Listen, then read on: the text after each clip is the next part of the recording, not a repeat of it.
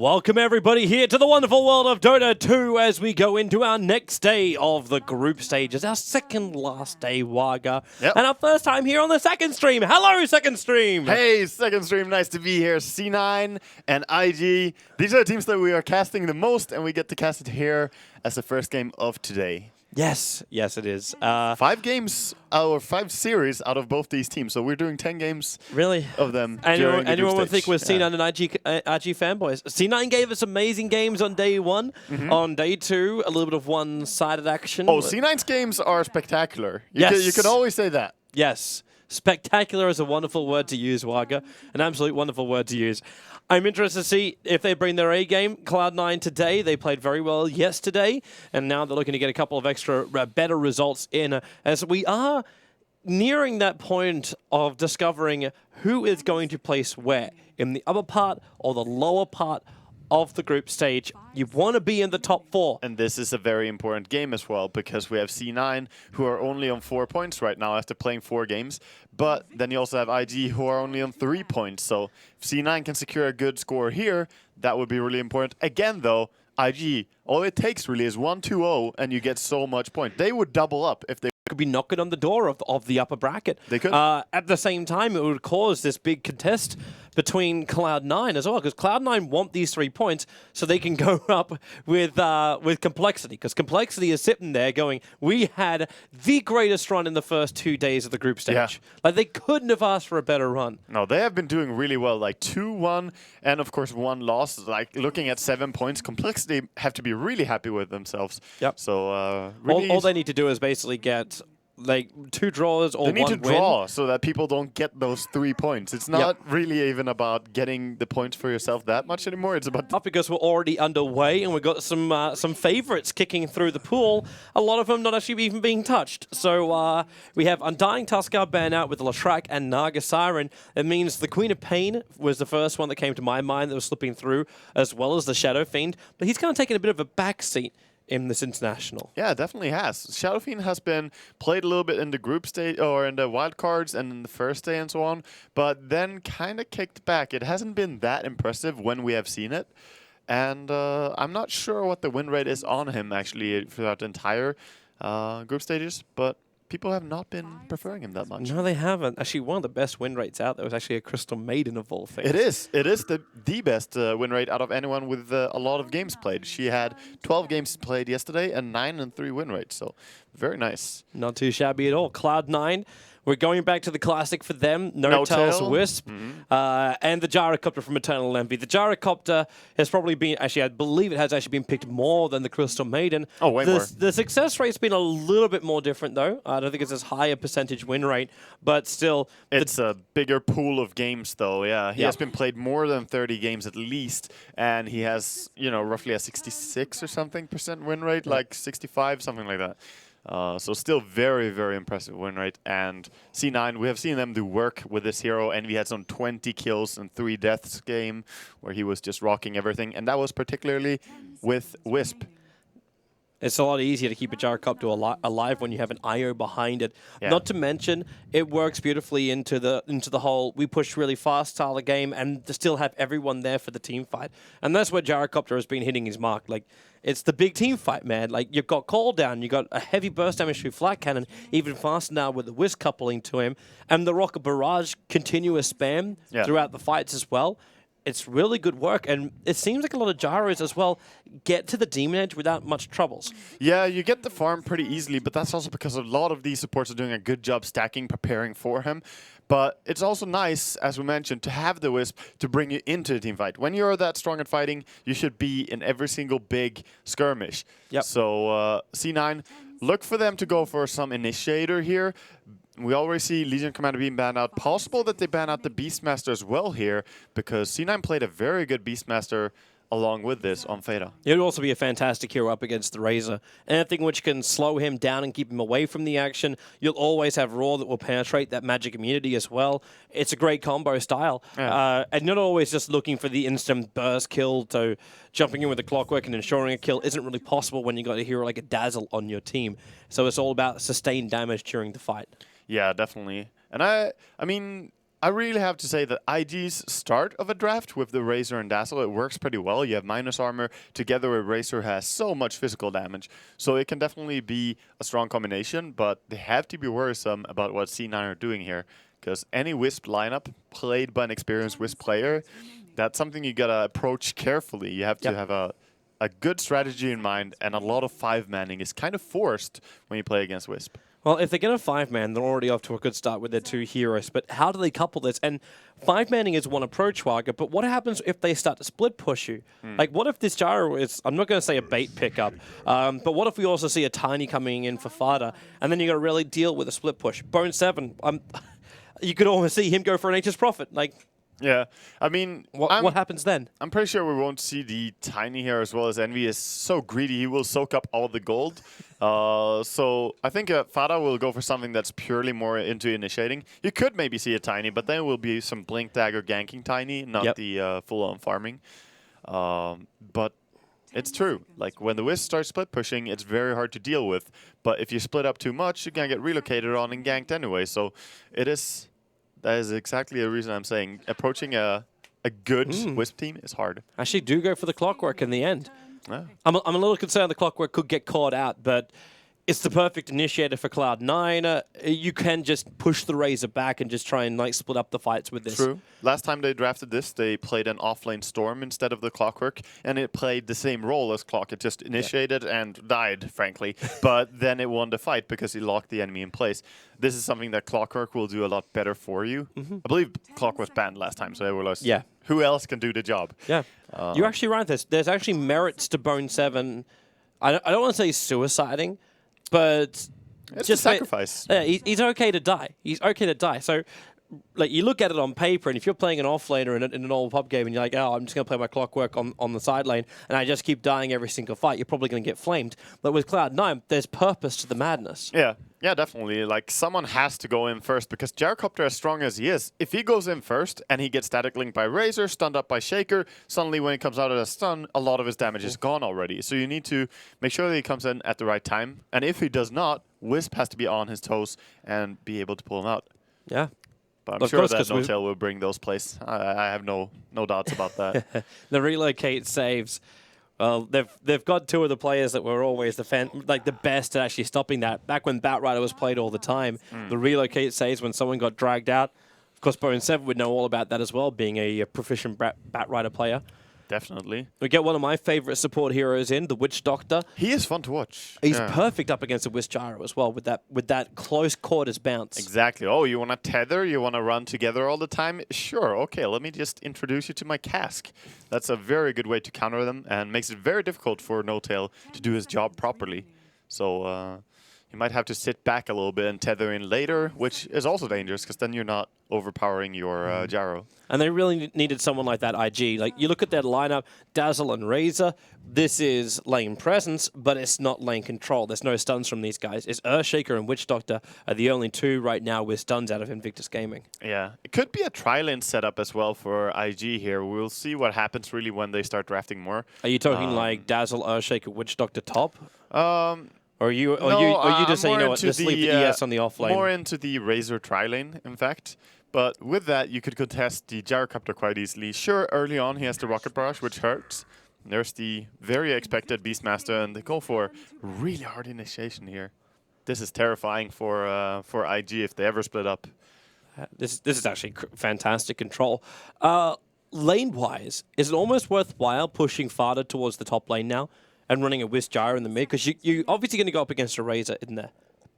It should be, but we can't really say for certain until the last core is picked from IG, though. Well, luckily for Cloud9, they have the last pick, so they'll get to see the entire cards of Invictus Gaming. That is the point. So they can actually wait and get to see that.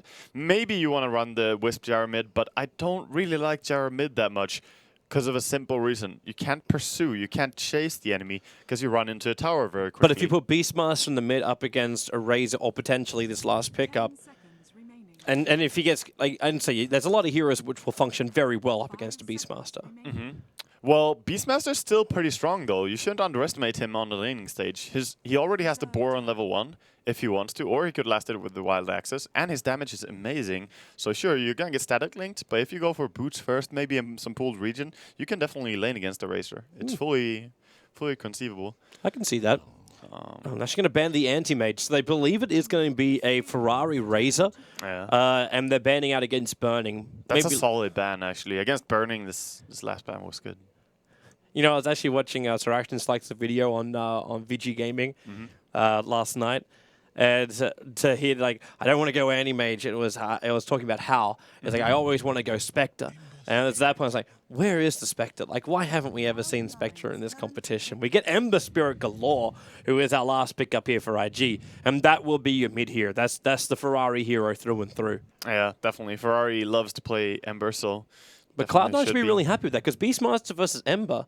Like, it doesn't seem to be that bad for Beastmaster. The ball's going to do some work. It's doable for Beastmaster. It's an okay lane for either of them, but Beastmaster does have the damage on Ember, so he can outlast him on the first creep wave quite a lot. But yeah, I'm also a little bit surprised with you that Spectre is not picked that much, but it is that weakness in the early game. If you get aggressive tri-lane against you from a Razor or Gyro or something like that when you're Spectre, it's much harder to pull the anti-mage play, running and switching lanes and farming jungle. You're slower than AM. That's what it comes down to. You can't blink, you have to use your dagger to even move faster, and it's super expensive early on. So Spectre just too hard to get away with. It's a shame. Yeah. The old days. Oh, she's a lot of fun to watch, and I think she can still have a massive impact in any game. But the downside is, of course, competitively, people will recognize that threat. Oh. Well, we don't get to see this Dual guy lanes. very often, especially considering we have a Lich and a Wisp together. They are not roaming ganking early on. This is all about control of Cloud9's lanes. Yeah, they are going full dual lanes here. So they're going to have a Gyro and Wisp lane, and they're going to have one Clockwork and Lich lane. And Lich Clockwork, that's a terrifying lane. I wouldn't want to go up against that with any form of tri-lane or possibly dual lane either. Well, how do you even control that lane? Because you've got Lich you can sacrifice. The first creep wave may not even reach the IG players on the bot lane. Yeah. Because you get the cog block on the side and then the sacrifice. Yeah, sacrifice is such a good skill, just denying so much experience from the enemy and keeping your lane back close to your tower. And also, you will always run the experience advantage, so later on you will have some strong Novas to throw at them. This is... I want to see how IG approach this and how they react in lane against this, because this is pretty strong what C9 are doing. Well, it looks like IG have the tools to try and take to Cloud9. You've got an Earthshaker as well as a Witch Doctor. These guys are fantastic for moving in behind towers. Of course, though, your Earthshaker is being run as a core, so maybe not so terrific. Yeah, it could be that they want to go aggressive against this. If they just safe lane against Lich, very often you just run into trouble and start losing that lane. Lich, by the way, who has gone down bottom and already blocked up this small camp really nicely. He moved very early on with both wards. Now, both these wards do block the camp, correct? Yeah, both of them are actually blocking. So this is very hard to deward. You can't get one sentry to deward both of these, and that's why it's going to be hard. Well, do they even, like, what's coming out? So we've got 2 sentries over on the Dazzle. So it'll be up to Faith to try and find him. But it looks like he's moving forward for an aggressive ward inside the lane, which is kind of funny if you throw this Observer ward down, because Cloud9 can keep the lane back basically in front of their own tower if they want to. Yeah, when I look closer at it, I'm not 100% sure that the Observer ward is actually blocking, but the sentry for sure, and the Observer should be blocking. It's pretty much on the edge there. Anyway, I'm pretty sure they know what they're doing. C9 by now. So lane ward is being dropped bottom by IG, and they have a ward top as well, scouting out that they're checking the rune here. Yeah, but Eternal Envy is going to protect the top rune, and that means no-tell. Welcome to an early bottle. Not 100% because you spend up some money, and the Ember Spirit will take the other. He had to buy that sentry so they could do what they were doing there on bottom lane. Seems that Lich is going to do what's very popular, just start out by denying mid once and make sure that this Beastmaster is winning. He's up against the solo Shaker mid, and it's actually a safe lane farming Ember. Okay. Well, I suppose. Oh, you're putting an Ember Spirit into a position though where Lich can just rotate down and keep the lane back. Yeah, you do. I think that C9 are like, right now they're going, oh, so these are your lanes. Because they weren't 100% sure on this. The Ember didn't reveal himself bottom. One nice D-ward there by Faith as he removes the Observer ward, but he's still gonna notice that it's blocked. Oh, wow, he actually gets both? Oh, what? Nice How level. did he? Okay. He's not even checking the normal spot. The He didn't even wait to see the. He didn't even wait to see if the camp spawned at the 1 minute. He just predicted that there's gonna be 2 wards blocking us. What? That was. He takes both. Okay, Faith, I believe in you, dude. We're gonna check the Cloud9 heat maps of the wards directly after this game. Maybe they've done this against them before or something. Yeah. Because that was very, very well done by Faith. That was just full prediction play. Yeah, they had no vision of those wards being dropped as well. There's no way. So right now, very good for them. They have the pull. That's a good tool to deal with the Lich and Clockwork. And yeah, they can definitely lane down there now. Mid lane is looking pretty hard for the Shaker still, but he's gonna get a lot of experience no matter what on this lane. Yeah. I'm wondering if this almost feels like almost a throwaway lane. Like Shaker, get farm wherever you can, but you let Burning do the work on the top, and Ferrari just gets as much as he can out of this bottom lane. It's like making the best of a very passive situation from Cloud9. Pretty much. So I think C9 are very happy with the mid lane, and the top lane though, I'm not sure how it's gonna go. So far, 5-2 for last. It's 6-2 on Gyrocopter, as it's 9-0 on Burning. If they can stop the Racer from completely taking over the lane, then they're in a good spot. Well, maybe they can get a little bit more aggressive soon, because Notel has that bottle coming out in the courier to him. He's still walking, though. Obviously, we haven't hit the 3-minute mark, and also had to take a bit of a trip down to the middle lane. And they took it back the very, very, very safe way. Like, back behind the Tier 2 tower on top before it, then ran up to the north. Yep. Yeah, all about keeping that safe. So Bone7 running out and trying to contest here against the pull. He does manage to steal one of them. Steals, doesn't get a second steal. But he's here to take all of the shared experience, which is nice. And in the meantime, Misery is getting the lane experience. So they're perfectly all right with this. You got a level 3.5 Clockwork already. And Misery is about to crack level 3 too. And as he gets up in the levels, Ferrari, like, Stick Charge is going to give him a little bit more life to work with, but he's going to take a lot of harassment from that Frost Blast. Yeah, he definitely will.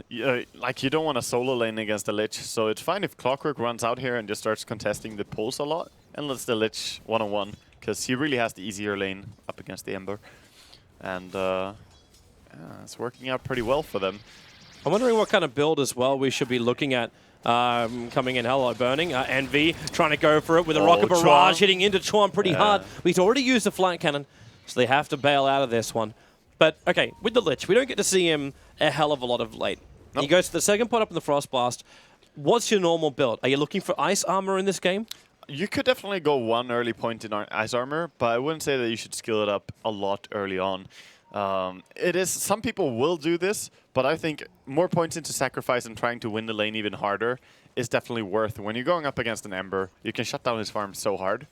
And besides, it's also going to increase your experience and make sure you always have mana for nuke and ulti. So we'll see what he decides to go for. Well, they came over and took the pull at least. I also love the way that Bone7 just cleans up a slot. He had 3 Tango charges and gave 3 shared Tangos directly over to Misery so he could open up the slot for his new boots. Yeah, he needed someone to hold those Tangos. Dale doing some pulls top. Just a lot of safe farming right now from both sides. But it's exactly what we expected, though. Like, you're running a Wisp as well as a Lich. You're not going to be like, okay, let's go out and find a ton of kills. The only lane which has any level of aggression is, in fact, top lane for Cloud9, where they have that Wisp Gyrocopter combo, but it's up against a hero like a Witch Doctor and Razor. Getting a kill against these guys is very, very difficult. Between Cask as well as just Bone7, a little bit of trouble as he gets Searing chained up. But with 250 life pool, he's got a lot to work with. Yeah, very hard to go in for a kill there, as well as Dazzle, not the best aggression hero. You can't really dive in. Besides, there's the cogs and stuff to just stop. But when Ember hits level 6, he can actually start doing a little bit more. And Luo's gotten so heavily outlaned here. Yeah. Like, while he might have caught up, and you're saying in the early stages you're getting experience, he's now just shy of level 5, while Beastmaster's already halfway through level 6. He's not doing great, and there's a haste rune on the Beastmasters, so he could maybe even pursue a kill. maybe not on Earth Shaker though, but if he has a TP ready, which he does, he can maybe find a kill bottom before the Ember hits level 6. If there's nothing else behind him, then maybe. But at the same time, if he cracks level 7 and gets like the top boar. Yeah. The boar is such a terrifying creature. Like, it's really, really strong. However, it does give plenty of experience if you kill it. It gives 60 experience per boar. So getting a last hit on those is really amazing. But knowing how good Fader is over on that Beastmaster, the chance of him giving a freebie over to Luo is... you're going to have to work for it. Yeah. For sure. And Luo's actually preparing more stacks. So, but who's this really for? Is it for Ferrari to flash farm as the Ember Spirit? Is that where it all comes in? And in fact, now Fader has searched it out. Like, he brought a Hawk down, so he knows what's happening. Yeah. And it could definitely be for Ferrari. It could also be for himself later on. He could even farm that with ulti. Early on, you don't have a very high chance of getting a kill with your ulti. But I don't like this skill build on the solo mid shaker. If you go solo mid shaker, I think you should just max up the totem and slam the boar or the Beastmaster. That way you can actually contest and fight. It's a very high damage spell.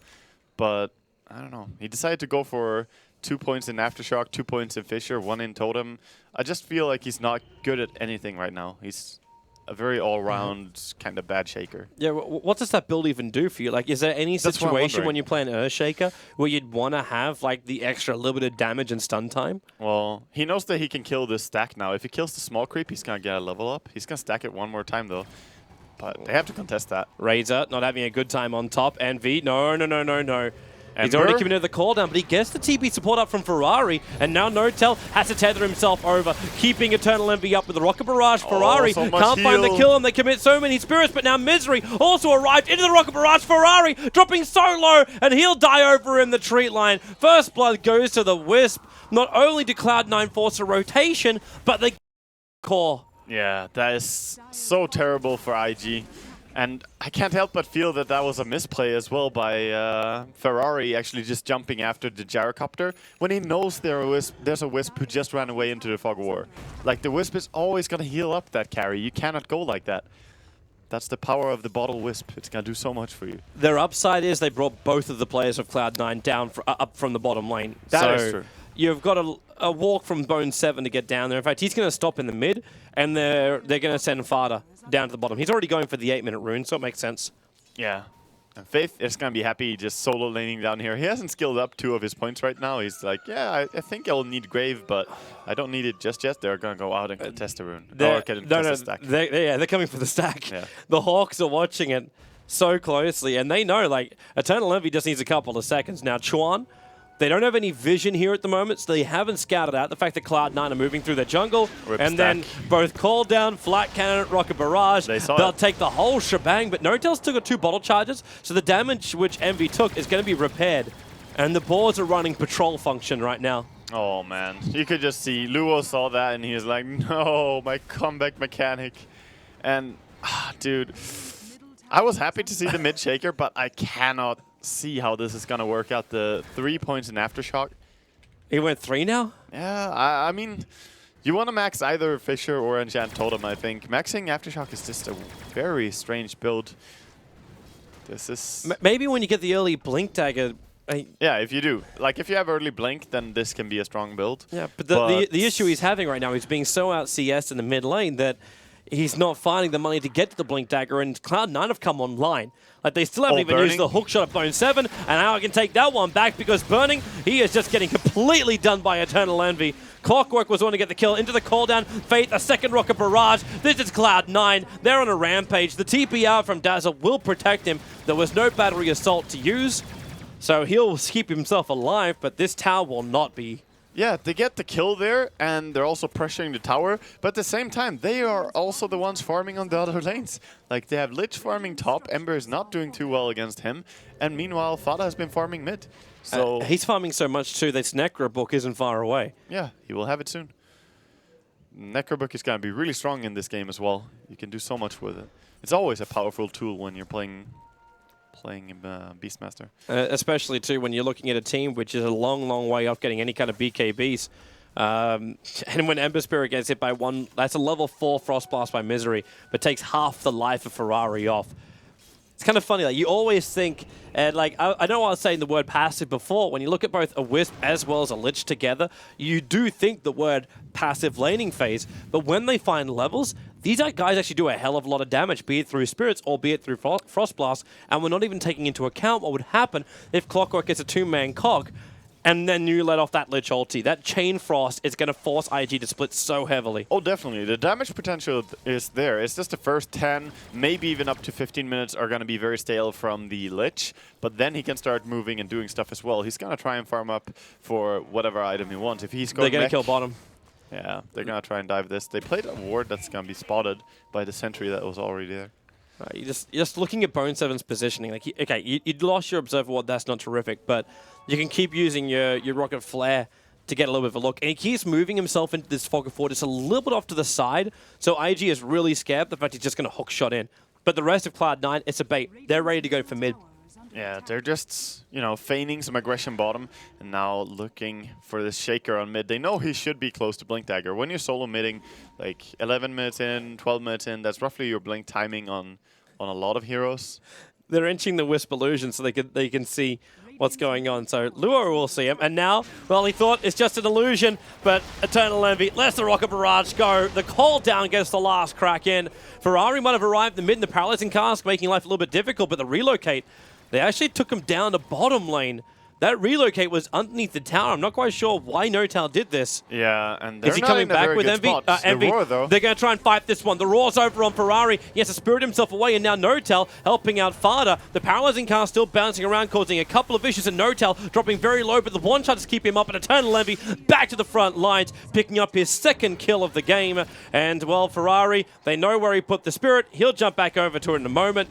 He is very low and no mana, 2 stick charges, but that's all he's got to write home about. Yeah, no options really to chase Ember there, but they're just crushing every fight. IG need to be able to kill the Wisp somehow, position themselves so that they can punish him. Ember is a great hero to do so, but they need to be ready for their initiations. Ember may not be anymore. That Blade Mail is 12.5 minutes in, finished over on Bone 7. IG are going to get to a point where they're going to kill themselves. They don't even have the ultimates. Like there's no Weave, there's no Eye of the Storm, not leveled up yet because he's not high enough for it. And the Witch Doctor doesn't even have his Death Ward. So there's no punishment coming out from IG that would at least make IG think twice. Yeah, that's also normally what happens. Like if Wisp gets an early level 6, you can do so much. You can start abusing the map. They even did a weird relocate there, but they still managed to turn it out into a nice kill there on the Razor when they got back. And this is top lane now gonna go aggressive on Ferrari here. They have the Roar available. Yeah, but you've also going to have that Spirit from Ferrari. At least he should have one up, but Bone 7, yep, there goes your Spirit jump back to the Tier 1 tower. Yeah, if you could have got the hook there. Oh, Gyrocopter chasing here. Wow, not even chase, just instant kill on the Dazzle. They're relocating. They're coming up to the top lane right now. They're looking for Ferrari. They knew he'll actually jump himself down and away, and Eternal Envy, he's too far away from Ferrari to catch up to him, but they can take the Tier 1 tower. Now these Necro units are moving around for Beastmaster. Yeah, when this tower goes down, he's got level 2 as well. He had to use all of them aggressive or defensively as well. Bottom now, they got Envy here. Death Ward is down, but Burning dies. He still kills Burning, and he does NoTal not die. They actually live. It's a level 1 Death Ward, It's to and there was earn. no mana for an Echo Slam, and Envy wants to go more. Yeah, he could. He has to heal from the Wisp again. He has Earn. Yep, there they jump up, and goodbye, Chuan. This is a massacre, an absolute massacre. Oh, things are failing very rapidly here, and at this point, I'm starting to think, what is even the salvation? Like, when you get your Blink Dagger and Shaker, how much is that going to help you? The only thing that's There's going to not 5-man from C9. The only salvation is Divine Intervention. Like, that's all. Like, IG are so far behind. You are reaching almost a 10,000 net worth advantage. It's not that yet, but it's getting there for Cloud9. Your experience is over 8.5K. There's so much coming their way. All their cores. You've got Envy at 7.1k net worth. The nearest you've got is an Earthshaker at 3.5k, who's still 100 gold away from completing his first item. Yeah. And that's his Blink Dagger. And when you've got that, you're kind of at a point where a level 1 Echo Slam won't do enough damage to Cloud9 to phase them. I mean, it would if they stacked up, but Cloud9 are just playing all over the map as well. I don't think Blink Dagger is the item that's going to actually win this game. They needed some damage or some control. Or maybe just they needed more. Because right now, as you said, Envy is topping their 2 tops in net worth. He's pretty much summing them up and going like, yeah, that's my bank account. I don't even know how you kill him. Like, there's a Sunge flying out in the courier right now to Eternal Envy. He's got drums completed, wand, treads, Aquila. Like, if you're looking for the sweetest position you could be as a gyrocopter in the early game, Envy has found it. 5 kills, almost 100 CS. He'll have 100 CS after the status drop. Like, this is a field day for Cloud9. Yeah, he's having an amazing time. And there's no map control right now for IG at all. At least they're farming aggressively with Ferrari on top. But it takes so long for Ferrari to come online. Yeah. Like, when does Ferrari actually become useful for his team? Yeah, and the amount of vision also that C9 have with the Hawk constantly scouting. The Dazzle is now pursuing it, trying to find the Hawk and the deep ward between the tier 1 and tier 2 mid. There's just nowhere to go. They're being revealed. The Necro 3 is online. 16 minutes in, this tier 1 tower mid is definitely dead. I don't even think he needs to use it here. He's going to go for a kill with it. The Boars are doing it. Not even risking himself. Misery is frost armoring the Boars just to make life even more difficult. It's his dogs, dude. He's got level 2 frost armor as well. So we're going to start adding, like, okay. So you're going to add armor to all of Cloud9. You're not even doing enough damage from the Ember Spirit and the Razor to start with. When they start getting attack slowed from the Frost Armor, I don't know, Luo's moving forward. Okay, so he gets a Fissure on Fader, and then defensively blinks away. Now, these Necro units are going to keep the push going. Eternal Envy won't take long to mop up the creep wave, so it's just a 5-man mode for Cloud9. They can definitely just go and take this tier 2 mid, and that's also where we see Ferrari push for tier 1. They need to get something. They're relocating bottom. Going on burning here, he can't get out. He should just... They looped around the trees a little bit too much. The call down, however, Faith almost dies to just this. But they'll come back to the middle lane. That's where Ferrari thinks there is an opportunity. But it's only No Tail that returns, and you've still got Misery sitting there with his ultimate burning. Just walked out to him. Roared Axe. If they need to, they'll commit the Frost, but they don't even need to. Wiz just tethers through with the slide style points. Burning too aggressive there. I don't know. Maybe he was trying to bait for the Shaker. But the Shaker didn't have mana. Shaker was too low. Yeah, I'm not sure. They were not on the same page there. IG and this tower is starting to look a little bit forfeit. But C9 are backing up, actually. Are they moving for Roshan? Maybe. Maybe they just want to reset because they don't have ultis anymore. They don't have cooldown. This is just going to be cruel if... Okay, if like Fada doesn't have himself a Blink Dagger, so he can't catch up to the point booster on the Courier. Yeah, at least they get the point booster over to Chon. So he's rushing the Aghanims on Witch Doctor. I think that's actually a way they can turn this. But right now, it's 0 and 8, and they're so far behind. By the time you think you can turn it, you're probably going to be able to get, if you want to counter him directly, get a Crimson Guard. You could take some time as well and buy a full Greaves. Like, Fada's farming so quickly, he could do that. Yeah. Crimson Guard wouldn't do anything, though, against the Death Ward. It doesn't stop it. Yeah, good point. I don't know why they get a physical damage counter to it. Yeah, but that's true. They could have the full Greaves later on. They're farming up a lot on multiple heroes. Lich is going for the mech, and I think he has the full thing. Yep, he does indeed. Man, this is a terrible spot. If we've seen any disaster game here at TI, this is definitely one of the top ones. This is the most one-sided game we have ever cast from the TI group stages. It's even the wildcard matches. Yeah. Nothing. It's 14K. And it's 14K. As we mentioned before this game as well, this is a very important one because this is the battle for who's going to get into the top 4 pretty much. Yep. I mean, obviously it's not deciding game or whatever, but there's not too many games remaining. Both these teams, this is their 5th game, and there's only 7 series to play. So Cloud9, they are going to start Roshan now. Yep. The Necro units, the full SMY done for Envy, sub 20 minutes. And they can just give an Aegis to Immortal. At this point, though, like, do you even need to give the Aegis to Envy? He's opening up the spot for it, and it is Envy. Look at Roche attack speed. It's just nothing.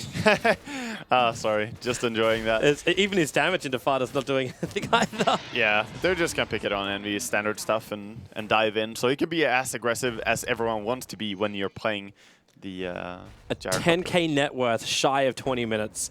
Burning is also too far out, so the Raw's going to begin. Even the Necro units will come to work on him. And the call down as well, Faith. There's nowhere to go. He might have got the Shallow Grave on Burning, but it's only delaying the inevitable. And Envy, well, Ferrari, he finishes the TP in and then instantly jumps away, which just isolates Chuan. And they may even just call GG now.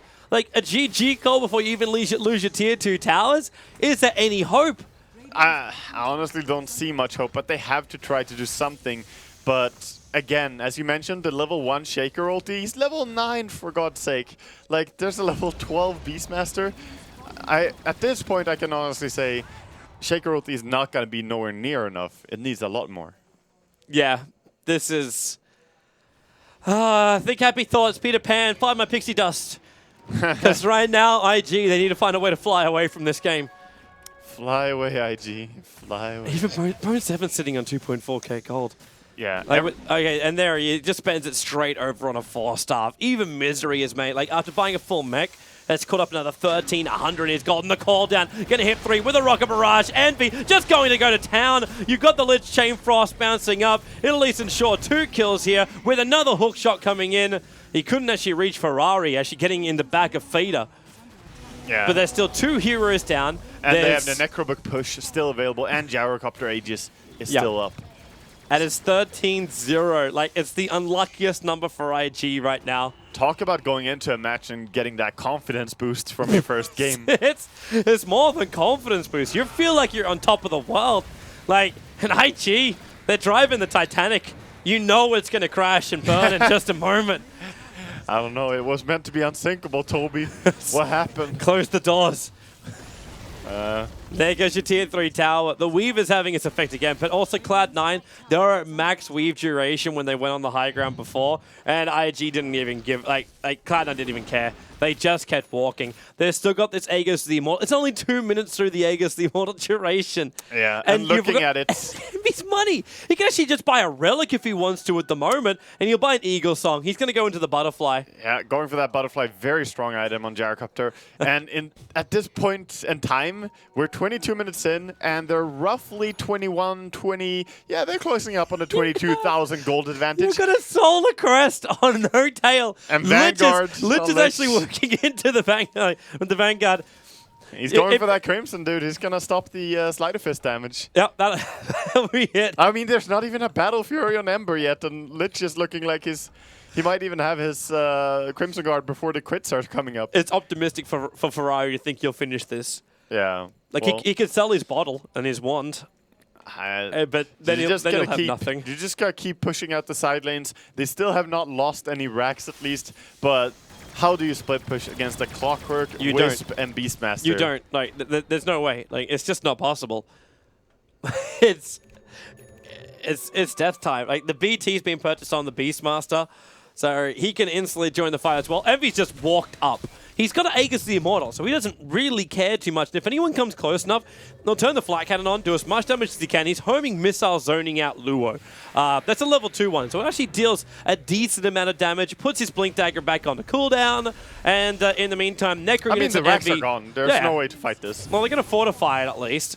The Hawk from Fada has also been put down. There's a sentry ward on the deck outside the base, so they do see that Hawk position, but Envy, like, there's just no fear, and there's no retaliation from Invictus Gaming. Yeah. They sit there with not a care in the world. They're just going to go bottom as well. You know that this is not the only lane that they're going to take. They're going to keep going in this very push. The only thing that protects IG is the tier 2 tower on top from Megas. And it's only protecting them from Megas. When they lose 2 sets of racks in this game, there's just no hope. Bone 7's still waiting for the perfect hook position. And going through the enemy base. Like, that's when you know you're confident. If you go inside the enemy base from lane to lane instead of going around it. When you're still up against 5 full heroes with, like, max life, max mana, and all ultis available. And you don't care. Yep. Ferrari's going to try and Slider Fist. It doesn't dodge the rocket. They'll just kill it off the old-fashioned way, breaking out their smoke. And the Weave is on Envy and Misery, but then you give him the Frost Armor as well as the Solar Crest. And he was up at plus 15 on top of his 18 he already has. It's a very high armor hero, and he gets even more. It's just insane how tanky the hero gets. And that's with having Weave, so this is crazy. Oh, I have not seen a more dominating performance at all during this TI, and it takes a while to think about any more dominating performance. So at least Envy doesn't have the Aegis, but at this point, with just flat cannon, he kills off Dazzle. Chuan's gonna drop. It's over. GG. 16, Toby. The disaster has struck. I think this is a revenge for ESL 1 Frankfurt 2014. Oh, Remember God. what Invictus Gaming did to Evil Geniuses. This has just been returned to Invictus Gaming in the most one-sided game of TI. C9 are like, we got your back, EG. We remember. Never forget. 16-0. There's no words more that could be spoken on this one apart from I'm going to remove a foot from IG's posterior. We'll be back in a moment and see if game number 2 holds something more in store. See you soon.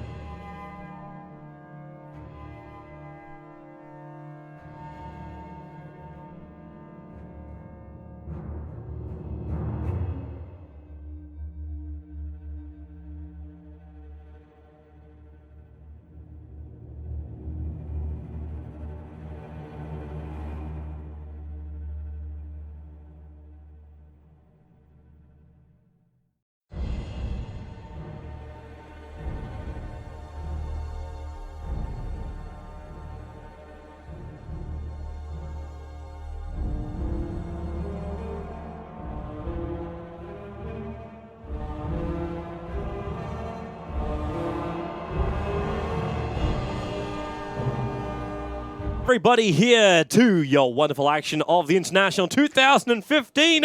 I'm Toby1, joined by Waga, looking for a slightly closer game than game number 1. Yeah, this should be an even one, Toby.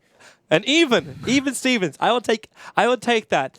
I'll be very, very happy for that. If IG pull out the good old 22-0, that would be even now. That would be fair. That was the score which we were referencing during game number 1. I actually believe that IG were the last team to completely owe another team in competitive Dota before this, so it's only like some poetic justice that C9 did it to them now. And to do it on such a stage as well, like the critical game in the group stage, Invictus Gaming really needed this, and now, if they can at least draw it, there's still more of a contest for the bottom part. Like to say, who can we keep in the bottom 4 of the group? But if Cloud9 take this 2-0, they're right up there next to Complexity, and the top 4 look fairly secure. And Invictus Gaming looked like they're so far away from achieving it. It would have to be one hell of a 2-0-2-0 run at the end of their games. I mean, if IG were to lose 2 games in a row here against C9. The best they can pull out of this is 1 point right now by drawing. And that would put them at 4 points after 5 series played. And you played 2 more. Like there's 7 series in total you played. So you can get a maximum of 10. Yes. Yeah, if you get 2-0 victories after it. But that would be difficult as well. So I'm not completely sure on how. They do at least have the chance, though, because Fnatic, just a spoiler alert for everyone out there that's watching multiple series right now, Na'Vi did take game number 1, or at least they're poised to take and finish game number 1 up against Fnatic with a victory. So Na'Vi will be bumping themselves up. There's a lot of contests going in the bottom 4. But it is. This is fantastic news for Complexity. Yeah. Because it means no one's getting up to like near 7 points apart from Cloud9. Yeah, that is very true. But we talk about IG like it's gonna be very hard or like impossible for them to get that 10 points now if they were to lose here. But we need to keep in mind they have MVP Phoenix, actually it's it is MVP Phoenix, and they have Na'Vi remaining to play against. So these are teams that they're competing against pretty much for getting up into the higher bracket. Anyway, let's take 1 game at a time, not get ahead of ourselves. Let's get into Invictus Gaming against Cloud9. Yes, which is exactly where we are. So early Naga ban once again. This time the Gyro will not be allowed through, and we'll also have the Lashrak being banned out once again here by Bone7. And he opens up the account with an Undying, the combo of which could be anything else, but I know we are big fans of the Undying Queen of Pain, where you got the 2 of them together. The Tuskar was the pickup here for Invictus Gaming, so they do at least have some ability for saving, initiation, a little bit of everything from the Tuskar. I don't think that C9 are as big fans of Queen of Pain as I am, but they prove me wrong as they pick it here. We haven't seen them play it that much before, but they're going to go into it now. Fada has been running a lot of like these different strength heroes, initiator heroes a little bit more on mid lane, but they could definitely do something else with it as well. You could still run the support Undying and put Bone7 on the Queen of Pain. Like that is fully possible. They're not limited by this draft at all. Yeah, it seems more like Bone7 would love to play the Quap than Fada actually. The style that they play, I'm gonna say. If I remember correctly, I don't remember Fada actually playing Queen of Pain, but Bone7 has played one of them in this group stage so far. Offlane Queen has had a lot of success in this patch overall, especially when you pair it up with an Undying or some other strong dual laner. And over on the side of IG, we see the Tuskar and Dazzle being brought in. So you have the minus armor. The Walrus Punch could do terrible, terrible damage in this game. Especially in combination with the burst heal from Dazzle. So yeah, it's IG, like they've got some good things going in their laning phase. To start with, at least with the first 2. Like they pretty much have to go for the Ember here, I think, in the second phase as well. I wonder if Cloud9 are even going to go... Cloud9, well, they'll only give them the Ember if they feel like they can't shut down the Ember. Yeah. Because the Ember, I always feel like, and this kind of maybe one of the reasons too why I feel like Ember was like that kind of surprise like hero that the TI5 meta seems to have now just been revolved around a little bit, because you got that window of opportunity where you can destroy the Ember Spirit if you pushed him hard enough. If you don't, then the Flame Guard's going to protect him, and you've wasted your time. True. I'm actually so surprised here that IG decide to ban out the anti-mage. I was thinking heroes that they would want here against the Undying and Queen of Pain in general would be either the Ember to have something to deal with all the zombies later on, benefiting from them even with the Battle Fury, or go into anti-mage who does very good against Undying later on. Of course, the laning phase is hard though. But they actually removed that option themselves. They might be really concerned just the fact, like, Eternal Envy's performance on an anti-mage throughout the group stage has been superb. They're trying to target him, yeah. Yeah, and it's really difficult to target. Envy's got this farm pattern perfectly out, where he's able to slip behind the lines, take the farm, TP out at the right time, and just continuously find this extra cash as an anti-mage. Like, multiple times he's kept his team in the game. Yeah, it did turn into a 4 Protect 1 strat, but he did keep his team in the game. He's a very slippery player when he gets on that anti-mage, that is for certain. Even if he gets a very hard laning phase, it does not matter. He will find a way to recover while his team plays around that. And we're going to see what they remove here. They remove the Broodmother. It's a good hero to take away if you feel you don't want to get cheesed out. Because Brood is a very cheesy kind of hero. We don't talk about that much in Dota, but it's one of those, last pick Brood can definitely ruin you, or even a third or fourth pick, depending on what you have for a setup. Yep. So, good ban there against the Dazzle as well, because the heal bomb with the Spiderlings is just terrifying to go up against. Yep. So last ban out by Cloud9. Who else they don't really want to face up against? I suppose we still have the SF in the pool for Invictus Gaming for Ferrari. But they might be considering other options, like Storm Spirit, for example, would be nice to try and shut down the Queen of Pain.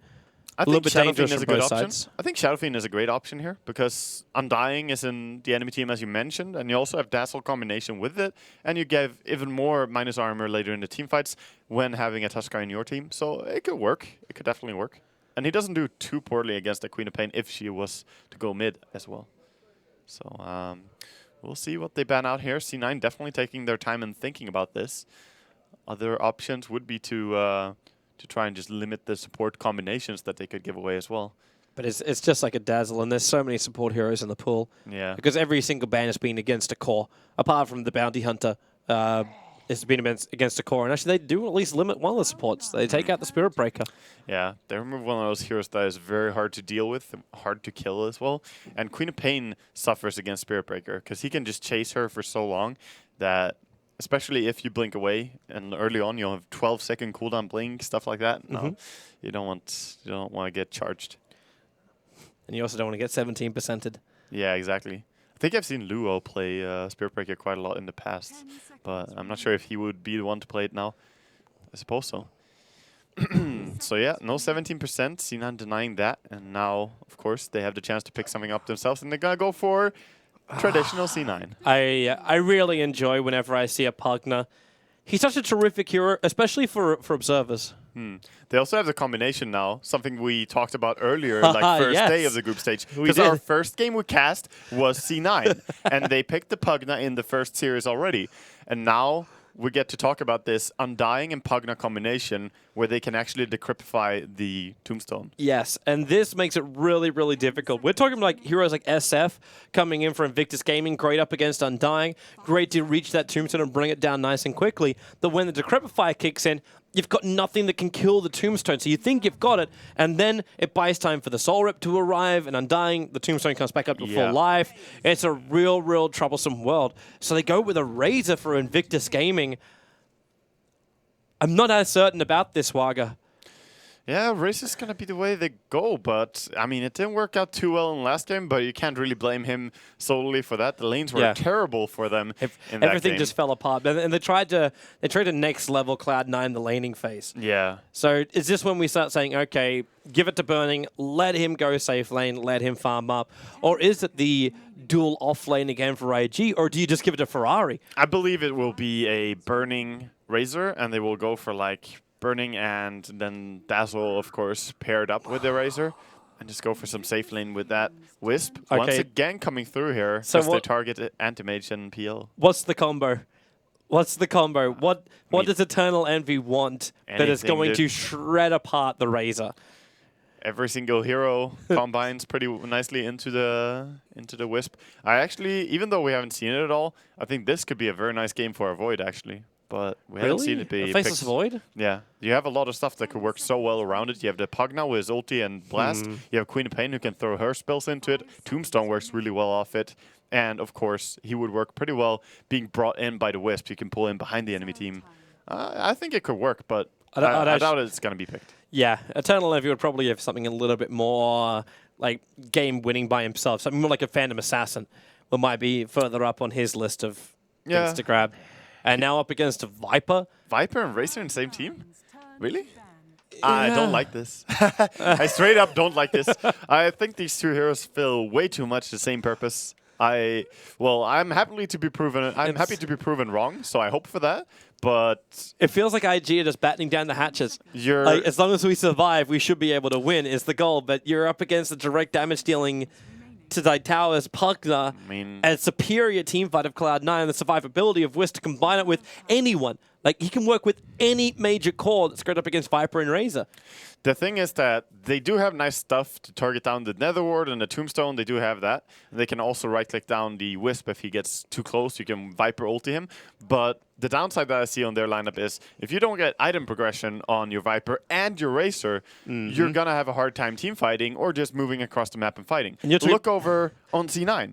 Undying, Queen of Pain, Wisp. None of these heroes rely heavily on items. Yep. They can always just go into fights. I love how you're also talking about the fact, like, okay, Viper and Razor can right-click him down. You've got Soul Rib, Wisp Tether into regen, and you've even got Pugna, who can give life to anyone.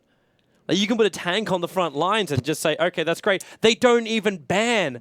Plus, Cloud9 don't even ban on their last ban. We actually have a 0 ban on the 5th ban because they want to keep their options open, maybe? Some next level. I mean, they could have just taken out a lion or something. Honestly, it's never a good thing to not ban at all, but it's kind of style points, I guess. He let it go.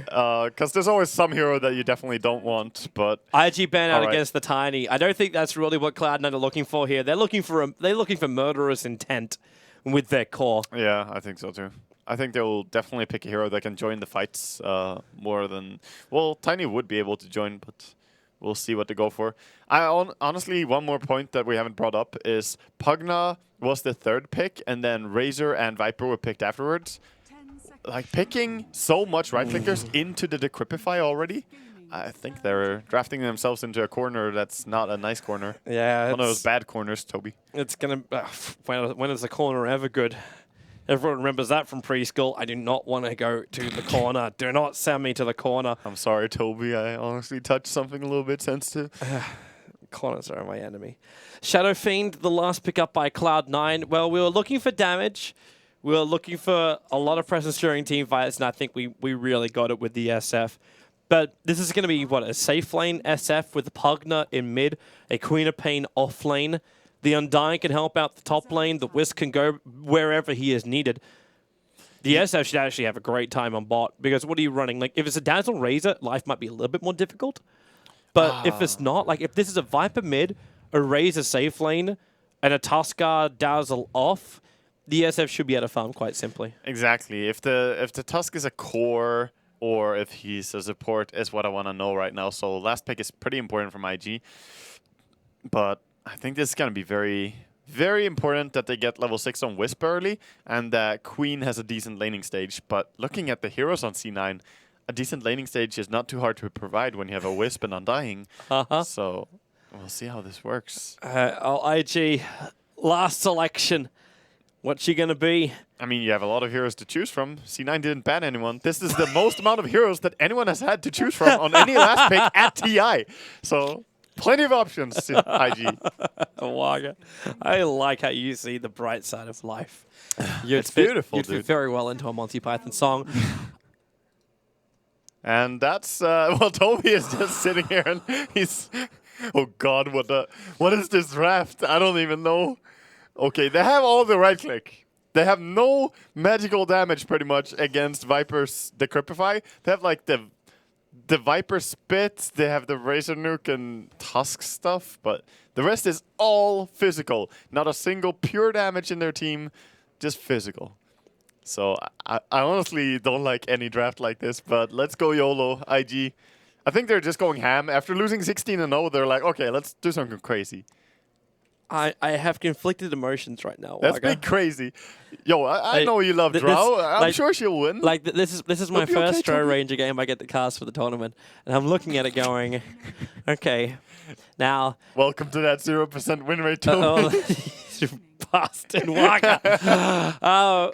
So there's things that work. There's things that worked out with a basic Drow lineup. For those who don't know, I'm a big Drow Ranger fan.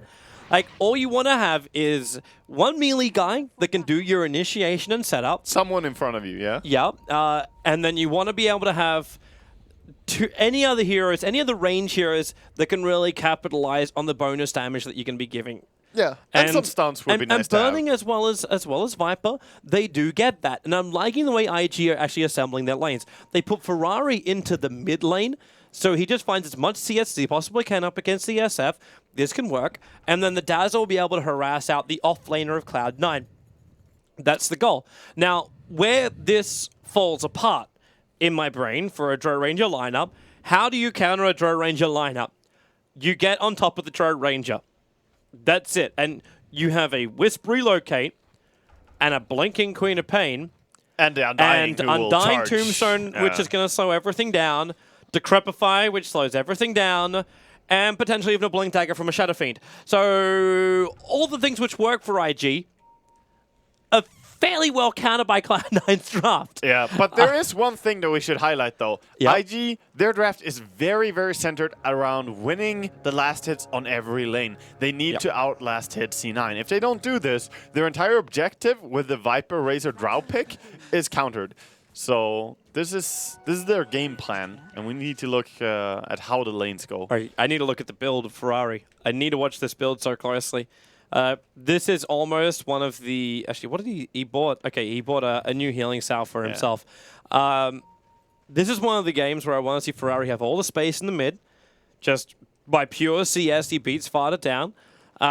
And then we see three Wraith Bands and Treads. Yeah, that's going into something like Mana Style after that. And this will allow Luo on the off lane to be really, really aggressive up against Envy. For now, Ferrari actually...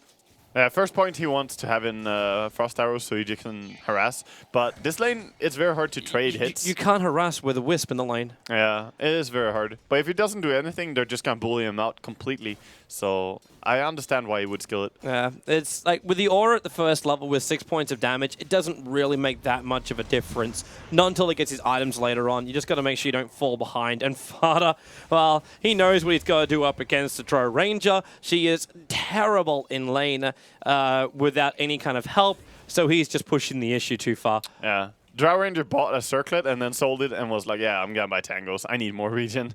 So that's pretty much going to be his laning phase here, I think. Because against a Wisp and Shadow Fiend, it's too much to trade hits against. And they're both denying working against him. I hate to actually say, but it's probably going to be one of these games where we miss First Blood.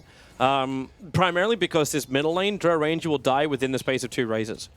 And on bottom lane... Oh, I'm sure you will have your eyes on the Drow Ranger, Toby. I will be watching the Drow Ranger very, very closely. But on the bottom lane, Eternal Envy with his blink time, if he walks back up while that's down, then you're going to see Tuskar really just beat him down, and the Viper will keep him slow enough. They're going to get enough damage bonus that they can find the kill over on Envy. And then up on top lane, well, Bones has been playing very over-aggressive up against Burning. Yeah, he's been running in a lot and just, fighting. But he wants to get as many last hits and trade as much as he can. So that's perfectly understandable. They didn't get the lane sort of how they wanted, IG. Having the Viper against Queen bottom, wrap around mid, haste rune. Yeah, Misery's actually going to get First Blood here. Nah, he finds... Wait, what? He has Blast. He could go for this. No, it's a level 1 Blast, Toby. He's got a haste rune. Like, Pugger's got a base damage of 51 up against a Drow Ranger who doesn't even have Gust. Do you know how 1 armor works against a tier 2 tower, Toby? It doesn't work very well. He could maybe have dove that tower and then get level 2 to cripify himself and run away from a tower. That would be confidence with a capital, Misery, man. That's what it's all about. Yeah. I think it's a good thing he didn't die. It depends what perspective you want to have it. Envy's trying to play from the shadows. But Luo actually doing some really good job down here. Like, Envy is only finding experience. Right now, he's 3-1 up against a 13-8. We said IG needed a win on their CS in all lanes. It's 15-2 on the top lane up against what is the core Bone 7 of 10-3. That's okay. And Dro Ranger not doing too well. Like, it's 6-2 for Ferrari. She's getting trashed, yeah. But that's a dual lane that is really strong as well. But what you're actually able to achieve here from Ferrari, now, while, yeah, SF and Wisp have 7 levels between them, and Ferrari's only got 4.5, the fact that Ferrari's going to hit level 6, when he gets that, the burst in power you get on both top and bot lane, this far much burning as well as lower have managed to accumulate, is really going to kick in. Yeah. I mean, you are getting a strong Razor and a strong Viper, and that's pretty nice. That's, 2 out of 3. That ain't bad. If you win 2 lanes, that can do a lot for you. They also walked over and blocked the stack here. Sadly, though, there's already a triple stack on it, but they're counteracting the Shadow Fiend comeback mechanic. I don't think they have the heroes to come out and steal, though, because they don't have any AoE spells at all. In fact, they don't really do spells that much.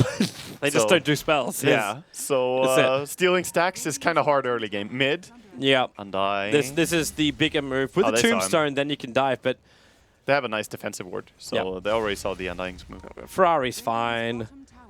He's actually doing... He's doing the best he can. Oh, definitely. Under very, very difficult situation. He's doing the best he can. He's staying close enough that he's going to find the levels. Like, Fada's only denying one of the creeps there. So we're to level 5, and now here comes Bone 7. Ferrari just loops it around, the creep wave behind him. Yeah. Yeah, he's getting so much experience, and they can't really do much. And he's going to have level 6 soon. That is a very big thing. For this team, when he gets that plus 40 agility, he's going to start adding a lot of damage, because already it's 12. But when you get 40 agility more, I mean, you're doubling your agility pretty much. Yep. That's why it's really difficult to ever not believe in a Dro Ranger lineup. Just because, like, even if you're so far behind, your ulti does the work. Like, you always catch up. Yeah. Like, it's the classic saying, like, all you need on a Dro Ranger to win is a Chrysalis and a Mask of Madness. And she will do as much damage as any other core out there. Yeah, as long as no one goes in on her. That's the thing. At least there's no small clockwork. Small detail, Lager. A very small detail. At least there's no clockwork and, no Tuskar on the side of C9. They have, Queen, who doesn't have too much. She can't really jump in aggressively. She might get punished by the Viper and Razor. So it might work out for IG. And they do have Weave. Oh, aggression on Faith. Jumping up on Faith. This should be a first blood right now. 5.5 minutes. I was actually sitting here, like, contemplating. I wonder if this would be the latest first blood in TI5, because no first blood, I believe, has taken longer than 10 minutes. Yeah, but we get it already before the 6 minutes, and Big Daddy No Tail gonna be the one to take that. Gonna be working towards his no boots patented Wisp style. His way of the Wisp. It's the way he plays. Yep. It's like Weaver Bootless. That's just the style. Yeah, Brood, Wisp, Weaver, these are the heroes. No boots. Luo is still having a great time on bot, man. He's actually the highest net worth on the field, more than the SF. That's curious. SF having 41 CS, I'm surprised. It's just a chilling Viper.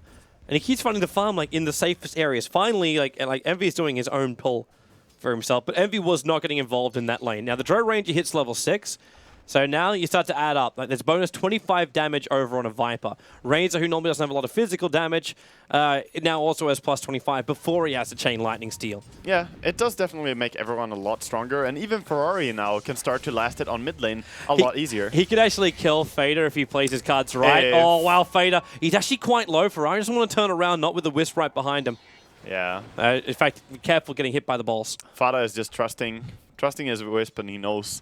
And this is going to make it hard for the Dro Ranger. She has to buy another salve, sling it out with the courier, and this is really delaying your item progression. This is one of these games, too, where Ferrari should probably look into something like the Helm of the Dominator. Like, I know I was saying, like, you should be looking at a whole bunch of Wraith But bands. he has the Mask of Madness cosmetic. He does, yes. Mask of Madness is a nice item. But having the passive regeneration lane when you know you can't always be there to attack, that's kind of like Wildlife the Dominator, plus you can stack up your own Ancients. Yeah. Mid-tower is straight up gone. Actually, they cancelled one of them. Oh. I don't think that was intentional. They TP in another 2 right now, and yep, they actually cancel a second one All of that. of C9 are here. There's 5 from C9, so IG have to be very careful about this. They saw the TPs from top. They're going to back out. Yeah. Luo is heading down to the bottom lane. IG really felt like that was going to become a 5v5, and then it became a 5v4, and then it became a 5v3, and then they just said, screw it, okay, let's keep it as 5v2. Yeah, well, IG did use 3 of their TPs there, but they cancelled TPs as well. No, they used 4 in total, didn't they? There was 4, including the one in the tree line. No, top lane, Chuan, trouble. The Tombstone is going to be dropping down. Bone 7 right to the front lines, but Chuan, he's still got Shallow Grave available. The Undead Army is not going to make it easy, but it looks like C9 just looking to bring down building after building. Yeah. No more space for IG. Objective Gaming, Pugna just running around with his blast and taking towers. It's very hard for him to do much here because this is where their lineup doesn't have stuff. IG lacks stuff. Yeah. And what I mean by that is obviously spells to stop, anything that can, you know, de-push. But luckily, they're on top of their split push game. They have the right click to push. So bottom and mid, they're starting to shove the lanes. And Wisp is still not level 6 yet. No, he's not. But it's going to be a short period of time before he's going to get it. And at the moment, all he needs to do is just keep Bone 7 alive. Eternal Envy's got a Sonic Wave, so he's ready to fight. And it looks like I actually got a TP from Misery coming into the mid lane. Yep. There's no reason to lose towers, and Drow Range is very, very, very adept at killing off buildings. Oh yeah, if you leave her unattended, she can do a lot of work, and that goes not just for tower, but also for jungle farming, lane farming. So you definitely have to keep the pressure up on IG's lineup, else they could fly away with the farming. And Ferrari must be really scared. He's keeping his treads on strength. Yeah, it's a good habit to have him on strength, unless you're actually farming already. He's only been switching it when he's this far back. No tread switch, not impressed. Yep. Luo, well, he's going to do some damage to the Tier 1 tower. Now it's actually Cloud9 who are losing out in the tower damage trade-off. Yeah, Luo is doing a good job here. Really aggressive. Still knows that there's no level 6 on Wisp, so he's just, you know, taking his time pressuring here. I like it. If the tower has an extra 20 life at the end, I'll be like, why didn't you switch to agility treads? Yeah. Over on the Drow. Luo, trouble for him. He's got to get himself away. Now, stuns are not available, so he's just going to TP out. And it's all up to the damage with the Sonic Wave. Had to be committed. Yeah, even the DD on Queen is pain, but it would not even be needed as the Queen ulti comes out. That's the second kill for Cloud9. Well, he died, but look at all the damage he has dealt by being overly aggressive to that bottom tower. If he just tried to play safe, maybe he wouldn't even have touched nice shards tower. on Bone 7. He's going to Tombstone to protect himself from Chuan, and Razor starts to link. There's no gap through there that Bone 7 can walk through, and he's losing so much damage at the same time. They're relocating from No-Tel and Fada. They want to go over towards Burning, and No-Tel, well, he actually drops, so IG get their first kill of the series. Burning, though, he'll be lucky enough to TP himself away to safety. That's a good trade for IG still, though. Like, they managed to get out. Sure, you lose your Tusk, but that's not too bad. They might have a hard time defending tower, but I think they'll be fine. You still lost the Viper on bot lane just before that, so overall trade-off doesn't really go the way of IG. Hey, man, that was a different trade. That's not the same thing. Different lane, different time. It was only 30 seconds apart. Yeah, man. That doesn't count. They killed the Wisp, which was really nice, killing him immediately. That's what I think they were really struggling with in the previous game. They just didn't go on the Wisp. You have to always kill him first. Luo, I'm afraid to say, sir, you are dead. He's a brave man, though. He does have a TP scroll, and there's no Sonic Wave to commit this time around, but the Wisp balls all connect, and bravery is not rewarded. Yeah, all that damage just being dealt through the right click as well. Like, Queen hits pretty hard, Shadow Fiend hits really hard, and they have the minus armor from Presence, so just plenty of damage. And so Tier 1 tower and bottom lane is gone. I like what C9 are doing there, because they realized their Tier 1 was really low HP, so they all put 3 heroes down there, so they are ready to defend against whoever will come down there to push it. And instead, they take the Tier 1 and pressure Tier 2. Yeah, by pushing this hard, it relieves the pressure on the Tier 1. Yeah. Means they have to carry a TP just in case someone does come down, or they just stick there until the very, very end. Dino, careful, get back from that Tier 1 tower. Little faceless Rex. He ran at the Dark Creep Wave without any other heroes up there. Ferrari, they need to stun something. Is there's enough damage? No! Ferrari will survive. The Shallow Grave is going to protect him anyway, and Chuan, the attack flies up from the partner as well as the Wisp. Chuan gonna go down, but at least they kept the Drow alive. No-Tel's in trouble. That's where they relocated up from. Yeah, they set up the trap on the relocate spot. Very nice. And the Viper and Razor buddies get the kill there. But at the same time, C9, okay, you force the Drow Ranger back. She definitely understands this is not a fun time for her. Look at Ferrari's build even. A Bella Giant Strength plus a Band of Elf Skin. This is an attempted S and Y from the Drow Ranger. Yeah.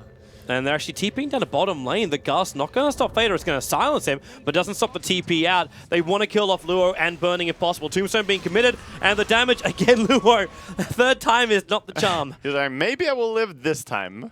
But no, the damage is still there. Same heroes still hurt just as much. No way to get away from that. But he does have his full mech completed now after finally getting that tower. He has been very persistent about that. And wow, looking over at this game, looking at the net worth on the Shadow Fiend, he's really pulling ahead right now. Sending out an item as well. He has the Yasha coming in. Full Yasha already. It's not as quick as the last game, but I don't think anything is as quick as the last game was. Last game was terrifying. Terrifying for IG. At least they have some kills now. That mech from Lure can do some lifting, but at the same time, it looks like Cloud9. No-Tail's got relocate back off cooldown. They're looking at Roshan, but is this really something which C9 is capable of doing? There's some good damage on the SF. They could, but I don't think they need to risk that. There's no reason to. So they're just going to play it safe, I think. Because IG would be happy to take that fight. It would be, I mean, it's hard against the Ward and Tombstone, but still, why compromise the situation when C9 can just farm up? Okay, so C9's looking at the mid lane. Faith as well as Burning, trying to prepare themselves and use Luo as this semi-bait. And relocate. It's heading up towards top lane. Ferrari, the TP out. Solo and gank. he actually it too. When the TP was happening, he severed the tether. So it didn't bring Fada with him. Yeah. But he could bring Misery back with him if he wants to, and then they could just push the tier 2 tower, but they decide not to. And now Luo initiating over on Fada, the poison attack, and now Viper Strike as well. Fada lets the ulti rip the snowball, couldn't protect Luo. Now it will do so, however, but the mech from Fada gives all the life back again. Walrus punch, Fada up and towards the air, but Luo dropping so quickly. Bone 7 taking away so much of the life, and Envy, now he arrives with a double damage rune. He doesn't have a Sonic Wave, but they just keep going. Killing up the Sigil means they can keep on running after him, and then Eye of the Storm not doing anything. The zombie in fact, apocalypse Chuan, or he's actually staying alive, only just on 2 life, but they get the Decrepify, and the charge actually locked Burning in with the rest of Cloud9. So close to killing Envy there, but he gets to blink away. Ferrari almost getting a big solo kill. But in the end, they just had to run away. Viper and Razor, they ride together, die together. They're gone. And this will be the tier 2 tower. IG, actually, they're so low in levels that they're respawning in a fairly decent rate. So Viper's already up, but the tier 2 tower is lost. So Cloud9, it's a decision time. Do they rotate for more tier 2 towers? Do they farm the jungle, or do they go for Roshan?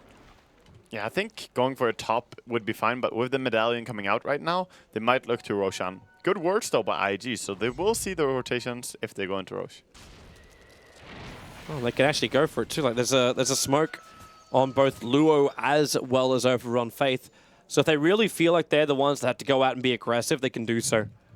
Yeah, they might. Yeah, they're probably going to smoke up now. They pulled Faith back in again. He doesn't have a lot of mana, but he had the Arcane Boots, so it's enough to fight. Yeah, they're going to go straight away. Who do they try and find, though? So they don't have any vision. Actually, they have an Observer Ward that's watching Envy as well as Bone 7 in the mid lane. And they're thinking it's Roshan, but the smoke's not breaking on any of them. So they know it's not Roshan. Here comes the Queen of Pain illusions. So they're not going to see anyone, but they saw them Bone now. 7, this is the best place for them to go. So they initiate in the snowball, and Envy just blinked back instantly. It's like, okay, Bone 7, you're dead. You're taking it for the team. The smoke from IG will fail. That's a good silence. That's a kill. That's a good silence and kill. They get 650 gold from that, and more importantly, the experience is going to go their way.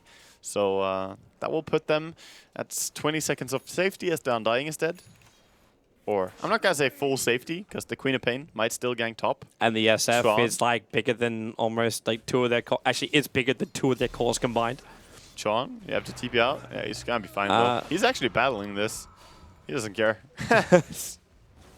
There's no mana. Like, there were stick charges available. Like, Envy had to Intel Tread Switch and then let the Sonic Wave release to kill off Chuan. Yeah, but I think Chuan would be in time with his grave. He would be He's got the physical damage, man. He's got 46 bonus damage coming in from the Drow Ranger. He actually just started punching the Queen, and he got a nice heal bomb on her as the Queen was trying to reach him. And what does Pugna have by now? He has 1,300 gold Building and into the Ags. point booster. Yeah. Going Aghanims. Good choice in this game. Nice to be that little medic heal bot. Cloud9 once again. Moving past that dire Observer Ward in the bot river. I think at this point, IG just have to be very smart about how they play it. They need to split push lanes, but they also need to respect the Wisp relocated, because anyone who tries to TP out have been very, very pressed to TP quickly, as we have seen on Viper. And that doesn't even work. Yeah. So they mop up the creep wave, well, at least most of it, but with the damage that Cloud9 have got, all they need to do is just have that backdoor regen turn off and they finish the job. In fact, they're going to fortify IG on their tier 2 tower. Yeah, they want to hold them still because they're pushing for a tier 1 top, they're pushing for a tier 1 mid, but there will be TP reactions coming for both of those lanes. But with this fortification being used, now if Cloud9 feel the confidence to go, like, they potentially can go up and take the tier 3 towers. They could. I think they want to go Roshan first, though, since it's available. Yeah. They're probably going to try and smoke up. I think C9 need to back up, smoke up, and just find pick off. Then they can go. They already have the smoke on Misery, so... They might be waiting for more items, however. Yeah, maybe. Like, to get this Vlad's done, to get the Aghanims finished. Wisp doesn't really have much on him. I think some of these items are really far away, though. You can go for one smoke for sure and just gank. Envy is 1,000 away from having his Ags. Yeah, they might get some wards down around Roche and prepare, and then smoke up. We'll see. The wards are on the courier right now, almost being delivered. They just got to look for the sentries, yeah. Oh, they're going straight in. Actually, that courier just stopped. Stopped in the middle of nowhere. Now the shards in the sigil. Fighter and Envy, they're locked inside the pit. They're not too concerned about this, because remember the survivability, and Bone 7 just pushed the Tombstone. Tombstone up on this cliff side. He's already animation cancelling it. He's like, yeah, that's the spot. This is what I'm going to do. And the Sigil just timed out. They can't fight this. It's a trade-off for the tier 1 towers is all, but you can relocate to save these towers anyway if you really need to. In fact, that's exactly what they're doing. They jump on Luo. The damage is not enough this time around. You did it, Luo. TP successful. 4th time was the charm. That was the charm indeed.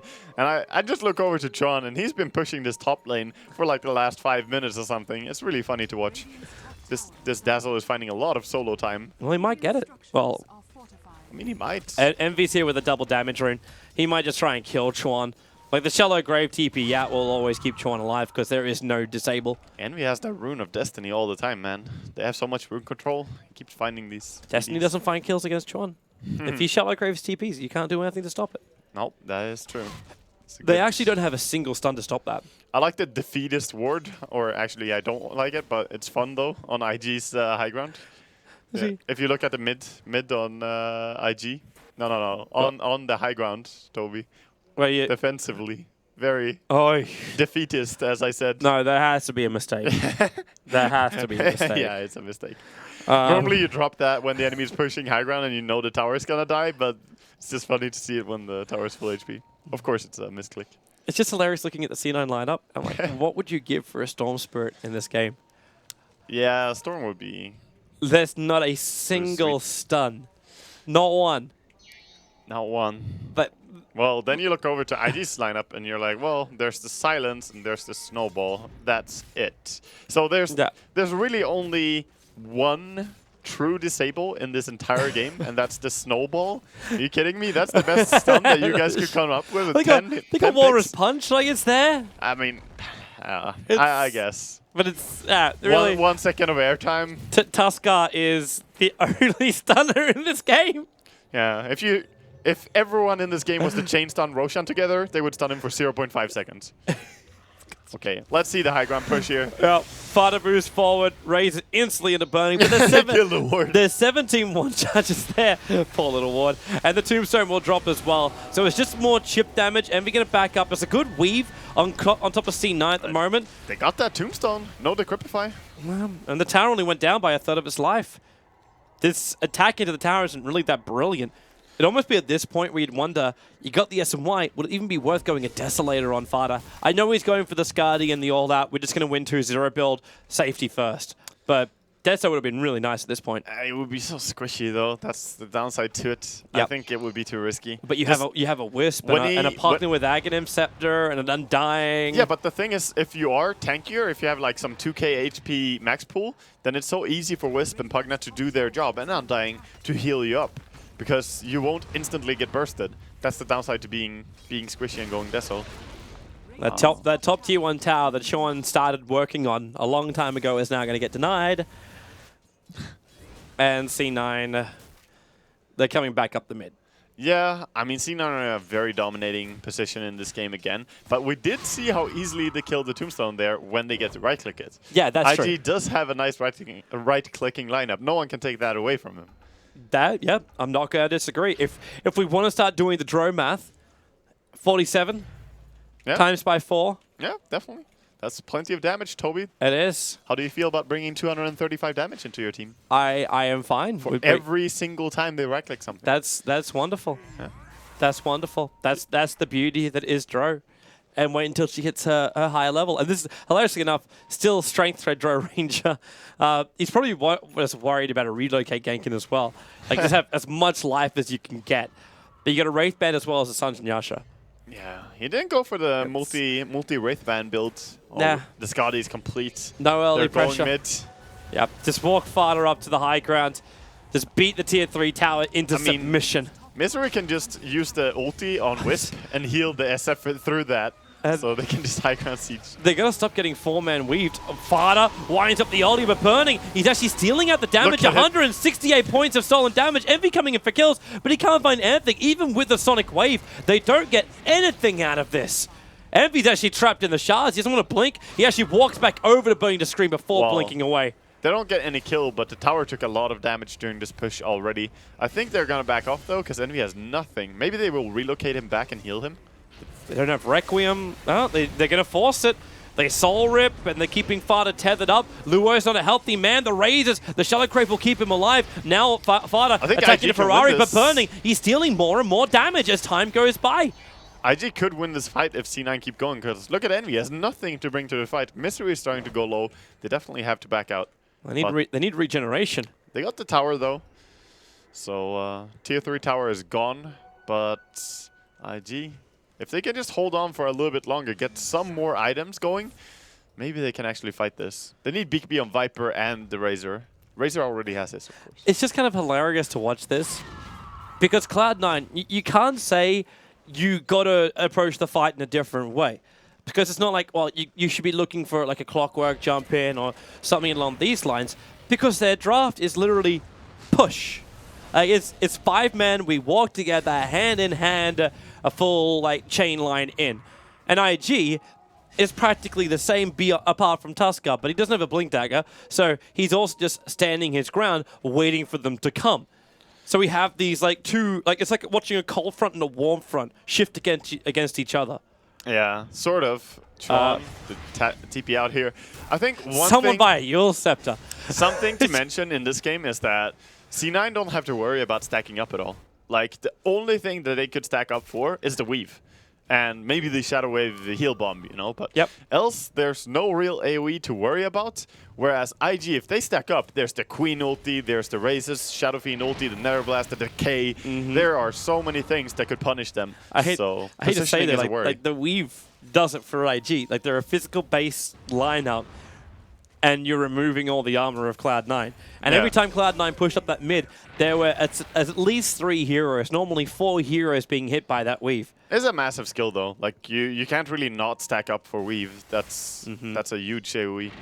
So this is Fada's way around it. He's going to buy Evasion. Yeah, going into Butterfly in this game is just makes the most sense. I was kind of surprised he didn't go for the mech into BKB into Butterfly build. That is very, very popular as well in Shadow Fiend, because that would get him the evasion more quickly.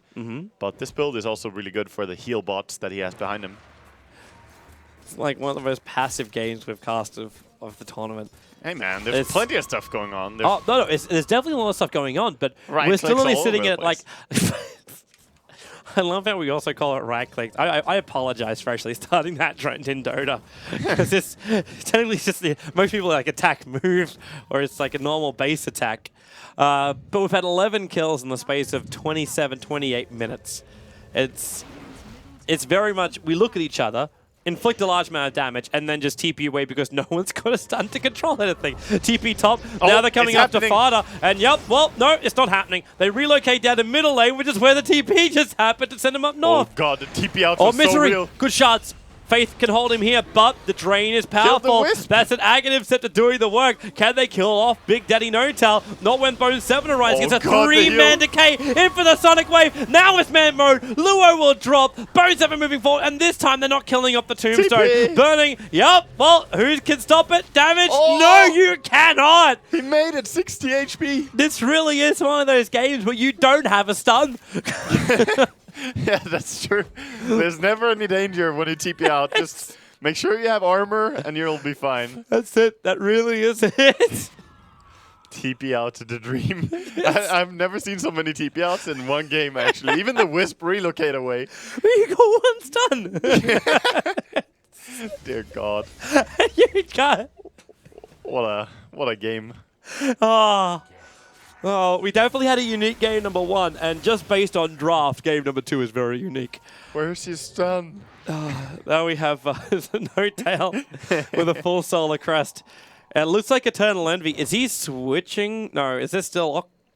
I like how everyone has so many core items, but no one has bought anything that like will a Yule disable. Scepter! Yeah, it's so cheap! I think Envy will be the savior. He's going for something with a Void Stone. See, that's why I'm looking at this going, okay, well, he could just... It could be a Lincoln's. It could be a Lincoln's. Lotus Orb, Refresher. It could just be a Yule Scepter. Battle Fury. There's plenty of stuff you can build that does not disable with Void Stone, actually. Let's not think about all those things, all right? He's not buying a Battle Fury on a Queen of Pain as well, Waga. Hey, you need to contest the right-click of IG. You know you actually used to do that? Like back in, oh God, it would have been like 2008. Battle Furies used to be picked up on range heroes. On Windrunner and on Queen some, yeah. Yep, well, relocate time. They're coming up. They're looking for Ferrari. God. The TP can't be done in time. If you can't stun them, just deal enough damage and they will go down. He actually had the Mask of Madness turned on at that point, hence he died so quickly. The Mask of Madness TP out is not to play. No, it is not. He might have thought Mask of Madness movement speed into the trees. Yeah.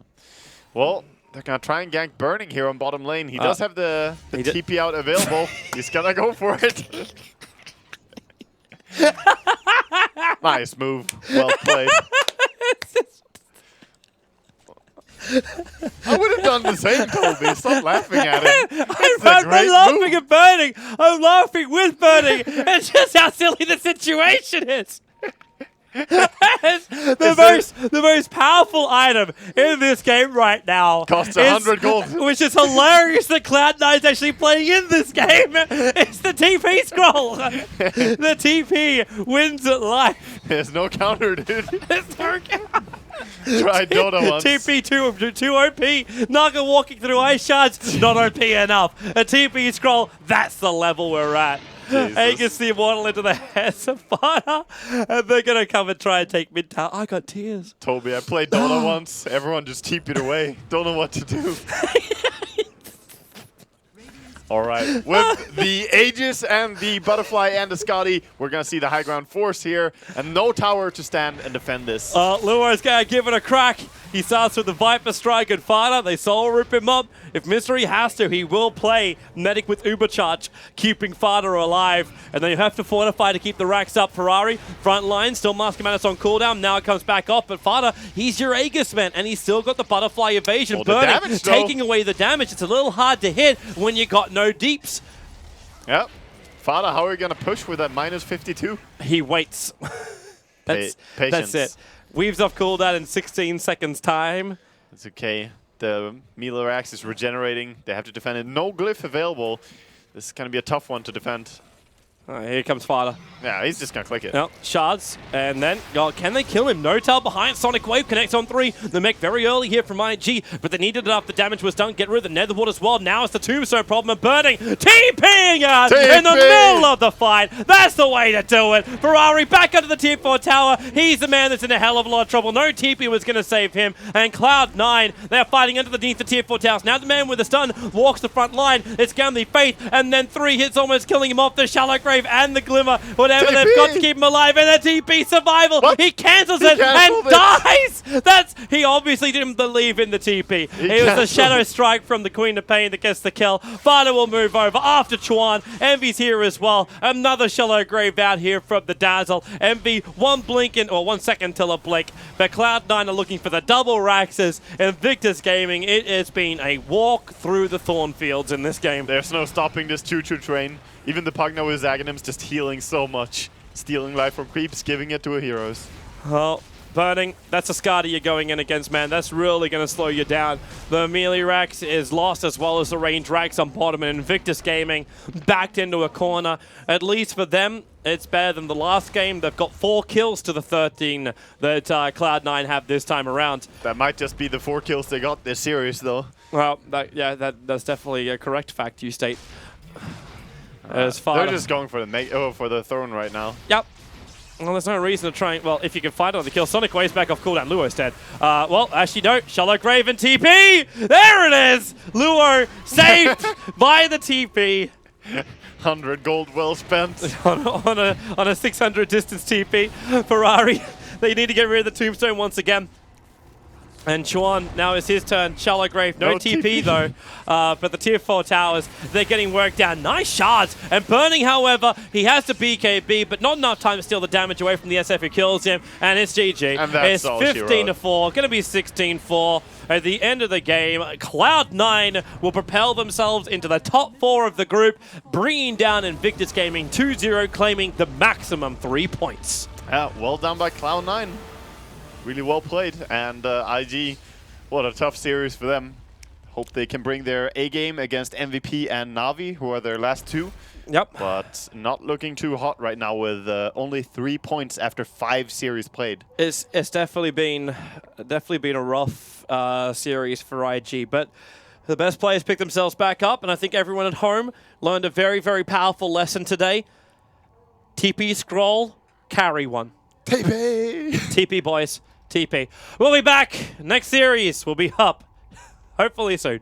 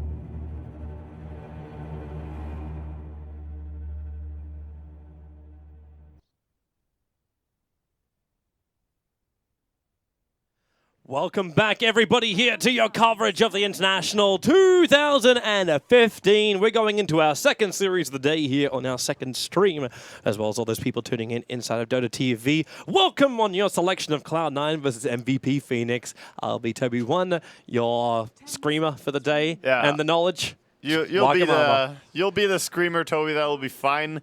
And talk about what a role C9 has had in this first series of the day. Like it wasn't just a roll, it was an avalanche. Yeah, like talk about that and the moment that they're going to go into this MVP game. You have to kind of calm down. They're actually on such a hard roll that you need to take every game as a new game and be like, okay, we just stomped so hard, but let's not get ahead of ourselves. So what you're hoping from Cloud9 is the composure and make sure they keep drafting solidly. Don't think it's going to be as easy as the last game. It's very easy to underestimate MVP Phoenix. They are the weaker of the two MVP teams. I mean, personally, I'm hoping for some 6-minute tower dives and stuff going on from Cloud9, but that's not, that's not for them. That's just for my sake. You might see that from QO. Yeah, QO's been doing that recently. QO is very aggressive, and we have seen MVP play some aggressive games before.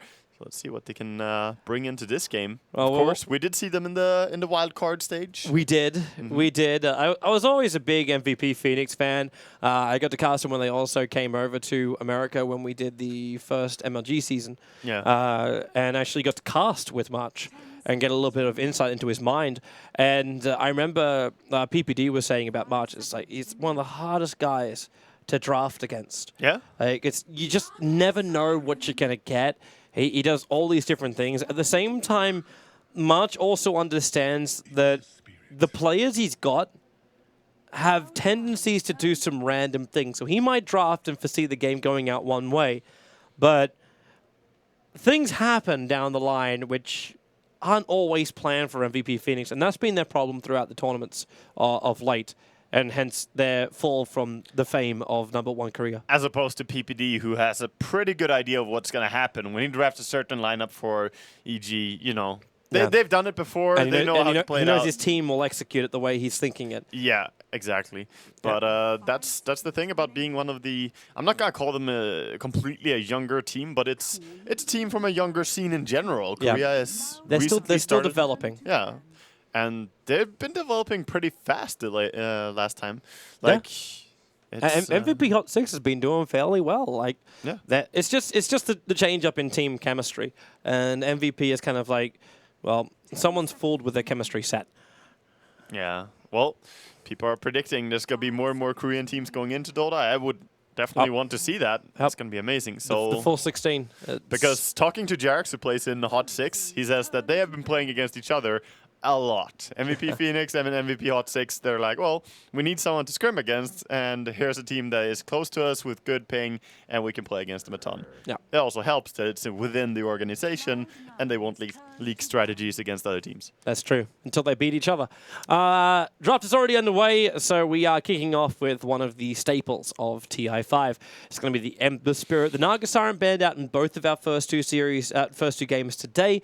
She'll slip through in also the hands of the Queen of Pain. So we're getting the lovely ladies of Cloud9. Yeah, but we also see Wisp going the way of MVP here. This is definitely... Wisp and Ember are heroes that I immediately think about thinking over to MVP Phoenix. So this is going to be fun to watch.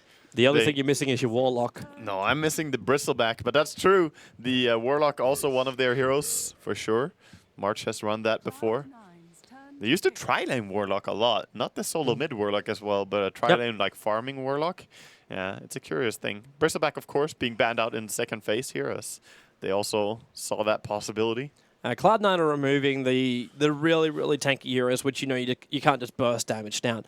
The Queen of Pain is fairly happy catching up the Ember Spirit if Flame Guard's down. Very happy up against a hero like a Wisp. Maybe not so happy up against an Earthshaker, but in the later stages will have enough damage that she can deal with that, or at least snipe them out after the initial chip damage is done by Cloud9. Queen is also a very versatile hero, so she does well against most different type of heroes. But yeah, I'm looking over and thinking maybe this is one of those games where you get to see Anti-Mage again. C9, they did play 2 games yesterday where they had Naga Siren and Anti-Mage, and it worked out pretty well, I'm going to say, you know? The combination was pretty strong. I'm not so sure about the Anti-Mage in this game, primarily because I think Cloud9, you are on that high, and you probably feel confident enough that you want to keep that momentum going. They are a very emotional team like that.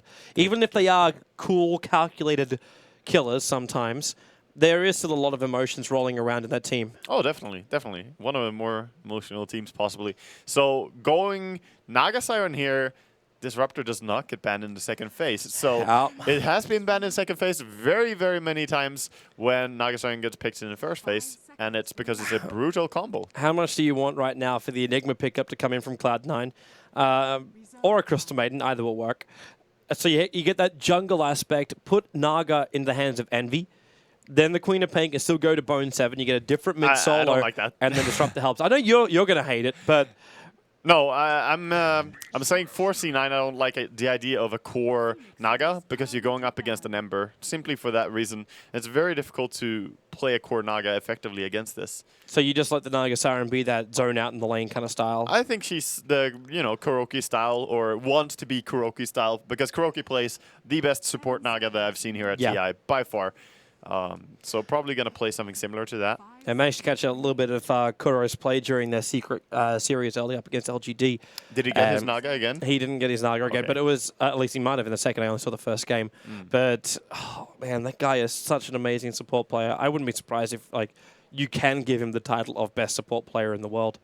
It's always hard to say because it depends on so many things, right? Like how you mesh into your team and how your team plays. It's always hard to title. But I remember during TI4 we said that FY was one of the heroes of TI to come to mind. Because they got the perfect synergy. Like FY and Fenrir were just so good together. Yeah, definitely. That's important. Very, very important. 2 good supports can do wonders together. And we see that from Puppy and Kuroki a lot as well. So, last ban. Do we pull a Cloud9 and no ban from MVP Phoenix? The good old no ban strategy. I'm actually wondering if Pro 7 just ran out of time during the last game. I think they were probably thinking about a hero to ban up till the very last moment, and they were like, nah. Can't make a decision. Can't make a decision. Ban the Meepo. Like, if you had 2 heroes that you were thinking about that you wanted to ban, you would just click one of them and ban them when 1 second is remaining. So it was just that they didn't feel that any particular thing was too dangerous. Okay, so Cloud9, the Keeper of the Light will be the final ban out here by MVP. And no Omni Knight for MVP Phoenix. Yep. 100% agree with that one. The Beastmaster versus Ember. If this is what's going to happen in the mid, is it Ember or is it SF? Like, what's your goal here from MVP? I think they're going to pair up. What? They're going to pair up the Ember. Yeah, that's a great pick. I believe he hasn't been picked at all.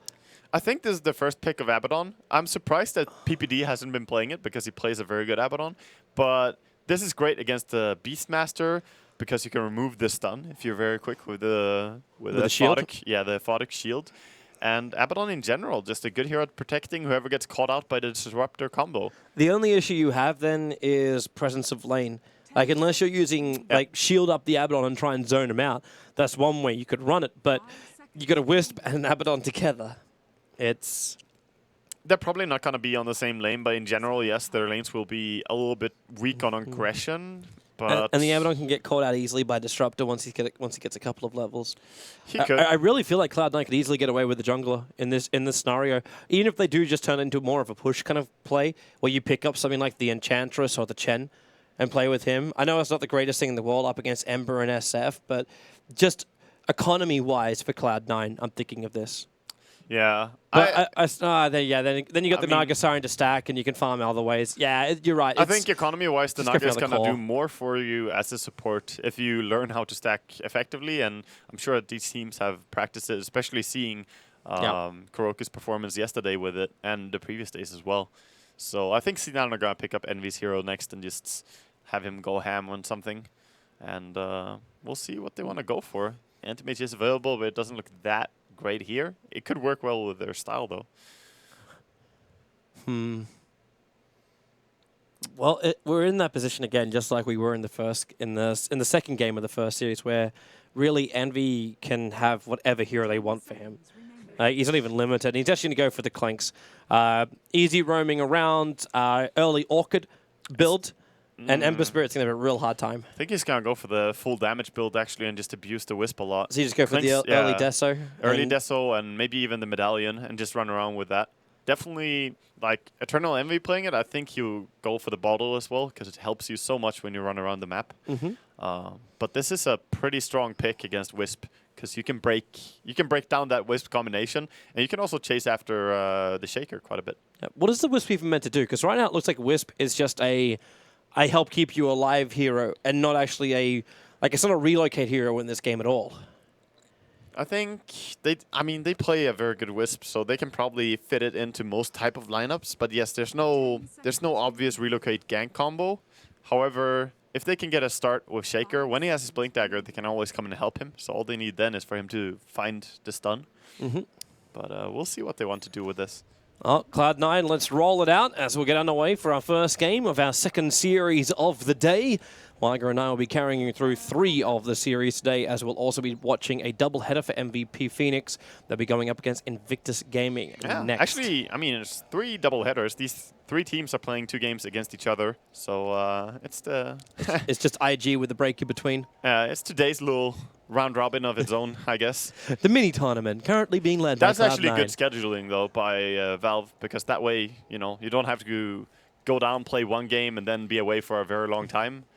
I guess only IG would take a little break. I look at Fada. Like, it doesn't even stop. Like, normally you'd see QO and you'd be like, okay, maybe I should not move in. Fissure going to isolate Fada. Perfect positioning from it. And they're going to try and cut his way back out. Nope, the axe is hitting 3. And they still need more damage. Fada will drop. A great start for MVP. No tail for the Riptide. They've dropped them down low. The Thunderstrike not doing enough damage to QO to really bring him down either. And Bone 7 blinks away. He waited this long to do it. And a double Fissure again from Nuts. This is perfect. No tail has to turn. March is still very, very low. No tail's looking for the last hit. Disrupt will in fact get it. They'll still lose 2 for 1. No tail around the tree line. SF's the man to pick up that kill. So first blood going the way of the Wisp, and then a follow-up, a 2-1 start. What a core player there. This Shaker just doing so much work, giving 2 kills to his team. Bone 7's coming for the root as well. The Fissure, they're going to try and control it, but the blink away.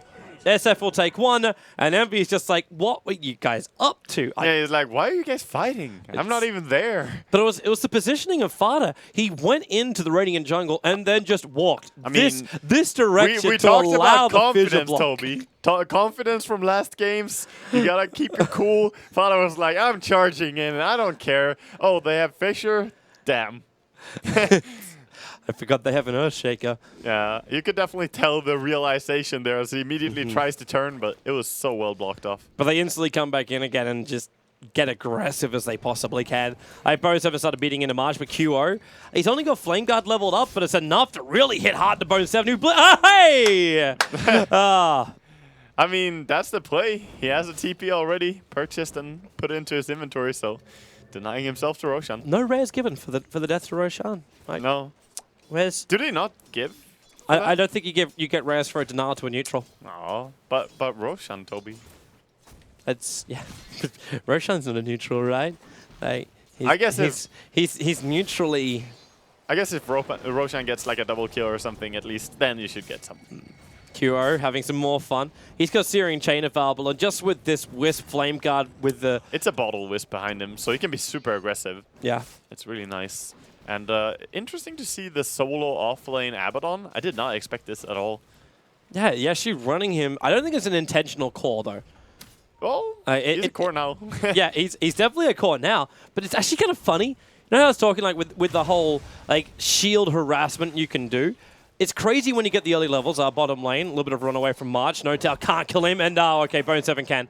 Blinks down for the kill, but QO, Searing Chain's off cooldown in 1 second time, and the Flame Guard's still going to do the burn work too. So maybe there's enough damage to kill off No Tail. Just level 1. He's got PMS and 7 armor. Both 7. He's like, hello, creeps.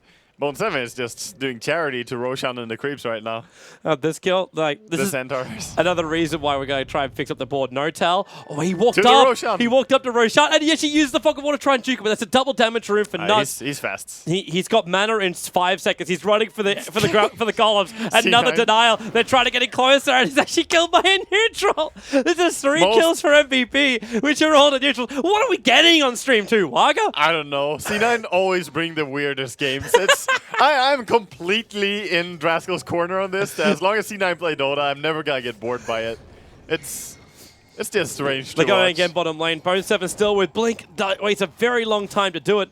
And now No-Tell's walked in so far. He's taking the burn from the shield. And Bone 7 actually has his salve cancelled up. No-Tell in snare. He goes after March. The tether's already been triggered, so the Riptide over on 2. But there's no real follow-up damage. Like Bone does. He has the Scream and a Blink again. But is he going to go that deep on QO? With 10 stick charges also available for the Ember, it would be suicide. Exactly. He's trying to bait it out, QO, playing aggressively here. He's like, hey, Queen, blink on me. I won't kill you at all. Meanwhile, on top, Eternal Envy It's a disaster lane. It's getting a lot of CS there. There's no way to lane an Abaddon against that lane, especially as there was support from Disruptor as well. But now Disruptor smoke hanging towards the mid. Only has the Thunderstrike, but he could skill up the Glimpse as well. Either Glimpse or Wall, whatever's a better position for him. Yeah. But Fada's not level 6, so they don't have the Raw to get him in, like, to get the Disruptor, then in range to get the Wall up. And Earth Shakira is there as well, so no way to really get that kill. But because he's left, now Bone 7's got Reign of the bot. Yeah, that's Catching up in the CS. He's only now 3 behind. Oh, there's Blink away. Yeah, suddenly a Searing Chains hitting on the creeps instead there. 2 creeps nearby. Bottom lane rune contest. Big Daddy just walks past. The Nuts is a little bit too late to get there, so they're not going to get any kind of Fissure block off.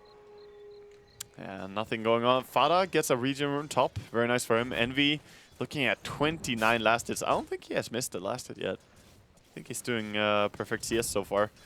My daddy's been pressured at all to miss any of them. And when you got Searing Arrows... Yeah, you hit really hard, so he's getting the farm that he's supposed to, and now also starting to farm up the jungle a little bit, getting big camp. Yeah. Give that bonus life damage. It's all about the Death Pact. Oh yeah, it's very nice. So easy to farm with that too. I guess it's like, I'm not going to say a Midas because you don't get all the bonuses from it, but it's still very effective. Envy, Febby, getting up in his face while on bottom lane QO diving underneath the ball. He blinked over and denied himself up to the Ancients again. He actually did. Yeah. Triple kill for Ancients, or double kill for Ancients. The Centaur has 1 kill. Can we actually get another team counter on here? And Roshan has 1 kill. Yeah, so. the neutrals have actually been more effective than both of these teams combined. They have as many kills at least, so yeah. 2 for 2 is the actual score right now. There's your Searing Chains and Bone 7 dropping low, and again, forced back. Does he want to do it again while No-Tell is after March? Doesn't have enough to get the kill, but Bone 7 jumps and he does now. But Big Daddy, he tried to mirror image away. Couldn't do it in time, so it's a 1-for-1 trade-off. The Scream's back off cooldown, and so is Blink for Bone 7. He starts with a Scream. One more hit from QO. It's going to drop him low, and now Bone 7, he can't blink to the neutrals in time. He's down. He was running for Roshan. He was really running for Roshan. He could have just blinked himself to safety. Did you see that clutch Face Boots pickup as well? Because he bought it while he was chasing the Queen of Pain, else there was no way to get that kill. So beautiful execution by QO. And Wisp Tip is bound, refills the bottle. Jump up by QO. Searing Chains now is No-Tail and a lot of trouble. Goes for the snare, keeps QO away. The Wisp balls are gone, but more Spirit Jumps going in deep. 1 charges No-Tail up the trees, but not fast enough. March also stopped taking damage from the tower. There we go. Fada also just doing the TP out here against 3 MVP heroes on the top room. Oh, Eternal Envy. He's left. And now KP Phoenix, the Australian, is dead. The Australian is dead, and you hype that? What the hell, Toby? It's not the positive situation, but it's fact, man. All right, then. Well, he's dead at least. So Envy making a good rotation with his first medallion gank there. And top, actually, Febby being chased here as well. Yeah, locked inside a wall. Bone 7 looking for some easier kills. And Febby, well, he's Deny? gonna... Yeah. It's Deny game. Last game was TP game. First game was Stomp game. And now with a Scream, Denial, not possible. Misery actually just beats him down. Yeah, glimpsed him back, and then he was ready with the punch when he got there. Ooh, the axe is just off the line of nuts.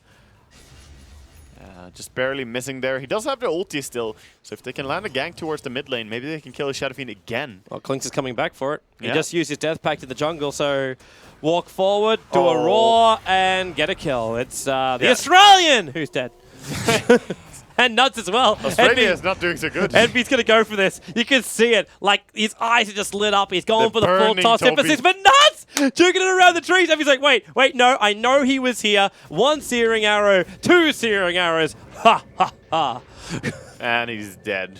Ember TP's in mid, tries to punish Fada here, but he has no mana.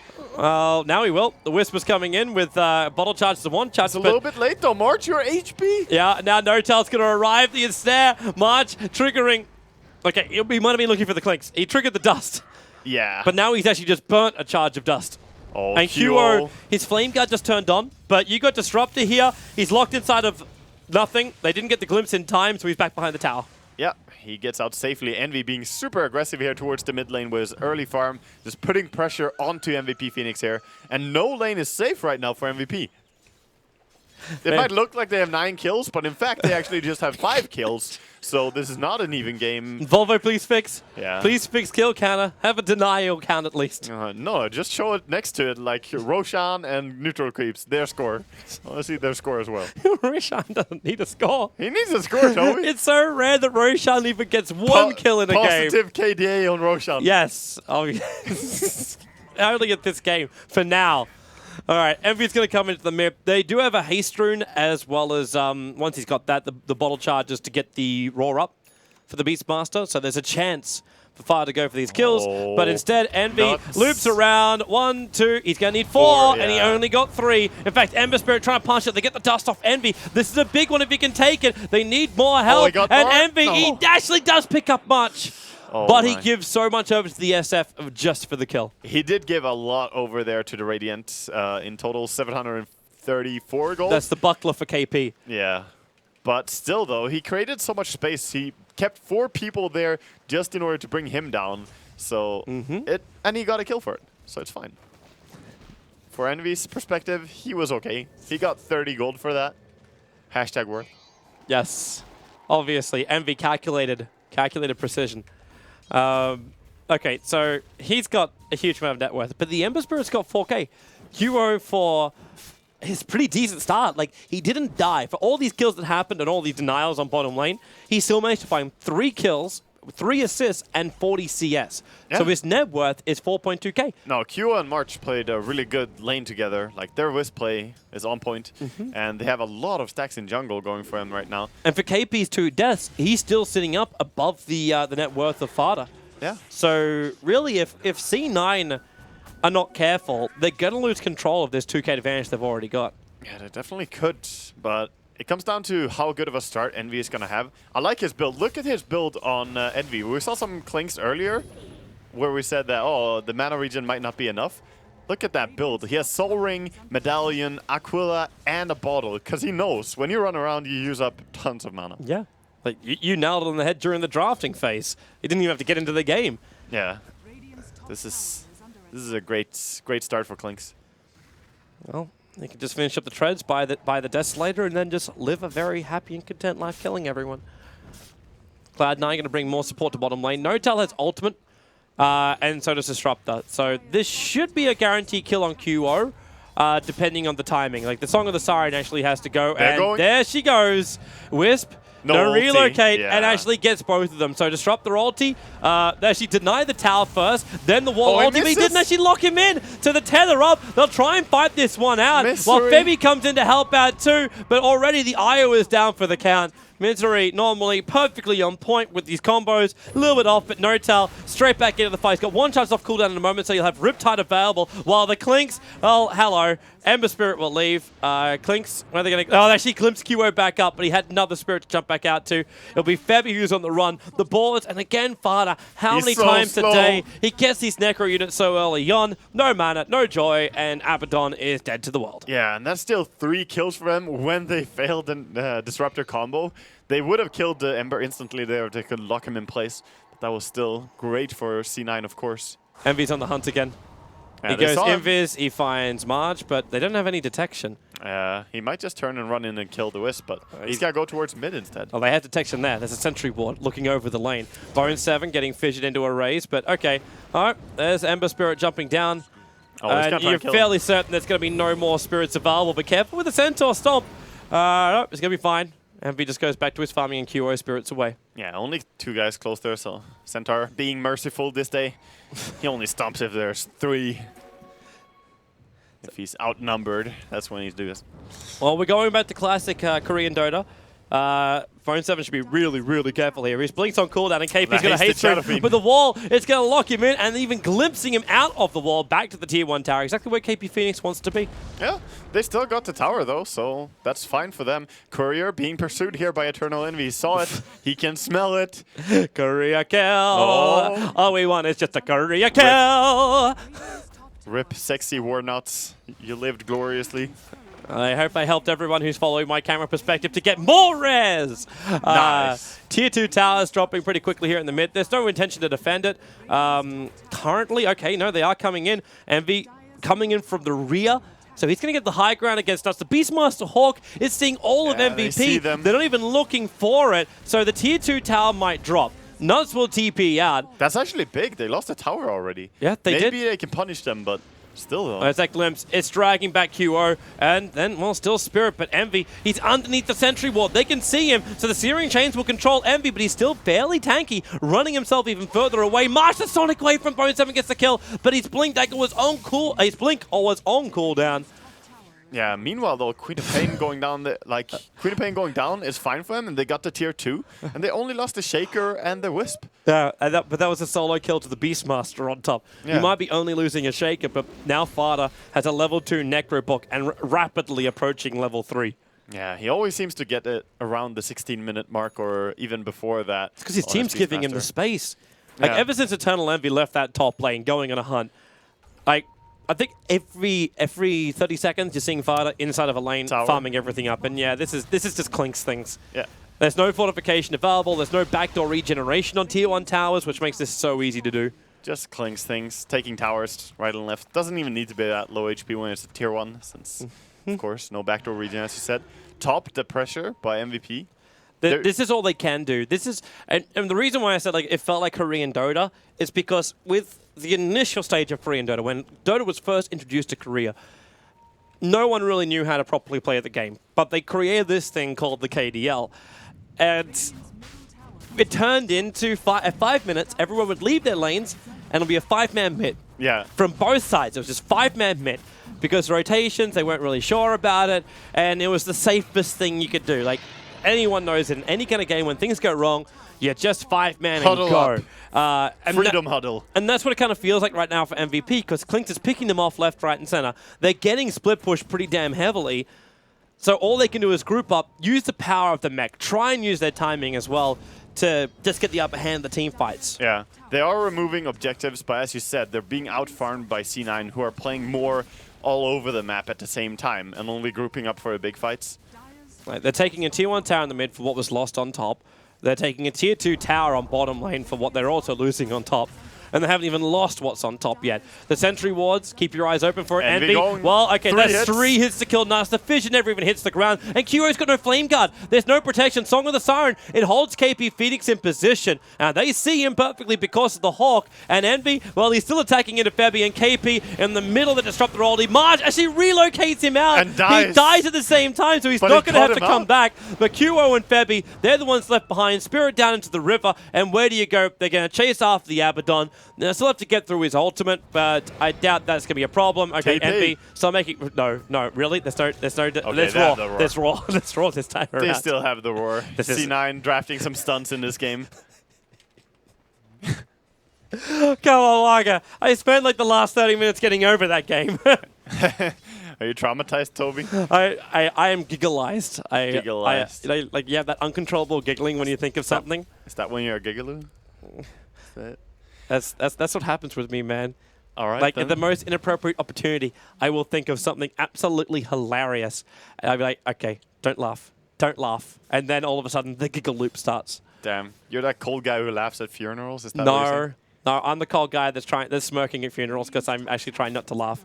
But I have self-control. QO, Envy, trying to have a crack at him at the moment. How much damage has he got? Not enough. Not when March is going to arrive. But he's still going to try and give it a shot. And he has to kill up the Wisp. Eternal Envy, low QO. He actually survives, but it's only the Aegis of the Immortal. And that means they don't have another reveal. KP lets the ulti go. There's no Ghost Walk. He actually can't walk away from this one. So Clinks is down for the count. Meanwhile, Febby's having all of his mana burned out. Bone 7's going for the solo kill on the Abaddon. But is he too far up? Fada summoning a new ball. QO. He's got steering chains, but he can't reach him. He tries to do it with the Spirit, successful at doing so. And now, well, there's still Necro units here. There's no mana on March. And it looks like, okay, yeah, the Necro units will time out, and they kill Beastmaster.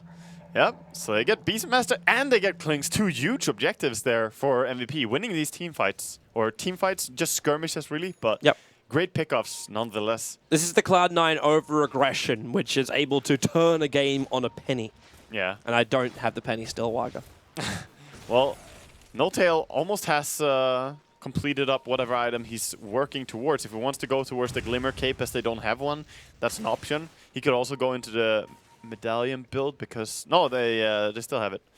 You can build Medallion and Solar Crest though. They stack together. So he could purchase that if they really want to rely on more armor. But I doubt that he will. Probably just going to go towards standard mech. That'll be fine. Eternal Envy's starting up his Desolator, so he's good. Wait a little bit longer for Roshan. Trading bottles. They actually switch. All right, so Envy is holding on to Bone 7's bottle, and Bone 7's holding on to Eternal Envy's bottle. I'm assuming because one had full charges, and Envy wanted the haste route as well. Envy came from the base, so he just decided to give over the bottle. It makes sense. Yeah. Like, it makes sense. It's just like they're just holding for each other. We've got the dealers of C9. Fader getting Searing Chained as well as Fissured up. Trying to keep him away from the tower, but QO, he's not really a healthy man. And Fader's still got his level 3 Necro units. He's going to not summon yet. Where's Disruptor? Oh, the catapult. They're coming. He got the last hit during the song. Okay, they're going to control KP, lock him inside the kinetic field, and we're actually glimpsing him out so there's no Requiem of Souls. Still Queen of Pain's down for the count. March is going to join him. The Earn Charge or the attack from No-Tail was going to do the job, and the SF does die eventually. Eternal Envy's Searing Arrows can't kill off QO, not before he's able to spirit himself away, and Febby on the run. Fader right behind him. There's just Necro units going for that one. He roars on nuts, and then heads over to Febby, and that's going to be the denial, the committal of suicide. Nice. Done there by MVP. That is now, what, our 7th for the day? Oh, for just this game? Yeah, 7 denies, or yeah, something like that. I think 7's right. I actually think 7's right. I don't even know. 7's the magic number with our cast, Swagger. Maybe. The 7-second Roshan. True. The 7 denies. True. I honestly think like this is where the Da Vinci Code started. Probably, Toby.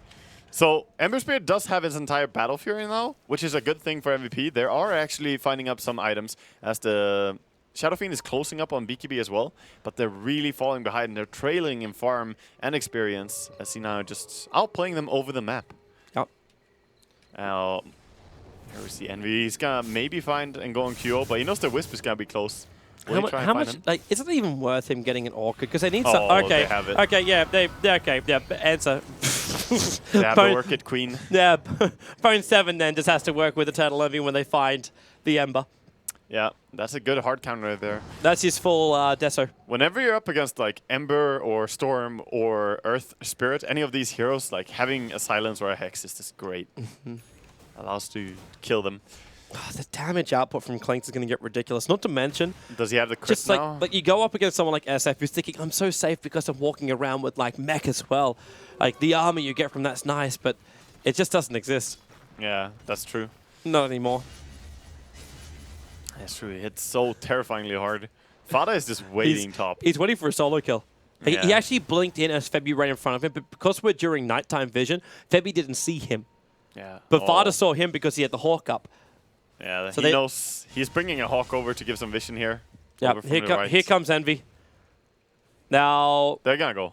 Yeah, well, they want to. Like, all they got to do is, okay, where's the Raw? Envy takes the initial stun, so Earthshaker Echo Sand might be the only thing which could concern you. Yeah, and but if you go on Earthshaker though... March, he's actually starting to relocate now. And he'll take Nuts away to safety. Unfortunately, they cannot hold this position. Yeah, maybe he can tether away, actually, because there's no stun between these two. So if they just bring someone far away, they can tether. Oh, he comes back. There it is. Not even that far away. We have a 21-minute Aghanim Scepter over on Misery. That is just disturbing, because now even the BKB won't save you. Yep.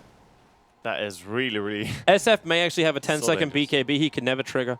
Because Song of the Siren starts it, and then you just throw down the ulti and wall, and SF gets trapped inside of it. You take out KP Phoenix, your only damage left is the Ember Spirit. Yeah. But he can't survive long enough when C9 put the Orchid on him. They're looking for a timing now. Oh, well, Song of the Siren, Notel, he's holding on to it. Now he's going to use it. And who have they got? QO is the man on the front lines now. They can catch up both March and KP, but they're going to do the 3-man ulti. And there it is with the Sonic Wave. They'd have the ultis to keep Febby alive. And the Requiem Souls actually gets a revenge kill over here on Fada. But Envy chasing up to QO. He's now walking it up. He'll die in the trees. One slide of fist. As she dodges the last bit of the damage, and the shield breaks him free. But Abaddon, it's a full 5 for 1. Ay, ay, ay. Yeah, they lock 3 in place, silence them, and they can't do anything. And then Klinks just goes onto the Shadow Fiend, killing him instantly.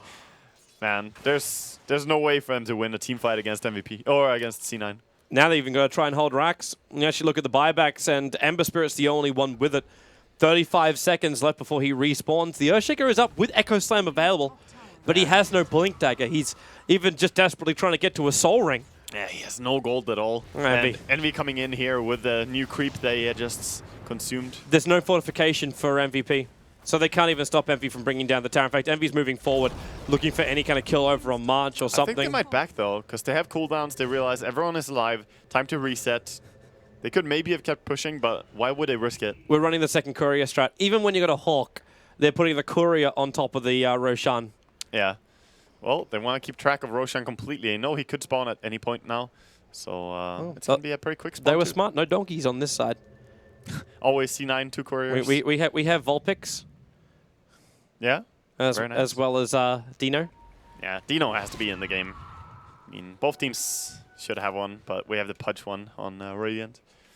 So once again, we're going to see a Naga Illusions just running across the map, trying to scout as much as possible, trying to find where MVP are moving. Right now, could be a good smoky timing for them, but they're just going to try and farm up items. Yeah, they need a little bit more over on QO. If he can get to this Chrysalis, which he's not building. He got it now? No, he built a Yasha. Oh, he did? Ah, interesting. Thought Swagger? Well, he's against an Orchid, so he wants the Manta style. That's the only reason. Else he would love to have a Daedalus, but he's just realizing if I get silenced, I'm screwed. So the downside is that they still have the reliable Naga Song into Static Storm, but there's no itemization that's going to save you against that. So yeah, this is just a reactive build. Sadly, not the. They're not going to have enough damage to quickly kill C9. That's the worrisome part.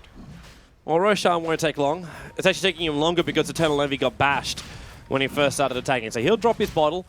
Looks like Notel will become carrier for that, and the Aegis Immortal goes into Envy. Notel? No, he's carrying the gem.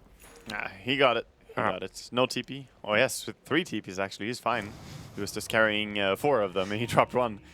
It's he learned his lesson from the past. He needed to give one over? Like, Beastmaster is the only, like, is he the only one without a TP scroll right now, apart from Klinks, of course?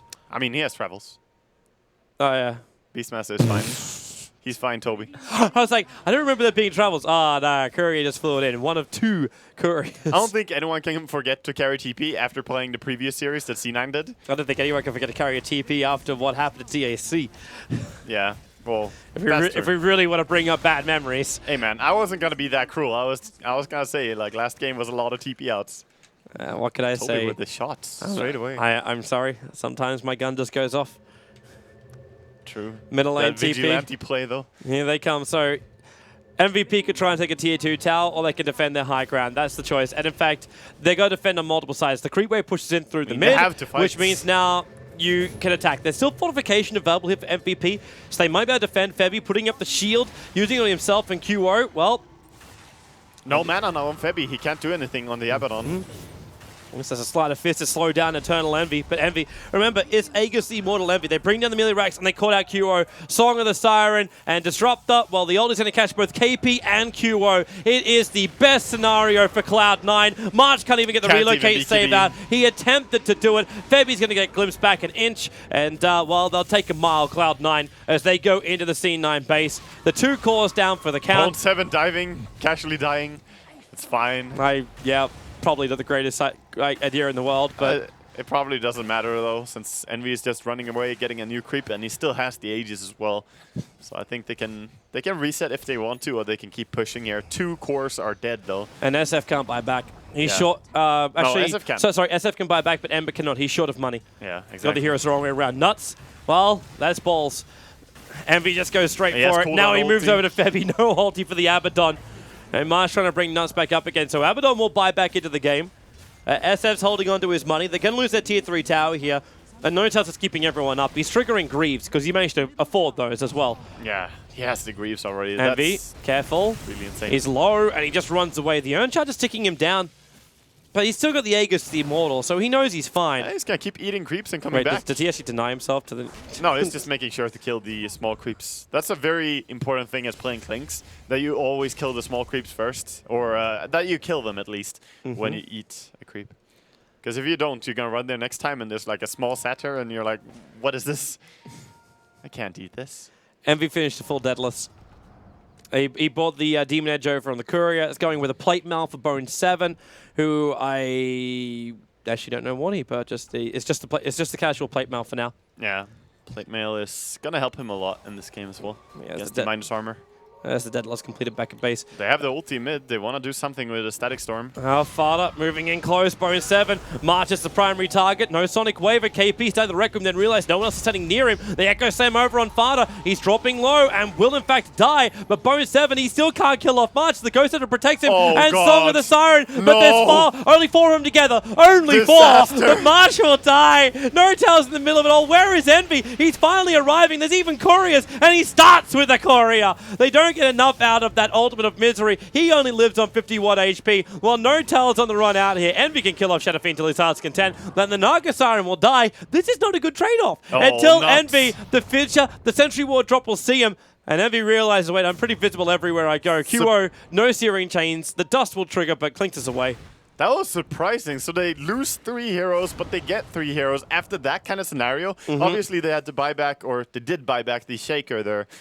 The damage from the Disruptor ulti just wasn't enough. You needed the Sonic Wave, but Bone 7 died so early on, and Clinks was late. True. Like, Eternal Envy was not thinking your fight would start there. He was still farming up in the jungle. And their Beastmaster was also dead pretty early there, so they didn't have enough damage through it, as you said, but that was a beautiful catch by 2 supports of C9.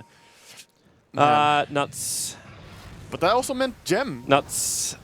Gem went the way of MVP now, so they have the Gem on QO. Envy just needed one more attack. Yeah. Just one more attack. You didn't want to chase it, dude. That's like, he has Aegis. And one more He attack. has learned discipline, Toby. Maybe he was worried because the Aegis times out. Like, it would have timed out in 20 seconds when he started the fight. Yeah. He was scared that maybe he would, run into too much and Ember could have punished him. We actually get one of the most underbought items. Underbought? That's not even a real word.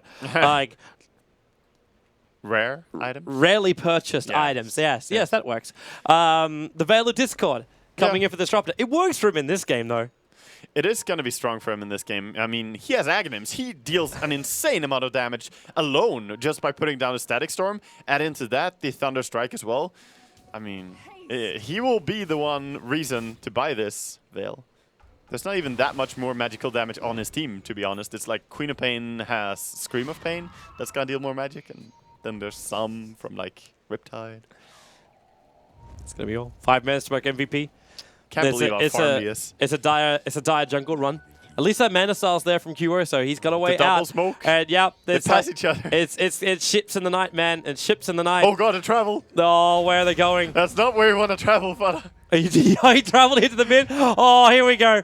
4-man Naga Song actually catching out 5. They're only going to get Wisp and QO, but with the Disruptor ulti down and the Sonic Wave, they do find a kill. But where's the rest of it? Bone 7 took so much damage from this. They drag March back, but he tethers to Febby. Bone 7 blinks away to safety, but they just keep fighting. This time Eternal Envy's in the middle of the fight. Nuts running away. Febby, the ulti will trigger. Envy just has to wait like half a second. Okay, maybe a little bit longer, half a second, as Bone 7 jumps in. Febby, she gets the kill. He actually kills Queen of Pain. I think he wanted to deny himself, and then he was like, oh, wait, I can kill you.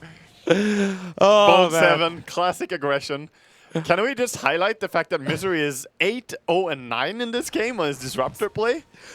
What an insane play.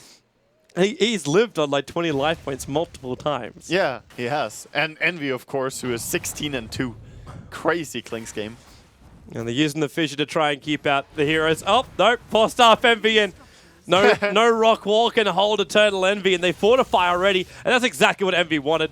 Now there's no fortification. They're beating the backdoor regeneration because the creep wave hasn't even arrived, and No-Tell to the front lines, ensnaring over on KP. Oh, Fardas moving forward. He's got Raw available. There goes your SF. Double Eternal crits. Envy. Like, the game is asking for someone to kill him. Yeah, the game is actually asking for a Wait, finish that as well TP? from C9. Ember Spirit outside the base. They put the wall down into Chopper ulti, but it was too late there for Misery. I don't know if a little bit of lag, but either way, Definitely they jump misplay. out. Misery, there's no steering. Oh, yeah, there is. Yeah, he's Misery, gonna pay. finally, the death to come in for the Disruptor. Should come in for the Disruptor. Oh. March is trying to do it. Misery survives. On 150, they get another Urn Charge off. Is that enough? Can Misery spree be ended at this point? No, he's getting bottled. It does not end. GG. He keeps living. It ends. They call GG. This Yeah. ends the game. Thank you. Mercy. Mercy has been granted by MVP Man, themselves. C9 are on fire today. There's definitely no mercy from C9. They are slaughtering their opponents. That they are. It's a happy day to be a Cloud9 fan, and not an unsettling day either. Yeah. Eternal Envy actually ended up with 22-8 as that Klinks in this game. He got such momentum, and what a perfect lineup for the Snowball. There was still a little bit of feeding. Cloud9, I think, playing a little bit more of the Alarican approach to this game. Voltenovan is, he's very generous sometimes, but a lot of his deaths were to neutrals and Roshan. Let's point that out. We should. Yeah. We really, really should. Like, we saw more denies in this game than we've actually had for almost every single game combined that we have cast throughout TI5. Voltenovan actually died 3 times to neutrals in this game on his own. Well, terrific Dota! More coming your way after this break.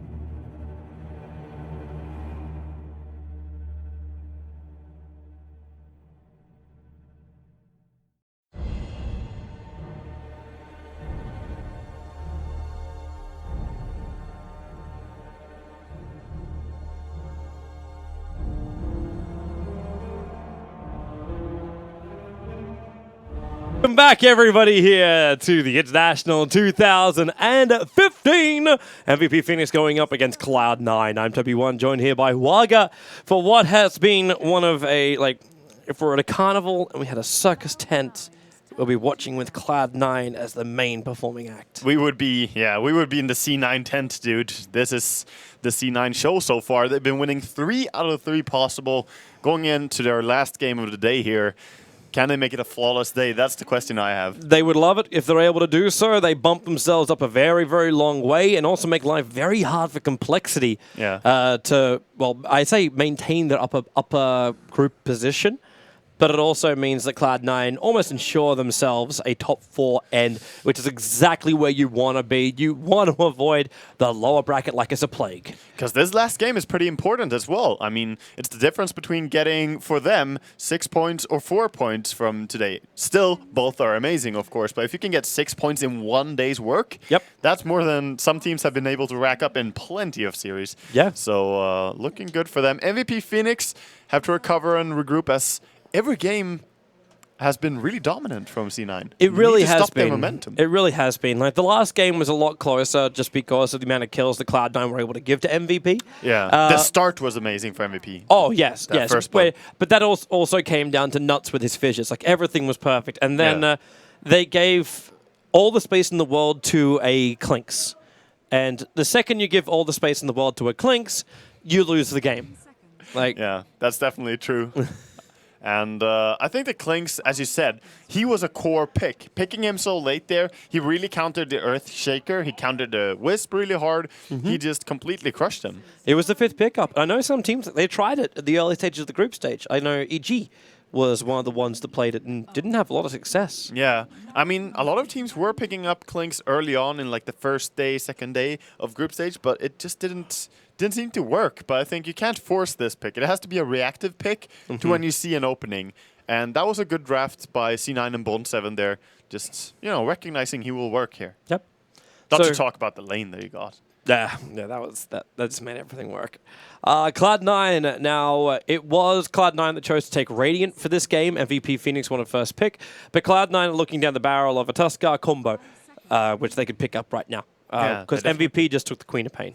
They definitely could. Of course, Naga Siren being removed this time. They're going to go for the Undying. Very popular hero to just snack up if you have the chance like this. And as you said, Tuskar would go great with it. It's a strong hero, but their supports are also very versatile. They have shown that they can play plenty of different things. And Bone7 hasn't played really the Tusk role. Even though he likes to be initiating, he prefers to play the Clockwork, the Legion Commander. If he can get it, he often gets banned. These kind of heroes. Even Storm offlane, like crazy stuff. Yeah. It's just it's a better and easier initiation for Bone7, I guess is the way to look at it. Once again, Notel finds his hands on a Wisp. 3 out of 4 games today, they get the Wisp. Yeah. You're not going to ban it in the first 2. And you're probably not going to block it in the first 2. Like, maybe, like, because if you ban the Wisp, like, Bounty is banned for a very specific reason. I think you should ban the Wisp against Secret in the first 2. Being Cloud9? Yeah. Oh, yeah, exactly, against T9. I was thinking Secret because I believe that they actually would ban it. They have banned it against teams that are strong Wisp players. And that's a point I like to bring up. Wisp teams, because it's the matter of do you have a good Wisp player or not? They often get the Wisp ban in the first phase against them. At the same time, though, like, there are multiple ways you can deal with the Wisp through both, like, Witch Doctor, even Queen of Pain herself, who's already picked up. Like, there's a lot of different counters you can get to the Wisp. But you are correct in what you're saying. Like, if you've got a very adept player on a Wisp, it's difficult to try and, like, capitalize on. You're playing against No-Tail. Yeah. You do not ban Wisp because you can counter it. Yeah. No, I think it's pretty strong hero here. But they do get the Queen and Tusk. Definitely a potent combo. And good burst damage, as you said. That is a way to deal with the Wisp. Bursting into him, removing all his HP immediately can work out for them. Yeah. Your primary issue you're probably going to have is still finding a way to fight underneath the Undying Tombstone. Yes. They need better ways to kill it. And, of course, Gyrocopter being removed already. They need to think about one more ranged hero that can deal with it. And they're not going to have any of the Undying and Pugna combo. I actually didn't say. Wait, are they going to ban the techies against MVP Phoenix? Dude, it's a Tusk. You have to. You don't have to, but they're going to anyway. Considering Cloud9 were the one secret did it too. that was rough. Yeah. Yeah, but the Pugna ban. I never saw him decrepify the Tombstone. No, I didn't see that. I was looking for it. Most, if you ask most of the pro players, I'm pretty sure they would not know that you can do it. And some people might think that, oh, they will know everything. It's very hard to know everything in a game like Dota. But especially How many people knew Nagasaran could move through shards? Yeah, exactly. Especially when it's things that have been the same way for a very long time and then got changed and wasn't highlighted enough. Yep. But it's pretty major, and you're right. He did not decryptify it a single time. Yeah. Well, there's your Viper ban out now by Cloud9. They're not going to go up against this Viper combo from MVP Phoenix. Yeah, I don't know. I don't know about that combo, though. It's the IG combo. The good old IG. Sorry. Razor, Drow, and Viper. It was not a combo. Toby. I'm sorry. Compose yourself, I'm Toby. sorry. You're sorry. I'm like, well, it's got merit. I mean, I was questioning it when I saw the first was Razor pick, and I was like, okay, it can work here. Then I saw Viper into it, and I'm like, what? They're the same. What? Why? And then I saw it draw, and I'm like, oh god, we're going full. It was. Yeah, we had. It was special. It was definitely special. It was special. Oh, I cried again. It's an emotional day. Every time I think about that draft, I C9 cry. always make Toby very emotional. It's because IG drafts, Toby cries.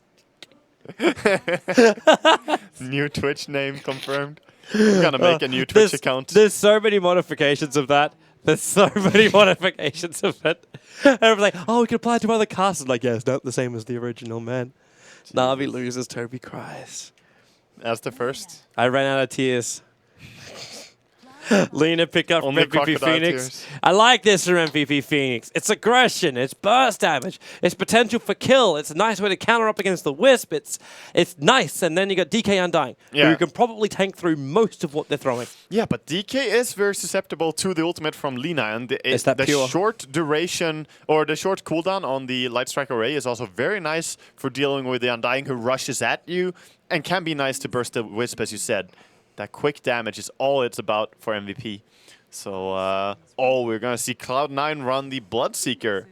Now, we've cast a lot of Cloud9 games, but this is a first. You're right. It's the first time they played Bloodseeker. At least here at TI, then. We've had a couple of Bloodseekers. Now all we need is a Dazzle pickup from MVP Phoenix, so while Bloodseeker runs at the speed of light. Yeah. Notoriously, Ohio from Fnatic has been playing Bloodseeker in multiple games. Especially in their offlane and the Spirit Breaker. How do you actually... I like this draft. How do you counter? Yeah, I'm loving this from MVP Phoenix. This has all levels of control, aggression.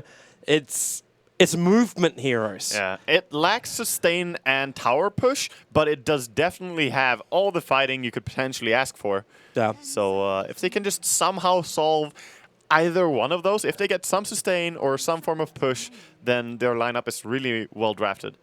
Over on C9, though, interested to see what they can bring with the Bloodseeker. Of course, they have Tombstone and DK, so they can pressure pretty hard. Yes. But their fighting is... I mean, it's hard to have a better fighting lineup than MVP. So the fighting is okay. I would still be concerned, though, if you get the Rupture over on the Spirit Breaker. The Tuskar might be needing to protect with Snowball a little bit. Yeah. There's no escaping from that, and there's no chasing after heroes to keep that 17% going. That's where I see Spirit Breaker having a lot of troubles. And also even Tuskar, when he initiates in, if the Whisk gets his timing right, you're not going to get any kind of kills. Like, he's just going to keep them alive the entire time. And Wiz can focus on the DK when the Bloodseeker's walking around killing people because he's going to get his life back up to almost full with every single one. Then you get your Soul Rip on that. Potentially also Soul Ripping the Wiz to then burst heal the DK as well. Exactly. It's like you get these combos working together. So MVP Phoenix are a little bit more concerned about that. They ban out the Dazzle as well, worried their initial attack is going to fail. And then the Winter Wyvern comes in for a ban. And that's Cloud9 thinking, you know what? He's probably going to cause us real troubles during team fights. Look for that Winter's Curse. He definitely would, and also would give them the sustain that we were worried about. And Winter Wyvern, one of the best heroes against Bloodseeker. I keep going back to that point. He has the instant freeze, which is so good against a hard hero to lock down like Bloodseeker. And he would just, in general, be very annoying if you want a 5-man at all. That hero, he removes all the fun from it. So what's Cloud9's last hero here? If we're thinking, like, do we assume it's Undying as a support? Yeah, I actually think it's going to be an offlane Undying, like Bone7 playing it. He played it before in the first series today, and he might do it again. Do you need to? Like, you could run a Wisp Bloodseeker dual lane off. Put the Undying as a puller on the save, or even join them in the off lane and put the DK in the mid. Because who have you got in your off lane? In fact, yeah, it looks like it's going to be a support Undying as the puck. That should be a fodder puck. Yeah, it should be. Or, no, actually, it should be Bone7. A Bone7 puck? Yeah, it should be. So Envy Bloodseeker, DK Fada, and then puck for Bone7? I mean, then again, Fada plays a really good puck, but he is known for playing DK a lot as well. So either of these heroes are fine for him. I'm sure he's saying that as well, and Bone7 is like, okay, which do I want to take? Because Fada would play either of these. I'm hoping they worked it out before they drafted it. They probably did. We got this hero in this lane. Which one do you want to play? Neither. That's actually very often the case. Like, you just look at the heroes that you have after your drafter is done. But Bone7 being the one who drafted this, I'm sure he has a plan for it anyway, since he's one of the guys playing these heroes. All right, so MVP Phoenix, the final pickup. They're up against a little bit of silence, and they go for the Wind Ranger. We've got the both lovely redheads of the game coming in for MVP Phoenix. And it looks like it's going to be a solo mid Wind Ranger with support, Tuskar, and Spirit Breaker. Dude, this is some aggressive fighting lineup for MVP. Sorry, I take it back. Support Lina. Yeah. Yeah, Fabi is going to be running the Lina, March over on the Spirit Breaker. Nut's going to be running Tuskar. It's the 3 most cosplayed heroes in all of Dota. The Windrunner, Queen, and Lina. Yep. The only hero Crystal Maiden Crystal Maiden is pretty much up there. But the Wind Ranger set's really easy to do. The Lina, you put on a wig, and there's even a thing you can buy at the Dota 2 store, which gives you your breastplate. I'm not surprised you know your cosplay, Toby. And everyone does Queen of Pain, because all the girls are just like, badass girl. She is badass girl. She really is. There was actually there was 8 of them at ESL on Frankfurt. There's actually more TA cosplays than any of those, but you just don't see them, Toby. They are. Initially, though, there was actually a lot of TA cosplay. There was more TA cosplay at TI2 than any other cosplay. And in China as well. They had some events there with a lot of... There's a group called Spiral Cats that do fantastic TA cosplay. And TA is a very simple thing to do, and a very nice and simple one, like with the veil and everything else. It's not a difficult cosplay to achieve. Very similar to the Wind Ranger. But yes, now that our cosplay lesson is over, welcome everyone. See, you could enjoy multiple areas of Dota 2. Yeah, we're just trying to spawn more cosplayers into Dota. I actually wish that cosplaying would grow more, and they're starting to have nice prize pools for it. Yeah. But yeah, as you said, we have a game on our hands. Yes, we do. We can't talk about lovely cosplayers the entire time. Shout out to the guy who did Timbersaw. That's right. Men can do cosplay as well, everyone. It's not just a one-gender sport. Oh, actually, this is interesting. So, Radiant saw both the Dire wards go down. If they have sentries now, they can deward both right now. They placed their observer wards first, both on the top and on bottom. And that's a big advantage, honestly. You take away all of the vision control of MVP from the start. Yeah. But Febi's there with 2 sentries as well, so if he wants to, you've got what? Wisp is coming with his sentries. Okay. Fada's there's 3 melee heroes. Wisp is the only person that can deward that ward. Can't you range tango it? Yeah, you can tango it. You can tango it. Misery, moving after Febi. Light Strike Array is going to slow down the Undying. He already got 1 decay, and KP Phoenix does not want to help this at all. And Misery really wants to keep going. Febi just keeps running back. You've managed to zone out Lina. Not bad. You are running an aggro tri-lane anyway, so you're going to do this anyway. And there you go. No tell. Bump, bump, bump. There goes your observer ward. Yeah, gonna take the Wisp 5 attacks to kill this ward, but he does get it. And hilariously enough, MVP Phoenix now blind on the map. Their observer ward might block the camp, but C9 aren't taking advantage of this, because they're not having a disadvantage to this, because you're still not pulling the bottom lane. They don't care about that. No. Yep. Because they're tri-laning aggressively with the Wisp and Undying being so strong, they can actually contest really hard here on the safe lane pull as well. Okay, Nuts and Febby, how really are they meant to deal with this? They managed to pull one range creep down, which is nice. But Misery is being a real nuisance here. While KP and Eternal Envy find themselves just locked in this battle of wills. But with a poor man's shield over on Envy, he seems to be very, very happy in the lane. Yeah, they have to wait a little bit until the Queen has some levels so that she can blink out and assist. Because she would be quicker at joining the fight than the Bloodseeker would. Assuming that not everyone has 1 HP, you know? Good assumption. That's what they need to do at least. But right now, Undying is doing so much work. I'm also watching bottom lane. March is now finally finding some CS. But it was 1 CS to the 6 of Bone 7 at one point. And, wow, okay, Misery. That's a decent dive. Is he just trying to bait out the blink from KP? Or is it so Envy can move in? Like, he's got Thirst, so Envy's going to get some movement speed in the moment. And now, yep, blink up into the tree line. That's a long CD blink. Envy is looking for him, but he won't find him there. Maybe he can find him if he keeps chasing to the left, though. They're able to creep skip this position now, which is perfectly all right for them. Now, this lane is going disastrous for MVP. They're not even in the lane and farming anymore. Nope. The only lane which is working for them is the 13 for 4 of QO as that Wind Ranger. But even then, you're still getting farm over on the DK. Misery dropping low, but you still got No-Tail there. There's no bottle for No-Tail. It's Farda's bottle coming out to the mid lane. Yeah, it's because he bought that early sentry, so he doesn't have the bottle yet. Envy taking some good damage there. But there's no shards, and with the point up in Thirst, he's going to get his life back once he starts farming. Yeah, exactly. Actually, MVP really lucky. They managed to drag the creep wave back into the cold. They managed to get a pull off. That's going to help them a little bit, and they want to come out here and contest with the Blood Rage from Eternal Envy, going for some last hits, and that you just see how much life he steals killing one creep. They can actually start diving shortly. Misery's got level 2, so the tombstones now can be available. They haven't used that yet on the lane. They're going for the boots on Undying. They're going to run away and get it, and when he has boots, he can definitely pursue a little bit more. So just keep running under the tower. Oh, there's a charge going mid. Well, they could go on Farda.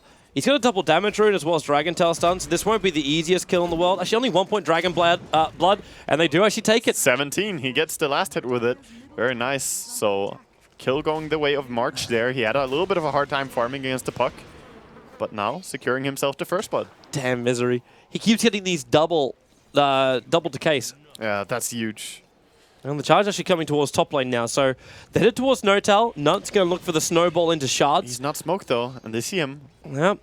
Walked right over the observer ward. Yep, they're just moving up aggressively. So Misery should now drop the tombstone. Of course, they're very, very deep. No-Tail, no tether available. It's still on cooldown for 2 more seconds. But with Misery on the front lines, they get rid of the tombstone. But it's Bloodseeker who ran in behind, killing off the Lina and the tether away from No-Tail. Yeah, Spider-Man tether over there to the Undying. So they get away nicely. 4 heroes committed from MVP, and they still lose out on that trade. Envy taking 1 kill. Bone 7's having an absolutely terrific time.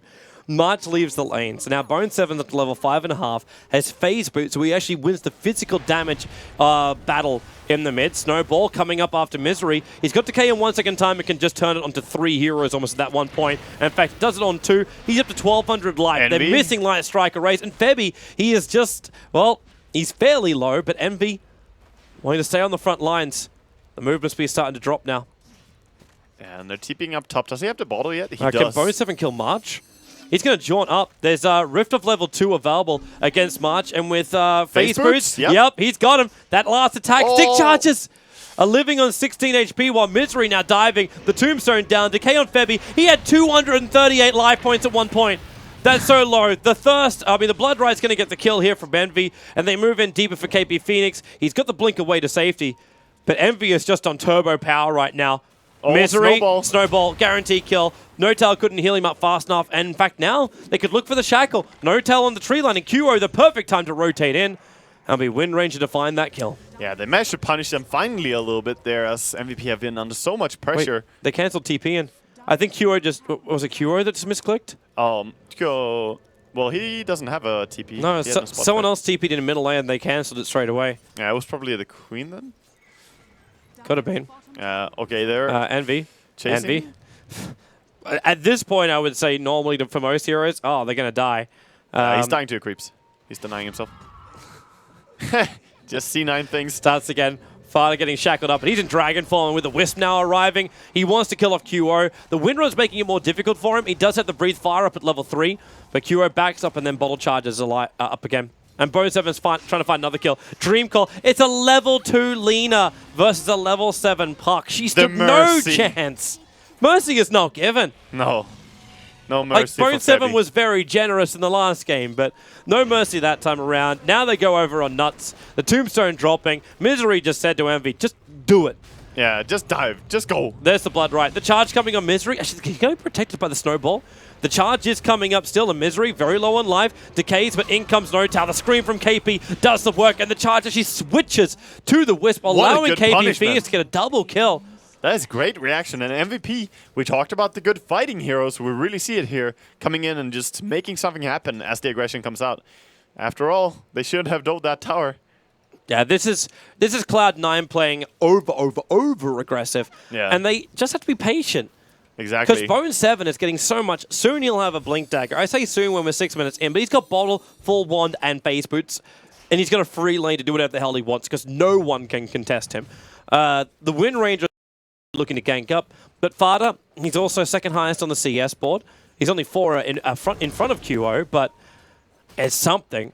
Yeah, he's doing very well just farming up against a Windrunner as well, who has such a good harassment. It's not always that easy, but he did get nice help from NoTal, who comes in and just bottles him every now and then. That can be enough for you to just keep farming. It's just these top lane kills that allow MVP Phoenix to stay in this game. Now, the charge, Snowball, actually went onto a creep and not onto Fader. And then with the dual breath, yeah, this is not what they really wanted, especially when they get double decayed. The orb arrives in and jaunts into the Dream Call. QO will take the stun, but that means death, as well as Tier 1 tower dropping. Yeah, definitely getting the Tier 1 tower here. Even Envy coming in to help with this. Some extra DPS. Blood raging up the DK. They will keep going, I think, and just pressure even more, because Queen is pushing top, but not that much. They could maybe deal some damage here. With no Tombstone, it probably isn't something they want to force, but like Fada getting a couple of hits into the tower to at least let the poison tick through. Yeah. Like, that makes sense. Just a little bit of chip damage, but get back to controlling your other lanes. Forced a glyph as well. It's always nice. But now he should probably back off as he's very alone. He's going to be healed up. That NoTal. strange. NoTal's got to get in there. March. NoTal was moving up to try and get the tether to heal.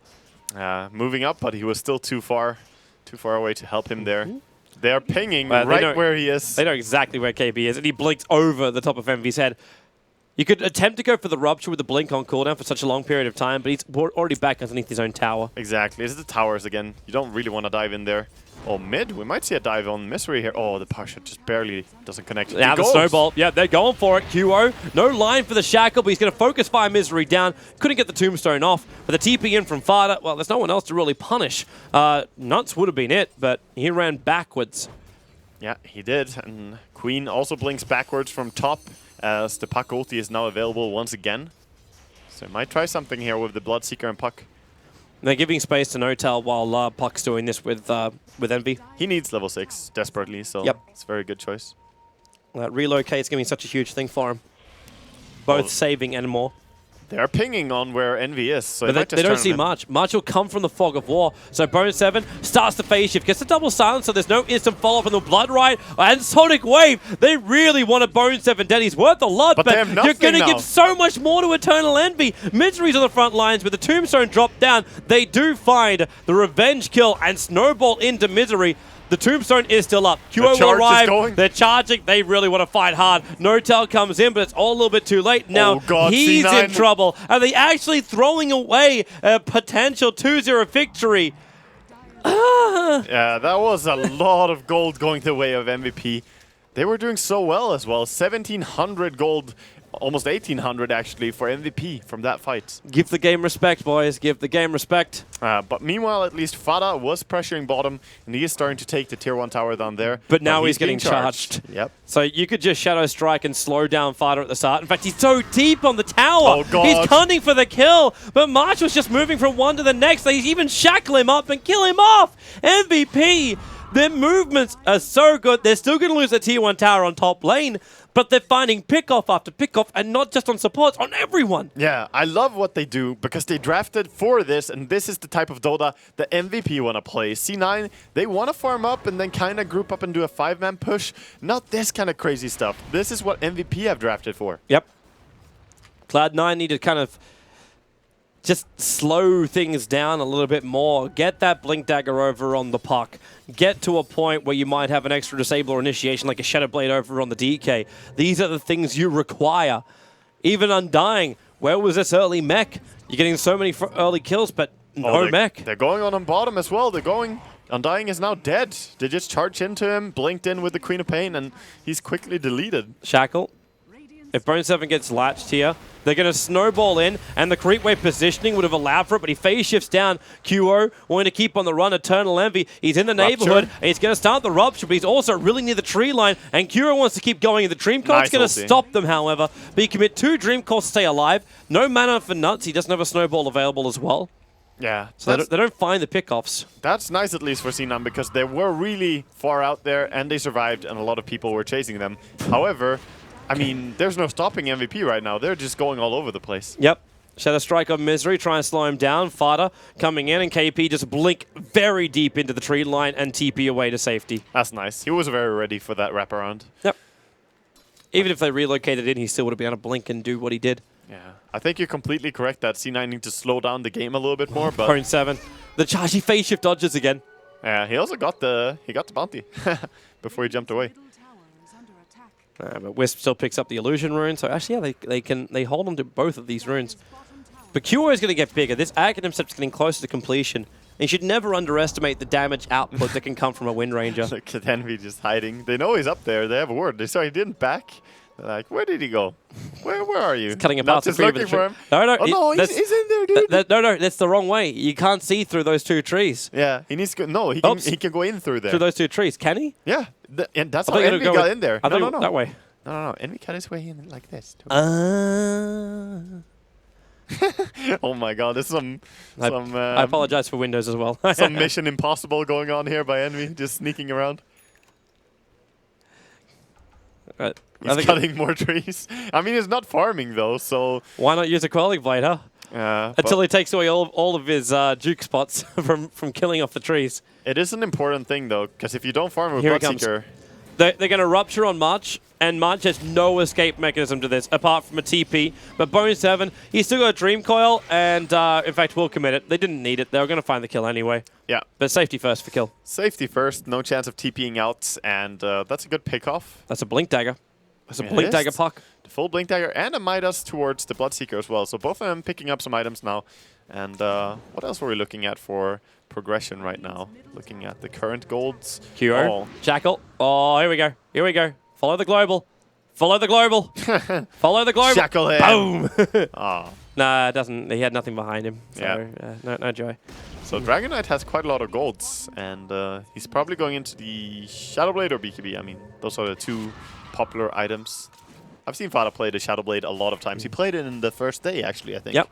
And got so many gank kills, even against a ton of sentries. It was amazing initiation. Now, what does he also break on Spirit Breaker if he ever gets the Silver Edge? Oh, they see a Spirit Breaker, yeah. Yep, there's the Observer Ward that saw it in Fada. Oh, he turned around. If March kept walking, he would have got back in range of the tower. And now it's Blood Right, it's committal, it's a lot.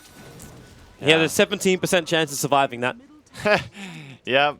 Roughly 17. And all of those chances go into walking to the right side. Oh, he already used Snowball. Nuts. Go for the Walrus Punch, but Fada right there at the right time. Oh, no, with the a relocate Queen down. And, yep, Queen of Pain. Well, where's the way to go? She just Sonic Waves and still finds the kill before death over on the puck. Yeah, she actually got buffed up by Bloodseeker. I was like, she's never going to kill with that ulti.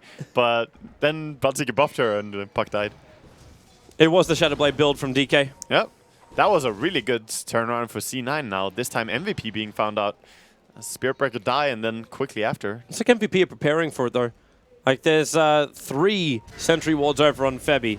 March just charges in, goes to Nether Strike. They've got Laguna Blades. There should be a kill over on Fada until 1 charges. And the Tombstone making it difficult to disengage. Yeah, very, very hard to bring him down there. Good thing the Undying was there, else they may have pursued him, kept chasing. But he gets out safely. Meanwhile, Envy goes back to his farming game. Level 11 now for him. QO still shy of 100 gold. Make that less as he kills off this last creep. It's going to be 20 gold until his Aghanim Scepter is up and running. Yeah. Aghanims and Windrunner, a very core item, and he will have it at a nice Bone 7's going to solo med. Silence, Orb, and Dream Coil would finish the job if he needs to. But he's going to... Oh! No! Well, I mean, Febby is going to walk back a happy man. They can even see him as Bloodseeker is. Oh, top. Fada finding his first gank, maybe. There's the Shadow Blade with the tether in. They'll give him the movement speed to get in range for. Now, the stun. QO probably thought he was safe. Like, what stuns have they got? They already blew Dream Call. The only other stun on the field would be Dragon Tail. But the Dragon Knight's not here. That's sneaky. First gank with the Shadow Blade, always very important to land it, so you're not wasting time. It gives you that momentum, because now maybe they can pressure a tower straight after. Is this going to be the Puck Yule Scepter? Are we actually going to get our first Yules of the day? Yeah, maybe. I suppose so. Unless he wants to do something crazy. What else would you build with Sage's Mask? Well, I don't know. Maybe a Basilius, Toby. So the Windrunner actually had gold for Aghanims, but did not purchase the full Aghanims when she died. So that set her back her item progression quite a bit. KP, Invis Rune and TP up. They're looking for a kill on top lane after Fada was hunting for one down the Radiant jungle. The charge is coming over towards Notal. They might need to relocate him away in the moment. There's a charge through Bone 7. Blink, Scream, turn. Well, there's no Sonic Wave thrown out just yet. That's the Rupture over on the Spirit Breaker. Nowhere to run to. He's got to stay very visible underneath the Undying Tombstone.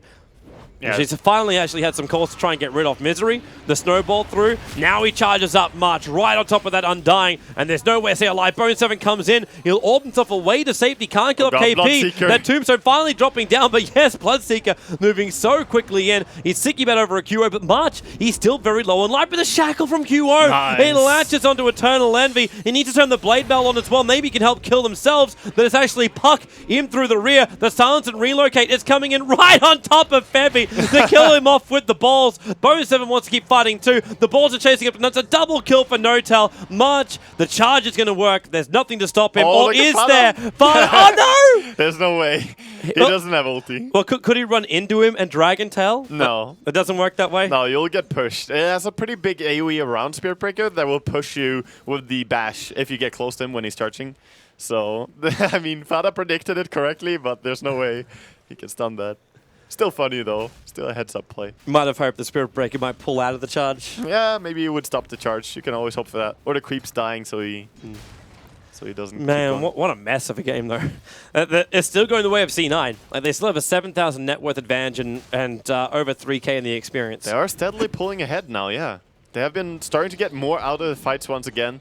MVP were doing really well in the beginning and charging now bottom. No stopping. Misery. Well, yeah, Nether Strike. Now, well, there she go on Notal. Is that a bait to try and drag Notal out? But so. you blinked in. There's 1 second until the blink's off cooldown for Queen of Pain. March is on the run. Vada can't reach him in time. That damn Sigil slowing him down. And yep, there goes March. He's charging up and in fact going over towards Bone 7. He's battling with Q. And again! What is that shackle? That Eternal Envy comes in and they're both going to TP out. Remember, it's the most powerful item in the game of Dota 2. It definitely is, dude. QO has just found himself some, do we say 17% shackle chances? I don't know, dude. That was amazing. QO is playing a really good Windrunner so far. I mean, it looks kind of strange because it's high ground, low ground, and those shackles always look kind of off, but it was a legit angle, dude. So I wonder what he's going to go for now. If he's going to go straight into Daedalus after this, or if he wants to go for Maelstrom. Probably Daedalus. Whenever you go Axe first, that tends to be the build. It does, but when you're up against heroes like Puck as well as Wisp, and DK, like having something like a Maelstrom is actually really cool for you. Yeah. Because the bouncing lightning is always a nuisance. Even if it turns just a blink dagger on the cooldown once, like that's worth it. It's also really good against the armor on DK because he has so high armor. Going physical damage is not so good. Fada, the run in. Shard's been thrown back, but Fada's not visible here. Could you also go for something like a Desolator if you feel like jumping in and taking Roshan?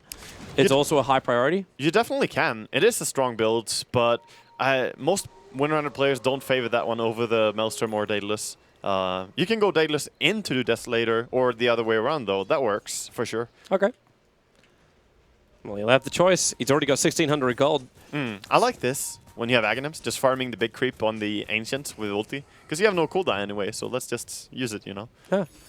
100 mana is not really that much when you got 1,000, plus you're still running a bottle. It used to be so expensive. It used to cost a lot more mana. Even on low levels, that was terrible. You would never skill it then. I didn't realize we have a Thief in the mix. Oh, we do. Not stole Fada's Stout Shield. Top lane, Febby, the relocate in, and to the trees he'll die. No way to survive there. Very dangerous relocate as the puck has his blink on his own. So when they reload in.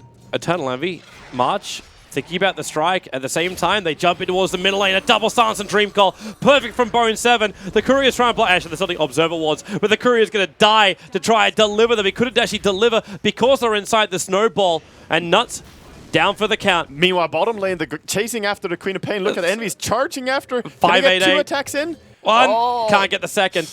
But win range is still so low. Yeah, she's really low. Like that Invis rune, it actually helps. She's up. She's got enough life that she's not visible to the Bloodseeker. Yeah, she does. Yeah, they got a 1-for-1 trade bottom, but that fight mid was really nice for C9. Now gonna try and go for Roshan as well. Damage is a problem. Yeah, they don't hurt that much yet. They need Bloodseeker to come in. Yep. He can Blood Rage up Roshan, which is very nice because then everyone deals more damage to him. Of course, he still hurts a little bit more, but who cares when you're a dragon? Yep. MVP should probably be looking for this. Like, you've still got a tier 2 tower in the bottom lane. You could have just TP'd, sharded, or something like that, but... It's too late. Yeah. Roshan's already gone. They cannot get in position. And Aegis the Immortal into the hands of little Roadrunner Bloodseeker. Yeah, and he's gonna run into a jungle and just use his Midas, get some HP up again, and he's looking to become pretty strong now. The Blade Mail into BKB, I assume, or maybe Sanjiasha even. No, he has the full BKB. Okay. Full BKB completed with Blade Mail and Midas, 22 minutes. Not bad. Not bad after that start. Because he was not farming on the lane that much. No, he wasn't. He was the lowest CS out of Cloud9. Dude, that's Envy's thing. That's his bag, dude. Like, not farming on lane and then being the top net worth. I don't even know. Just C9 things, honestly. He did it with anti-mage multiple times. Maybe just go back and study. Just actually watch exactly what Eternal Envy does. Yeah. Yeah, definitely. Like, if you want to learn to carry and just farm. Easy gold. No dragon form. He's going to reach Nuts the old-fashioned way. Walking in and, well, okay. Oh my God. With a double damage rune, he just carves apart the Swedish Tusk. What disgusting damage that is. Blood Rage and DD rune. Holy Hannah, Toby. Classic line. Glad you remember. Long time since that one. You know, I got that one from Stargate. Yeah? Yeah. Huh. There's actually a line said by Carter. For all those sci-fi nerds out there. Tier 2 tower's about to drop. And then a Blink Yule Sitter from Bone 7. He can follow this up into a Silence and even Dream Call if he really wants to. A QO, he is dead for the count. And C9, they're coming high ground. They're looking to try and claim 6 points, the maximum amount of points they could get from their games today. And the tower's gone already. It just falls. 40 seconds on Windrunner. And that's one Red Dragon. He is just working his way through. Bone 7! Again! He is just so good on this puck. Oh, and they gave him all the space. Eternal Envy would be the one to take all the glory for it. But Bone 7 has set up so many moments for Cloud9 just push an over advantage. Puck ulti into Bloodright. What a nice combo they got there. They can still stay. If they wanted to, they can still stay. They've still got the Aegis Immortal on Eternal Envy. And he hasn't even used his BKB. There's still a 10-second BKB charge that has not been expended. Yeah, I think they're going to back out. They're pretty composed in this today. They have been really composed when it comes to backing in time and just coming back when they have items, realizing how much gold they have, or maybe fake backing like this with Shadowblade. I think someone yelled at KP and said, "Yo, no, no." Yeah, there's dragons out there, dude. Just back. Solar Crest now up for the Wisp. I was actually wondering if he was looking for a Glimmer Cape after picking up the cloak. I mean... But he's got the money for a Solar Crest, so hey, why not? Yeah, that can defend people against Windrunner's ulti as well. Just putting that on whoever gets initiated upon is a good way to protect anyone. So we get Undying now building. Oh, is Misery going to tick it off the list? The Atos? Yep. No, Vanguard. Okay, well... Fake hype. It's happening. It wasn't fake. I wasn't lying to you, audience. I honestly thought it could have been Run of Atos. I wasn't lying. Fighter, death, QO. Look at him hit so hard. It's the silver. They've relocated for that. Yep. I suppose they get a kill over on Bone 7, and now they can go high ground with no Wind Ranger up, no buyback available for her either. Life is difficult. Yeah, even a Reaver now on the Fada DK as well, so he's so tanky, just moving high ground. How can MVP stop this? I don't see a single way. They actually go in again, Bone 7, and Rupture on Queen of Pain. I dare you to blink. She took the dare. She should have taken the one step and then blinked. It can work.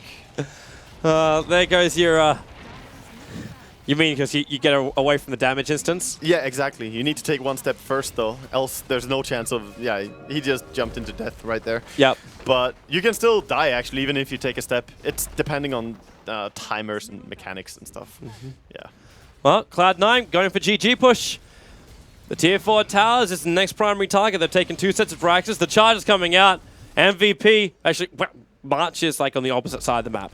I mean, they see him as well, charging from down here. They're like, oh, well, you're welcome. Well, Hero jumps out. Shackle. Oh, he got 2, but he's also stunned up. Into the Blood Riot, the Snowball. They're going in further, and they're after Notel and the Yule Scepter. It catches him before he finishes the Nether Strike. And March can't even get him. The Glimmer Cape is helping to protect. March is going to go down. Qwo is trying to kill Bone 7. He's got no life left. It's over. Waga, it's over. It's all over. It's GG. It's GG. They call it.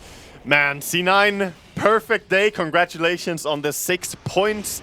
An MVP, tough game, but they have one more coming up after this, as they will go up against IG. That they will do so. And Invictus Gaming and MVP, the 2 teams that got crushed by Cloud9 today, will look for any kind of, like, that's an happy place. That's an appropriate word as well, because every single game was actually a stomp. It was not that close. I mean, this game was the closest we had out of all the games. And that's saying a lot.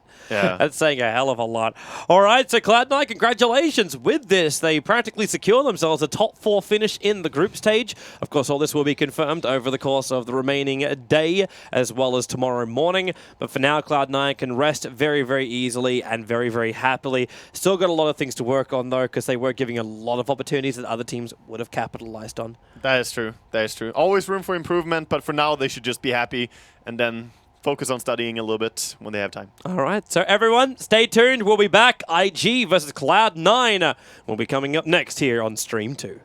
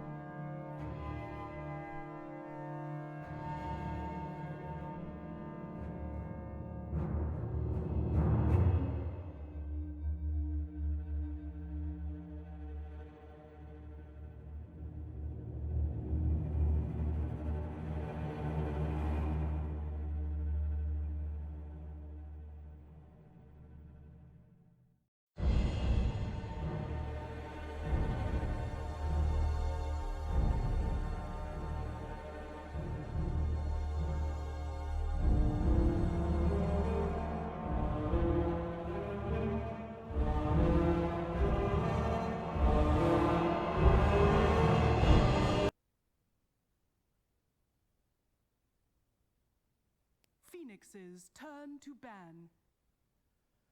Welcome back, everybody, here to your coverage of the International 2015 Invictus Gaming versus MVP Phoenix.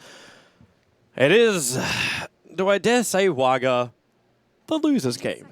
I mean, it sounds very sad when we put it like that. I'm trying to think of the positive aspect of it, but we've had a mini tournament, the lower bracket, man, the lower bracket final of our mini tournament, which we played today. Yeah, where Cloud9 quite severely trashed both IG and MVP. Yeah, they were like, see you guys, I'm out. I'm going to win the upper brackets of this group. But yes, this is a very important game for these two teams, as if they want to have any chance to get into the upper bracket, they need to 2-0 this, I believe, for either of these. And they need to proceed to get 2-0 in their next game as well to have any chance. Correct. Yes. The only reason why they still have a chance is because they have 2 series. Yeah. So if this is a 1-1, they're both in lower bracket. And that would only leave Fnatic as the one sole team that could reach the top 4. If not, LGD, Secret, Cloud9, already confirmed. Complexity are the only team that could be upset because they have 7 points at the moment at the end of their 4 series.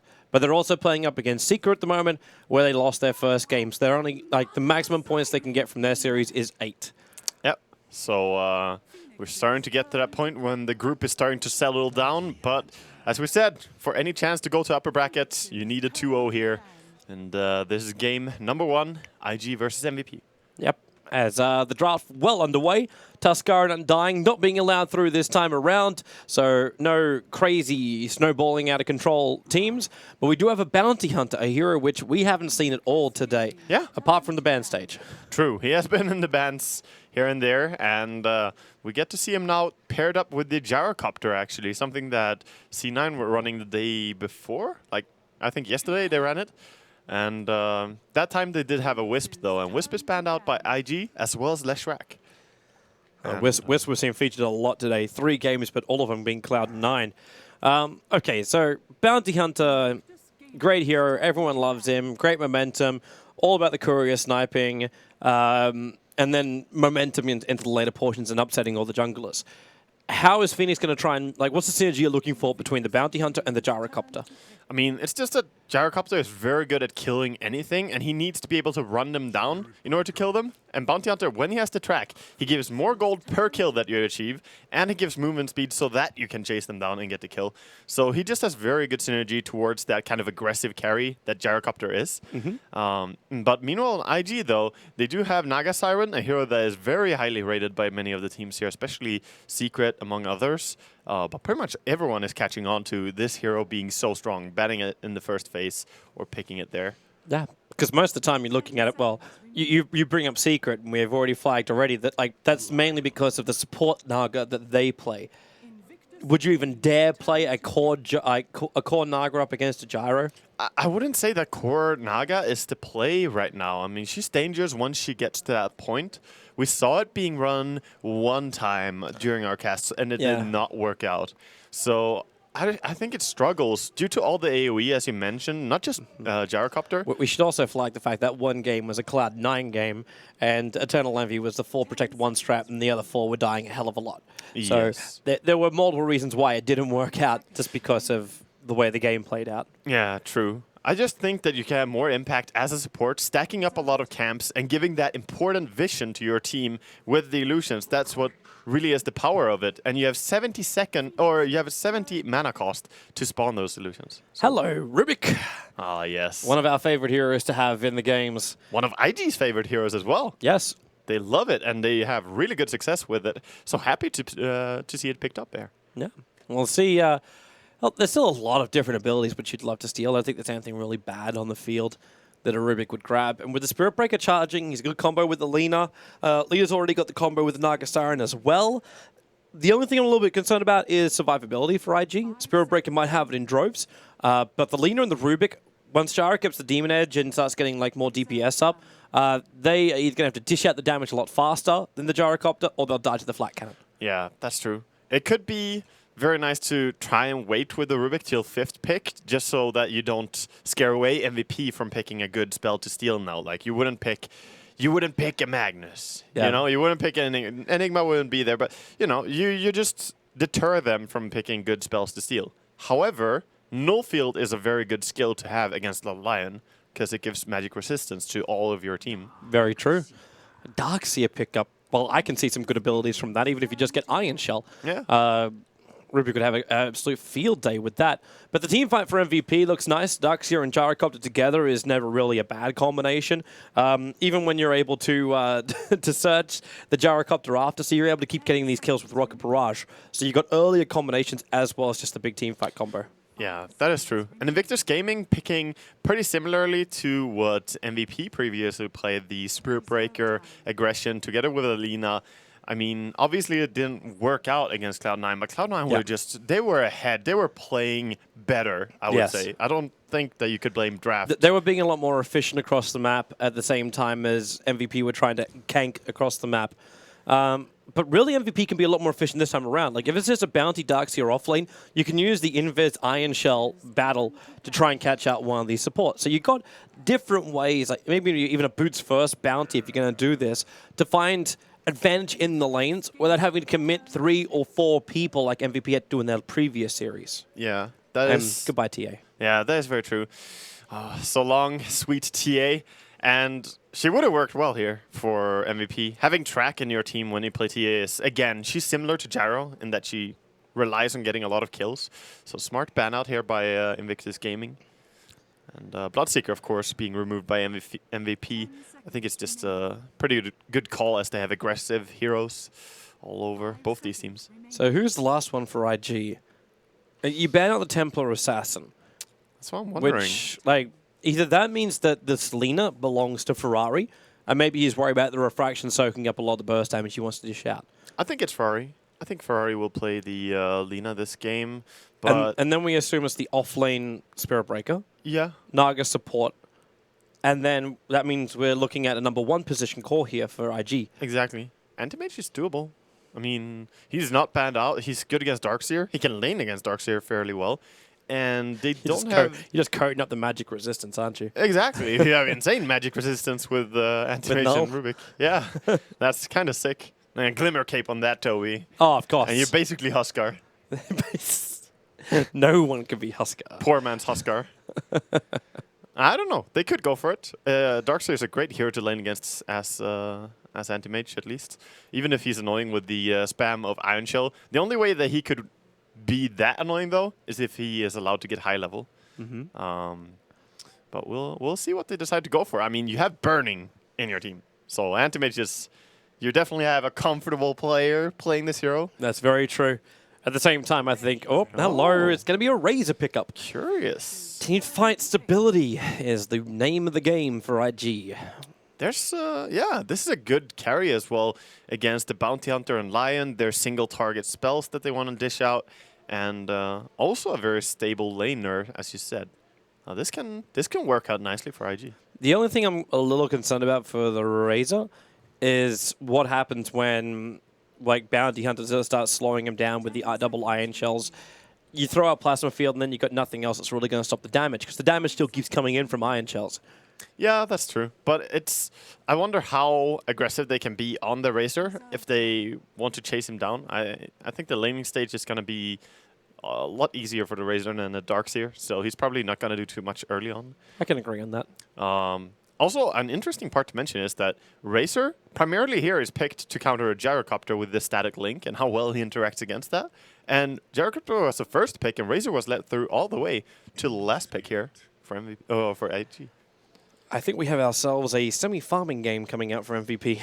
Yeah, that's not a surprise pick, though. QO getting his Ember. And that means if we do see everything falling down as we thought, yeah, we Ferrari on the Lina. So we have an Ember versus Lina battle in mid. Most likely, yeah. And then Darkseer offlane for March with the Bounty, and then a Lion Gyro safe. Actually, I almost feel like they could even get aggressive with that. Standard lanes would be really good, though, for IG. I mean, they're fine with not contesting Gyro. They could try aggressive, but they don't really need to, and it's risky against the Gyrocopter's Rocket Barrage. I think standard lanes are going to work out really well. Mid, as Lina against Ember, is fine, and as long as they have a sentry down for Bounty Hunter, so he can't come in and just surprise. So what's the timing IG's looking for? Like, if there's going to be standard lanes for them, they're looking to farm up. How, like, do they look for team fight at a certain point? Is this meant to be a tower push at a certain point? What's the goal for IG? I think you just look for Ferrari to start getting momentum. If he gets item progression in this game, a nice and early Yule Scepter into whatever item he wants to transition into, I think they can take over the game through kills. Like, take the fights to MVP and then start taking towers off that. But similarly for MVP, they have Bounty Hunter, they have the Lion, the Gyrocopter, the Ember. They also want to bring the fight, so this could be pretty heated. Maybe. Let's find out as our lanes all start to come out. And it looks like Burning, at least the Razor is up there by himself on the top lane, ready to farm up. QO is the man that's doing the scouting down the bot lane. He's most definitely built for a mid with only 2 shed tangos and 525 gold sitting still in his bank account. Yep. He's definitely going to be there, And man. Feppy's on the hunt. The Ghost Walk Iron Shell. Yeah. So he cuts the tree and then plants the ward. Ah. Wait, did I just get... Yeah, that was pinged out by Feppy. Feppy was the man pinging that. Huh. But he also pinged out the fact that Rubik has an Observer ward still. So they know that Rubik didn't plant an Observer ward on bot lane. Yeah. Unless he walked down there with 2. Yeah, he just walked down there and did not have a ward. But that might also... oh, they saw the fact that he had a ward later? Oh, yeah. Then mind game was blown. Because he actually top dropped lane. it. Ferrari, do you really want to try and contest this? Febby's the man that's being sent up. Well, they're not gonna play for it. Double bounty. Game is over. That's when you know. It's not game. The game is not over. IG still have a fighting chance, Barger. Still got a fighting chance. Massive advantage. It's still surprising too how much IG have committed to counter vision on the bounty hunter. They must be really, really worried about Febby because they've got 2 sentry wards. One of them they plant very far back in the mid lane, so Ferrari can see the fact that Febby is standing right in front of him. And they got 2 dusts over on the Spirit Breaker as well. Naga Siren threw down a sentry ward to block up the camp. So that's all their invis detection. Yeah, just a little block, and we see Burning chase away the Gyrocopter, taking all his damage here pretty much, and doubling up his own. So easy last hits, easy life for Burning. They're bringing more help down here. So it will actually be an aggro tri-lane from MVP. From IG, sorry. And they have their top solo Luo Spirit Breaker against Darkseer. Doesn't sound like the most favorable lane when you think about it, but we'll see what he can do on this lane. I love how Febby, like, that not want to be deterred, actually still just walked up to Ferrari to try and have another crack at him, but he went underneath the sentry wall. QO, he's only got Sleight of Fist, no Searing Chains, and the double light strike away by Ferrari. Fighting. And he's done a lot of damage. Febby de-warding out, using the tangos to get rid of him. Yummy tango. 15 HP regen per second. So nice. He needs it, Alpha. He got double light strike to raid enslaved by Ferrari. Yeah, Ferrari. And Chuan's making his play with the boots. He can't reach QS. He can. Ferrari, light strike, enslaved. This will be first blood. Going the way of Invictus Gaming. You cannot give Ferrari an inch. Yeah, that's beautiful. Chuan just walking in there. Well played by IG. Going into this game. Bounty Hunter now looking at the Courier as he knows the Lina just got a kill, right? Yeah, so there has to be something, but look at the Courier Express here. Chuan. Yeah, he'll babysit this the entire way. Febby can't do anything apart He's from just maybe... gonna bring it. Like, he could harass Chuan. Like, that's something he could do, but... Like, he's even bringing clarities out to Ferrari so he doesn't have to expend excess bottle charges. That's a harsh start for MVP here on the mid lane. They do have the bottle on QO as well. He's going to take the bounty rune top, but Lina is a tough hero to go up against, especially when she gets a gank like that. Especially when you give her first blood. Yeah. Like, if you can also give her a little bit more space and you get into Laguna Blade, Flame Guard, it's kind of different to something like a Templar Assassin with Refraction when you don't know when it's up. Flame Guard, it's a big ring of fire. Yeah. And Ferrari gets rid of it. And in fact, he might even just find a kill over on killing QO. Rubik's coming in as well. And either telekinesis pick up over on Febby, who was the man that could do the last point of damage into Ferrari. And he can't even get at the Orb of Venom. It's ticking him down. It's at 6-3. So He's so low, but he survives. Only barely Ferrari. Please buff Orb of Venom. One more DPS and it will kill him. Oh, Chuan's timing though. Again, Chuan. No, Chuan is clutch. He walked his way in for the fight before, and this one, selection of targets was even more critical. Honestly, on all of IG, in the games that we have been watching, and we have throughout the group stage 5 IG games, Chuan has been the outstanding player. like in many of these games. His Winter Wyvern was really good. His Rubik now already delivering so well. Of course, Ferrari is playing nice, but he's getting beautiful support by Rubik. Yeah. And Sean, props. Absolute props. I still like the selection of choice. When you're 2 to 3 HP away from death, it would have taken 1 extra attack from a bounty hunter, but he picked up the bounty, realizing there was already control on the Ember, and he wasn't going to get an attack into Ferrari. Yep. That's what makes that gank even more special for me. Yeah, that was really nice. Well done all over there. I should say counter gank. Yeah, and that means he almost has mana boots on Rubik now. If he wants to, he could go straight into the mana boots and let the Naga buy some early support items. Or he can just upgrade a courier and let her get her boots on Naga. But when you have a really good start on one support, it can be nice to let him get his items first and then start buying wards and helping. Yep. Top lane, Luo. This is not fun. March should be careful about this because, okay, if he does, like, okay, so they're actually giving Chuan, he's body blocking only in the mid. But you could actually get him a TP scroll, and the second you dive in too deep, Luo just turns around, charges on March, just like this. March actually used his surge, so all Luo needs is 17% chance. Yeah. All he needs, and there she is! You do not entice a Spirit Breaker to play roulette. And even on bottom lane, KP giving so much damage over to Burning, and actually the body block, Semele there.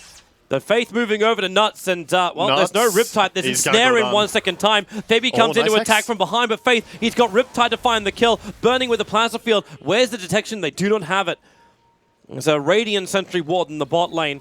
If they could charge him when they see him, maybe then there's a chance. Man, this is starting very rough for MVP here. Not a single kill yet. Maybe they can go on bottom, they think, but there's 2 supports behind.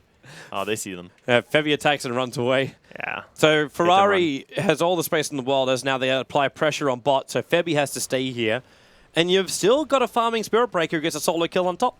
Yeah, I can't believe that Luo got a kill in that lane. That should be a lane that the Darkseer wins really hard, but as of now, they're even on CS, and he's charging mid now, gonna try and have impact on other lanes. He moved up far enough that Kuro wouldn't see him coming unless they had a River Ward, which they don't have. So, Searing Chains with the Sleight of Fist. Ferrari missed the Light Strike Array as well. There's no Laguna Blade, and 17% again going to work. Fabi wants Ferrari. Ferrari gets a Light Strike Array, but for the greater glory of Luo, he will get a double kill on the Spirit Breaker. Dear God, the Space Cow with the dream start.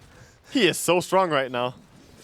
What's his net worth? Like, with 5 minutes, I already want to switch it. He's 2.6k net worth. He is 600 above the Darkseer. The nearest Radiant hero is the Jaro on 1400. They can't handle my Space Cow, Toby. It's too crazy. They can't handle any cow. Jeez. March. He's going back top as well, and March has to be careful. Faith is already there. Yep. With the Ensnare, maybe they could kill him. Watch the timing for the surge. Oh, they don't have ulti on Spirit Breaker. Yeah, there's no Nether Strike. But he's like a lot of bashes. He's got level 4 bash. There's always a chance. There is always a chance. Deals plenty of damage now as well with that 40% of your movement speed as damage. It's really something you have to watch out for. Middle lane, Nuts as well as Fabi. Trying to prepare a bit of a gank on Ferrari. Now, he does have Laguna Blade this time. Yeah, but So it's you an gotta easy gank, though. If he doesn't get to do anything... He doesn't see him coming. Sleight of Fist Searing Chain, Ferrari. Turning for the Hex. Can't get it, though. The SB's charging in, but it's already a little bit too late. He could complete this. You do... no. That was a dangerous place to stop. He could have been pushed down to the river. Yeah, it looked like he would be. No joy, and Abaddon Well, is they get the dead to kill on Lina. Yeah, That is Lina's weakness. She is so susceptible to ganks on the mid lane. She is, of course, super strong to gank for. And look here. Ember running in. Very quick fellow. Just going. SP. He might be quick, but March is the one who's being charged. Faith, he's going to go Riptide on the 2 of them, and there's more support. So Chuan comes in with the Fade Bolt. They Nether Strike over towards March, but this means QO. He'll keep the running going. The Haste Rune is going to wear off now, but it's enough time to get him back out to safety. And that Spirit Breaker with another kill, and also almost enough money for a full earn. I can't believe he has 4 kills already at 6 minutes in. With a safe lane Spirit Breaker. Like, he's so quickly transitioning into fights. And Darkseer has been slowed down. Like, he did finish up his... he's buying a mech after getting the Soul Ring, so that's fine for a Darkseer. I reckon he's going for the Guardian Greaves, yeah. Will make sense. Nice Observer Ward up there from MVP. So they can see when there's any kind of gank being prepared inside the jungle of Direside. Yeah, very nice vision on their side. And they're going to back up and try to smoke here. The Spirit Breaker and Rubik can go together. They're going to go for bottom, I think. Charge time. Actually, if he charges, he leaves Chorn too far behind. Yeah, he has to wait a little bit. Right now, they're just letting the Naga Siren farm up top as well, so she's kind of holding that lane and not turning into a core, but just farming as a support. They get it to level 6. Yeah. Because if they can get to level 6, they just stop the MVP fight. It's Yeah, Ferrari with the call down. He's got Laguna and just throws it on KP. There's no counter to this at all. Yeah, good presence of mind, though, to Laguna Blade immediately there. If he didn't do it, you know, he would just be dead for a long time with Laguna ready. It doesn't matter if he has a little bit of cooldown when he respawns. Good to just dump your damage. Just make the gyro work. He burns a Sal for it. Faith, ensnare, the TP finish from Burning, and March, well, he starts his surge. Snared up, they'll throw the wall down, but giving some damage over to Burning, but Febby with that extra Iron Shell and the Janata attack slowing down Burning so he couldn't run away. SB has finished his charge, but doesn't want to fight inside of a wall, and rightly so. Febby now, Janata 1 second, and this will slow Luo down, and now the double Iron Shell is going to burn through it, including QO arriving, and IG, this early advantage they have in the Spirit Breaker, they're giving back again. These kills are worth so much. That's hilarious. Running next to him with 2 shells, and then they run in with the Flame Guard as well, and he also joins the running party. It's all track kills as well. Bounty got 800 gold from these kills. Yeah, like he did get both of the last hits, however, on Razor and Spirit Breaker. But actually, I don't think he didn't get the track kills. It was just the money from the kills. Yeah. If I do the math on that, there's no track. He just has track now. The second kill could have been a track kill. He had mana and he had level 6, but the first one. Chuan. The ping is coming out. It's like, oh, guys, not feeling safe. He just manages to juke him, even though he has no idea he's doing it. Hey, this Chon, it's 6th sense. Well, he's going to get Sentry Wards now, so won't have to rely on just the 6th sense. Yeah. I really like the rotation by MVP, by the way. Of course, the rotation top was really good, the Iron Shell Invis and so on. But just a gank mid on Lina, second time coming in with the Gyrocopter, that's a good heads-up play as well. Just stopping Lina before she starts snowballing out of control. Keeping tabs on her closely now with the track. Burning's finding more space in the bottom lane, however. And this could be a bit of a problem now that MVP is starting to group up a lot more with 3 heroes in the mid. They got the floater of March on the top up against Faith. And KP coming back down to bottom lane. March is farming a lot now as well in the top lane because he's using the jungle and he's pushing the lane. So he's going to get really rich. In fact, he has really just got into top of net worth really quickly because Spirit Breaker was there and now Darkseer has just recovered really nicely. Just sit and farm. It's amazing what they can do. Iron Shell, dude. Such a good spell. Farming. Especially when you got a Bounty Hunter you can combine it with. Yeah. Ever since they lowered the cooldown Iron Shell, it's such a good spell. 9 seconds. It's not much. Looks like Ferrari now going to finish up. That should be Treads. And what should be the start of his Yule Scepter as well. As he gets the Sage's Mask. Yeah. Casual regen for now. Trying to do something on mid, but it's pretty hard to get in on QO here as he's just playing safe. Lua is still waiting for someone on bottom lane to attack. Yeah, Febby is just waiting for someone top to defend. So both teams are kind of playing, you know, cat and mouse here. Lua could have a crack at this, but Burning needs to be a little bit more in an aggressive position. And the charge needs to hit KP before he gets back into the range of the tower.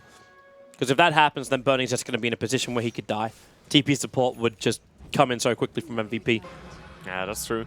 Definitely taking a more static approach now. Oh, that's nice. Oh, Fire Remnants. That's a fun spell to steal. Oh, nice attempt almost here. With Laguna Blade killing him off. The attack is going to connect on QO, but he had one shot just up his sleeve, hence surviving. Yeah, and of course Ember just jumps base and comes back again very quickly. But Sean's got a way to follow in now.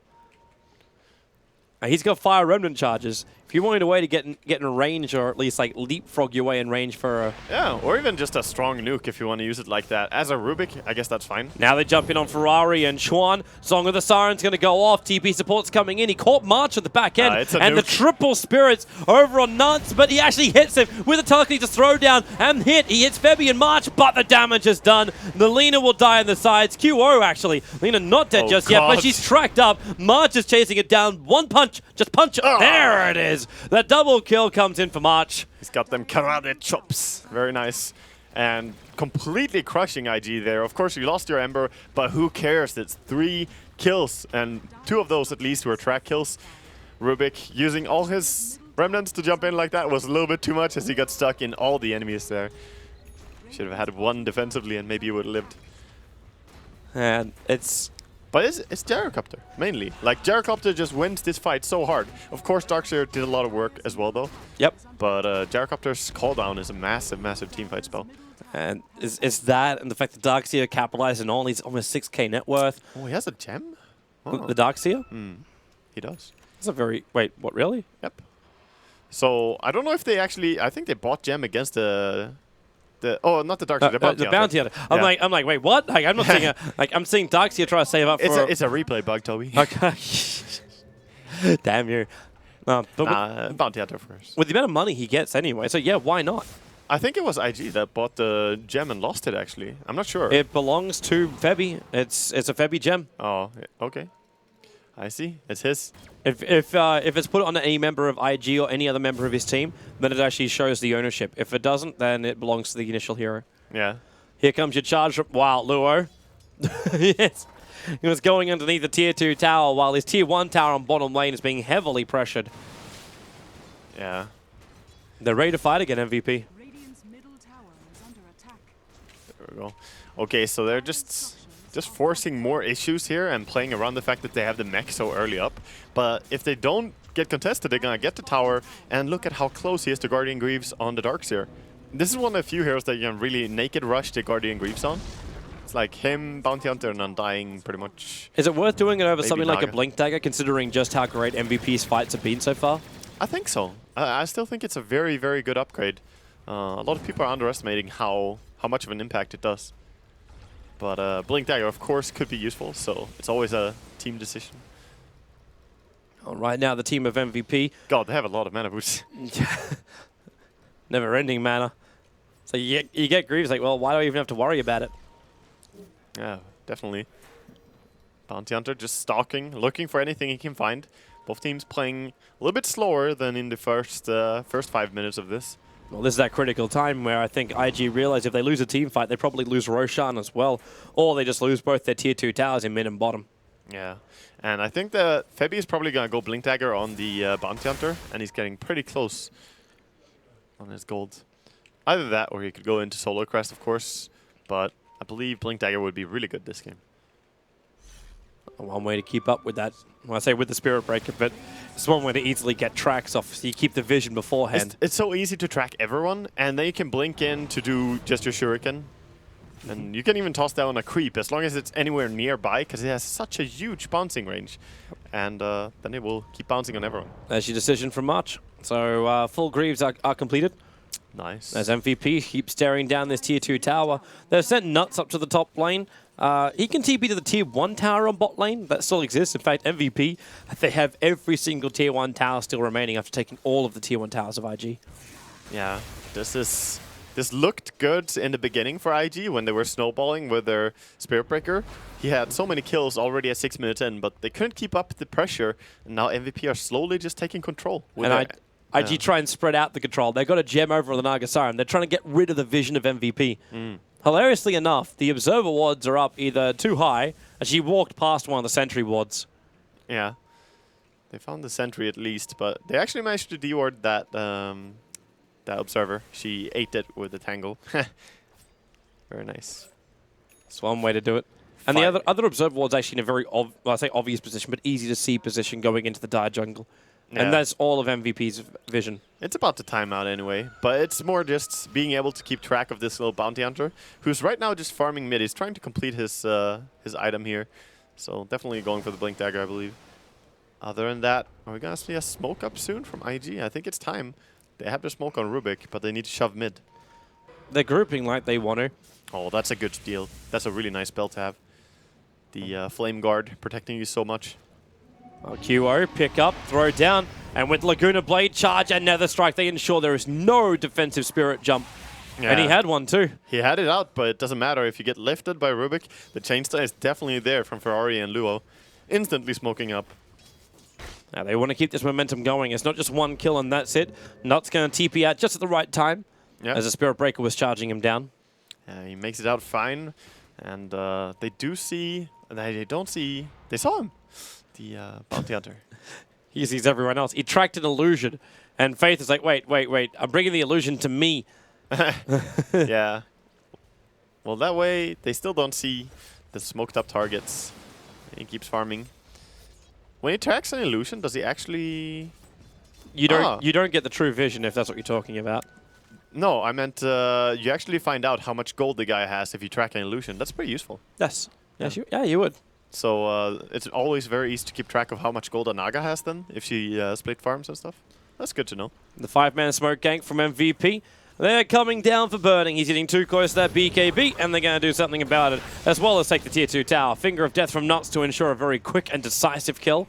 Man, Burning. He has had a pretty silent game here, but he's 0-3-1, and that pick-off, as you said, going to lead to this Tier 2 tower. And if he had a silent game, he'd have more GPM. True. That's how you want to slip by, But, unnoticed. Shout out to Empire. Dire's bottom tower has fallen. Yeah, silent. Such a good support player, and then he turned into an even better carry player. And it's like, wow, nice. Nice La.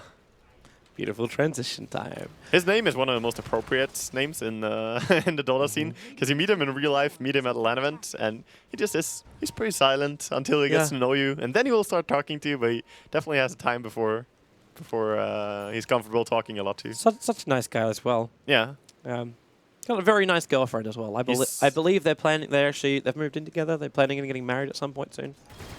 Yeah. Nice. Just bringing everyone up with days of our Dota. Yeah. The everyday life of our Dota players. She's really nice though. She played in the Virtus Pro team. Is it Silent and Mila? Yeah, together? Mila. Yeah, the two of them stack against me in pubs, and they're actually... She's really good, so they are tough opponents. I nicknamed her the Pirate. The Pirate? Yeah, because she always has a hair which covers one eye. Oh, I see. That's Mila, the Pirate. I don't think I saw her at a LAN event, just, you know... She's always at the ones... nightmare of my pub experience. She was always in the Cyber Arena LAN events. But didn't travel for much other stuff. I see. Well, nice for Sealant. Sealant. Oh, Lure. Spirit Breaker, getting a little bit stuck. Yeah, that's a tree line right there. Didn't break it on the way through. It is like he has done what Scotty didn't think was possible. He has defied the laws of physics. He can run through a tree without killing it. Yep. There's more empty space than actual stuff, so he passed through the empty space, Toby. Is he like Naga? Like what's the what's the box for a Spirit Breaker? You'd think it'd be pretty big, like with those shoulder pads. No, it's fairly He's like big. an NFL player, like slipped through a kid's door. He could not do it. It was more different in Dota 1, actually. Then they had one of these patches where they just kind of equalized everyone's collision size in Dota. Because now most of the units have the same blocking size, the same collision size on the heroes. But not everyone. Like Naga has 8 as collision size, and Chaos Knight has 24. So that's why you can't get people stuck in Naga illusions. So what you're saying is Naga is really terrible at blocking a wave. She's really thin. Yeah, she's slim. I'm jealous of her. I'll get to the gym. I'll be as slim as Naga one day. I'll walk in and go, yep, I won't block you, down a wave. Jesus. Top lane push from IG. Yeah, that went to a dark place. Okay, so not too much to say right now other than the fact that they're forcing mid now with the 10-second BKB on KP. So trying to pressure is MVP. They just use KP as bait. Like he's the 10-second BKB you're talking about, but it's a 4-man smoke from the rest of MVP. And now, well, the charge is coming to KP. Duel? And yeah, he just... He was like, I'd take you on. I'll fight you. I don't think it was the intention to fight them because he had no idea they were there. He ran into them and got stunned, I assume. Yeah, it kind of happened. Maybe... I looked away at the wrong time. I apologize, West Cameraman and DI. He should have been charging mid. I think he charged... He was charging KP. That's where I was looking. Yeah. Then I realized, wait, he's going to go through the MVP players Burning. He ran straight into line. There's your setup. And maybe Nuts. Oh, the light strike away from Fire will catch him up. And the stun. Oh, no. Oh, that's a little bit of mistiming. Miscommunication. But either way, QO is getting ready to fight the call down. Hitting hard IG! Back into a wall! Obliterated on the mid. Is there another stun? Something against Burning? There is not. But that is how you pop the top. Yeah, beautiful there. March just getting in there, getting the vacuum. Not even with a blink. Just runs in there. Why blink when you can walk? Honestly, walking as well as he only has 2 points in Surge. He doesn't even need max Surge to do this. Beautiful execution by MVP. Nice team fight. Oh, there was a lot of mistimings there for IG, though. Yeah. They missed the stun on Lina. They missed the impale from Rubik. The Naga song was not used to great effect. They've had a rough day. Then again, so was MVP. But I don't think MVP has a rough day as IG did. Yeah. Because there were some things which just fundamentally went wrong during their game with C9. I mean, they got 4 kills in a series against C9. Yeah. That's when you're pretty sad. They pick up the medallion here. Right, what did he... They actually got back out. There's like an orb of venom just sitting in the rush pit. It's a bounty. So it's like the kids that leave their stuff all over the ground. Yeah, you should have a talk with Febby. Yep. Nice. You had that talk. He's got to clean up. Pick your clothes up, Febby. Pick them up. Bottom? Are they going to try and go in line? Yep. That's an easy kill, Give it a shot. They can be quick about this. Then you charge in, you slave as well. Well, Sean still, and he actually stole the Hex. Yeah, level 1 Hex. It's still 2.5 seconds. Decent spell. Very good against Ember. They still don't get the gem back. Like, Lion, he wasn't holding the gem, right? Yeah. No, Bounty Hunter has it. So, yeah, it's only in the hands of Bounty Hunter. But there were 2 gems on the field before. Yeah, they lost their gem before, yeah. Yeah, the other one's over on the courier that belongs to Faith. Yep. They lost it. Oh, behind Luo. Yeah, they get the track, and with the call down, Ferrari not hit by the first rocket. Curious up in the air. Ferrari wants to go for the light strike array, but KP turns on the flat cannon. Ferrari dropping so low for the flat cannon damaging QO. Ferrari walked back into it. He goes for Laguna Blade, and QO actually dies. They had enough damage for it. They kill off 3 players. The Lion to start with, but the revenge of the Bounty and the Ember. Yeah, and they're also healing up now, using the urn from Chon, just getting the HP back, taking this tower. No way for him to defend his MVP. Being outplayed a bit here. And Luo managed to grab that gem back. I can't believe how cocky Luo was, going behind everything there. Oh, he's charging mid now. He's gone more. He wants Nuts. Nuts can just turn and stun. He left the Observer. Yeah, he stopped to try and bring down the ward. Then realized maybe this isn't the greatest idea in the world. Yeah, he should probably have friends when he does that. So he brings over the Lina and the Rubik as well. Yeah. Friends forever. Gives the extra money, Febby. Quick track on the Luo. Yep, the little blink track. That's why Blink Dagger works so well with Bounty Hunter. You're always easily in range. You can keep track of your opponents easier. It is funny when you look at MVP's position. Like, they put this aggressive Observer Ward down. And when they planted this, MVP was probably like, yes, we are going to start sieging up IG. We are going to lock them inside their base. They've lost their gem. We can do this. And then you lose such a huge fight in bottom lane that this Observer Ward becomes, like, I'd say useless, but it hasn't been dewarded yet. It's about to be. Luo is walking over there now. I mean, it gives some relevant information, but yeah, in general, you always want to have your wards around where you're fighting, and then IG just took the fight to them on bottom lane. So that was a successful smoke gang to start things off. Luo actually left the gem behind to give to Nagasaran, who now has her own form of Invis with Glimmer Cape. QO moving forward. He should get the vision right now on Burning. And Febby trying to also inch his way close so they can get that unobstructed vision through track. Burning just pushing his body into the jungle here, staying in the trees. Completely hiding. They know he walked in there. Like, they know he walked. They 100% know Burning is there. You think? Yeah, well, they were sitting there watching him. It was daytime. They definitely know. And when you get an Naga illusion being drained out, yep, it's IG moving forward. Protect their #1 position.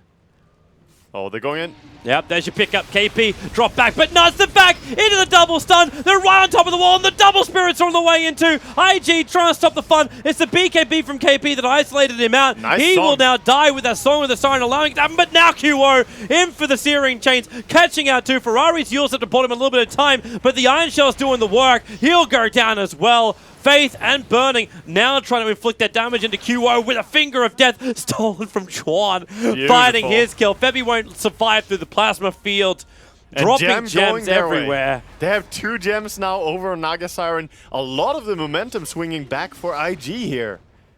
Oh, that's actually huge, and they're immediately going to find this ward that they saw before, actually. They did have to buy back on Rubik, though, so Rubik lost a little bit of money for this, but you got almost 1,200 gold coming into the Razor and just shy of 1,000 on the Naga Siren. Yeah. Overall, the change actually isn't that much. Like, it's 1,000 experience advantage going the way of IG. That's really all. Yeah, but then the 2 gems as well for the 1,800 gold that they're worth. That does not come into the team fight recap. Exactly. So that can play a big impact for sure. But as you said, the track gives a lot of golds towards MVP for every fight they take. Spirit Breaker? He's going for the range creeps. Yeah, he started with the range creep because Darkseer showed himself a little bit later. Yeah. But when the double Iron Shells come up, there is no way Luo was standing in that lane. No, you don't want to be there. Also, I haven't pointed this out, but there are 2 urns on IG, and they're both having charges because they're fighting and getting kills. So It works out for them. There is a pride side to that. The earn negative charges do stack. They do. So you can do double the damage at the same time. Yep, twice the damage. Well, It's extra efficiency. if you're looking for those quick kills. Yeah. Beyond that, there's not much use to it. But No, it's also always going to give the earn charges to the closest one to the guy who's being killed. yep. Oh, they're going to go and contest Roshan here. They had a ward. Saw them going. No Song of the Siren on cooldown for 60 seconds, but in comes the Naga. They're Dewarding. going to get rid of the Observer Wall. They saw him walk in. The Observer Wall was put on the hill by Chuan, but now they jump up. Ferrari backed in. The Finger of Death, though, it doesn't really connect here. And once Chuan may steal, it's just Iron Shot, but Ferrari so low. The charge comes through the wall, bouncing back QO. March is the man who's so low on life, but they just keep battling out. what an Another impale. double stun over onto Burning. Can they actually finish the job? QO jumps himself away. IG have lost 2 here. The Darkseer is the only one to really die for MVP. Yeah, that was... I mean, they lost the Lina and their Spirit Breaker, and I think they might be confident enough to take Roshan I here. would be careful. But though. they don't have... Song of the Sirens up in 21 seconds. Yeah, they don't have an earn. That's the problem. They can't go back to full HP. They lost the Darkseer after all. And that got a little bit chaotic. My brain farted during the middle of that fight. Wow, that was so close to them being able to just kill the Ember straight off. But I think actually that if Chon just got the lift on him, they could have killed him like that. But instead they got the Yules, took too long, and the rest of MVP just charged in behind the Ember. And it got too difficult. Probably think he just got to take him out of play beforehand. Yeah. That's going to be a lot easier once this Lina finishes her Aghanim Scepter. Definitely. That is a huge thing. And when she gets her level 16 with it, that's a very, very good tool to have. Battle Fury, 29-minute Battle Fury for QO. It's just been one of those games. Yeah. That's really late for an Ember Spirit. He has been struggling a lot in this game. He has. And I don't know. It's just a pressure, it feels like. It's not like when we saw EG play and Sumail had, what was it, the second highest farming Ember ever in competitive history. Got some really, really good farm. That was a crazy game. Yeah. The BKB is now done for Luo. They're leaving the gems back at base, so obviously Faith just holds on to I one. mean, right now it's tough as well for MVP to get good wards down. They've been pinging out where they think the wards are, and they are correct. IG. The only issue is they need the vision of the high ground. Yeah, they should go there and check it. They're being spotted now with Burning. Can MVP do anything about it, though? Probably not a lot.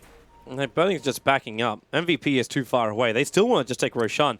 But Ferrari's making the most out of the time. Like, he's farming up top. He's pushing it towards the tier 1 tower, which isn't that low on life, but it's decently low.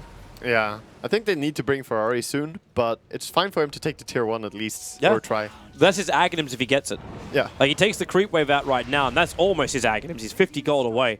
Are fortified. Yep. And they will fortify it. So he could just sell that he's actually got a magic stick he could sell and have the cash for it right now. Yep, there we go. Going back to base soon, and we're actually getting it delivered with the courier here. And next team fight, he's going to be looking to delete people very quickly, and the gyrocopter is an ideal target now. How much HP does he even have? 1700. Yeah, 1700 is not that much when you consider the amount of damage Alina puts out.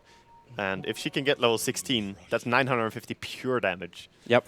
As opposed to 675 it is currently. Yeah. But she's only half a level away from that. Next Oh, team fight, Febby. if she stays alive, will work. Febby just barely staying out of vision here. He's still he's got the track, so he knows what he's up against. And he sees Faith and Lure on the side. Oh, now they see him. Well, they jump in. He blinks away. Yeah, they jump in for Roshan. With the Naga Illusion scouting out everywhere here, it's really difficult to get an advantage MVP around the pit. And they know that because the Song on the Siren this time is up from Faith. It is, definitely. So he's ready to take that fight. I don't know. They're still working They're on him. still trying, but they are... I think they were scouted at least, and they're going to go with the smoke. They're going in there. Naga Illusions will be the first ones in. They should be in good time as well. He's still got QO forcing the bottom lane. Well, they're charging Yep, nuts. but they're charging over to Nuts. They're trying to split the fight up. They want to fight inside the pit. They want to go, okay, Mana Drain's not the greatest steal. And March actually pulling Burning up on the cliffside. He'll trigger the BKB, still holding onto that Eye of the Storm of his. And Faith wanting to stop the fight. Burning actually TPing himself back to base and away. They'll lose the Naga Siren. while Kuro might be thrown around by Chuan, Oh my god. IG just missing their targets, and Luo is going to drop as well. This is Roshan for MVP. That fight started so good, but then suddenly Burning was on a cliff, and they're like, what do we do? If they could just, you know, Light Strike Array and cut him out of the tree line there, they could have actually fought, but instead he TP'd away. That looked so great for him from the beginning. Yep.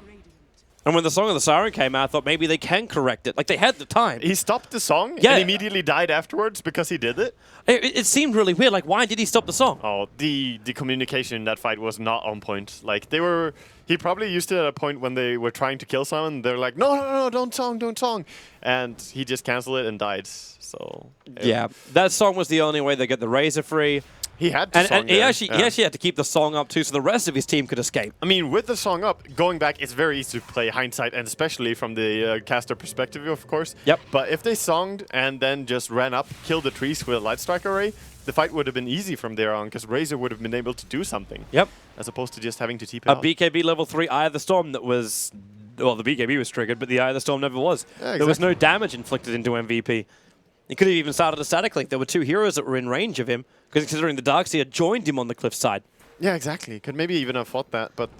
That was the goal of March. The goal of March was to drag as many people up on the cliff as possible, and then just iron shell them down. Because that looked like a pretty bad vacuum at first. He only really pulled the Razor. He got him up, but no one else was really affected. So I thought they would be able to take that fight, but did not go their way. And we did not. So for now, MVP, they hold their advantage, which is almost 12,000 net worth.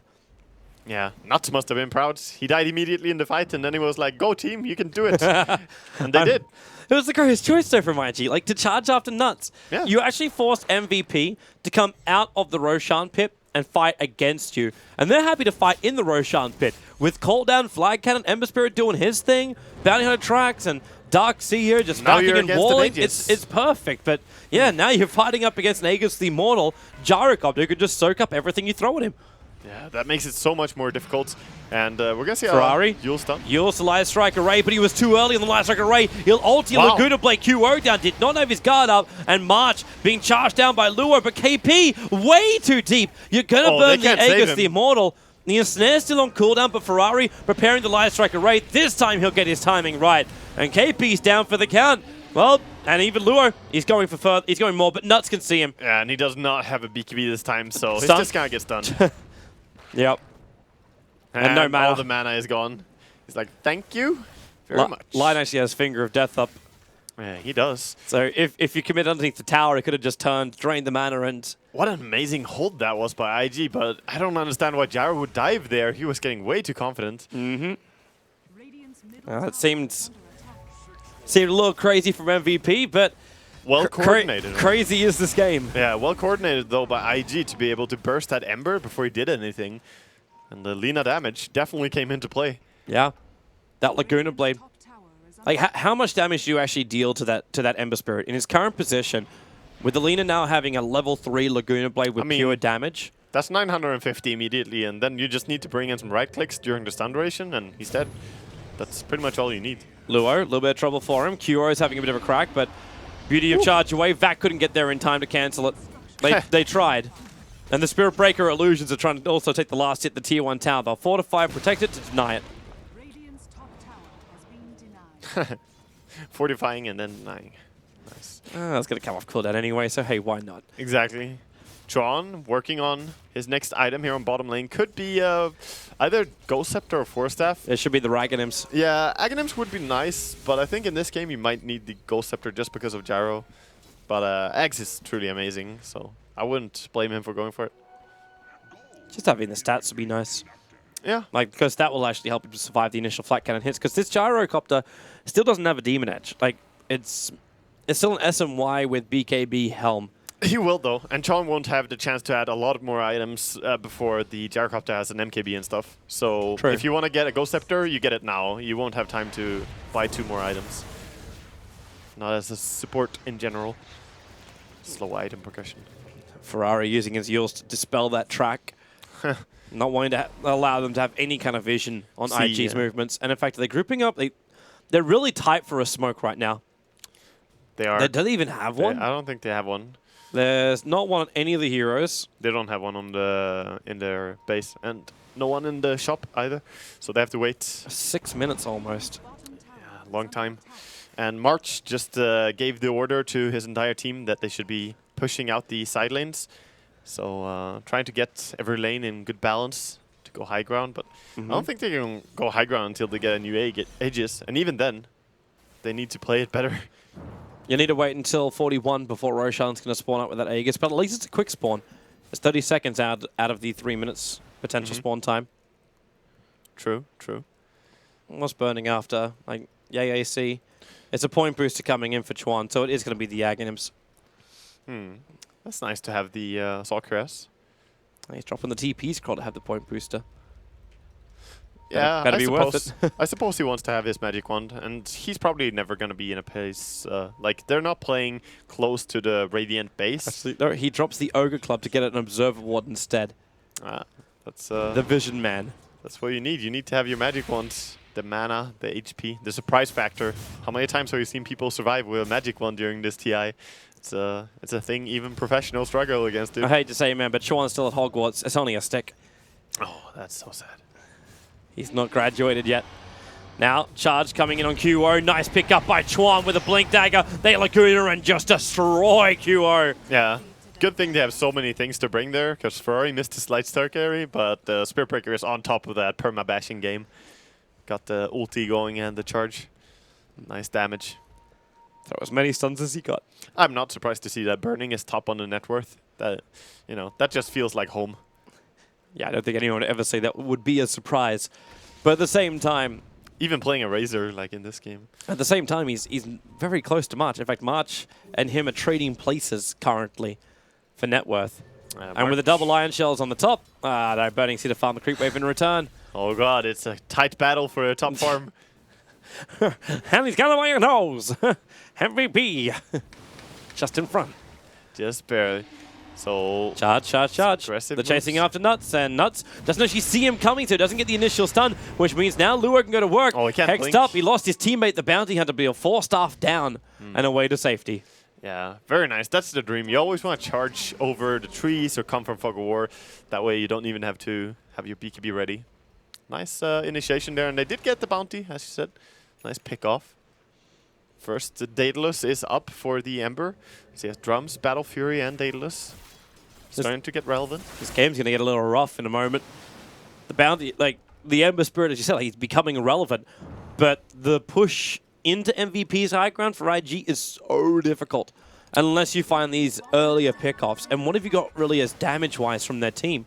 Like, most of it comes from the Razor, and Both teams are... he doesn't even have the Aghanim Scepter. Both teams are sort of lacking when it comes to high ground pushing potential. Both have really good defensive skills. So I think Aegis is, again, the key component. They cannot do anything without it.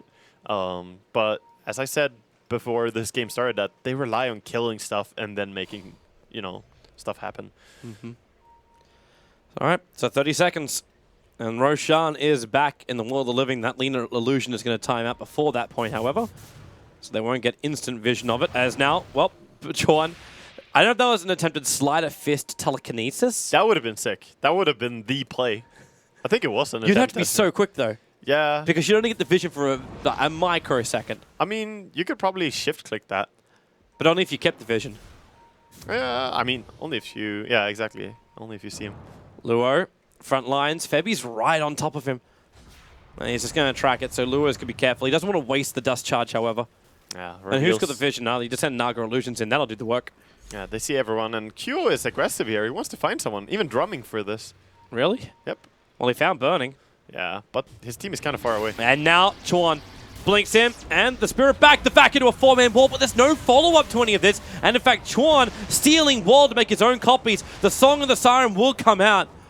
But the rest of IG, they don't want anything to do with this. But they're trying to. Slider fits in chain. He caught up to Luo, slowing him down. Burning will trigger the BKB with the Laguna Blade. They do not kill the Gyrocopter. No Song of the Siren to stop this, and Nuts missing the stun. He literally did a sidewinder around Ferrari's body, while QO being tossed around like a ragdoll by Chuan. But they just keep going in deeper. Now KP, too deep. Luo gets another strike, but they back in, looking for even more damage with the Son of Faith. The Glimmer Cape protecting him as again, Luo just running himself outside of his own base into the slot of Fist-Searing Chains, and the bounce up, killing almost Ferrari. Yule Scepters to safety. It was the track glaive bounce. Always fun to see that Shuriken bounce back and forth. So much going down, and in the end, Gyrocopter and Spiritbreaker, the ones to fall. What a deep dive, though. Again, MVP, they need to learn that the base of IG is dangerous to run into. And then Luo kind of repaid the favor there. Well, at least they see Roshan now. Yep. If they had a little bit more life on that Ember Spirit, they could potentially go for it. Yeah, maybe. He's so damaged right now, so they could, of course, wait and TP out and jump back in. Yeah, both teams are really terrible, actually, at Roshan, so... Hey, man, they have a medallion on or Solar Crest even on Bounty Hunter. Huge. He can do something. Yeah, something. Something is always good. Spirit Breaker, walk in there and tank for us. Burning will now do his 170 damage to a 12,500 Hey, man. life hero. Doesn't have to be fast if you kill the enemy team first. There's him down on Spirit Breaker. Luo may be late, but he gets there in the end. Good old 43-minute medallion. They They realize that their Roshan is just kind of pathetic right now, so they're like, yeah, we need to speed it up. And with the movement into Solar Crest, it makes sense. Aghanim Scepter is now up for Chuan. He also has his level 3 ultimate, so level 16 Rubik. But also, have to remember, that's a 4-level null field. Yep, that is. And I like the medallion purchase and the fact that you saw last fight how Sleight of Fist and Battle Fury and Daedalus were just working together because they ran back to back trying to get away from MVP. They just got so much cleave damage. But as you said, magical damage, not that worrisome for them now. No field. Oh, they're going to smoke up, going for a move. They can't go for Roshan, though. Ember Spirit left his spirit inside the pit, so just sneaking their way in and taking it will not be possible. They need to find kills, and that's what they're drawing a line for. Loop through the jungle. Fabi's the closest man to it. They Yule Scepter him up. At the same time, KP Chuan with that stolen Hex, going to pick him up and throw him down. He still wants to get a steal ability here, as they've already killed off the Bounty Hunter. Gyrocopter being bounced around again with that SB, and Laguna Blade to find the double kill. There's also a gem that was dropped here, so they're going to take another gem away from MVP. Is that their third gem then? Because they bought one. I think it's just the two. Is it? No, that's the third one. There's two on IG and there's one back in base. Yeah. Exactly. Ah, snap. Meanwhile, bottom lane, QO is doing it solo. He's actually taking a tier 3 tower while IG try and finish. And okay, Luo is not going to have a bar of this. He's chasing after the Ember. Now, where's the Spirit jump to? It's inside Roshan. Oh, God. QO is going to come in for this one. March also, the back into the wall on Burning. Luo's come all the way back because the charge didn't disjoint. So QO's down. The Finger of Death comes in from Nuts, but it's not enough work. You might have killed off Burning. And Roshan actually is killing him off. Ember Spirit buys back into the game. Luo's running away from March, but charges over to Nuts. Gets him away from the Iron Shell, but March blinks in. Wants to keep going. Ensnare. Luo, he just wants space, but he cannot find it. Not once the Ember Spirit comes in for the Sleight of Fist. Roshan IG is so low, it going in. QO wants it, the song! The song, they Sleep can't kill Roshan? Like walking into the pit, they're walking into the wall. They want to kill you can't kill Roshan in this time. Burning triggers the BKB, the back, dragging them over the cliff face, down into the pit, and then stolen by Chuan. QO and Marsh, they're still in here. Roshan! Another kill! MVP Roshan, but triple kill for Burning! MVP are gone! Roshan, you are a boss! Roshan going for that positive KDA once again. What a hero he has been today.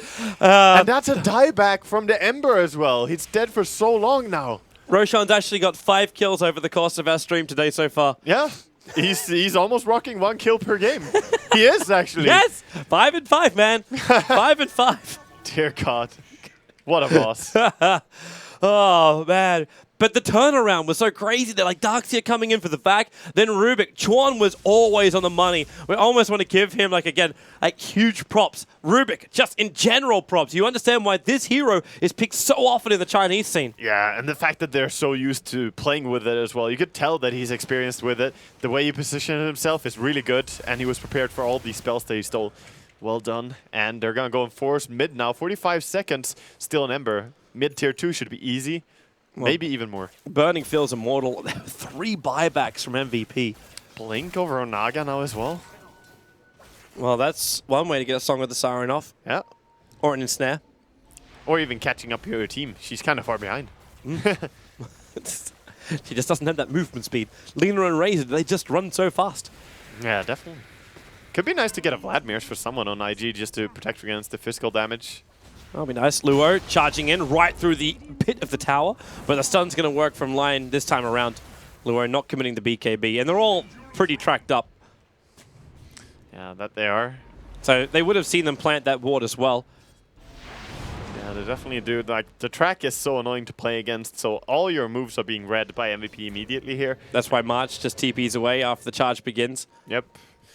All of them being revealed, but I don't think that MVP can take the fight for bottom tower anymore. Not while Burning has Nagus the Immortal. Yeah, they do have the MKB on Gyrocopter, but is it enough? It's hard to say when you've also got Lifesteal now over on Burning. Like, he's actually building into a Satanic. I love that. Like, a lot of people don't go for lifesteal on Razor, maybe go for more DPS item or Aghanims, But he gets DPS because he uses the Helm of the Dominator on the Alpha Wolf. Yeah. So his whole team is actually gaining DPS. And he's also stealing damage from the enemy later on, so his damage will be considerable. Yep. With the attack speed from the Saw Cuirass. I like the build. It works. Now, did they push it? You got Aegis the Immortal and you got 3 heroes on buyback for MVP. I think you're back, because of the reason that you just took 2 towers. Normally you have a lot of gold to spend then. So 4k gold on Razor, 3k gold on Rubik. 3k gold on Rubik again? Yeah. Like, what happened there? He was involved in 5 million kills. Yeah. He's He's just been doing slight work, exaggeration. But he's 4-3-15. Like, you're 19 out of the 30 kills as a Rubik. Man. Yeah. I mean, he's really high on the GPM in this game. He's for got a more Rubik. than Naga, who would have started the fight with, like, Riptide on everyone. He's not too far behind the Ember. Like, look at it. Ember and Lina are just 4k ahead. You can do it, Rubik. Wait, what's this net worth? He's actually at 12,000. I don't know, man. The carry is real.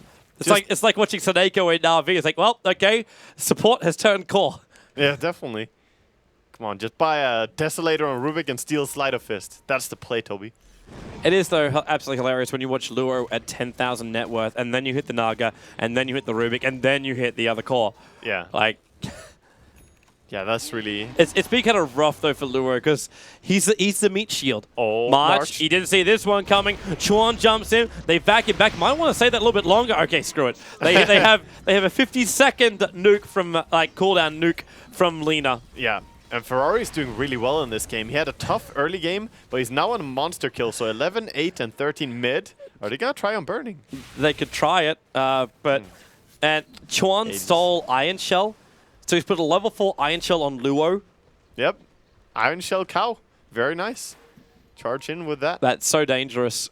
It is. It's a good spell. Heroes like Bounty, you only have like 1k life. That's not a lot to work with. Chuan just blinked in looking for the grab as well. Because he saw him because of the Naga illusion. Yep. Having that true sight. I'm keeping my eyes on Chuan in the next team fights. I'm watching my eyes on Ferrari. That Laguna Blaze still on court. Chuan picks up a KP.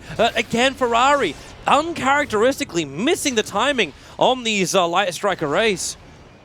But now Chuan's found himself a stun. He's found himself an Earth Spike. But he's also found himself tracked. All of them are tracked. That's going to happen whenever you want to push like this, but still fine. They forced the buyback on Darkseer, and they're just going to back off. Yep. The Aegis is timing out. That's all they it's only got like 3 seconds left on it, or roughly that. Yeah. And in fact, boom, there it is. Again, I read analog. Well done. Being part of the old school team. Jesus. Shout out to all the plus 30 guys who are tuning in. Toby was there before Digital Age. I was, actually. I really was. You're so cool, Toby. You're my idol. I was back when kids didn't have mobile phones. Damn. Them 6-year-old with iPhones, though. You got some words of wisdom, Toby? Put a phone down. Pick up a mouse. A ball mouse? A ball mouse where you got to clean out the little dust that's in the rollers. Ah, the pain, the frustration, the anger I feel right now. Jesus. Oh, Look at the smoke from MVP. This is so aggressive, but Burning is inching its way forward. That Cobalt, they're actually giving movement speed that way. Nuts will jump in, they go for Burning, and now Song of the Siren. Fate jumps over, they'll isolate KP again with Laguna Blade. It's the Song of the Siren. Immunity is now beyond Sleight of Fist! The fucking wall! IG! Oh my! You're a girl who's burning! winning as well. The Koreans are rampaging all over IG. Faith is in trouble. He'll try and break free, but it's just not possible. The Ember Spirit proving his worth. Investment. That double Battle Fury doing so much work. He actually picked up an extra Battle Fury after his first Daedalus. So, oh my god. When they stack up like that, they just die. Next fight, they have to spread out. But they thought they were fine. They turned the Song of the Siren off. It's They like, we definitely killed did. the Gyro. We should have won the fight. IG, you should have won the fight. Yeah, they forgot about QO. What a monster. Oh, now they can hit back. They can even take... Wait, how are we looking for our buybacks? We have... Well, buybacks just came off cooldown for the Lena. So she's back in the world of living and will, in fact, buy back. There is not enough money for the Razor to buy back, but MVP are happy with it. They're going to fall back out. And how much they get from that... Oh my god. Yeah, that was definitely What an is this impressive graph? fight. Like, seriously, this graph is Batman. Yeah, I was This looking. graph is legitimately Batman. It's a sign, Toby. They're trying to summon Bone 7. Look at it's just, I don't know if that's really Batman, though. It's like Batman with a cape about to be made. Yeah, something happened there. What is this game? Is this even Dota? Not sure, dude. Not sure. Wow. I wonder how IG are going to take the next fight, because if they're even close to stack up, and they don't even need to stack up that much. If they stack up a little bit, Battle Fury is going to do so much work. It's the vac radius. It Yeah. really is the vac radius. And like, it's also not just the Battle Fury doing the work. It's how do you even get a creep wave up the hill now? Yeah. Like, the Ember Spirit got so much money. He's up at 3.8k gold now on this Ember Spirit. He could go for the second Daedalus He could. if he wants to. Like, where's that courier headed right now? He's headed to the secret shop, and he's busy farming. So I think either that or just going for a Blink Dagger would be fine, because Blink Dagger does so much work as well for True. an Ember. But more damage would be... he's going hard. monstrous. Oh wait, no, that's KP. No. That's the Satanic. the hell? That's the Satanic for Gyrocopter. That would be the first I'm ever like, heart I'm like waiting for like the Ember Spirit to pick an up item. He's got 4.5k gold, and like the first thing I see purchased is a Reaver. Could you actually imagine a Satanic Ember Spirit? How did that? You get Full live HP, you get yeah. live steal from every Sleight of Fist, right? Yeah, you get full HP by Sleight of Fisting. No, it wouldn't that terrific, but I mean, that's kind of nice, but it's still so much money invested. It's too much money for just that. I like how Faith just went on like a undercover mission. He glimmer caped so he was capable of getting the Observer Ward down without getting spotted. He was Glimmer capable. Wow, I thought my domain was really, really bad puns. Oh, Toby, look at the Spirit Breaker. He's going for a Rod of Atos. Wait, what? It's happening. He actually is. He actually is. Real- Tick it off my list. Hashtag real hype. The real. Wait, is it on the courier already? Like, is it too? No. There's still some time. And Luo, it could just be a casual VIP booster, because the buyback for him is short by 450. He should be able to find that money during a team fight. Yeah. I'm not sure if Atos is the play against the Darks here. It's yeah, it's not. But it could be up against the Gyrocopter once he you can slow him down and kill him off, or Yeah. Ember Spirit, who's just kill Spirit away. I'm sorry to break it to you, Toby. We won't see any Rod of Aoi. Maybe not. We also have a look at Sphere on QR. So he's got protection now against the initiation of the Yule Scepter, or potentially Chuan messing around with the Ember. Yeah, definitely, because Tron has been jumping him and lifting him whenever the Spirit Breaker is about to hit him. So very well played by Luo and Tron together. This is going to stop that. Actually, it's going to stop it very early, as the charge is going to break the Lincolns. Okay, so Roshan is making us wait. It's almost a full 3 minutes you have to wait for. Now, IG is also smoking up. Oh. MVP do have a smoke, but they didn't decide to use it. Careful on Ferrari now, because there's a Lotus Orb on the Bounty Hunter. All right, wait, what? Oh. And you might be, returning. And you may not even see it coming. Exactly. Because he could just be sitting there invis the entire time. Now, up they come. Febby, quick blink away. That was some reaction. Ferrari thought it was someone else around the sidelines. KP, they move forward. No tracks over on IG, so Febby, now we can actually get one over on Burning, and they get the vision on the rest of them. A jump in, and can they get the opening? The cooldown's in a good position. Burning standing his ground. Ferrari already done 300 life, and the Song of the Siren. They can stare on KP, again isolating him, but his BKB doesn't last long enough. It's Marge who's actually the one being isolated, and they move back in again, looking for the ulti. It's QO, the man they're trying to beat, but he jumps further away to safety, while Burning isolated on one side. They're everywhere right now. The charge back over. Let's just focus on QO. The Lincoln Sphere protected him from Ferrari. The damage never even arrived. While QO, Sleight of Fist, 1 second. A crit could even kill off Luo, and it's not enough. Nuts right behind him, looking for the stun. He's not in range of Luo, so he just settles for Chuan. The Gem of Truce will be dropped. Everyone charging away, and somehow there is only one casualty Rubik. of war through this entire clusterfuck of a fight. Toby is not satisfied. One guy died in all of that? How did that even happen? Don't worry, Ember Spirit gained 428 gold for that. And now they're going to go for Roshan. No Song of the Siren. It's very possible to do this. And Nuts, is he trying to block positions right now? Like, trying to foresee a charge? Either way, it's Aegis and Cheese coming in for MVP. The Naga Illusions are on their way. Burning's around the corner, but they're all too late. Yeah, they are too late. And I was impressed by how IG spread out throughout that fight, so they didn't stack up for the Ember. Yep. But then they can't really focus one guy down quickly and kill them. Then they had no power. And even when that Laguna Blade did go off, like... Lincolns. Yeah, it was blocked. It would have been enough for the kill, but the Lincolns came off cooldown, and you can't blame Ferrari for that. Like, the fight started, you would have assumed something, somewhere along the lines, would have popped that Lincoln Sphere. You were listing all the things before. Exactly. That never happened. Never happened, man. So, Plasma Field up. These Illusions have to move forward for the Naga Siren. Burning getting Searing Chains, Nuts with a stun. There's not enough mana for a Finger of Death. Now there is. He drains it out of Burning. Give him energy right now as Burning defending behind the tower. There's Cheese and Satanic on Gyro. So difficult to kill. Very, very. And this tower is going down really quickly. They are glyphing it up, trying to protect. Rubik respawning soon. Another Sleight of Fist over on Burning, but not enough of a crit. But KP just keeps doing the work. The Solar Crest isn't making life any easier as now, well, hello Burning. Starts stealing the damage of KP. Not quick enough. Gets hexed up Ferrari. Misses the moment. Spiritbreaker trying to go in, but backing out again. It's just so dangerous.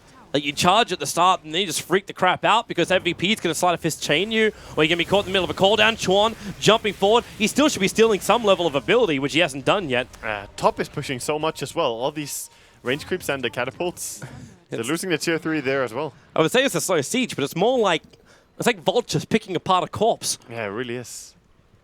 Bit by bit, you just chip away. So brutal, Toby. Imagery is my thing. Damn. Burning. He's got a Plasma Field again this creep wave as KP getting slowed down as he tries to move forward. And Burning getting a rocket to the front. Also the barrage, but he's so tanky. Having that Satanic of his own, if he can get good stolen damage, he'll go back to full life. They pick up KP. Remember, can they get him before the Cheese? The Lotus Orb's on top of him. They can't do it. They jump in, and they actually do get through the Gyrocopter. Burning, however, taking so much damage, still never got the Satanic off, and they hold the fight. There is the Cross of Death recovering the middle racks. Faith just puts the ball into a deep slumber.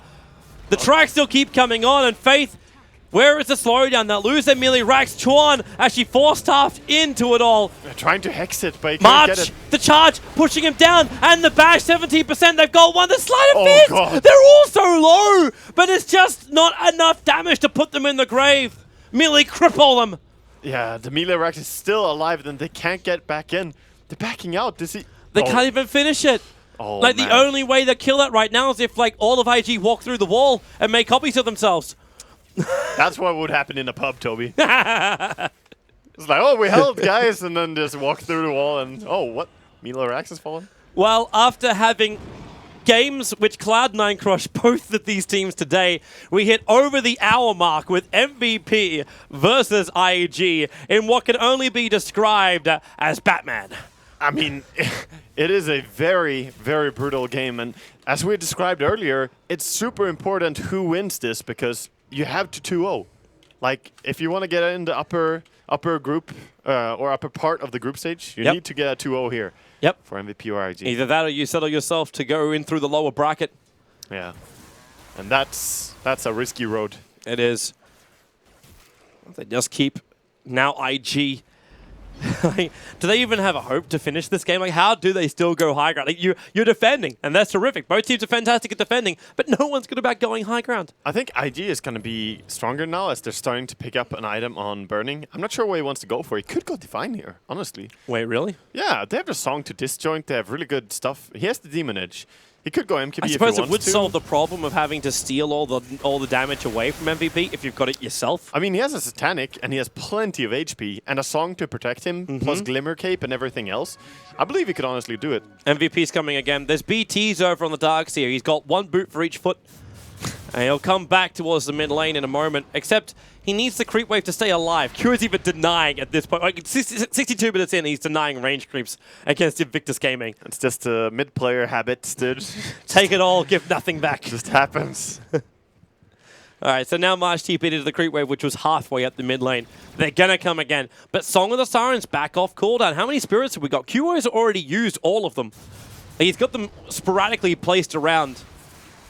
And he just goes up on the high ground. Remember, he's still got the Aegis Immortal. This is what they're trying to capitalize on. Can you actually check the time? I don't know how long that Aegis Immortal's got left in it. Go read Analog. Yeah. Double Light Striker rate. This time Oh, it's Ferrari. timing out QO very and KP. He's going to look for the timing on QO. We'll keep our eyes on him. The Aegis Immortal still hasn't It's gone. gone now. Man, 1 second. It's actually out. When he's at 600 life, they have to bail out of here, MVP. They no longer are the Immortals. And maybe, well, the Rax is just so tempting. They wanted Burning is stunned up. Remember, he's got Satanic Ferrari. Look at a blade. Chorn's in there. They've got the gyrocopter down the back in from March, however, with the wall. But where's the damage? He's in standard controlled. You might actually have that Shuriken toss bouncing around, but the damage is enough. They do bring down one, which is the Spirit Breaker. But Chorn back out again. Hold the fun. The Song and the Siren is going to work. Do they reset? Do they find a kill? Ferrari, they turn off a QO. He got the Slider Fist off Ferrari so low. March can't reach him. Chorn comes in and slaps him in the face. Oh my god, what a back and forward fight. The buyback from Darkseer now, but they're still losing that fight, and the Rax are still standing for IG. Very well played in that team fight. And they just keep defending, and Razor buys the Daedalus. So Yeah. it's not the Rapier, it's the safety Daedalus, but he's still got Daedalus and buyback available. The only person that don't, the two people that don't, because of timeout, because of already buying back, is the Darkseer and the SB. Exactly. And then from you've this got the fight. Bounty Hunter who's just short by 800 gold, but he gets that during fights. The He's rest of Track them- Lord. Rest of them are all available for buyback, so they're all prepared. And yeah, there was a chance. It's starting again, man. You might actually have double Batman. More drawings. Or is this from- like Batman and Robin, except Robin doesn't have ears. Batman and Batgirl. Okay. That's what our graph's turning into. Thank you, Dota, for your beautiful drawings. Appreciate it. Love it. Love it. There's always a beautiful pattern to farm.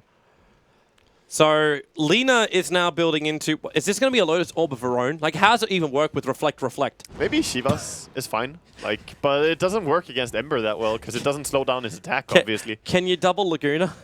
Yeah. By reflecting a reflected Laguna? Does that yeah. even work? I think that actually... No. It doesn't work, I think. However, if you have, if the enemy has Laguna or has Lotus Orb, you want to have a Blade Mail. That way you can Laguna and Blade Mail, and you're gonna double Laguna them. Okay. So that's the way what you want to do. Well, I can tell you it's not an Assault Cuirass, so it's either Shiva's Guard or Lotus. Yeah. It's kind of like the only two major options for him. I think Lotus Orb is fine. That way they can remove the Hex as well from people if they get hexed by Lion. True. And Finger of Death can of course be returned as well. So it would be a fine item. I don't see the Shivas working out that well here. I don't see how... I mean, I guess Gyro, it's okay, I guess. Any kind of extra like armor up against the physical damage is good. For sure. Even up against the Ember Spirit. But I'm looking at QO, who might be the manliest of men. He has the money for it. And if he's doing it, he may as well do it before he has buyback. But is there like there's no butterfly. You got the Solar Crest to get through, so it could be a Monkey King bar. No, he won't do it before buyback, but he will probably do it. I think he will buy Here the comes IG down the bottom Burning. lane. They're trying to fight already, and well, that lasted long. Yeah, he tried going in with the Fade Bolt. Sadly, Fade Bolt has quite a bit of casting time. I think if he wants to break the Lincolns, he should use the Spell Steal. Has really good range and only 2-second cooldown as well. What about the Force Staff? He could have even used that, unless that's what he used to get him close. That's nicer to keep though. Like using a Spell Steal on a Lincolns is not gonna do anything bad to you. So he should always try and break that in the team fights, making it easier for Lina to burst down the Ember. IG have to come back and defend. Like, QO is going to take this tier 3 tower by himself. Fortification, triggering it for just the tier 3 tower is not worth it. However, a range racked, now that'd be worth it. Lincoln's triggered, and he is away. Didn't use Spell Steal, but tried to go for the Earth Spike. Yeah. So that's now 5,800 gold. He's almost at the 3,800 surplus. Close, close. Give him time, man. I think he will do it, actually. I've seen him do it before, but that's a long time ago as well. All he's going to do is push the... It's QO, man. Like, if you want aggression out of Korea, this is the man to do it. He is a crazy person. Yep. So he just takes out this creep wave, pushes it in, goes to the Dire Secret Shop, picks up the rapier, and then just jumps away to safety. Easy peasy. Yeah. We make it sound so easy. Yeah. He's doing almost 11k crit. Yeah, man. He's killing those Naga illusions instantly. Hilarious thing is, though, like, everyone's got so much life. Like, even Rubik. Like, Rubik is the weakest hero in IG, and he's got 9 armor and almost 1,900 life. Yeah, they're all so tanky. Yep.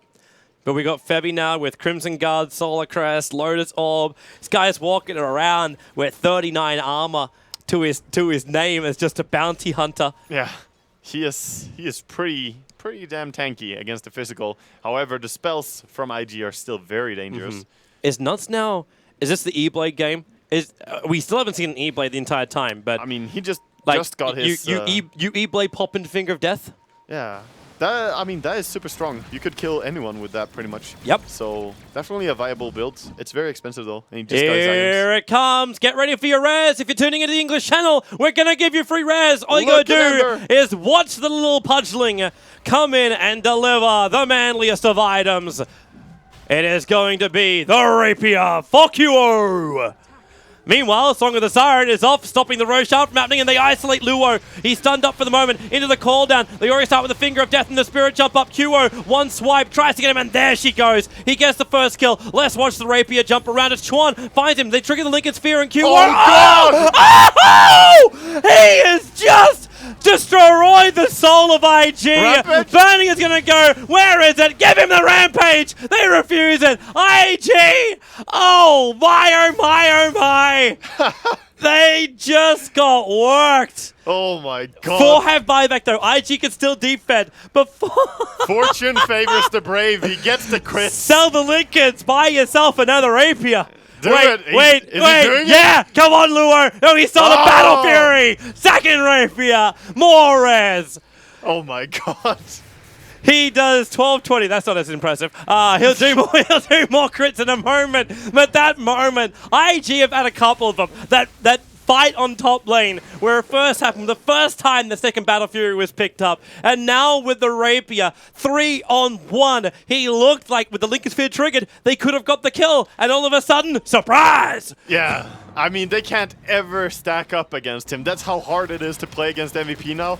If you ever get close to each other, you're dead. They're actually so close that the spill worked on all 3 of them. Yeah. It was actually the Bermuda Triangle, and we are still wondering where IG is. It was the super hug. Yeah. It definitely was. Either that or it's Illuminati. Toby, please. I saw it right here. I'm glad you can have the end of it. No problem, dude. Oh my, 70-minute game. But with the Aegis the Immortal, we have Aegis over on the Ember Spirits. They're leaving it on him. He actually dropped his BTs. We have a movement speed 310 Ember Spirit. Like, this is like tank walking forward. Not really a tank, just a cannon, honestly.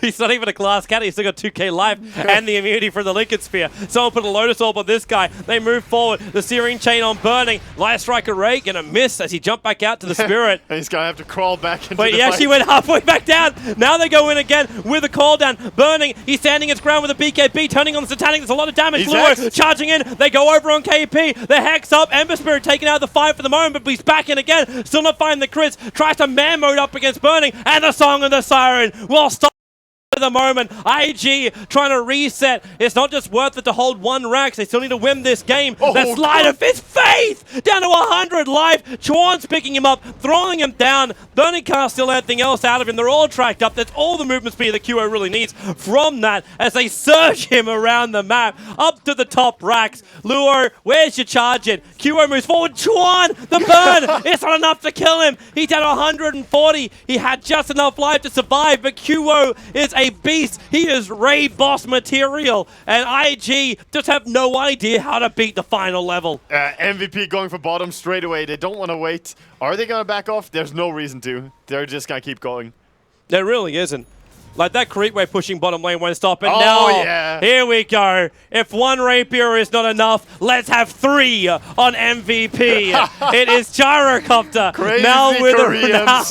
a rapier, taking down the tier 3 tower, and they're looking for more. The TP scrolls being dropped. They're so like, what the hell? It's just bait. Burning moves forward, looking to steal all the damage they possibly can. Lotus Orb, KP. He's dropping so low. The rapier's on the ground. Who's picking it up? It's definitely not Burning. It's still on the deck. They need to find something. Chuan forced back. We do have the buyback. The rapier in the middle of the Darkseer wall. They need this damage. It'll be Febby. He'll now be the carrier for MVP until Gyro returns and the Song and the Siren. They've got 3 players caught out. HP. They can look for the double light strike array. They can't even get it. March with a BKB. They just keep going further. Ferrari's on the run, but he is dead to the world. Isolated out. The Slider Fist is there. Burning moves back forward again. And now, well, this is kind of game. Burning back in again. They get the kill. GG. GG. What a game of Dota we had. 72-43. So, IG were playing as who? Did we call them the wild card? Because they truly are. Like, these crazy Koreans. I love their play. I want to see next game immediately, but these guys are going to get to have a little bit of a break. 72 minutes and 45 seconds. Here I thought we were going to have a boring day. game. And then everything entertaining. The Trip Rapier for MVP Phoenix. IG, that is a highlight game right there with clips galore. We'll see you back here after this break.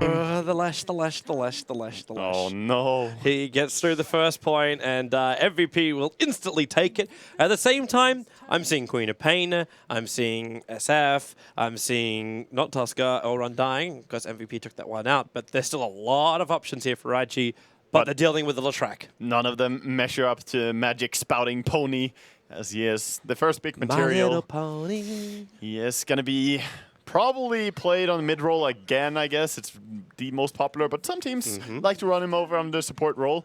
But, I mean, we saw, I think MVP Hot 6 was actually allowed the Leshrac as well previously today. I was sitting and getting some food. And you saw that? No, that was actually yesterday, true. And he was live-stealing so much. All the days kind of blend together. There's so much Dota going on. There's been a lot of Dota. There's only another 5 rounds. Yeah. 5 rounds after this one to be played. And even that last round only has 2 games in it. So it's all starting to happen. We've actually got our first teams locked in for Group A. There's 3 teams who are known to be in their positions. Not the exact positions, just the upper or lower. And that's LGD and Secret. They are guaranteed top 4. And Na'Vi are guaranteed bottom 4 in Group A. That's not a nice guarantee, Toby. I'm sorry. I got to break hearts. Hearts be broken. Tears be shed. But at the same time, America! Where they have Complexity, yeah. who got themselves through in the top 4. They could still be knocked out, though. MVP Phoenix play their game today. However, they do have a bit of a test tomorrow. Their last game, this is their second last series of the day, of the competition. Their last game tomorrow, if they're capable of getting a 2-0, they will knock Complexity down. But do you know who their opponent is? Their opponent is? It is Recruit. It is Team Secret. Yeah. That is their first opponent. They have a tomorrow. test. And a slight test? No. I mean, they just got to get some nice sleep, Toby. Some nice rest. No rest. No rest. All night preparing. Every strat you could think of. It's completely conceivable. You find a way to get around them. Kuro seems to be offering his help to counter techies. That's what the coach does, man. He can find a way to get around them. Players, man, they're lazy. Lazy creatures need to sleep. All right, so IG, they shouldn't be lazy.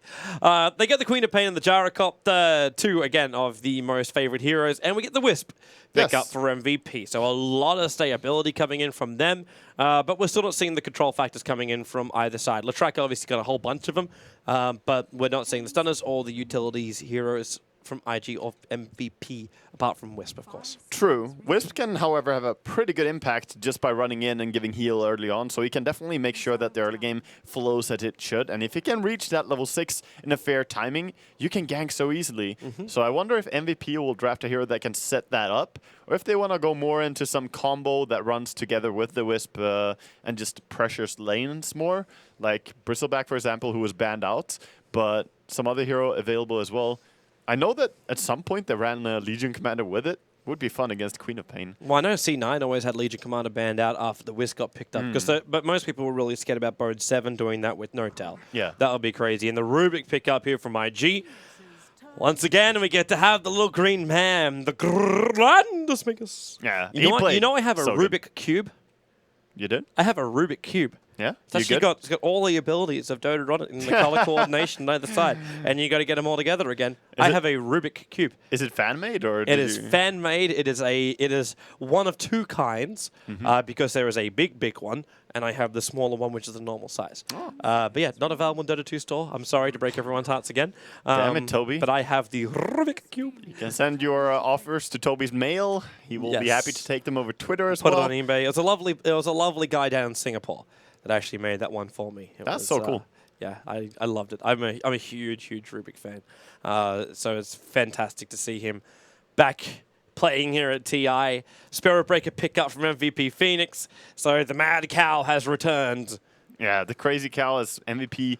Definitely love to play it. I swear Bruno is actually buffing him just so Spirit Breaker has played more. Yeah, Bruno got track Shout of out that. to Bruno if you're currently tuning in. I'm sure he is. He's always listening to everything. He's got a lot of work to do, though. Dude, TI4, I think he had even more to do, despite the fact that he's now actually working for Valve. I think TI4, when he was running the multi-stream, he was so worn out. Yeah. For anyone who didn't watch that, he was basically covering all the streams and bringing the highlights from every stream as they were going. He couldn't even walk away for dinner. Yeah. It was like there was not even time to grab food and put it in front of him. He had to get other people to grab food and put it in front of him. Exactly. Good times. Great TIs. Invictus Gaming, 4th hero to pick up. They're burning through their extra time now. But we are looking for a second support or another core. Yeah, see what they want to go for. I think, they're going to go for the Rubik and Witch Doctor.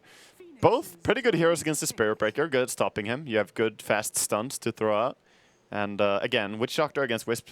We talked about that previously when it was drafted that, messes with the Wisp as he wants to hold hands. That's the Paralyzing Cask and Dazzle pickup from MVP. Gaming's turn to ban. Well,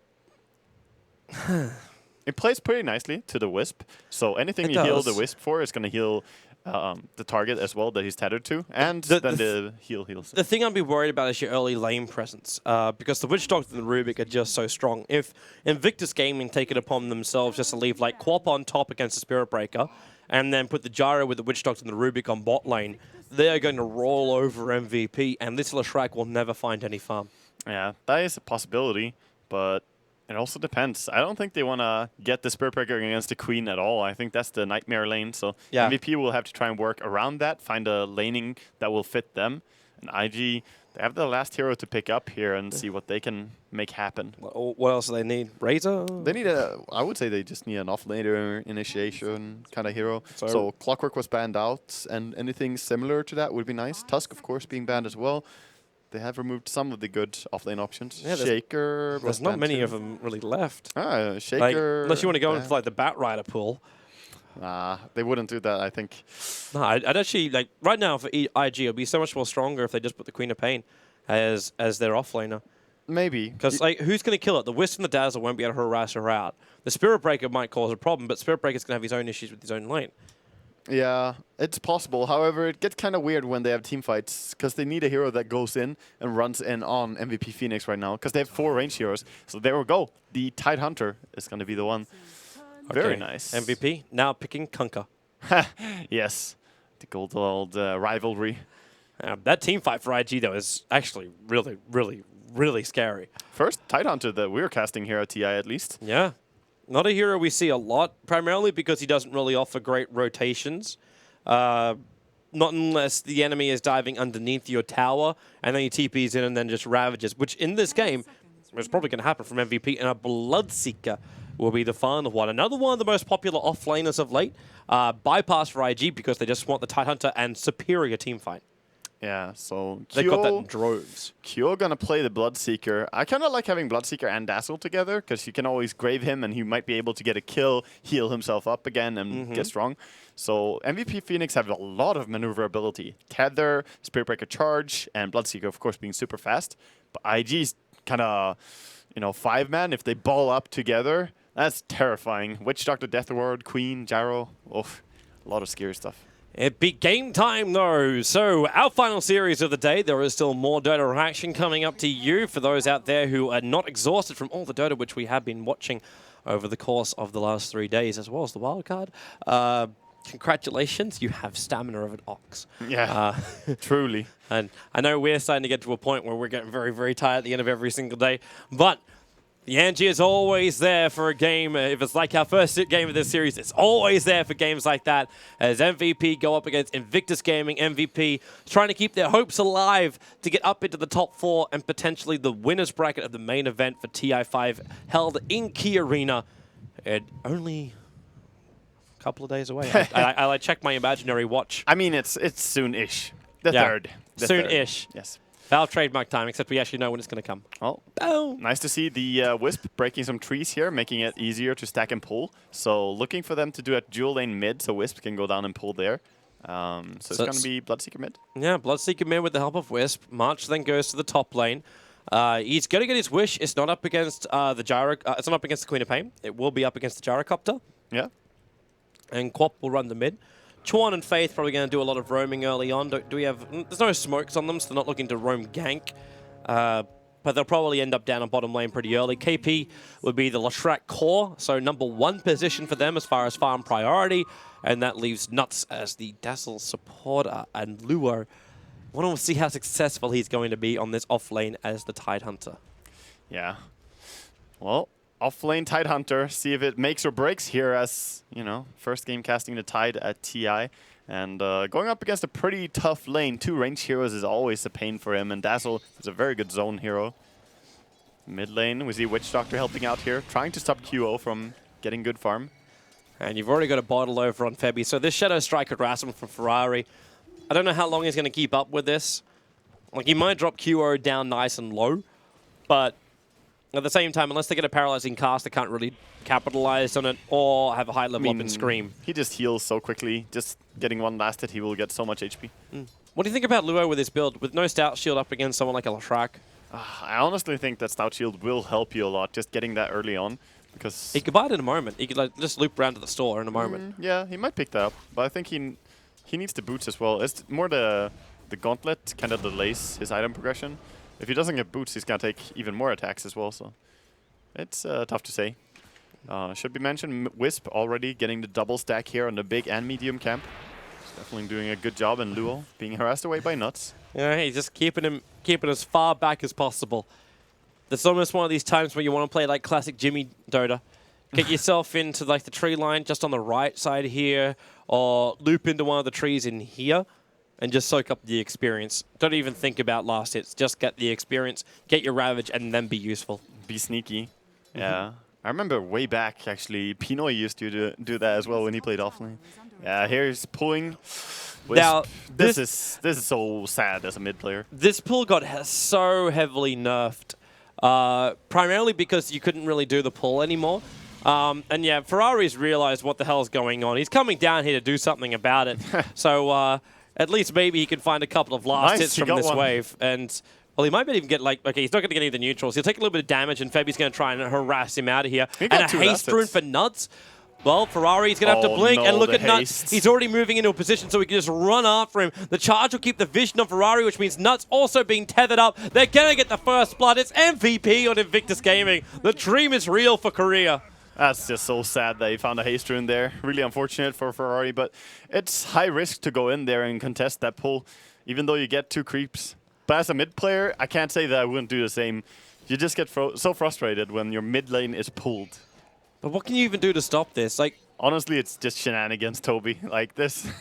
The upside is, though, there's no trolls in here anymore. Yeah. So Febby doing this pull is really difficult because the only way this pull works is if actually he's got the set of banishes. He can tether. He can tether when there's an attack in the air. Yeah. From any of the sectors. But that's it. Like the 2 set of banishes are the only things that do those range attacks. That's the way the only way. Let's see if he that can get it now. works. He's gonna try now. Oh, There's he the missed attack.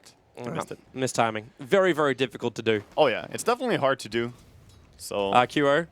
Tidehunter's so low that he's able to just jump in down the middle lane, but Tide's back at base now. So that movement speed disappears. Nuts has also been doing a good job stacking up the other big camps, so the entire jungle of MVP is being well used here. As IG not doing as much with their jungle, and mid lane is definitely struggling a little bit. So they're getting the short end of the straw. I always have faith in burning farming. Yeah. 21-10 on the gyro. It's farm. And Lashrak, uncontested farm as well. It's it's going to be one of these games where we'll probably look about 10 minutes in and we'll go, that's how it was meant to pan out. Yeah, they just want to lane like this early and get something going, and then they're going to start moving together, so roughly in 6 or 7 minutes or so. MVP actually have those camps stacked up so much that either they did just deny the creep wave that comes in, or it has to be flash farm, because they can't farm it themselves anymore. I mean, they can farm it with the Leshrac. That's probably the tool that they want to do, and they want to put someone else bottom, like Wisp can rotate down there, get experience from bottom lane. So it's a really nice plan. And they're trying to choke out, QO. QO. Yeah, that's malediction over on him, but the tether's coming in, and Febby's going to give him the life back, and Faith also being charged. QO just making the run for it, gets the life back in the Scream, the tower damage, even the heal coming in from Nuts and Shallow Grave. They keep QO alive. Go to the tango. Do something. He'll survive. Yeah, he will live for now. And then they even tether him up. A little bit more life up their sleeve. Yeah, and then the burst heal. They didn't even have to go back to base. In fact, they could turn around if March, she doesn't have charge available. And there's no rupture on QO. And suddenly Bloodseeker had full HP again. Damn, so quick heals. You even think that rotation would be worth it for IG at the start, and then nope. Yeah, that looked so good for them. And Kuro loves it when this kind of stuff happens. So Tide drops a little bit in the bot. He does chip damage on Ferrari. He's just so powerful. Like, how do you even gank a hero like that when you have to keep in mind that the Leshrac Lightning, which is level 3, would drop the Tidehunter down a little bit, and then the Bloodseeker just becomes so much more powerful. Yeah. The Leshrac is getting all of that money, getting really fat. And he's going to just go from camp to camp and clear the entire jungle, I reckon. Yep. Don't see why not. Is it stun as well, or lightning? It's lightning to Pulse Nova. And then Febby just keeps the tether on. Yeah, the Pulse Nova helps farm it so easily. Even the golems. Poor golems, not even resistant anymore. This is why everyone fears Leshrac. This is why you take the Leshrac out. He is so efficient at doing whatever he wants to do, be it from kill to farm to team fight. Yeah, definitely. And when he gets a few items, he just turns into such a monster. When he has that Bloodstone up, if you rush it, super, super strong. He's got more net worth than the Gyrocopter now. Yeah, he does. And that's where Burning farming really well, of course. Yep. Like, normally say, oh, that's fine. Like, a core, like a number 1 versus number 1 position he should have more farm anyway. But it's Burning. Like, getting advantage on him is so difficult. Now Luo, March not going to charge it in. Actually got his 17% bash and one of the melee creeps instead. Oh my god. But Nuts having a double damage rune. They're just pushing through this tower. Yeah, they are. Looking at the last hits on this Leshrac, he has 63 last hits, 6 minutes, and 10 last hits per minute now is what he's keeping up at. Pretty good for first 6 minutes of the game. Are they actually going to do that? They have to back up. The tower's outside Denial range. March being picked up, but KP looking for the lightning over on Sean. Doesn't bounce, and then the shallow grave. There's no stun available, so it's a safe TP out. But Nuts though. Oh, he could maybe Magic One and TP, but yeah, sticks and TP. But Chuan, no telekinesis. Yeah, he's actually out again. TP, most powerful item in Dota. Been proven again and again here on the stream 2 today. You go on the mid lane, a little bit in danger here. He's hitting Ferrari so hard! Oh my god. It looked like Ferrari had the advantage. Now the Malediction will kick in. Where is this Dazzle? Where is it? He's back at base with no Shallow Grave. QO, that Malediction should be enough. Tether in, heal Febby, heal. He's alive. He is fine. He's gonna be good. And again, just kicks into jungle and is gonna farm. And he's looking at a very, very fast Treads and Midas.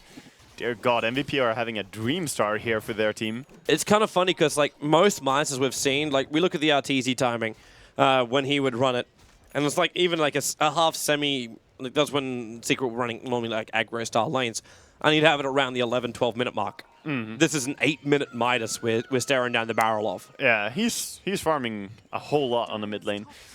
A whole lot. And look at the Queen. She has 20 last hits just barely. They're doing an aggressive smoke now. They do have the Ravage, so they need to get a big payoff from this.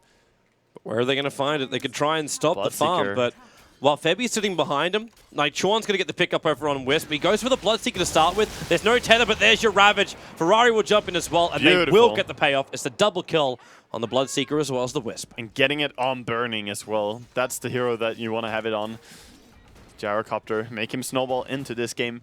But so that is your Ravage committed now. You're losing your Tier 1 tower on bot lane. There's no fortification to save him.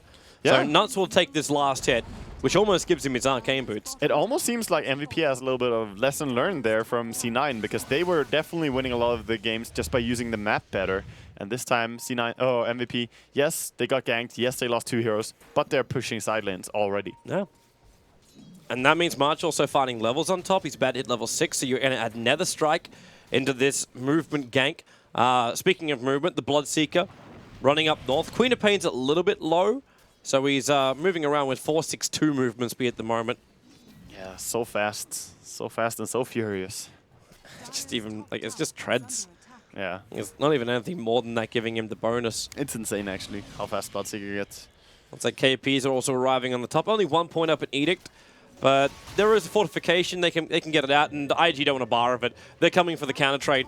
So Tier 1 for Tier 1 tower will be the trade-off. Fortification early, and that was before KP used its Edict. So when this fortification comes off, MVP will push a lot faster. Nuts, he's standing right underneath an Observer Ward. Yeah, he is. They have seen him. But trade, smart choice by IG as they don't have They're any charging. Ravage. They're charging in. The TP's coming in from the Leshrac and Burning. Well, he's still got cooldown available. And they do keep the tower alive for now. They find Nuts on the side. He's going to have to Shallow Grave himself to survive this one, but March, now he comes in for the charge, pushing Burning back with the Nether Strike, and Burning still didn't kill off Nuts. March, however, he's in more trouble when the Sonic Wave spills out from Ferrari, but he needed to commit 2 huge ollies just for the Spirit Breaker, while the rest of them is the Bloodseeker chasing after Faith. Ferrari actually gets himself a double kill here, and Faith, looking to deny himself up to neutrals, will not be successful. And QO, in fact, now just... Well, okay, he was starting to farm up the Ancients, and I'm like, wait, that's not the right idea. A little bit too tough, especially as he has Midas ready as well. He should just run to a lane. He's got Rupture. Yeah. Ferrari, TPing out, right in their vision. TP out, gonna be safe. TP bottom from Spirit Breaker as he's going there. Relocate as well. Yeah, they're going to charge up. I mean, they need the vision. Oh, There's Tidehunter TPing out, stunned too late. Oh, a little bit too late. Needed to be very quick there when they got the vision from the Wisp Spirits. Almost needed to guess. Yeah. Like, just use the first stun from the Lashrak, and then Spirit Break, you can charge for the second. Yeah, definitely. Well, they're trying to take more towers, even putting 2 points into the Edict just to get more pushing power. Well, get through the fortification, and yeah, Edict doing some work. Rupture's on Ferrari, so again, They're wrapping around though. With the Blood Ride as well, Ferrari not going to walk himself out of this one. Faith down to half-life. The charges coming in on Burning, so MVP are getting ready to turn around. Okay, no, They're he so fast, cancelled though. it. Yep, they just run away. All of them just run away. We talked about how mobile they are, how fast they are, with the tether, the Spirit Breaker charge, all of this. Hard to catch them. MVP have over 5k net worth up against IG. Yeah. Like, they've taken 3 towers, which is where a lot of it does come into it all, but they got so much farm on their Bloodseeker and their Lashrak. It's like the 2 heroes which so many teams have feared coming into TI5. Yeah. And now both of them have farm on MVP. Well, Bloodseeker has not had as much success as we would imagine him though before TI. A lot of people were predicting he would be a top pick. But when he does get farm, he's definitely a dangerous hero. Yeah. But that's one of always those things. Like, you say, oh, this guy's going to be a top, like, this team's going to be a top team. This hero is going to be a top pick. Teams come in with so many strats prepared against them that they just don't, like, they just fall off because of this scenario. And you find yourself in a whole new meta. Yeah, for sure. Well, relocate. Where are we headed? It's top lane to farm. Yep. MVP. It's the quick push with relocate. I mean, he's disgustingly fat right now on the Lashrak. He has his Bloodstone now. Is Febby if he leaving starts him? buying. Is Febby going to tether? He's actually leaving him behind. So, because he wants to TP to bottom lane. He has the full Bloodstone 12 minutes in. Like, he doesn't have it delivered, but he has the money for it. That's insane. Is he going to TP bot? Yeah, He's going to farm probably. first. Probably. He's just clearing up some camps again. They do have Ravage on Tide, though. No Death Ward, however, on Witch Doctor. Here comes that courier with the Bloodstone you're talking about. So, KP separates it. Wait, what? Hang What on. happened? Yep. We forgot to purchase. Yeah, he's missing a critical component from all of this. He needs a boost. There we go. The point booster has arrived. Tier 1 tower in the bottom lane will go the way of Invictus Gaming. Yep, but meanwhile, MVP are just sitting in the enemy jungle, trying to farm a little bit there, and also farming up Ancients with QO. They're also putting down some good aggressive wards. So one observer ward's watching around near the Dire Ancients, and the other one watching the first entrance area of IG into their own jungle. So it's very difficult to get anything past MVP when they're pushing together as like they are against the Tier 2 tower. And IG, again, like they probably like aware of this, they're just looking for their own trade-off. That Tier 1 tower, fortify it, waste a little bit of time. The Dire have no fortification anymore as well, which is really more dangerous because there's no like refresh of the fortification when the Tier 1 towers drop because they're all gone. Yeah, they want to fight this as well. They're going top, trying to get ready. They have Witch Doctor Death Ward as well now. At the same time, though, QO is making his way up, so you may have a Witch Doctor Death Ward. Oh, there will probably be a fight here. I think both teams are feeling pretty confident. MVP's got the better vision. They're going to start the weave, March charging in, going after Burning. If he can actually stop that cooldown from happening, then they've got a huge victory here already. There goes your cooldown, but they've still got the kill on Burning. The cooldown's not in any useful position. Now your Death Ward hitting into QO. The Ravage from Luo, buying some space with the Shallow Grave, keeping that Bloodseeker alive. He's looking for his life back again with the Death Ward, killing off March, but it does not finish QO, but Rubik does. Oh, he was They robbed. do find it. Faith actually takes him out. The Faith losing his life as KP walking through it. Where's your stun? There she is. Ferrari's down for the count. Chuan, the one man who saw Rupture, which is what ended up killing him off. Definitely. Rupture was what killed the Bloodseeker. That is poetic right there. And speaking of Rupture, the Queen of Pain got Rupture immediately in the fight, but she did the trick where you can take one step and then blink, and took no damage from it. Sadly, however, the fight was an overall disaster, so that little Q trick was not enough. Yeah. And it's just a full fight for MVP. KP Phoenix walked in. What a time to also pick up a Bloodstone. Now he's got 12 charges on that thing. Yeah. And 1,700 gold after spending all of his cash. That's pretty neat, That's an instant respawn right now. Yeah, I think you should just stack into the BKB straight away. Looking at the heroes on IG, I think he needs some protection when he goes into the team fights now. Pepe keeps doing this.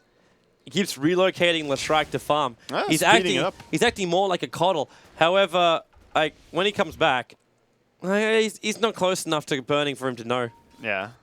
I like what he's doing. It's really speeding up the farm a lot on this Leshrac. He might go for travels even already, just to keep farming the entire map with Lesh.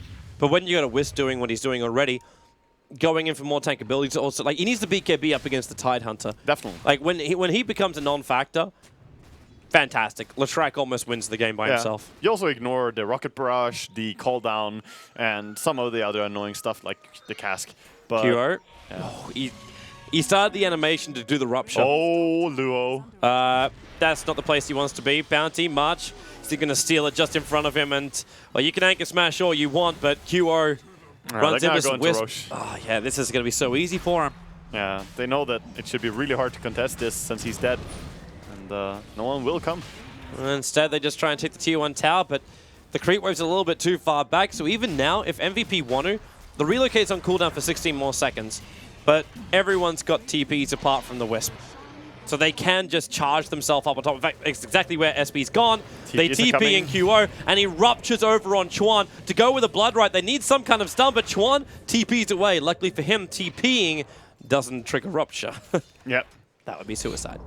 It would, though, if you just TP'd a little bit, you know? If you didn't TP all the way, if you were close to your fountain and TP. What's the range of it? Like the max range for a Rupture to trigger?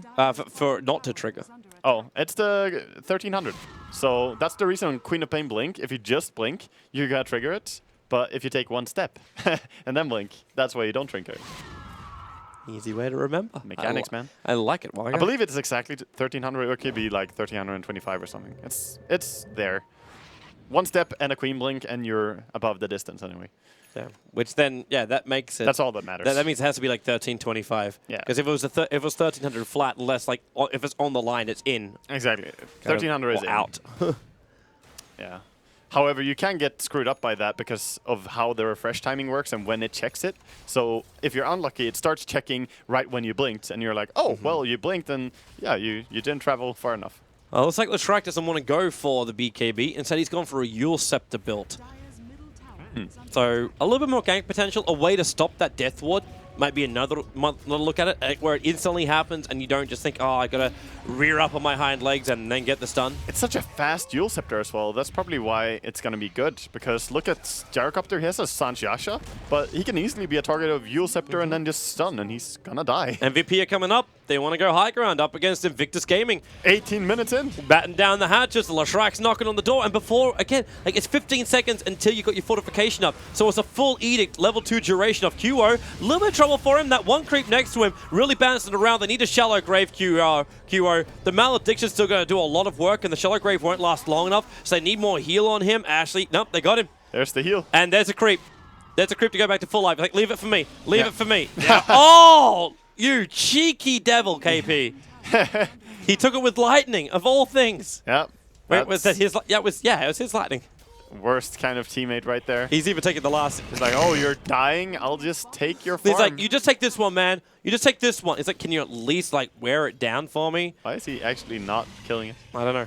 Okay, just fooling around a little bit with each other. Not to ask questions. Fevy managed to find himself a bounty rune too, so he's got 3 bottle charges ready to go. And KP, there goes the edict. Fortification for IG, they will burn it. As the weave now starts from QO, from MVP. But it's gonna be pretty much peaked when this creep wave arrives. So they'll have max armor. The Gyro's not gonna do as much with his flat cannon. That's how much, that's how you want to time it. Could maybe have waited a little bit more as they're going high run now, but it's very good. It's got like 4 seconds. 3 seconds, KP Edict. It's still good. Up he runs, and it's burning, moving forward. There's the paralyzing cask once again. QO separated, but I'm hearing that rupture, and Luo's just walking it off. And now we'll TP back to base. Yeah, I don't think they can break this high ground already. It's too early. Why not?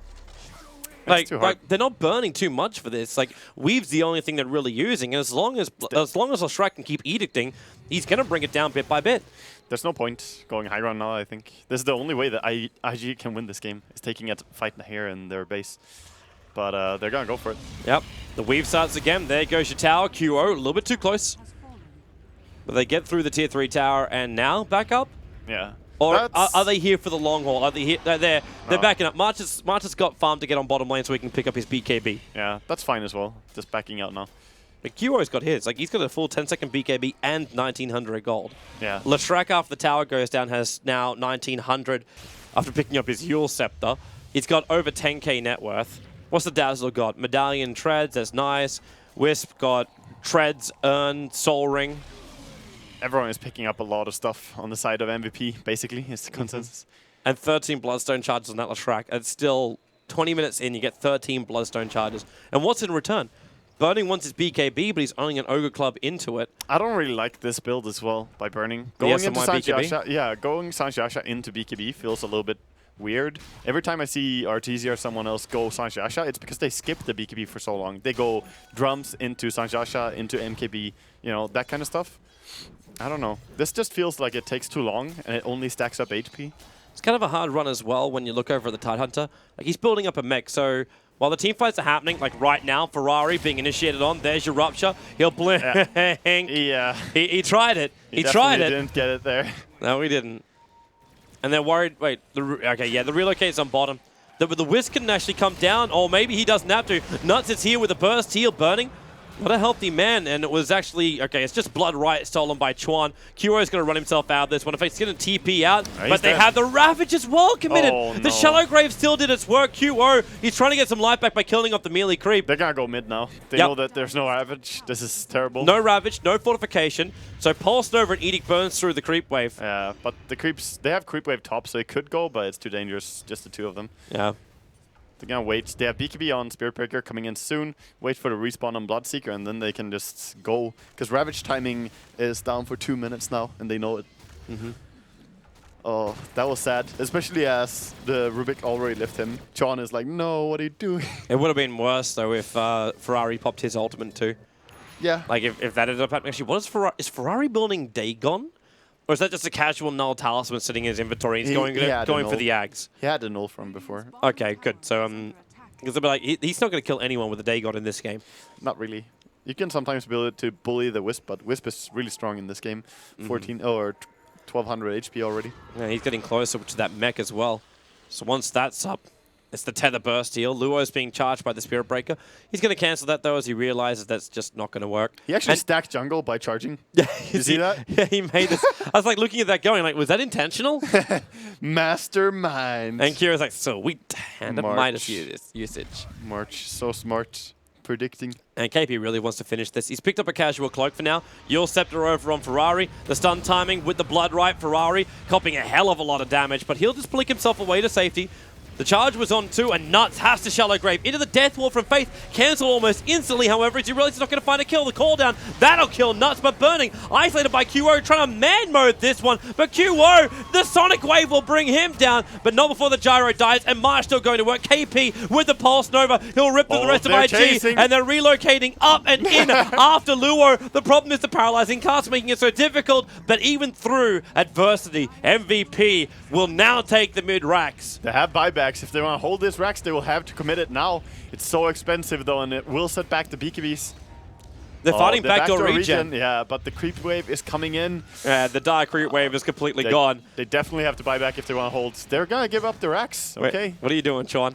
They're prioritizing the money. He just burned 130 mana to Glimmer Cape. Maybe he's worried about being charged. And that's painful, losing racks already 24 minutes in. And even more Bloodstone charges. Look at that Leshrac.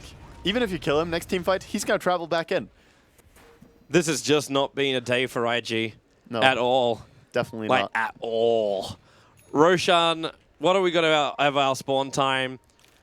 21 seconds. The Wild wants MVP to win this game. That's so quick for him. And we're actually looking at like the start of an Octarine core for KP. It's unless he's considering ways, it's not worth Aghanims in this game, is it? Yeah, it is. Aghanims deals so much damage. I think he should actually definitely go for it.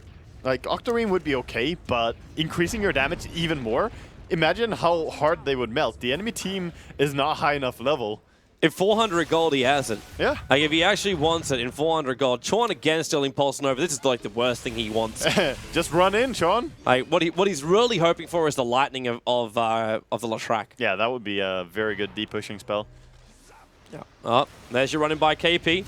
Looking for the opening over on Faith and Pet. Oh, wow. It's a good Ravage from Luo. And the Sonic Wave as well. But Lashrak, the Meg Charge from Febby keeps him up. And Faith starting on the ultimate. But the damage output is really negligible. KP just stands his ground, lets off the stun, and turns on the Pulse Nova. Luo is dying in the trees. Ferrari gets to blink himself away. But now it's Faith. Isolates it out. You might be getting that paralyzing cast causing some problems. And KP, not a healthy man. They burn through him, but he's instantly alive. B team back. They're using Bloodstone and Economy to win this game. The Rocket Barrage coming in, but March charging over towards Chuan, working with Febby, and Faith. Again, the paralyzing cast going to go to work, but KP back to the world of living, and he runs in, Pulse Nova on. You'll have that TP, that blink back to base for Ferrari at least, but Burning on the run out here, the charge into Chuan. He's down for the count. Ferrari actually trying to kill his own teammate at that point. A Sonic waving the Rubik. Nuts will TP out to safety. KP just wants to survive. You'll Yule Scepter to dodge the first Shadow Strike, which will give him the movement speed, and he has his own Glimmer Cape to run away to safety. The Burning Rocket is chasing him down, but there's a Yule Scepter in 11 seconds. He's got BTs in 1, he's got Glimmer in 4, and he's got a teammate arriving in. That's QO on the way in. Yeah, can he get the Rupture? He can run. Like, maybe he can actually catch up. The life is too low on Burning. Yeah. Burning. He's got the movement speed. He does, but Burning is, as Okay. you said, He'll Burning give it is up. really fast.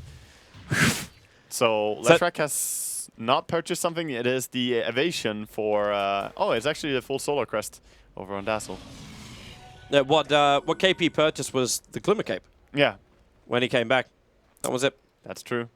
He bought it up. It was successful. I let him live. Pretty interesting blood raging the Leshrac in these fights because he deals so insanely high damage. So, and anything he kills just heals him up as well. You really want to see that Aghanims now, don't you? I do. Like, he's only 300 gold, and Roshan is alive.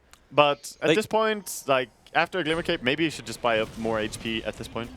But Aghanims would still be amazing, I think. Aghanims are still good stats points, and I don't think we have much of a point beyond Aghanims. Looks like KP is going to drop the Magic Wand. So this Aegis the Immortal belongs to the Lashrak. Yeah. And with that money, he's got 3.2k. Yeah. Is this the time? The Courier's back at base. He bought something. He bought Soul Booster. I see. So he's going for the Octarine. Yeah. That's fine too. I mean, Octarine is going to give him even more heal with the Blood Rage and even more HP so that he can actually run in here. And do they have any detection against this ward? Yule Scepter on Burning. Chuan looking for the telekinesis grab. Burning being stunned up. The Blood Ride's not going to help his life either, but the Glimmer Cape will protect him. KP, okay, dude, I know you're strong and you have an Aegis the Immortal, but he's just charging him, but the Wisp keeps him up. Burning, it's a good call-out position, but Ferrari getting beaten down, and he blinks away, but the Rupture's doing the work. Burning turns on the Flag Cannon, but there's not enough damage. The Shallow Grave and Luo, you go with the Ravage, but it isn't going to be enough, no. KP, it's a triple kill for him. He's going nuts. He still hasn't lost the Aegis, and Febby is dodging it out, and he relocates. He went back to base. He's taking him to heal up the entire way, as I've gone crazy with my camera, but they will be coming back in a moment. Yeah, Are they tethered? They're tethered. They're coming back together. He turns on the Pulse Nova, and then just burning through Burning. The Blood Right's in the perfect position. KP chasing after that Gyrocopter. He wants him dead, but he can't do it. Chorn with the telekinesis makes it difficult, but QO is back in the world. Bloodseeker starting to kill stuff as well. So much going ham from MVP. That's it. Like, That's too much. This really is it. There's no buybacks available. Tide is short of it. He'll respawn, but he's got no Ravage. And they're still against the Aegis of the Immortal. And GG, MVP will 2-0 Invictus Gaming. To quote a famous caster that is not myself, I think IG was a little bit overrated coming into TI5. Oh, wow. Wow. That quote, though. Woo! Yeah. All right, MVP. I'm saying it. I for one welcome our Korean overlords. Greetings. I want to see them tomorrow, and I wish them the best of luck. It's they- gonna be tough. If they 2-0 Secret, they go through into top 4 and knock Complexity down. Like, Complexity would be spitting chips if that happened. Yeah, that would be insane. But they can definitely feel happy with this series. IG, though, that's a tough day. They just lost 2 full series and didn't take a single game. Yeah, that they did. It was a tough day at the office for them. For now, our day at the office will end, but make sure you stay tuned. There's more Dota 2 coming up your way right here on the second TI stream or inside of Dota TV. There is so much Dota coming up for TI5, so stay tuned, and the Dota shall return.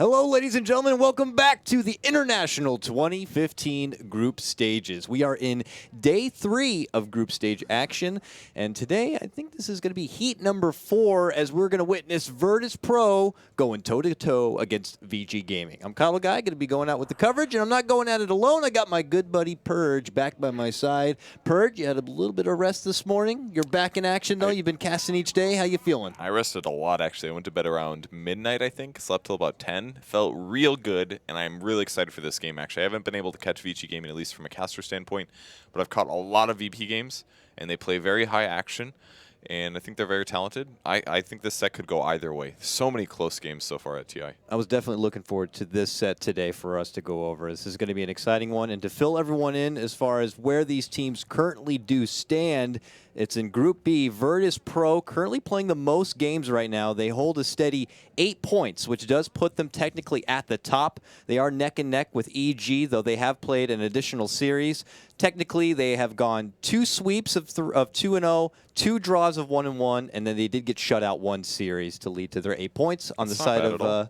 Yeah, so I mean, they get split down the middle. They're already secured a pretty good spot, most likely in the upper bracket. A good sweep here, and in their next series, maybe a good performance could secure that spot. So it's definitely to play more comfortable because Purge, when you're in that upper bracket and you walk away with 1 win, you already got $1 million right then and there. So might as well get the wins here while you can. Yeah, it's definitely very good to get that free money, man. Got to get in that top 4. It's really important. So VG Gaming start off with a Queen of Pain and a Bounty Hunter.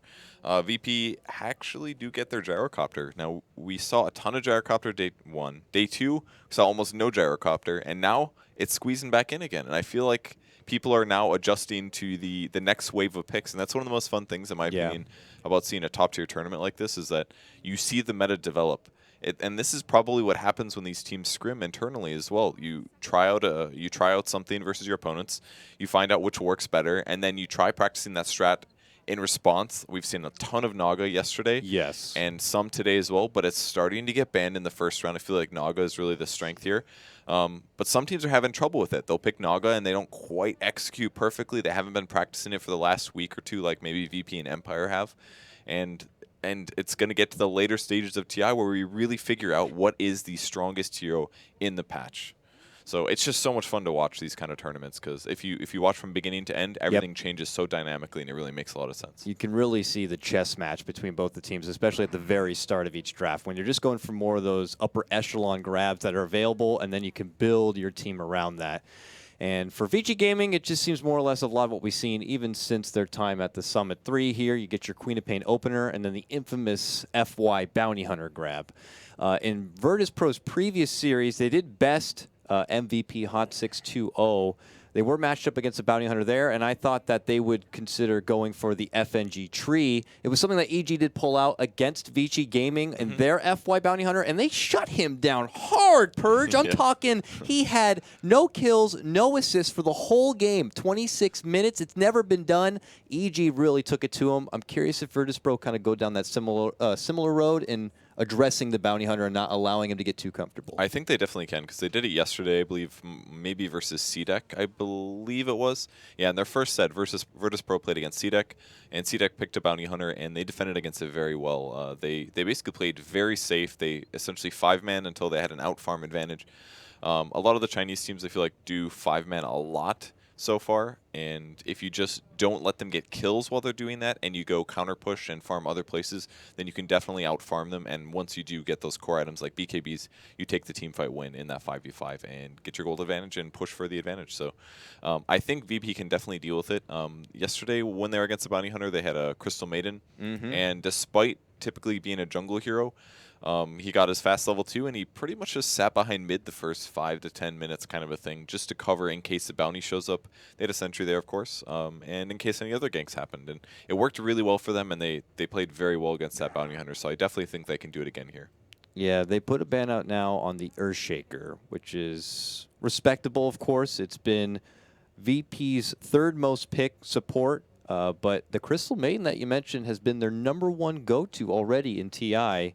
You know, more than most teams. Maybe Secret Puppy's been playing Crystal Maiden here and there, but Virtus Pro really going at it. They've already played 5 games with Crystal Maiden, sporting a 3-2 record, building a lot behind what could be more of that team fight, minor death ball push to kind of force this bounty hunter to be in a bit of an awkward situation here. And Vici Gaming are building a more of a fighting lineup because you got to get the track gold for your team and probably funnel that towards a nice late game core. I'm curious how they're going to look to build around this bounty hunter. Now they need to get a bit selfless, more defensive, probably with their second support. I was going to wager, you know, a Dazzle's still out there and ready, but it looks like they're going to put priority for Ice Ice Ice here and grab the Clockwork for their off lane. I think it's a pretty good anti-Bloodseeker hero. It's pretty good against Gyro as well, because Gyro's range is pretty low, so if you do cog him in, even if he does BKB, it'll limit his DPS output during the team fight. So I like the clock a lot, and when played by a very good player as Ice Ice Ice is, it really just creates a lot of disruption. And I've seen some games where clock just owns the games, because then you're always worried about your positioning. You can't split bushes easily. You'll get caught as you're TPing away. Things like that. It can be really dangerous. Yeah, and he definitely is a big blade mail candidate, and if you're able to blade mail and jump in there to a gyrocopter, catch him at a bad time when he's trying to dish out a huge call down and even a rocket barrage, he could end up just ruining his own life right there. This is, of course, in hopes that the BKB is either not online yet or just not available. There she is, Purge, the luscious blonde herself. I would have definitely been at this lady in my high school days, but Crystal Maiden there to provide, I'm sure, the extra bit of mana sustain, great early harassment. Ward coverage can always kind of, you know, fend for herself in the jungle. What is it that Virtus Pro see in her, though, that they need to go at her time and time again? This is now the 6th pickup this tournament for Virtus Pro. They play her slightly differently than some of the other teams. A lot of other teams will go for like a 4-1-2 Crystal Maiden build, but FNG is the full hard 5. I'm putting wards down and sacrificing for my team, Crystal Maiden, and he pretty much every game he goes 0-1-2 with 1 Frostbite and 2 Aura, and he usually uses that extra mana to zone the offlane hero. And then after that he goes 1-1-4. So 1 in each of his first skills, 1 in his ult, but 4 in the Arcane Aura, which gives his team as much mana as possible to help them win their lanes better and to make sure that their mana pools are in a good place that they can always fight. And he pretty much consistently has Tranquil Boots and a Magic Wand at 20 to 30 minutes every single time. He, out of like the four games we casted of him, one of the times he had like a 4-staff in there, and we were so surprised because he just constantly sacrifices. So it's a bit different than the other teams, but just aim to see him. We're going to be seeing a lot of wards, a lot of sentries because of the bounty hunters in the game, and he's going to be totally cool playing like that. And he's going to be totally used to it. So he's a little bit vulnerable to Clockwork, but you know he actually doesn't feed on the roll. It's just really experienced with his positioning. This is what I feel like a bit of a peculiar response from Vici Gaming, though. They get their own little icy support in the Ancient Apparition. It's not your typical counter of, oh, they've got heavy defense or heal power that we want to nerf down. Sure, Bloodseeker would have a bit of a sticky time if he got hit with an Ice Blast and he's trying to just get his life and sustain back in order by, you know, punching down some creeps. But maybe they're looking to get something special here with their 5th core pick. I mean, Weaver stands out as the common practice to have an AA Weaver in a dominant early laning phase, but I feel Weaver would have just too much trouble overall with the Virtus Pro lineup. Yeah, and the synergy between AA and Quap is decent, but now that our ultimate does pure, it's anti-synergy there in a way because you can't super leverage out of that. But AA Clock is pretty good. Clock does a lot of magic, and it's just drop the little Ice Vortex on wherever he cogs on. That's pretty cool. Yeah. And like you said, the AA ult will prevent Bloodseeker from healing. So I feel like we haven't seen that many Bloodseekers getting out of control with kill after kill after kill, healing every time and barely staying alive. Against organized teams at the TI level, Bloodseeker has some strengths, but he doesn't seem super overpowered. I think with Storm, it's a nice combo, though, because anybody that Storm goes on, he's going to pull for 1 to 2.5 seconds, and you can AA ult on top of that, and not to mention boost all Storm's damage. So I think that's a pretty good synergistic thing there. Maybe is their solution versus Darkseer as well. Bunch of extra burst damage with magic. And it's going to also be a Quap in the safe lane, most likely. Or Storm. Storm is very good versus Darkseer. But depending on which hero it is, either Quap or Storm, their right click is very important. And if you give the chilling touch damage and you get a couple hits on the Darkseer, you can definitely kill him just by bursting him down pretty fast. This is just such a disgusting fight-oriented lineup coming out from Vici Gaming. Yeah, here. It really is. Bounty Hunter constantly on the prowl. He gets the scout. Clockwork hooks in, gets the setup. Storm flies in shortly thereafter, and this was all set up, premeditated Ice Blast to come in thereafter. I mean, that is just serious hit and run potential. Between those latter 4, you can mix and match any of the 2, and they'll be able to get the job done. And Queen of Pain, even high mobile, can get in the action here. But look at this response coming out. Spirit Breaker grabbed up, and for now in the hands of Lil, so this isn't your traditional DK Phobos Spirit Breaker. This is a 4-position roaming Spirit Breaker coming out for Virtus Pro Purge. Yeah, I think they played this once yesterday, or at least I did see another 4-position SB, but they needed something that would give them some lockdown, because right now they're pretty weak. Crystal Maiden's pretty good against the first 4 picks of Vici, but with Storm in the game, you need something that's a harder stun, and Spirit Breaker is an option against Storm, but he's also going to work very well versus AA, Bounty, and Queen of Pain. Yeah, if you Bounty. find the heroes, chase them down, follow up, and should be a kill. So if Storm gets a little out of control, this is going to be a very tough game for VP, but at least going into the 20 to 30 minute mark, Storm's going to have to be a bit careful now. Really like the Storm Spirit, or the Spirit Breaker grab there. Really helps against the Bounty Hunter. You get that just little bit of glimpse. He happens to cross paths over a sentry ward. You get the quick charge, and there'll be plenty of follow-up to come in thereafter. And often, AAs, especially in the more farming kind of position, perhaps, they want to kind of have a side lane to just build up. And if you're lucky enough, maybe you get a quick Midas. That's not so easy when you got a Spirit Breaker who could be on the loose. You risk being out there by yourself with no backup. A Spirit Breaker is just going to get easy food right off this AA. So you got to be careful with that. That's a good point. That's definitely something Vici wants to do. With both Quap and Storm, they have 2 options to just go in jungle. And during that time period, they'll probably shift Ancient Apparition into a solo lane. That way he can catch up experience and hopefully grab that Midas. And with the roaming Bounty Hunter, he's not going to want a static farm lanes that often either, so it pretty much falls down to the A pretty consistently for that experience. So we will be seeing him do that at some point. Like you said, he's got to be careful about the Spirit Breaker charge because he doesn't have a hard disable, so a little scary for him.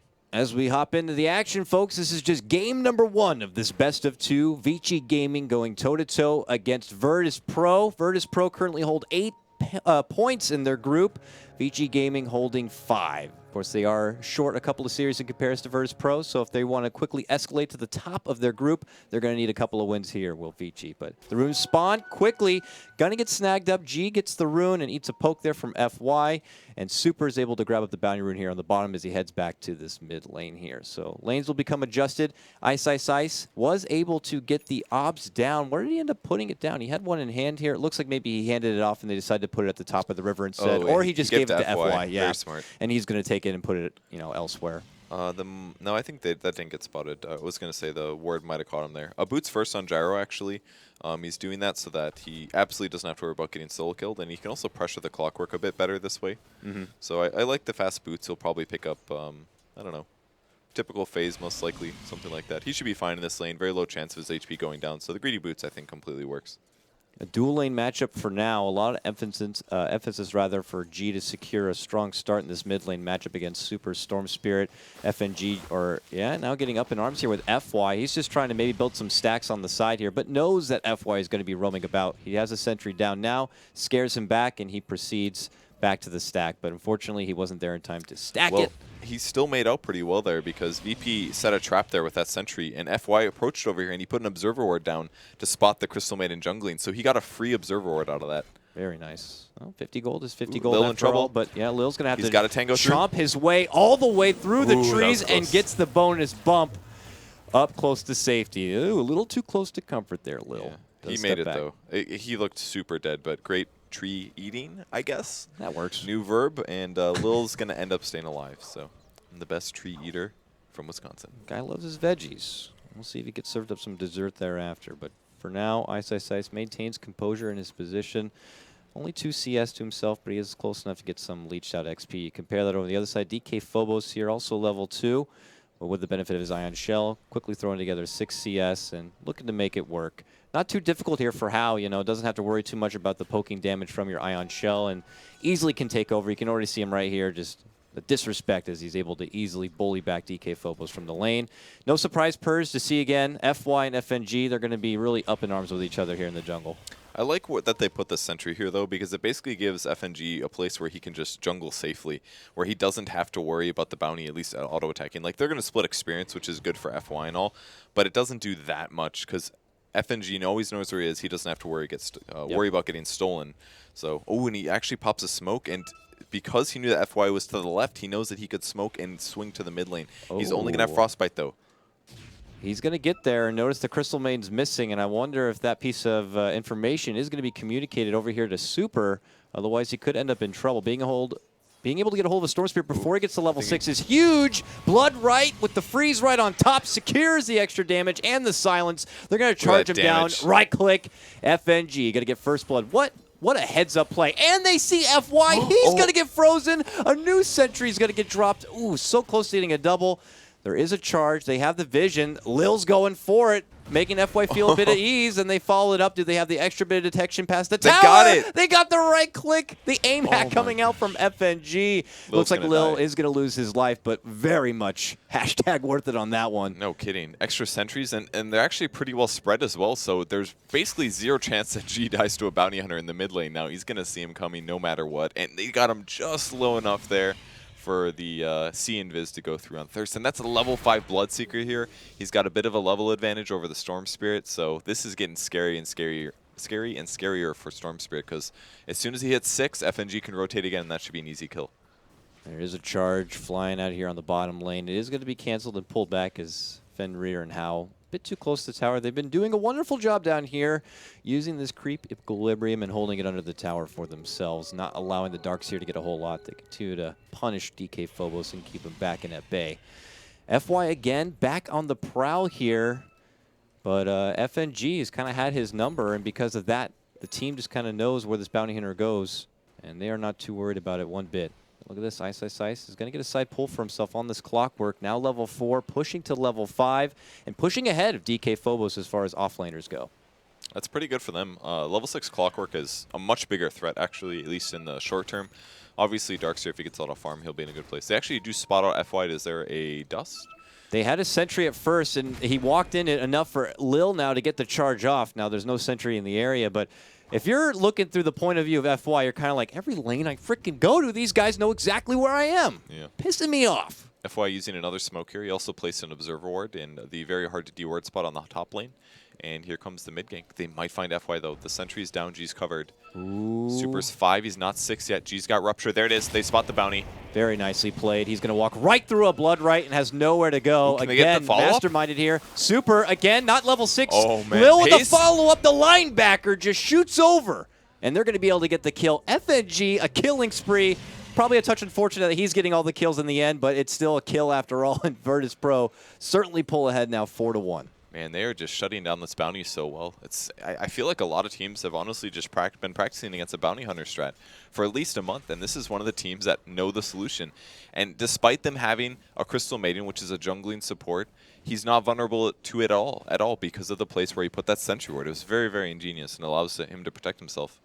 And we got Lil on the move. They're committing for a dive here on the Ice. It's at level 5, and yeah, the call down does a bit of bump damage, but he still holds the cogs here. Howe comes in, gets off a huge sonic wave. It's going to annihilate Illidan, and because of it, means Lil goes down as well. VG Gaming able to secure 2 kills for themselves. A bit too greedy right there. That was really well played by Ice. He saw the dive coming and he immediately went over to the trees. And not necessarily just that, but he was also in the position in case something happened.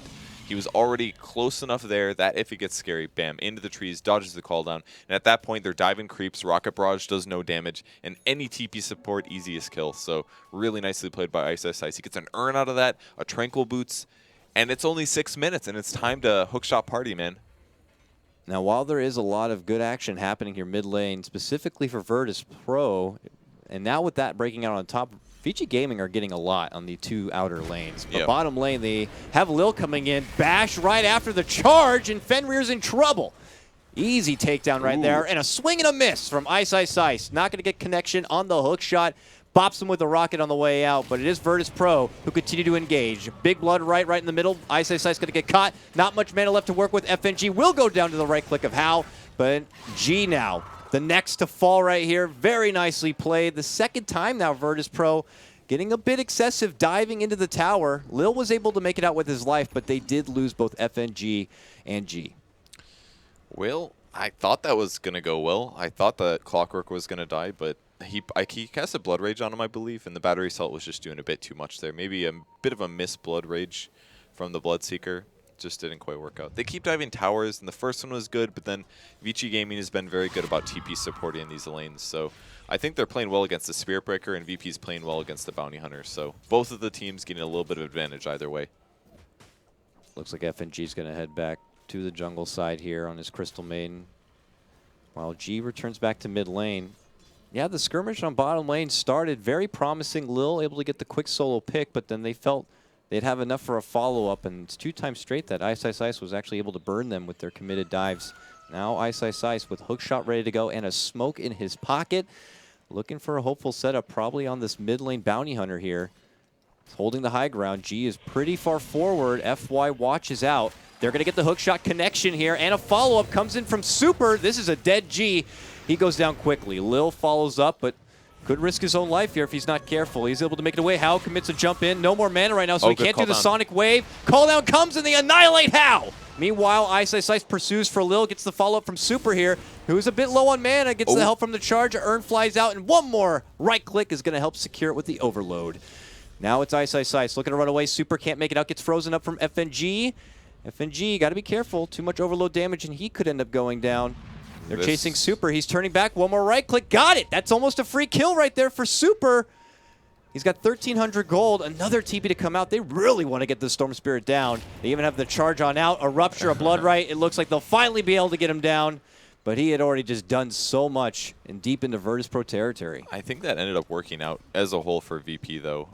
I mean, they got the Storm Spirit. They killed the Queen of Pain. They killed the Clockwork. I mean, yeah, they lost the Crystal Maiden, and she used the smoke trying to dodge that last hit. Didn't end up saving her, but killing the Storm was definitely very important here, because that is the hero that's going to be an issue late game. He's died 3 times now due to those good early ganks, so I think VP is going to be pretty happy with that one, despite the Bloodseeker dying at the start. Looks like VG, this is their time. Pretty much ever since their Clockwork really came online, they're happy to try to take some fights here. FY certainly could use the extra boost in experience to get that level 6 and get much more out of these fights that they are getting the pickoffs from. This is a lineup that comes online really hard in this mid game. And now Ice Ice Ice goes in, gets the setup on the Illidan, and a follow-up from How. Easy Sonic Wave, and that's all it takes, Purge. Of those 4, it only takes, actually of the 5, you can get plenty of 2-man combination hit squads and go out there and get your objective done. That's really nice to do as well, because then it's not as easy for your opponents to predict where you are. They could say like, oh, Clock's on the map, or not on the map, so, I mean, he could be hookshotting somewhere. Well, what's the only hero that he could gank with? Well, if it's only Quap, then if you can't see Quap as well, scared.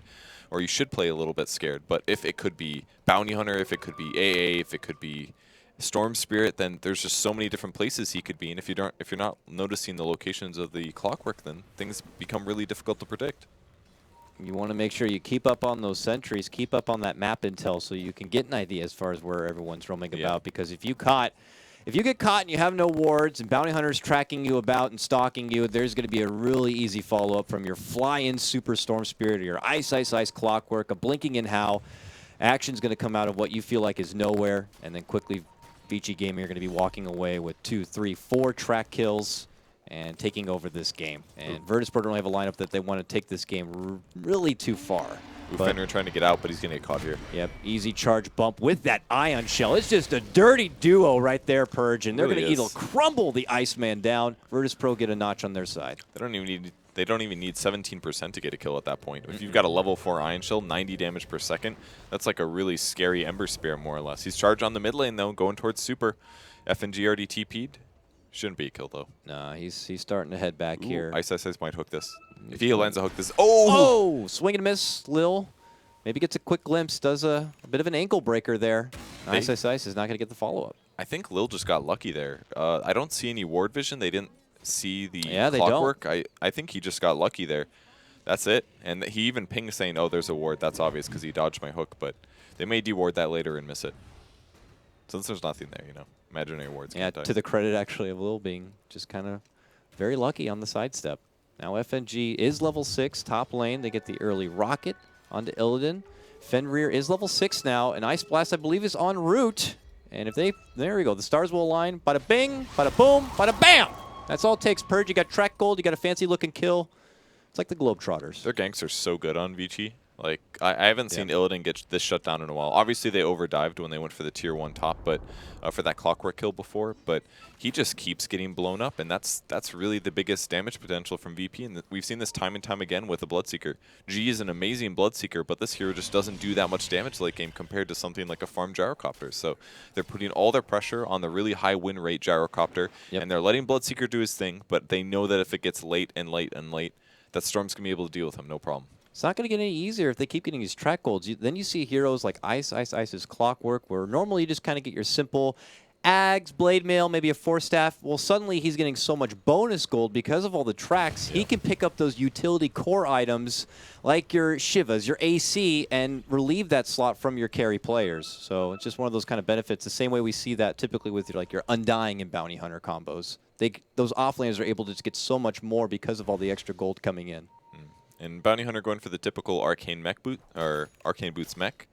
Just good to help your team win team fights a bit more, and very important against Bloodseeker, because if he does lower the HP of everybody on the enemy team, a mech basically makes him run a lot slower. Means especially that, in the early game. That first big blood right and call down, you can just kind of shrug off and go right back into the fight. So this is technically VG Gaming's time to really take big team fights once they do have that mech complete. But Virtus Pro, before that can happen, they're already smoked up and on the charge. They're looking ahead to bottom. Lil leading in front. Quickly pulls back. Early. FY's there, dishes out the first track. It's going to be on to G. And we'll have to see if VG Gaming are going to reassemble to this bottom lane, or if they're just going to let Virtus Pro do as they please. Virtus Pro seem very anxious at this point, Purge. Lil's now charging for a different target. This one onto Ice. Well, right past him. He's going to cancel it, bump him. No Nether Strike follow-up. Ice dishes out the rocket. A couple of spanks on the butt. But doesn't want to go too far into VP territory. But there's going to be the Nether Strike looking to bump him back. Super's right there behind him. Now Howard comes in. Jump forward from Super. Is going to finish off Lil. Full Rocket Barrage is going to annihilate Ice. He's able to get off the wall, but it's a little too close to the tower and away from VP. It looks like they're going to take the one-man trade and possibly step up. No, they find FY. They pop the dust. They're going to get the kill. Meanwhile, How dishes out the Sonic Wave. Not enough to finish anyone off. G very low, but look at this. It's Illidan going on a rage path here. Gets off a big Rocket Barrage on the How, who is going to get a salve thereafter. Now they're looking for Super. Very low man on Super. He probably has enough to just jump to the high ground there if necessary. Gets frozen up for now. Still locked in place. Illidan not looking to go in right yet. They know Ice could be back in just a moment. Oh, they're going in though, Lil. And the blood right, the bump. Almost up to the high ground. They're going to finish him off.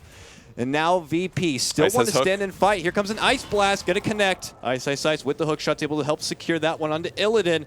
Now Virtus Pro sound out the retreat. Look to step back. They've had enough, but not before they get a nice little D-ward. Yeah, it's good that he went for that because they just put the sentry down. They would have lost it at hypothetical. Ooh, charge coming for FY. No, I'm sorry, going on a creep instead, bot lane. So FY. Oh, he cancels it. There's the dust. Puts the hit through. Not Needs to get any a bash. easier for FY. They'll look for the bash and the bump. Rupture now. They've got it now. He's waiting. Oh! They canceled He had version. clicked it too, but just couldn't get the follow-up onto FY. Little guy's able to make it away. Spank him with the track, and he's out. Really, Virtus Pro, very aggressive. Yeah, really back and forth fight. I feel like VP could have won that, though.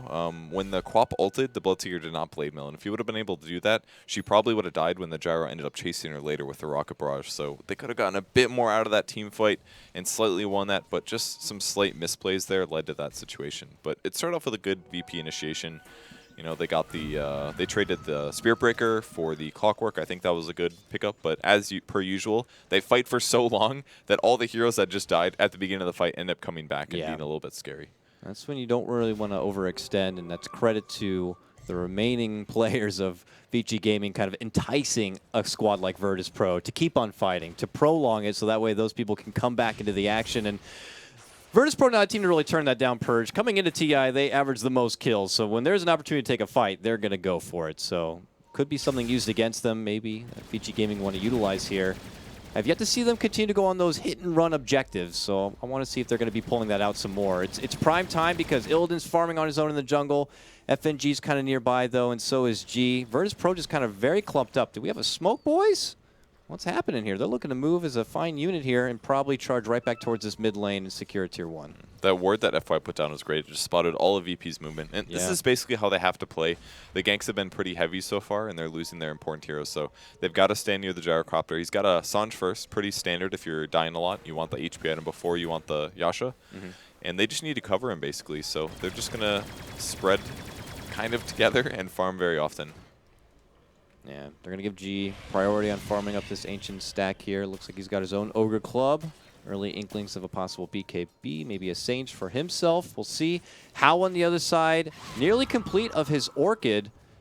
A very solid grab. Is Super going down a similar road? No, he's going to go for the Bloodstone since he's taking the Orchid road. Ice, though, gets a nice catch onto a tracked Illidan, followed up with an Ice Blast, and he's immediately dead. Now FNG looking for redemption, tries to dish out the Freezing Field. Ice, able to reflect a lot of the damage from the Blade Mail, does end up finishing him off. Now Ice, Ruptured, tries to run, sits there, hides, dies. G's able to get the finishing catch right there. Ends up being a 2-for-1. Not done yet. Virtus Pro still in pursuit, looking for Fenrir here. He wants some ice for the whiskey. Here comes Lil charging in. Sees a TP, decides to pull back. Shuriken toss. How follow-up. Big Sonic Wave, and Lil will go down with the super catch. And now G got to get pulled back in, and he will go down. That is more track gold. Possibly even more here, Purge, as they're looking to go for DK Phobos. Now tracked up again. Tries to surge and retreat.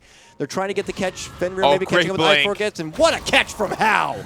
Gets topped off with a nice little cherry for Fenrir, but it is How who's going to pick it up. That must have been 3-4 track kills right there for Vici Gaming. Oh, man, they just completely outplayed VP in that fight. I mean, starting the fight off, they keep killing Illidan, preventing him from getting any good items. That guy needs a BKB to be any major threat against Vici because they've got Orchids, they've got all this burst damage out of heroes like Clock, and it's making Gyro look bad because they've been ganking him so well in their early game. And that many track kills, I mean, they keep baiting VP into more dives, but Vici's positioning has just been great this game. Oh boy, and you could just already see the rewards coming in from fights like that. Fenrir with a shiny new pair of gloves here. He's got the Midas. And if you got it before 20 minutes, you're sitting pretty right now. You can start building up to an Agnum Scepter, and it comes really fast. Plus, you get the huge boost in XP from the Midas. Means you get that Ice Blast leveled up sooner. Does so much work. And you're going to really see them take advantage of that. Ice. Eyeballing this bottom lane. They're hoping to get a catch on the Lil, but Lil, that game sense is tingling. He decides to pull back. Maybe too many missing off the map right there. Doesn't want to risk getting caught out. So what does VP do at this point to defend? I mean, they've been 5-manning a lot, but when they do take fights, they keep getting run down a bit. And the times that they have done some smoke stuff, it seems like they're not getting their catches because the Bounty and the rest of Vici have been positioned correctly. And I assume they're auto smokes as well because there were so many in the early game. FNG used 2 to gank mid. He used that 1 to attempt to save his life when the Storm got the kill. Wasted 1 there, unfortunately. And then they used that 4th one a moment ago. That's about all the smokes that there's going to be for the short part of the early part of the game because the cooldown on smokes are so high. So they really kind of hurt themselves in this mid-game setting where they need to continue getting kills. Those first 2 did a lot, but because they got ganked so much, they can't use smokes to come back and continue getting kills in return in the mid game.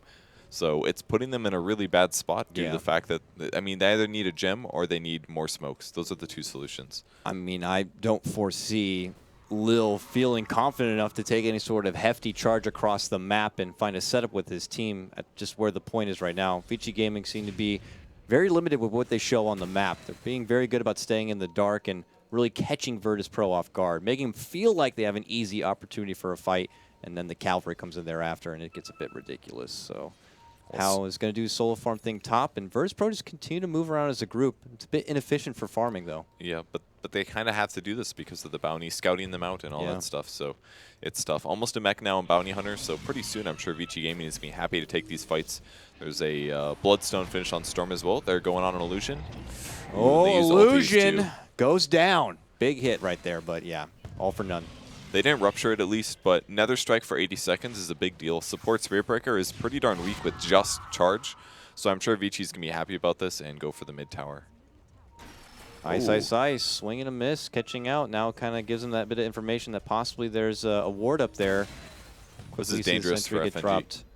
There's a Storm Spirit. What is he doing? Oh, Super just sees FNG and says, okay, free kill, takes it. And now they look to move in. What a sonic wave set up from How! Ice lays down the foundation with a beautiful set of cogs, and now they look to Illidan. They're kiting him out very well here. FY looking to run away from that rocket barrage, though. But already 3 hit the deck. What a beautiful setup here. Illidan, ooh, be careful. I just didn't like that initiation by VP. It was basically FNG walking into the fight. The hookshot missed, so maybe he thought, oh, this is going to be really easy. Hookshot missed, it's down. But he ran right in the middle of like 4 Vici Gaming heroes and got blown up immediately. Didn't even get a chance to use his ultimate there. And then maybe it was a bad call. Maybe he told his team to go in, but they weren't quite on the same page as him, because that just seemed like a feed, a very uncharacteristic feed. Normally FNG's position is fantastic, but that one just seemed weird. Maybe they're tilting a bit, man. I don't know. They're having trouble against Vici Gaming here. I mean, I can imagine from their player perspective, this game started out pretty damn good for them. They seem to have FY's number, good sentries. They picked him off multiple times. I mean, FNG started with a killing spree, for God's sakes. And then you start getting picked off one by one. I'm sure Illidan's got to be, a bit miffed on how many times he was picked off. He's probably expressing that to his team, and who really knows what's going on inside their room. But top lane, you can see partially what's going on. Lil almost committing with the charge onto Super. That's what I'm talking about. I just don't foresee really big opportunities where they could take fights like that without help being nearby or without them just not having enough. Certainly couldn't do much there to Super. Now he's just going to go for a different target. This one, though, a lot easier. They see FY in the creek with the help of the sentries on the high ground, and they're going to get an easy pick right there. Virtus Pro, if they want to get that morale back up, they could certainly use picks like that. Yeah, and getting an observer ward out of that as well is really going to pay off. So they've put a lot of sentries on the map, and it's natural that they'll find him eventually, and it's good that they're doing this because it just helps you spot the movements. And with the Spirit Breaker, easiest kill ever, and there were other heroes in the area, so that's good. At least they're going to get that kill. It's very apparent they're just laying down these foundations of wards so that Illidan has some sort of safety net to farm with without risking getting caught out by a little Invis Bounty Hunter bottom lane. They're going on G? Yeah, they're going to get a hook shot onto G, lay out the cogs. He already pops the Blade Mill here. G just looks to retreat. A big call down, though. Certainly helps things out, but look at that, the Ice Blast, and how able to get the quick finish there onto G. 1-for-1 trade that works out for Virtus Pro here. Still charges out this time on the Halberd. Here comes Super flying in from the west side, and now a Sonic Wave wall follow-up. Good mech. Oh, what a huge freezing Super. field. Super does end up going down. A valiant trade for his own life. How now toe-to-toe with Illidan. FY shows up. They get the track. Can they get the kill for it? They can. Shuriken's going to connect and finish that one off. Now they're going to look for Phobos. They get the track. They don't need it. They want to get the quick kill. Now it's lone little FNG. The difference between VG Gaming getting a huge team wipe, and it looks like they're going to do so. You might get FY. It's going to be close. Ooh, not enough. Oh, AI Ice Blast, but same team, so he'll be 5 okay. go down from the side of Virtus Pro. Vici lose 1, and they get so much gold out of it. They lose 2, technically. Just a quick respawn there of the Bloodstone, of course, from Super, but oh man, the economy just swelling so nicely for Vici Gaming. Yeah, it looked like it was going to be really good there, but man, they're getting so many track kills. And it's just, there's 2,500 gold on Bounty Hunter, and he just bought this mech like 4 minutes ago. That fight was so good for his bank, and he can just transition into something like a, I don't know, a pipe or something, maybe even a Yule Scepter for himself. That way when he gets gone on, he could just keep himself alive for a bit. Oh, they're going mid lane. They want more. G shows himself trying to farm, and they get the quick and easy kill.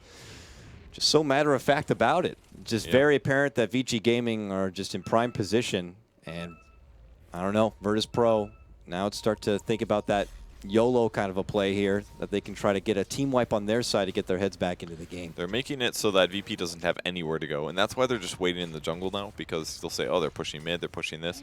I don't feel safe anywhere, so wait in the jungle. Charge comes through. He's going to have his ultimate as well. Cogs ends up pushing him back, looking for the ult afterwards. He grabs him, but Blade Mill reflects. There's the pull on Lil. He looks quite dead. Called down as well, but all it's going to do is slow him. Ice Ice Ice actually might go down here. FNG popping an ult off, but only does He's so much. still Ice Ice Ice good. lives, 60 HP.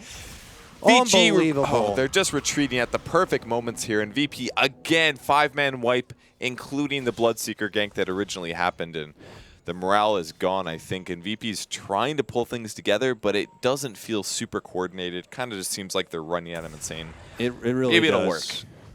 And Virtus, VG Gaming are just playing them like a fiddle right now. Yeah, the way they're diving in, they're able to just quickly turn around and back. I mean, look at this. G barely steps out from the top part of his base and narrowly dodges a hook shot from Ice Ice Ice. Just the emphasis of really nowhere is safe. Yeah. You're not going to get anywhere. And even if you miss that, I think that was okay, because it's just going to scare G. He just went for the top lane. He says, well, I can't farm there. Time to run to the bot lane, then run into my base. He's getting nothing out of this, and he didn't even land the hook shot. It just, VG Gaming can do exactly what they want to do here, because VP didn't get a big gold advantage in the early game, and because they ganked that gyro so much. There were just too many lost team fights. It's really the problem. I mean, I understand like commitments to something like the Spirit Breaker. It helps counter against the Bounty Hunter, but when you're not able to really be a Spirit Breaker, be the enforcer, the bruiser, and, you know, instill fear on your opponents, they can just kind of look past you and go for the bigger targets here. And when they have just FNG as their lone little additional defensive support, there's not much stopping the Illidan engagements here. Now Lil looking to move in, gets the bump back onto Hal, but he's BKB'd. Ice gets his own follow-up. Phobos, meanwhile, up in arms with Super, and Fenrir, he's going to go down. Illidan locked in the cage with Ice, who is going to get dropped. Now Illidan getting kited back here from Super. He's just going to right-click him down here with the bonus of the track, and the Shuriken going to be coming in. Hal secures a triple kill at the end of it, and it's another 5-team wipe on the side of Virtus Pro. They have simply had enough and will throw in the towel for game 1. They didn't even get close to going high ground there, but VP doesn't have any way to defend pushes. It's basically like a level 1 Crystal Nova. That's pretty much it. How do they stop pushes? They can't. So all they could do is win team fights, and at some point it was abundantly clear that there was no way they could touch Vici Gaming in team fights. It was like 3 fights in a row where they got maximum 1 hero, and the game is instantly over with VP just having a tough one. Really tough. And VP, they just want to look to stand on the top of their group already with their 8 points, but if they're not able to get much more than that, their top spot may not be secured for teams like Vici Gaming now, who secure already their first win. They walk away from this series 2-0. That 3 points secures their own top position at 8 points alongside with EG. So we'll have to see how things are going to pan out. Classic Lil, 3 mangoes is all it took for him to have a secured game on his Spirit Breaker, but nonetheless, we'll see if it's going to be enough for Game 2 action coming up in a moment. Vici Gaming going against Virtus Pro. I'm Coddle Guy. That's Purge. We'll see you in a couple of moments for more International 2015 coverage.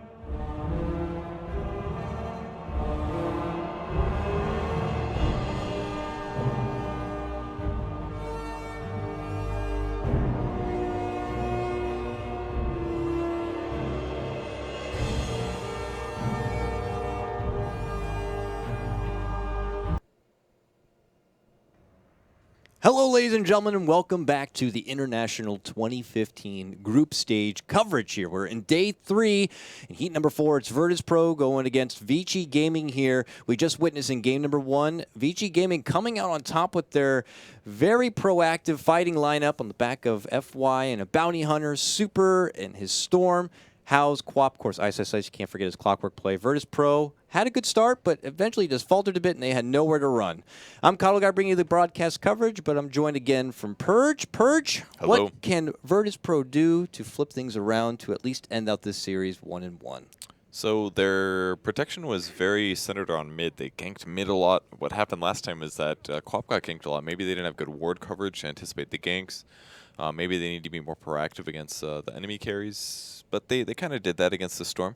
It's hard to say, but their mid to late game farm potential was pretty weak. Their strategy was pretty much revolved around Gyrocopter being able to win them early to mid game team fights, and because he got ganked so much, he wasn't able to do that. So, there's one solution: his way in for pick the Naga, fight but before, Vici and Gaming's this- like, nope, no more Naga for you guys. We're not going to let you do these sleep setup things that you guys keep using. So they're going to have to play standard, and they're just going to have to do it better than Vici Gaming did. Will they let the Lesh through now is the big question here. It's no surprise Virtus Pro going to ban out the Shadow Fiend, considering Vici have Radiant side, but they also ban out the Quap, which makes me believe that with that first pick, they're hoping to get something big like that Lesh. Or maybe even just a Bounty Hunter for themselves or something. Yeah, even like heroes like Tusk have been first picked a lot, especially yesterday. There was tons of first pick Tusk in the VP, Empire, and C-Deck games. So something that fits all your lanes, kind of does a mix of everything and ends up being good even if you're a bit behind because you can burst heroes down. So Dazzle as well, the most popular support at the moment, actually does have a plus 50% win rate. It's like 53 or something, so sounds like a fairly balanced hero, I dare say. I hope he doesn't get nerfed. I like that hero a lot. But do you ever get that emotional attachment when you watch TI? You're like, oh man, I actually like that hero. He's going to get nerfed after this. That's too bad. I wish he would do a little bit worse. I mean, the only sentiment I have for a hero is an unfortunate Earth Spirit isn't even in the captain's mood yet. And Coddle is kind of there and kind of not, so I'm good with that. Nerfed, no way. And I mean, they might buff him maybe a number here and there, but he seems like he's in an okay spot. I can respect that. Outside of that, no, a lot of these big heroes, Purge, end up just owning me in pubs time and time again. Your Bloodseekers, I see Gyrocopter enough, and I wouldn't be surprised if they do end up getting adjusted. So who are you growing attached to that you actually would be sad to see nerfed down a bit? Well, I see all these. The cool thing about support, I feel, is that the rotation is decent sometimes, and support heroes often don't get abused in pubs quite at the same level as like your cores do, like Leshrac, Gyro, stuff like that. Sniper. I mean, think of all the heroes that everybody complains about. Obviously, Earth Spirit's maybe and an outer liar here, but it's like Gyrocopter, Sniper, Troll Warlord. It's all cores usually. So I see all these cool supports like Naga support. I'm like, oh, I want to try that in my solo queue games and see if it actually works. And maybe I won't be able to do that with Naga after all. Who knows? For a while there, I was going to say like Winter Wyvern would have been something most people considered it as a bit of an OP support. But when we were looking at the numbers before coming into this, Winter Wyvern currently has like 21 games played, but only sporting a abysmal 5-16 record, a 23% win rate. I feel like the hero has situational uses, but as a whole is not quite as jack of all trades as people have been drafting her. She's been picked a lot in games. Dazzle is a hero that fits pretty much all games. Oh, somebody on your team's dying? I have a solution for that. And Winter Wyvern can do that as well, but it only works against certain heroes, and her damage is a little bursty, and her ultimate is hit or miss sometimes, I feel. Whereas Dazzle's presence is pretty much always field, similar to a hero like Rubik or Lion or something like that. So I think the Winter Wyvern is, her ultimate on paper looks so strong, but against top teams, it isn't that often that you get a 5-man ult. So. Now actually breaking down the draft that is before us here. Purge, as you can see, Virtus Pro took their first pick and snagged up the Gyrocopter. Response from Vici Gaming, a first pick Rubik, which could be pretty intriguing. Then the Lina thereafter. I can understand the Lina. You get your hefty Laguna bursts that could even make the biggest BKB candidates quiver a bit. So like very good against your Gyro. Yes, exactly. Or even before they're able to get off a shallow grave, boom, you're dead. Don't even think about it, Dazzle. So it works out on multiple fronts there. Yeah, the Dazzle versus Lina I think is pretty good as a whole. Like, yeah, it is a lot of burst damage, but it's usually following up after a Yule's or some. You know, when a high level player pops a BKB, he already knows that he's in danger. That's why he activates it, and that's just going to draw more attention from the Dazzle. In most cases, I feel Dazzle is a pretty good counter against Lina because, especially if your carry can get out afterwards, that's the important part. In a lot of cases, that actually does happen with these high-level players. So I feel like the Dazzle is a good pick here. Rubik is going to be pretty happy with this as well. Rubik plus Lina, that's a lot of stuns going into the start of the game. I don't know if they're going to do a Lina core or not. I feel like VG Gaming usually focuses on more heroes like Storm. But it's definitely a possibility in either way. Lina has just been a pretty strong core as a whole this tournament, and semi-carry potential too. A lot of Bloodstone pickups lately the last day or two. They just aim to have lots of mana, lots of HP, and eventually transition into other things. And not too many games where Lina underperforms, I feel. Looking through the next phase of bans here, Virtus Pro actually banning out the AA. I mean, you know, Finra did a solid job last game. He got great farm because of all the track gold, got an early Midas, and the Ice Blast certainly didn't help. But maybe they're looking to build up even additional healing on top of this Dazzle. Maybe they grab the Winter Wyvern in addition and go heavy defensive on that front and fearsome that AA could be picked up as a response. And they're also wagering that this Lina is going to be in a core position as well, it would appear. They also ban out the Undying, and now on the side of VG Gaming, they rid of the TA, and we're still waiting for the next one here, which could kind of give away a bit of information. Yeah, TA's been pretty popular the last 2 days. We've seen Secret pick it. We've seen a couple other teams play it as well. Just counters in some ways a lot of the support heroes that we have, low armor kind of stuff. Even against Winter Wyvern, who I think is pretty good versus TA. You know, you can't cold embrace everybody, unfortunately. Ooh, this is interesting. It's a third pick Brood. And there's still a lot of good counters out there, Purge, to be honest with you. Virtus Pro could grab up something like a Darkseer, let's say, for their off lane. They still have room if they want to go crazy and pick up an Axe, a Bristleback. These are pretty good options to help with against a Broodmother that have not been banned out or removed. Some of those don't work very well at the very early stages of the game. And a hero like Axe actually hasn't seen a whole lot of success recently. I think he maybe got a little over-nerfed. It's good against Dazzle, though, and we did see him played, I believe, yesterday against a Dazzle, but it didn't ultimately lead to a win. The best counter to Dazzle, I do think, is the Ancient Apparition, which was why it was banned, just because you throw the Ice Blast and you know that after the Grave ends, that's a dead hero. So, but yeah, Broodmother is a little scary here. Gyro is not the best against it in the laning stage. You can definitely out-pressure a Gyro.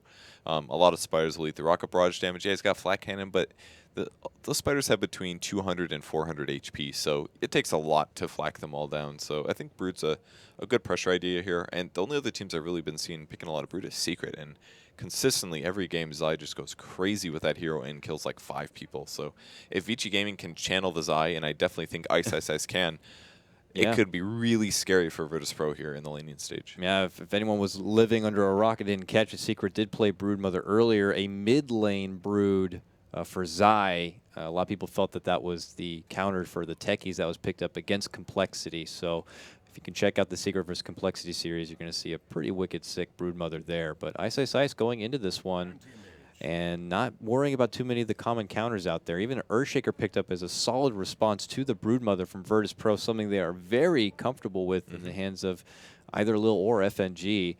But look at this response coming after. VG Gaming going for the dedicated Rice Farmer anti-mage here, not as a response to your typical like Lesh or Storm Spirit, but they're just, it seems like they're just going for what they want and then they feel works, not really considering too much on what's still out there to, you know, to stop them from getting what they want. They're just like, this is what we got in mind, we're going for it. I think the only thing weird about the anti-mage pick here is that they already have a split pusher and it's Broodmother. And anti-mage is usually, it's a 4 protect 1, but really it's like a 4 do whatever you want while I go play my own solo game as you play anti-mage. You farm a lot, you'll push towers, and I guess their goal is just to split push a lot and prevent Virtus Pro from being able to defend those. And their supports right now are decent at defending towers. Earthshaker is very good at it, but Dazzle's maybe a bit weak. And I feel like VG's lineup might be a little weak due to the Brood and the Anti-Mage always playing solo-ish games. So their Tricore has to be really strong, and self-reliant, and right now they've got that. They've got Rubik Telekinesis, and they have Lina Stun, and whatever else they throw into that, I'm sure can kill any hero by themselves. So I think so far the Vici Gaming draft looks good, but if they get behind, and the Broodmother and the Anti-Mage, like, what if Virtus Pro, like, final picks a Storm, a hero that can easily deal split push, and deal with those two heroes, maybe not easily against Anti-Mage, but against Brood, Storm very good against that. If they get a solution there, I feel like VP is going to have a really easy time against Vici if they get ahead. So Vici needs to make sure that their early game goes well. Viper banned out here. VG Gaming looking to secure their mid lane. Whether it's going to be this Lina or this mystery 5th pick, they want to make sure they don't have to deal with the Viper too much. We also have to see G's potential pickup here from Virtus Pro. Now, they did go for the Darkseer here, which is a typical counter to Brood. I don't know if they're going to look to see if they can make an audible call and try to get the Darkseer matching up against the Brood and go aggressive. So. That could be something they're reaching for there. They ban out the Razor also. Typically good response against heroes that do like to stand and fight, like Gyrocopter and such, and Darkseer, who wants to get in your face, and plus whoever Darkseer is going to Ion Shell up usually wants to be in your face, so Razor's very good at battling with that, so rightly banned out. I think I saw VP play against a Brood with the Darkseer. Maybe not them, but another team. And I've cast mostly VP games. This is probably my fourth one here, my fourth set, but Darkseer versus Brood is very good for the early game. You get a lot of CS. You can cut the wave. You're pretty survivable to any harass that Broodmother puts out. Invoker pick, we saw it yesterday with Empire, and it did not work out so well due to the enemy team just pretty much ignoring it. They're like, okay, well, you've got Orchid. We're going to 5-man now, and now your hero is worthless. And that's the 3-man combo, the Invoker, Lina, Rubik. So does a Lina, Rubik roaming. It's pretty strong, pretty high nuke, at least when they get to level 3. And with an Invoker on top of that, I think it's going to be scary for the VP heroes, because if those 3 roam around and they get kills, they can definitely do it with either Anti-Mage or Broodmother help. So are we wagering more on a Quas Exor build-up or a Quas Wex where you want more crowd control, or you can even add more on top of your ridiculous pushing power? You could definitely exhort here because of the Lina Rubik setup. I think Exhort Quas is better against Gyrocopter because you can do minus armor, but he can clear them pretty easily. But if you can EMP Dazzle and break his mana, then he doesn't have Grave anymore. That's pretty good. And same goes for Earthshaker. A lot of Earthshakers have been a bit sacrificing in the early game with their regen items, so maybe you could potentially get advantage. And Dragonite as well, same thing. He's very, very reliant on mana, so it might be an EMP game. Seems like, to me, though, that's the only way Invoker's been played recently. People aren't really focused on the Exhort build, but you never really know. There's some potential good one-shot targets here. It's feeling like Virtus Pro as they ran out their lineup with that Dragon Knight, adding their own bit of siege potential there, and pretty much man fight works very well with Darkseer. Good Ion Shell candidate, helps a lot with the Surge. Maybe once this DK Phobos Darkseer is able to throw together a nicely timed mech, they might look to just try to take objectives and take fights before this AM is able to get out of control, before this Brood can really take over a lane. I agree. It's feeling like Virtus Pro really want to be able to get a lot done before the clock ticks a bit too much, whereas VG Gaming, they can kind of do their thing, slow roll a bit. Yeah, they add pressure with these supports who could be pretty good at disabling and roaming about, but it doesn't seem as crucial for them to get a lot done as it does for Virtus Pro. Yeah, I agree with that. Like you said, if the Brood will take a bit to become strong, the Anti-Mage will take quite a while to become strong, and if they can get the early game advantage, VP should be able to snowball their opponents for a bit, as long as they don't run into some issues with Invoker, for example. So it does look like they're going for an aggressive tri-lane. It's a Gyrocopter Dazzle with Earthshaker. I think that's pretty darn good. Earthshaker maybe not the best, obviously, but if you can fissure block, then you're guaranteeing a kill, basically, because you've got Rocket Barrage and a heal on top of that with some good right clicks. And that means that DK Phobos will get the matchup they were hoping for here. The Darkseer going against Ice, Ice, Ice on his Brood, who's already laid a small establishment, it looks like, here in the upper part of the river. Probably getting a quick sneak grab on the rune if possible. A lot more attention towards the bottom half of this river, though, from both sides. They might be, it looks like they're swapping lanes right now. The Observer Ward that Ice Ice Ice put down spotted the Darkseers. They know Darkseer's top. So now it looks like they're tri-lane shifting top. The Darkseer, or the Broodmother will then shift bot. Plus they showed the net, I assume. So it's just basically just a trick going on, and VP is going to be able to grab the bot rune, but they may also end up swapping lanes because they want to have Darkseer versus the Brood. That'll give them a lane advantage there, and they feel like their tri-lane is stronger. Anti-Mage is okay in a tri-lane, but I think Gyro is much better, even though the two supports of Vici are better than the two on VP. Yeah, but how long are you going to wait? How many waves do you wait before you decide to make the call and get a couple of TPs together on the supports and rotate everyone all the way to top? It does seem like quite a bit of work, and you could be missing out on a bit. if you don't make that call quick. And FY found the Observer Ward for VP here, so that's a pretty big hit. This may start the rotation. FNG already has a TP scroll, so you never know. May shift right away. Do they have sentries is the real question. Lil has 1. They put a ward down to block the pole camp, but that doesn't really matter a whole lot to a Brood, so that's a lost ward pretty much right there. But they do have a sentry, which they do plop down now, so they'll have the Vision on Ice, Ice, Ice. Was this Clarity Potion? Oh, Gyro bought a Clarity because he needs to buy a TP scroll, so he knew that he was going to TP top. He's probably going to get this first wave, and then he's going to leave, is what I'm guessing. They might actually get some damage on Ice, Ice, Ice here. No. They were hoping for it, that he would at least run to the right-hand side into a rocket barrage, but Ice, Ice, Ice will turn the corner the other way and put himself back into a safe spot. So we'll have to keep an eye out to see how long before Virtus.pro do decide to change things up. Looks like FNG already hanging out in the top lane. The Dazzle looking to make a pull happen here, because as it stands right now, it's a little DK Phobos up in arms with a full tri-lane. Something that, you know, your normal Dark Series used to going up against, but doesn't really want to have to. You know, even Hao is going to be dealing with these Ion Shells a little bit, but of course with the help of these 2 supports, he's going to get what he wants. I actually kind of like the dual lanes that they have going right here, because it's an aggressive tri-lane. The large camp isn't blocked, so they'll be able to get some gold there, but like if Darkseer just spams the double Ion Shell, they can't just deal with it by pulling. They can do a side pull, I guess, but like he'll actually get a lot out of this lane, and Dazzle can get some pulls going as well. But they're doing the rotations now. DK Phobos shifting to the bot lane. Illidan's going to farm until he gets here. They got a big block on the super here. A beautiful fissure. Sandwiches him in the spot, and they bat him on the butt right there at the end. Lil is going to pick up your first blood, set up with a beautiful fissure there in the mid lane.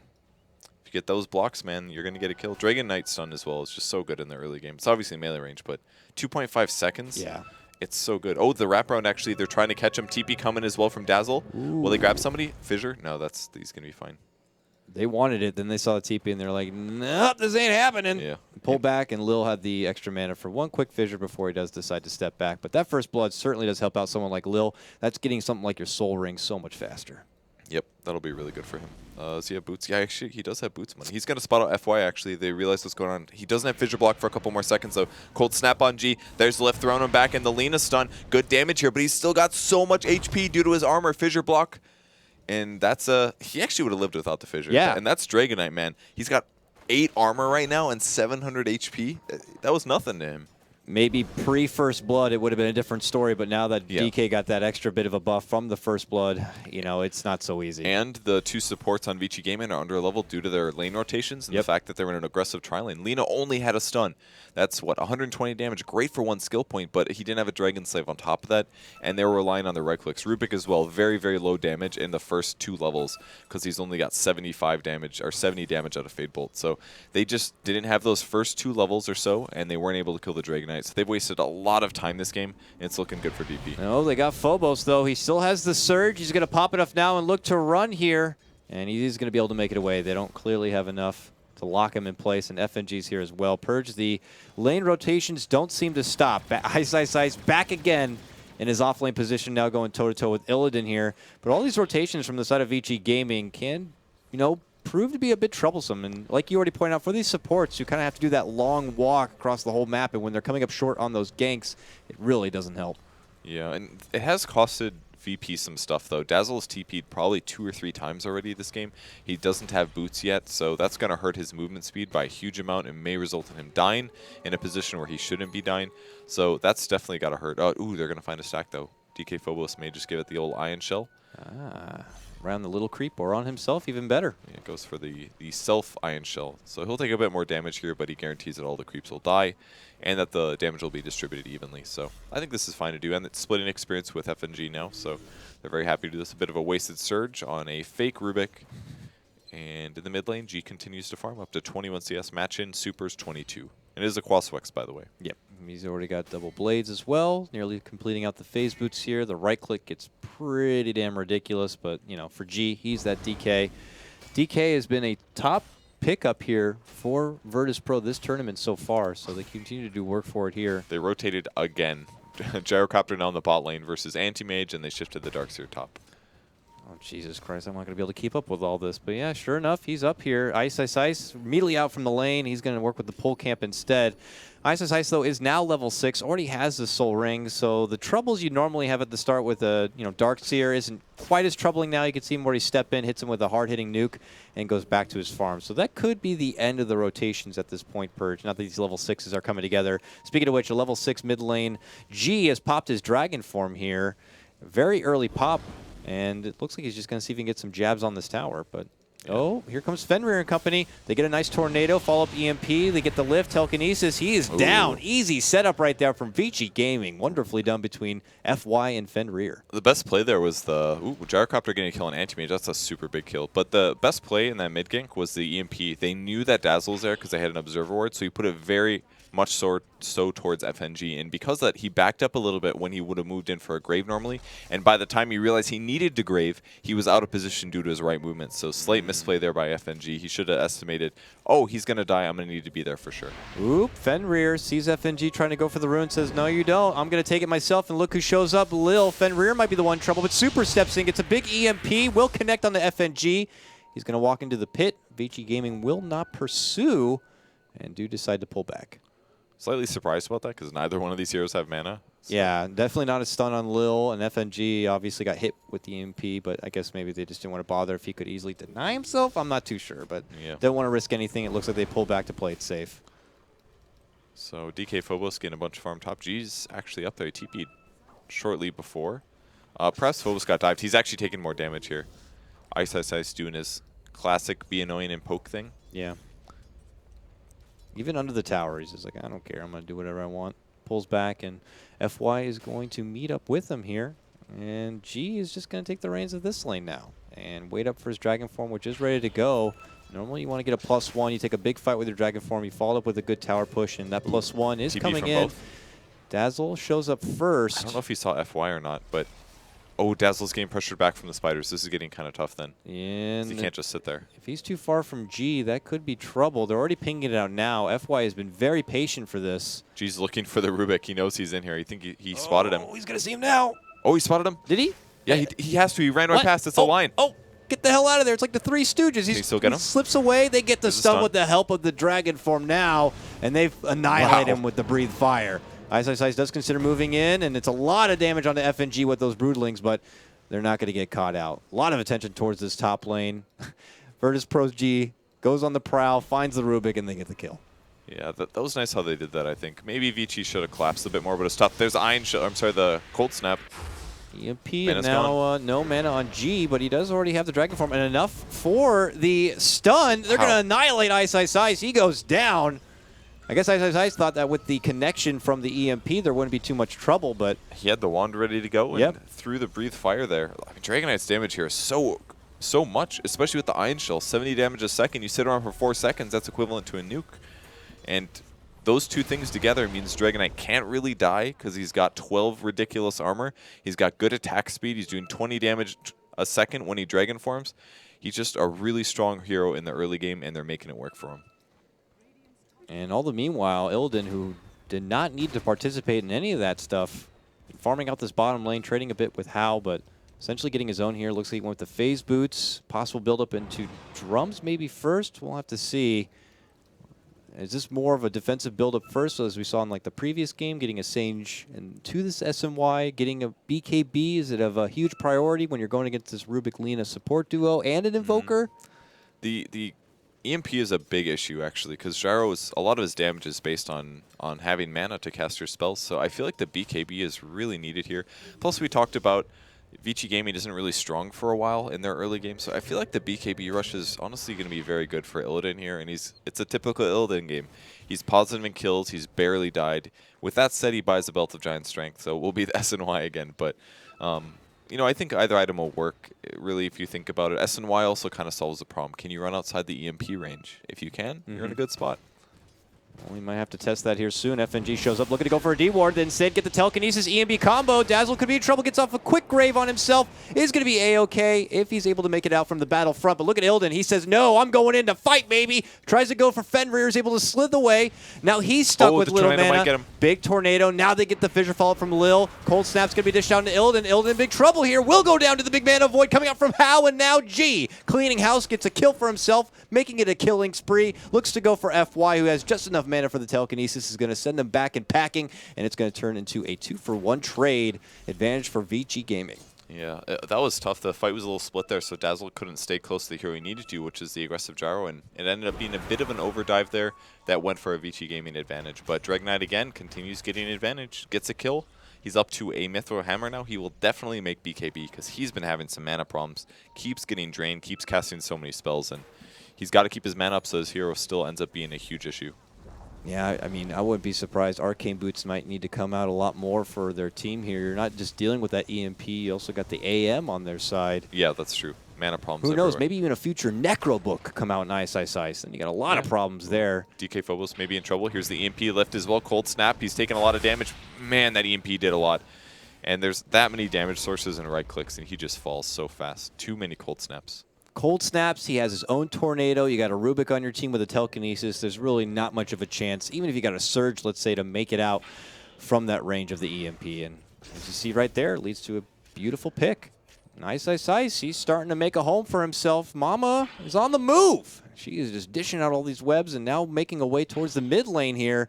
This just cuts right through the woods, straight towards the tower, and is beginning to backdoor a little bit. Now, they do have Good the heal. FNG quickly bops all those Brutalings down. But he's just going to be a real pain in the ass right now for VP. Yeah, if you prevent them from stacking, they do less damage, so he saves the tower. But, I mean, Ice barely lost anything to do that, really. He maybe gave some gold to FNG there, but it also forced some rotations and some TPs. And he just wants to continue to kill those easy towers. If nobody defended there, the tower dies, just spiders. So every bit of advantage that Vici Gaming can get for their early game is what Ice wants to go for. And it's working out pretty okay. He goes a medallion too on his brood mother here, so very interesting. Helps with the Dragon Knight, I guess. Helps a lot against Gyro, I think, as well. Gyro's a bit weak on armor. So I like the pickup. G's going to snag up an invis for himself here. And go back on the move. Very passive positioning here for both Super and Fenrir in the mid lane. Waiting it about. Super here holds his Staff of Wizardry, at least for now. We'll have to see mid lane. G breaking out now. Shapeshift scouts out Fenrir. This should be an easy pick down. It will be. A wall committed. Might have been a bit over excessive here. Now that's in an awkward position in case something is to follow up. They catch G with the EMP. He's going to have no mana, but really after taking down Fenrir, they only want this tower, and they're just going to put their eyes on the prize, look to secure it. Split pressure already coming out, though, even from your little split-pushing Rubik here, and FY in the top lane with assistance of Ice, who's currently farming through the woods here. You know, it's a lot of sweat right now for Virtus.pro to take down this tower, but can't help like Vici Gaming are just going to get it as much across the map as far as farm and going for their own objectives. I mean, that tower is really important as well because they can now move through the mid lane into the jungle. And that hurts Anti-Mage so much because he doesn't even have his Battle Fury yet. And when he does have it, his jungle's not even safe. I mean, it will be partially when this tier 2 on the top of the map dies, but it's getting scary for him because once he finishes it, VP's just going to be all over that. And you can see his little Dragon Knight's item. He's like, BKB? No, man, we're making a Shadow Blade. Even more mana intensive for him, but it makes a huge threat for the Anti-Mage because him plus any other hero is a guaranteed AM kill. And I'm sure he hopes he can lead off the debut of this Shadow Blade with a quick kill here. Yeah. His opponents know it's coming, though, because they saw the Shadow Amulet.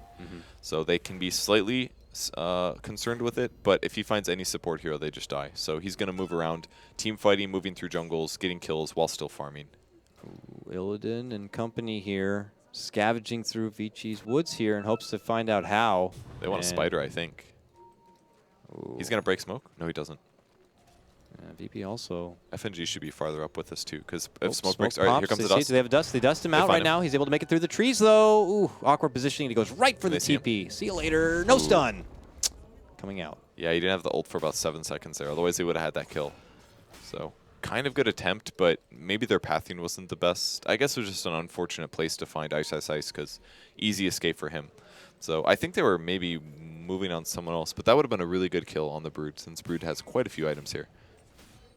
Now Super, who is attending to this top lane, Now, I figured that because they took out that mid-tier 1 tower, and you said how Hao's jungle is going to be a bit unsafe, he could start working with top lane and how much room Vici Gaming have on this part of the map with this tier 1 being down. Ooh, G's in trouble. But they are going to get super here. G moves in, gets the stun. He's going to get lifted into an EMP. They're looking to turn the table right around. And on to G here if possible. A big call down comes out from Illidan. And they're going to be able to get the pick. Ice going to get dunked on right Mike there. at the Go sports. down. And both FY going to get dropped. Fenrir in big trouble here. Illidan not be able to catch him with a rocket barrage. And Fenrir with that move speed. One flat connect. It will connect. Gets the help from the urn of Super. Super dishes out Tornado, which will slow down Illidan. And he decides to pull back. Could have gone a lot worse there for Vici Gaming if not careful. I mean, G played that so smart at the beginning. He's like, wow, this super, this Invoker is completely out of position. His team has to be behind him.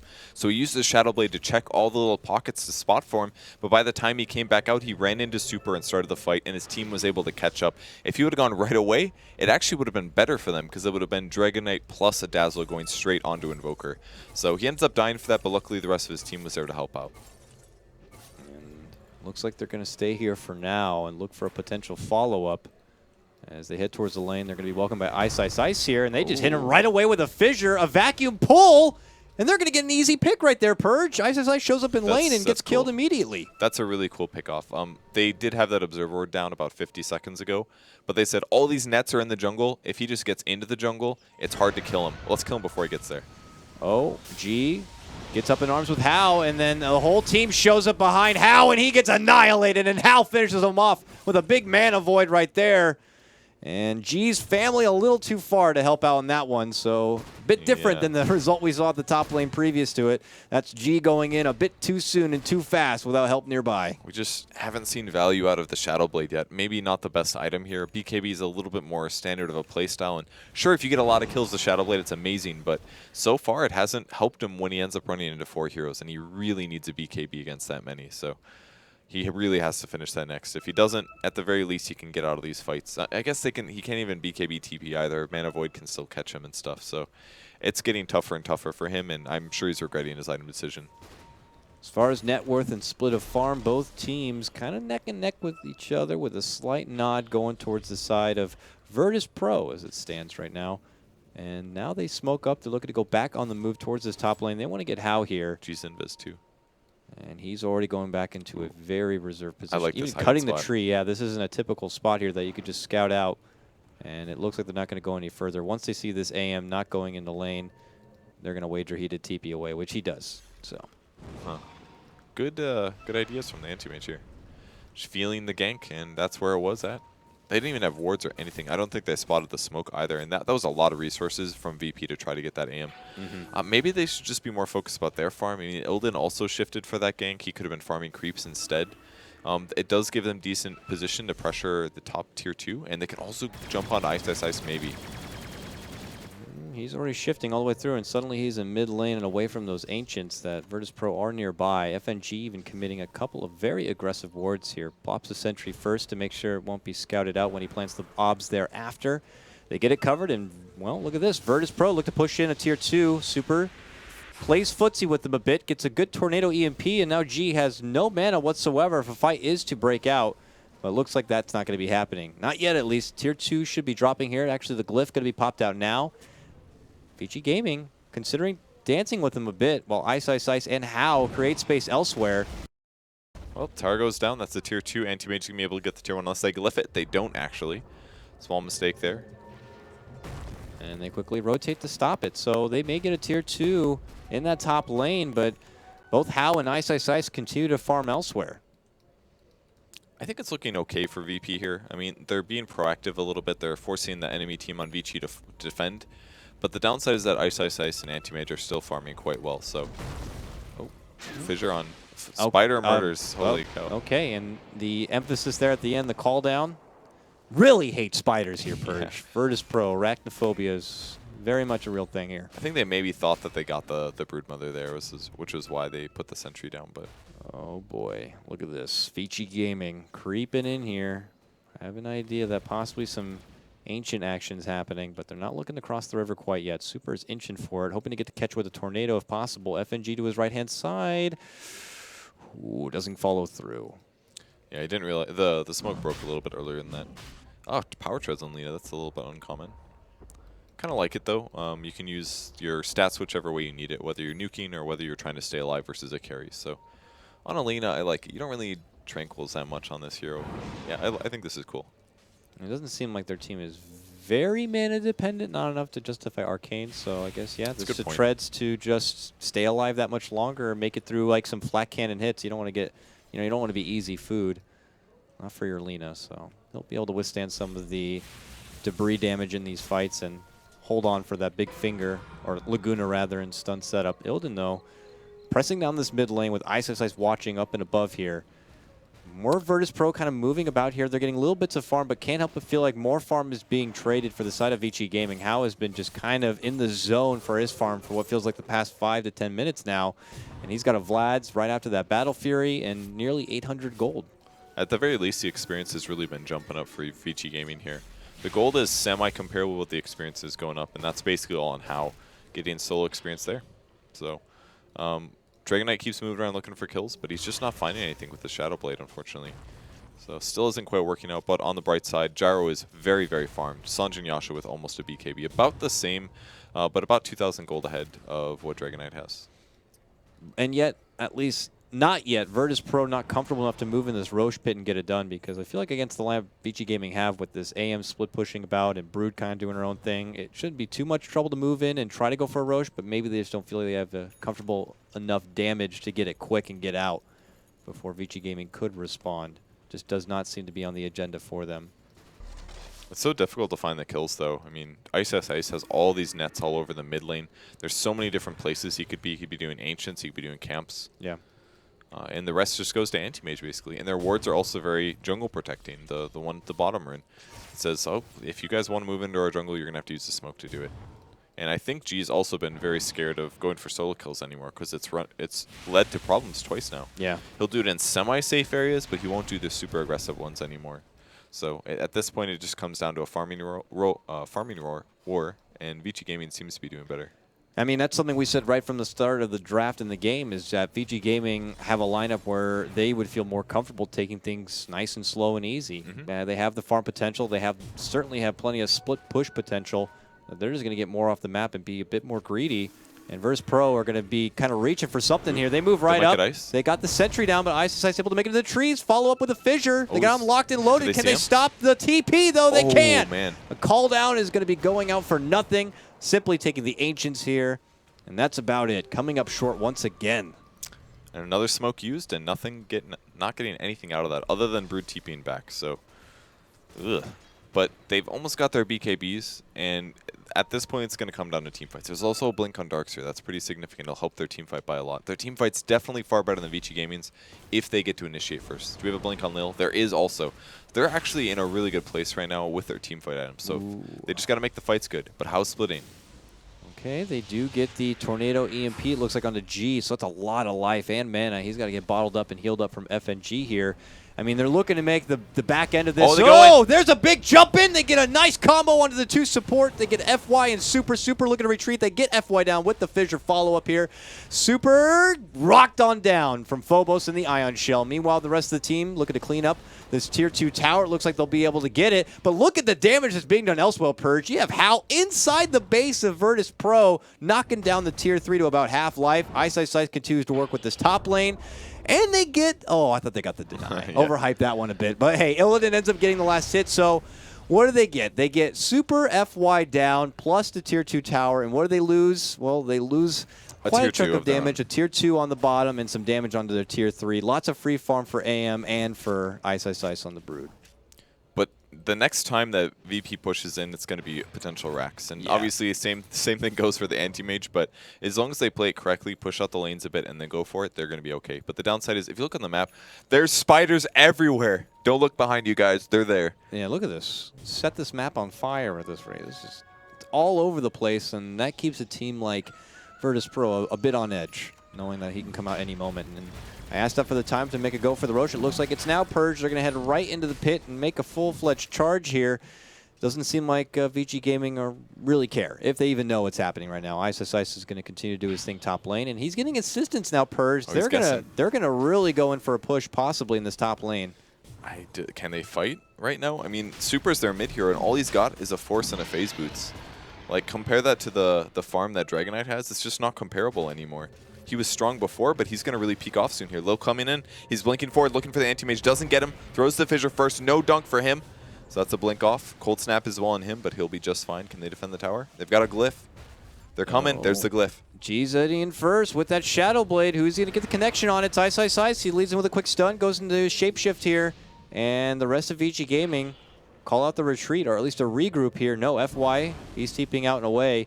This tower looks like it will be denied if they decide to deny it. And they're going to leave it for now. But VG Gaming not looking to just kind of go too far. It seems like they are not yet ready to take a fight. They're not. They can't take a fight. I think the only reason that they went up there is because they knew VP was taking the Roshan. They're not farmed enough to be able to take VP in a fight. So it's all about split pushing and playing Rat Dota. That was basically their goal as soon as they picked the AM in addition to the Brood. So they're going to have to stick to that. Oh, Urshikar's going to find AM. There's the enchant. Oh, he tries to steal the last hit. Yeah, that's not happening. Just messing around. He's like, I know I'm not going to kill you, but I'm going to try to steal your creep. He's like, I'm going to try to steal the creep that you're stealing from us. Yeah, the Manta's up, though, so nothing's get really dangerous. And he's got those golden AM bashers. Oh, yeah. Beautiful. The bling is there. He might kill Lil here. Oh, he used both of his spells. He's only going to have Echo Slam to escape. Tempting. He goes for it. Boom. Bang. Bong. Hits him with a Mana Void, and that's just a tickle. Not going to be enough there, Hal. So Earthshaker going to get away, and their little footsie play continues. Yeah, that was a little bit. I mean, if he manted there, he might have killed him with some super fast mana drain, but it wasn't going to happen. So nothing there. All right, well, he'll step back and away here, and you can see that VG Gaming are just getting a bit more comfortable here with kind of moving past the river and exploring a bit. And for Virtus Pro, they're still trying to make something happen, probably as a group. Ice might get spotted here. The net was fresh here, so they know he's in the area. Nope, they're actually just running away. Never mind. Dragonite has a gem, by the way. So they have committed to the gem. DK Phobos actually being the one that purchased that, the Darkseer. He's actually really farmed. Yeah. You can't even tell that he bought a gem here. He's like, oh yeah, your items are great, man. 26 minutes. You're doing a good job. This guy consistently puts out really good Darkseer farm performances, in my opinion. He's always very, very high in the net worth for that hero. Keeps his farm up. It's good having good farm and having good items, but another big deal is having good execution and getting those big vacuum walls here. We'll have to see DK Phobos can do it here against Vici. Their smoke pops briefly, and they go for a dust play in hopes to catch Ice, but he's not there. Instead, they're going to catch up with FY. He's got a force. Who gets the force, gets the TP. Can they stop it? Ooh. Yeah, man, the rocket barrage right at the end gives him a sweet little treat before he tries to go home, and FY will go down. But look at the map. Their lanes are just not in good position. Everybody on Vici Gaming is already in position for the split push. Yep. All three of them, and they're all pretty survivable. Anti-Mage can get out. Invoker can go Force, Invis, Tornado, whatever. And Ice, like, they're just constantly split pushing. This is so dirty. Yeah, this is really going to be is. the whole game, man. This is try split pushing. It's just each lane, how evasive they can be and slip away from trouble. And little Virtus Pro are just like running around with chickens like their heads cut off. Just can't get to one lane or the other to stop them. So the win condition for VP comes down to this. You basically need some hero that can start blowing up heroes that are split pushing. And it's probably going to have to be Dragonite getting a Blink Dagger, I would guess, because then he can Blink Stun. But he also needs some good damage. He can't deal with the Anti-Mage in a 1v1 situation. He'll never kill him solo. Invoker, maybe if he grabs another item or two. But for now, it's going to be a lot of this. A lot of split pushing, a lot of split farming from Vici Gaming, and VP is just trying to take a 5v5 team fight. I mean, you can understand the importance. It doesn't make for the most entertaining Dota where you're going to see lots of blood and shed and fighting, and it's more tactical FY and mid. disciplined right now. But hey, as I say that, mid lane, FY going to get caught out possibly once more. Ooh. Shadow Amulet? Nah, not happening The right gem. there. Gets shot at the end. Of course, the gem, yeah, on G. Going to spotting him out. Meanwhile, Hao, again, pressuring this bottom lane, gets a few more jabs on that tier 3, and suddenly it's just a few swings from being taken out altogether. Hao goes back to his usual hiding closet here, and TP's back home. So even though Virtus Pro are able to get small little picks, they're not going to follow up with objectives as long as the split push is happening. So Dragonite picking up a Sanj. I feel like this is going to be a Sanj and Yasha, not a what the heck is that item called?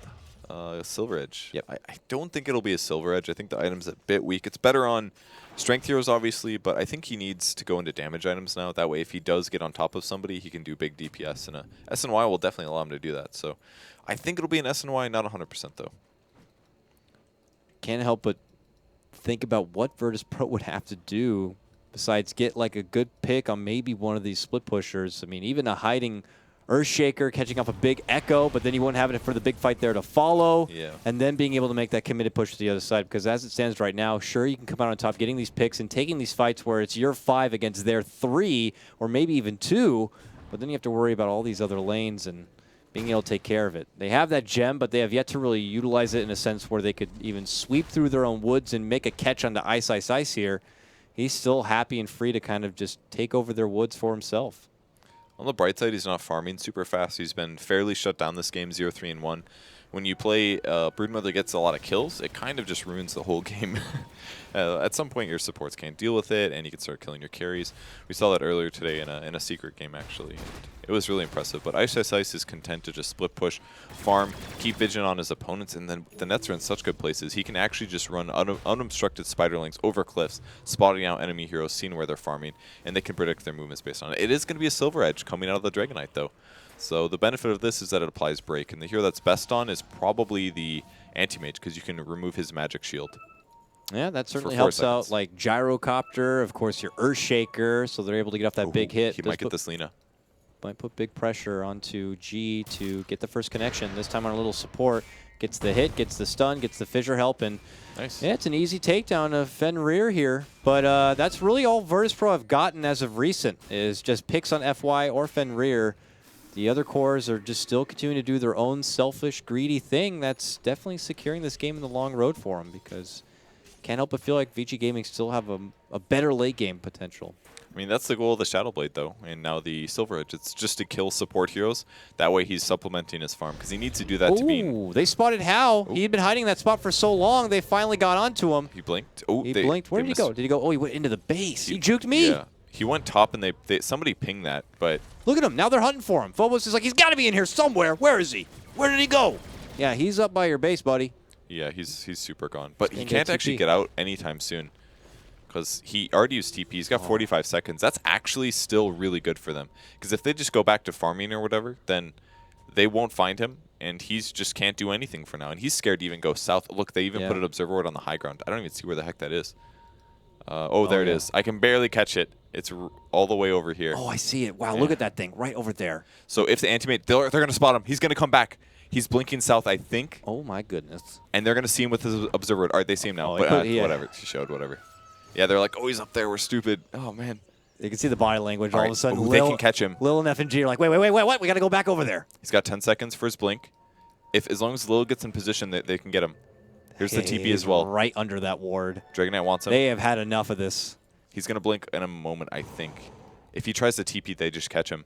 It's that simple. Look at how plotted this is. Ah, go! They move in. They get the quick connection with that Shadow Blade, and then, well, he really can't go anywhere, Purge. He's just going to get assaulted. Okay. You could just feel the angst, like, enough is enough. How? Yeah. That homing missile hit him so early. I was like, oh, this Earthshaker is not chain stunning him. They were very careful with that. Lil was like, nope, too early for enchant. Hold it off, hold it off, hold it off. Missile hits. Okay, hold it. They did not want to let him get out of that completely free, and because of it, they get a huge gold swing. That's 500 gold going to Earthshaker there alone, and the rest of the team members are going to be happy about that. And like over a minute where Anti-Mage can't get last hits or pressure lanes. Yeah. So that's what you got to kill. Kill the split pushers, push out the lanes, force the high ground, don't get rexed. Yeah, but now it's time to go, go, go. You got AM down for over 40 seconds. Yeah, he has buyback. They don't know that. If they can force it out, that's even the better. But they are just charging down this mid lane. You can feel just as much angst here for FY and company on this top lane trying to add the split push pressure. I mean, G is just walking through EMP as he wants to get into the base so hard. So he moves in. They start assaulting this tier 3. And eventually, VG Gamer are going to have to do something about it. They're going to pull out the glyph right now. Super in position here, waiting out, hoping to get a good connection. No Tornado or EMB yet, at least for another 10 seconds. And he even gets hit with a fissure. Look at this, Purge. They're going to get the tier 3 down. They're split pushing Rubik, though, and Ice also shifted there. He's TPing back now, though. They don't want to lose the racks. Oh, man, there's no creeps left. I can't believe it, so they get backdoor protection. And look at this Ice on the mid lane. Stop the creep wave push. Oh, God damn it, Ice. He just blocks out the wave so it can't get close enough. That means there's going to be backdoor protection. That means Virtus.pro. They got to get out of there. What a cheeky play, but he might pay the price for it. They're able to get him. They don't have detection. Where? Oh, he's gone. G is not around. He's on the route, though. He's hoping to catch him off with this gem. FNG might just die to the Anti-Mage here. He's quite dead. He's going to grave. Bought himself 5 seconds of wasted farming time, but that's it for FNG. Yeah, boom. He gets slashed right there. And Brood got out, too. And Brood, yeah, made it out before G could get there with the gem. Man, great play there by Ice Ice Ice. He saved himself a range barracks there. So really nice play from him. And FY as well, just split pushing immediately as the anti-mage died. He knew that VP was going to try to turn that into an advantage, and it didn't work out. Ilden forced to pull out a call down and a bit of a fake play. Oh, Fenrir. And Fenrir gets caught on the other side of the fissure. Ooh. Virtus Pro, not how they want it to go. Now Roche is obviously they're up. gonna fight. Both teams know. Ice Ice Ice just He charges got on lifted. in there, and he gets lifted immediately, Oh, pulled he's down, dead. and he's annihilated. How with a double as he pushes on through, looking to go for G. G on the run here. Phobos gives him the surge, and he's going to be able to make it out. VG Gaming happy with that, though. Gyro out, Lil out. They're going to move right into Roche and take it for themselves. Yeah, he didn't realize the danger he was in. They didn't have observer ward vision on the other side of the map, and all of a sudden the lift happened, and the chain stun and the damage. They go through, vacuum goes down, wall. DK Big Phobos in trouble. Stolen wall placed themselves, and they say stay back. And that was a quick kill right there. DK Phobos going to hit the deck. That also cost Ilden a buyback, so he wants to fight with it, but he pulls out the call down. They're getting lots of pressure on the How. He's forced in even further, and then he's able to blink and sidestep. Super is just getting big connections from the low ground. Ice Ice Ice considers a move in, and then nothing's going to come out of it. That is still a big loss for Virtus Pro. The buyback, not going to get anything from it. They lose the Roche. They lose the Aegis here. This is very good for VG Gaming. It may look 10-15 in favor of Virtus Pro, but I assure you this game is getting out of hand fast for VG Gaming. Man, look at that graph. And that was immediately after VP just got some advantage too. Like if he just popped BKB on Illidan, if he just popped that thing and didn't get chain bursted there, they could have won that team fight potentially and got Roche. But all of a sudden, one small mistake there, maybe a ward mistake, maybe a VP Illidan mistake, leads to that.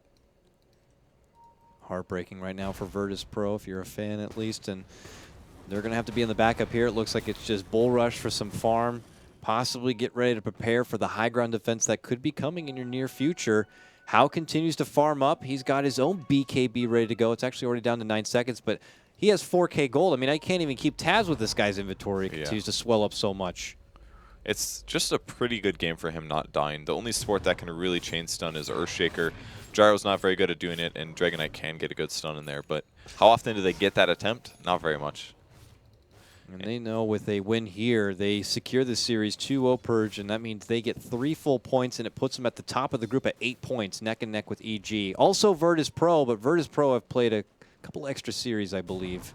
So they may be at the same level, but VG Gaming and EG still hold the top 2 spots. They're ready to fight. Michael on G, there's the Hex on him. Following up, great force staff. It pushes them back and away. They're going to pop the BKBs and look to commit, but Virtus Pro do split here. G thinks about manning up an Ice Ice Ice, doesn't like the trade, decides to step back. Tornado is going to be a swing and a miss right there. No blood to be shed quite yet, but BKBs will be down here.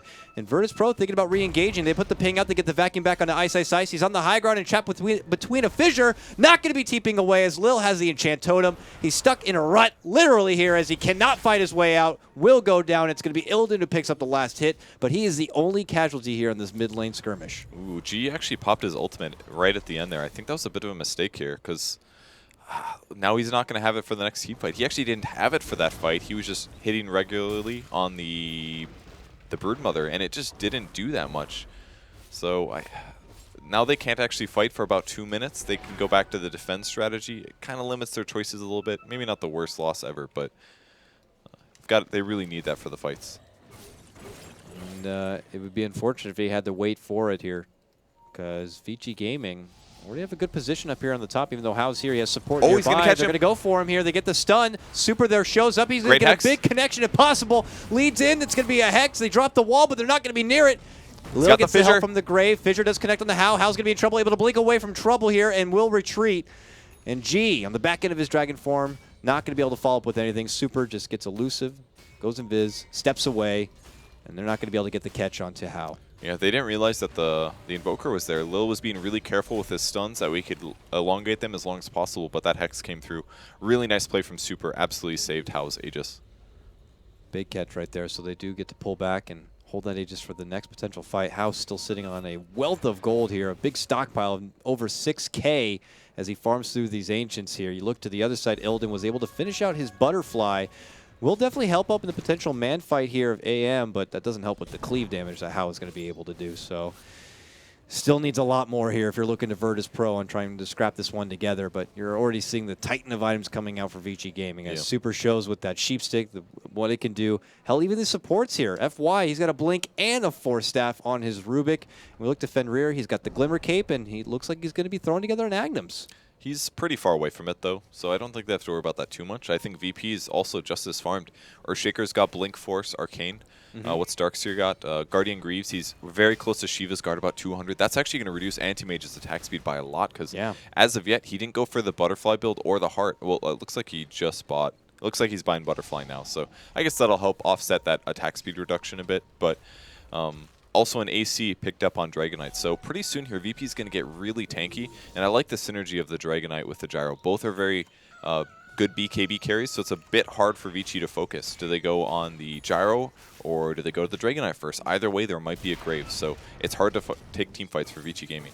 There can always be that awkward period of transition for the side of Vici Gaming where, you know, Ice as a Brood, it can fall off somewhat in the later game. This Broodmother can't really offer a whole lot. For now, just has the SNY and BKB, but doesn't really dish out the raw horsepower that you see in your Gyros and your AMs and all these real hardcore, you know, carries. So there might be a transitional period where Virtus Pro can take advantage of when it's just more everyone on the back of How.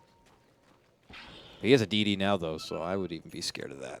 Yeah, it's definitely pretty intimidating. I don't think they have a good way to remove that either, no. Yule Scepter or anything like that. He'll back off, going back to farm. Roshan is not respawned just yet. Got about 3 minutes left for that.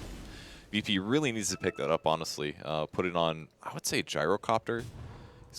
He does have Butterfly now, so maybe G's the squishier of the two, but he's got AC as well. It's just the items are coming together so well for VP, and pretty much everything is coming down to AM's shoulders. Like you said, Broodmother has only got that SNY. Brood might get spotted. The net goes down. There's the weave. They see him. They move in. He's going to be forced to pop a BKB and it's TP close. out. Oh, that was really close. Oh, if that medallion was instant, as soon as they caught him, they could have gotten that kill, but it came about halfway through the DPS, and it was just a bit too late there.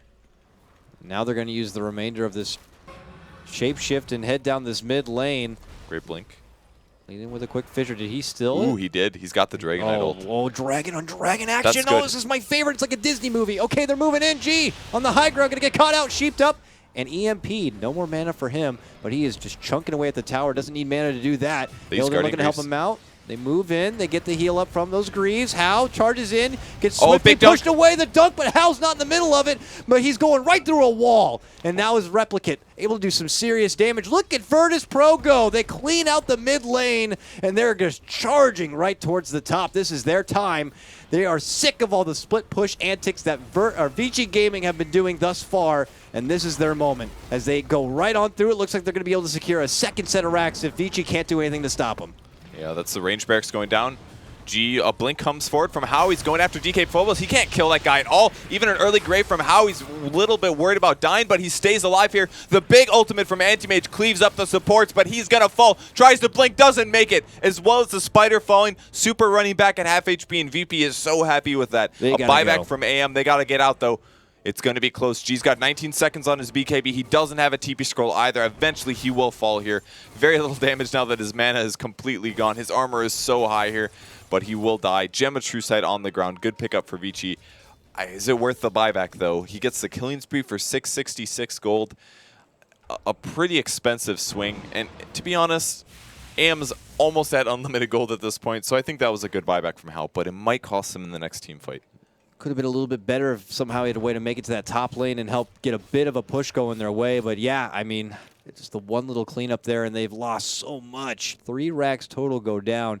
They only lost the range racks in that top lane here, but their mid completely cleaned out. And now it's Vici Gaming charging on through here. How even blinking towards the secret shop, decides to step back and is going to look to maybe even things up in this mid lane here. G does have a buyback ready to go just in case everyone else is already up and at attendance here if Virtus Pro do need a defense. He needs that gold so bad because to be relevant against a 6-slotted anti-mage, he's going to need his next item and his next item. Maybe a Daedalus MKB is going to be his next pickup here, but he needs a damage item soon. This is the great early game Dragonite build, but at some point you got to pull out the big guns and invest in those damage items. You could see that almost for both sides, though, as a TP or a tornado is going to fly through the mid lane here. Then they decide to step back. They're going to go for this tier 2, but you could say that almost for both sides. Ice in one corner and G in the other. They're going to need to kind of take it to that next level if they want to be a big factor with the big dogs here. There's the TP forward. Quick Manta. They Oh, move good in. vacuum. What a vacuum set up into the wall here. How's going to be forced to BKB. Follow-up Echo. Bit Whiffs. mitigated there. And now it's going to be Ice instead of goes Oh, down. great They Grave. look for Phobos, but a last-second Grave is going to keep him alive. They get the connection from the rocket there, but my oh my. It's Fenrir on the loose. They're looking to get the hell back. Everyone Vici quickly escaped. They only lose Ice. And unfortunately for VP, a beautiful vacuum wall. The Echo a bit off the mark as a follow-up, though. Could have been disaster, but Vici Gaming were able to make it away. That was a big chase there for VP. They were trying to catch up to Vici, so the vacuum wall was probably slightly outside of the range of the Earthshaker, hence why there was some delay there. Enough where it wasn't just a player delay mistake. That just seemed like distance. So no kills there other than the Brood, but still less split push. And look at Ice. He's had to invest into a Solar Crest. He's no longer opting for a carry build. He just has to try to make his anti-mage as strong as possible. So it's got to be an MKB next for Dragon Knight here because he needs to be able to guarantee hits on this anti-mage. He's got the 3,600, nearly 4, as he farms up the Ancients here. Will he get the time to do it, though? Will Vici Gaming allow him to have that bit of time here? They already have a pretty decked out AM, so there's not much for them to kind of hold off for here, except putting together the buyback gold and waiting out that respawn timer a bit. But they got to know as well that Virtus Pro not playing around. When they get that bit of advantage, they're going to look to go and overthrow your base. Yeah, they may also just do some passive farming here. They're letting Illidan get everything. He's very close to buyback plus MKB. Him alone can definitely do some serious damage output to the anti-mage as well. So for now, he's taking the backseat. Roche is up, though.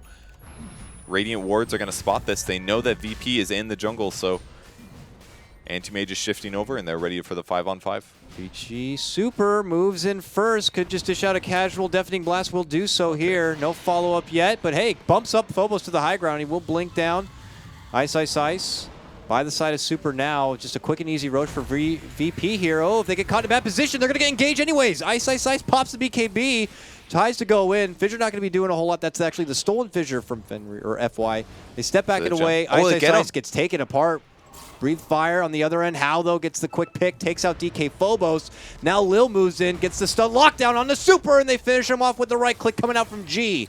Ends up being a 2-for-1 trade, but look at that. Oh, they missed the gem. Phobos buys back immediately as well. Gem's still in the Roche area. They're not going to grab that, but do they have another one? They do, actually. It's on Dazzle. No courier moving as well.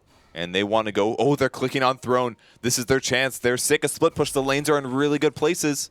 And Vici Gaming's not even in their base. Buyback already comes out from Super. Ice. No buyback for him. Is still going to be out in the sidelines for 35 seconds. Here comes Virtus Pro.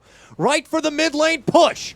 Can they get these tier 4? Super. Nice tornado. Connects on the first 2. A follow-up. Stolen Fissure from FY. And now they look to How. He pops his BKB. He's looking to go right for FNG. Get that pesky Dazzle out of here. Gets the back damage. foot. A duck connection from Lil. They're going to rip apart How. He is out for 2 minutes. Virtus Pro might have just done it. They are tired of that split push. They decide to go ball down this mid lane.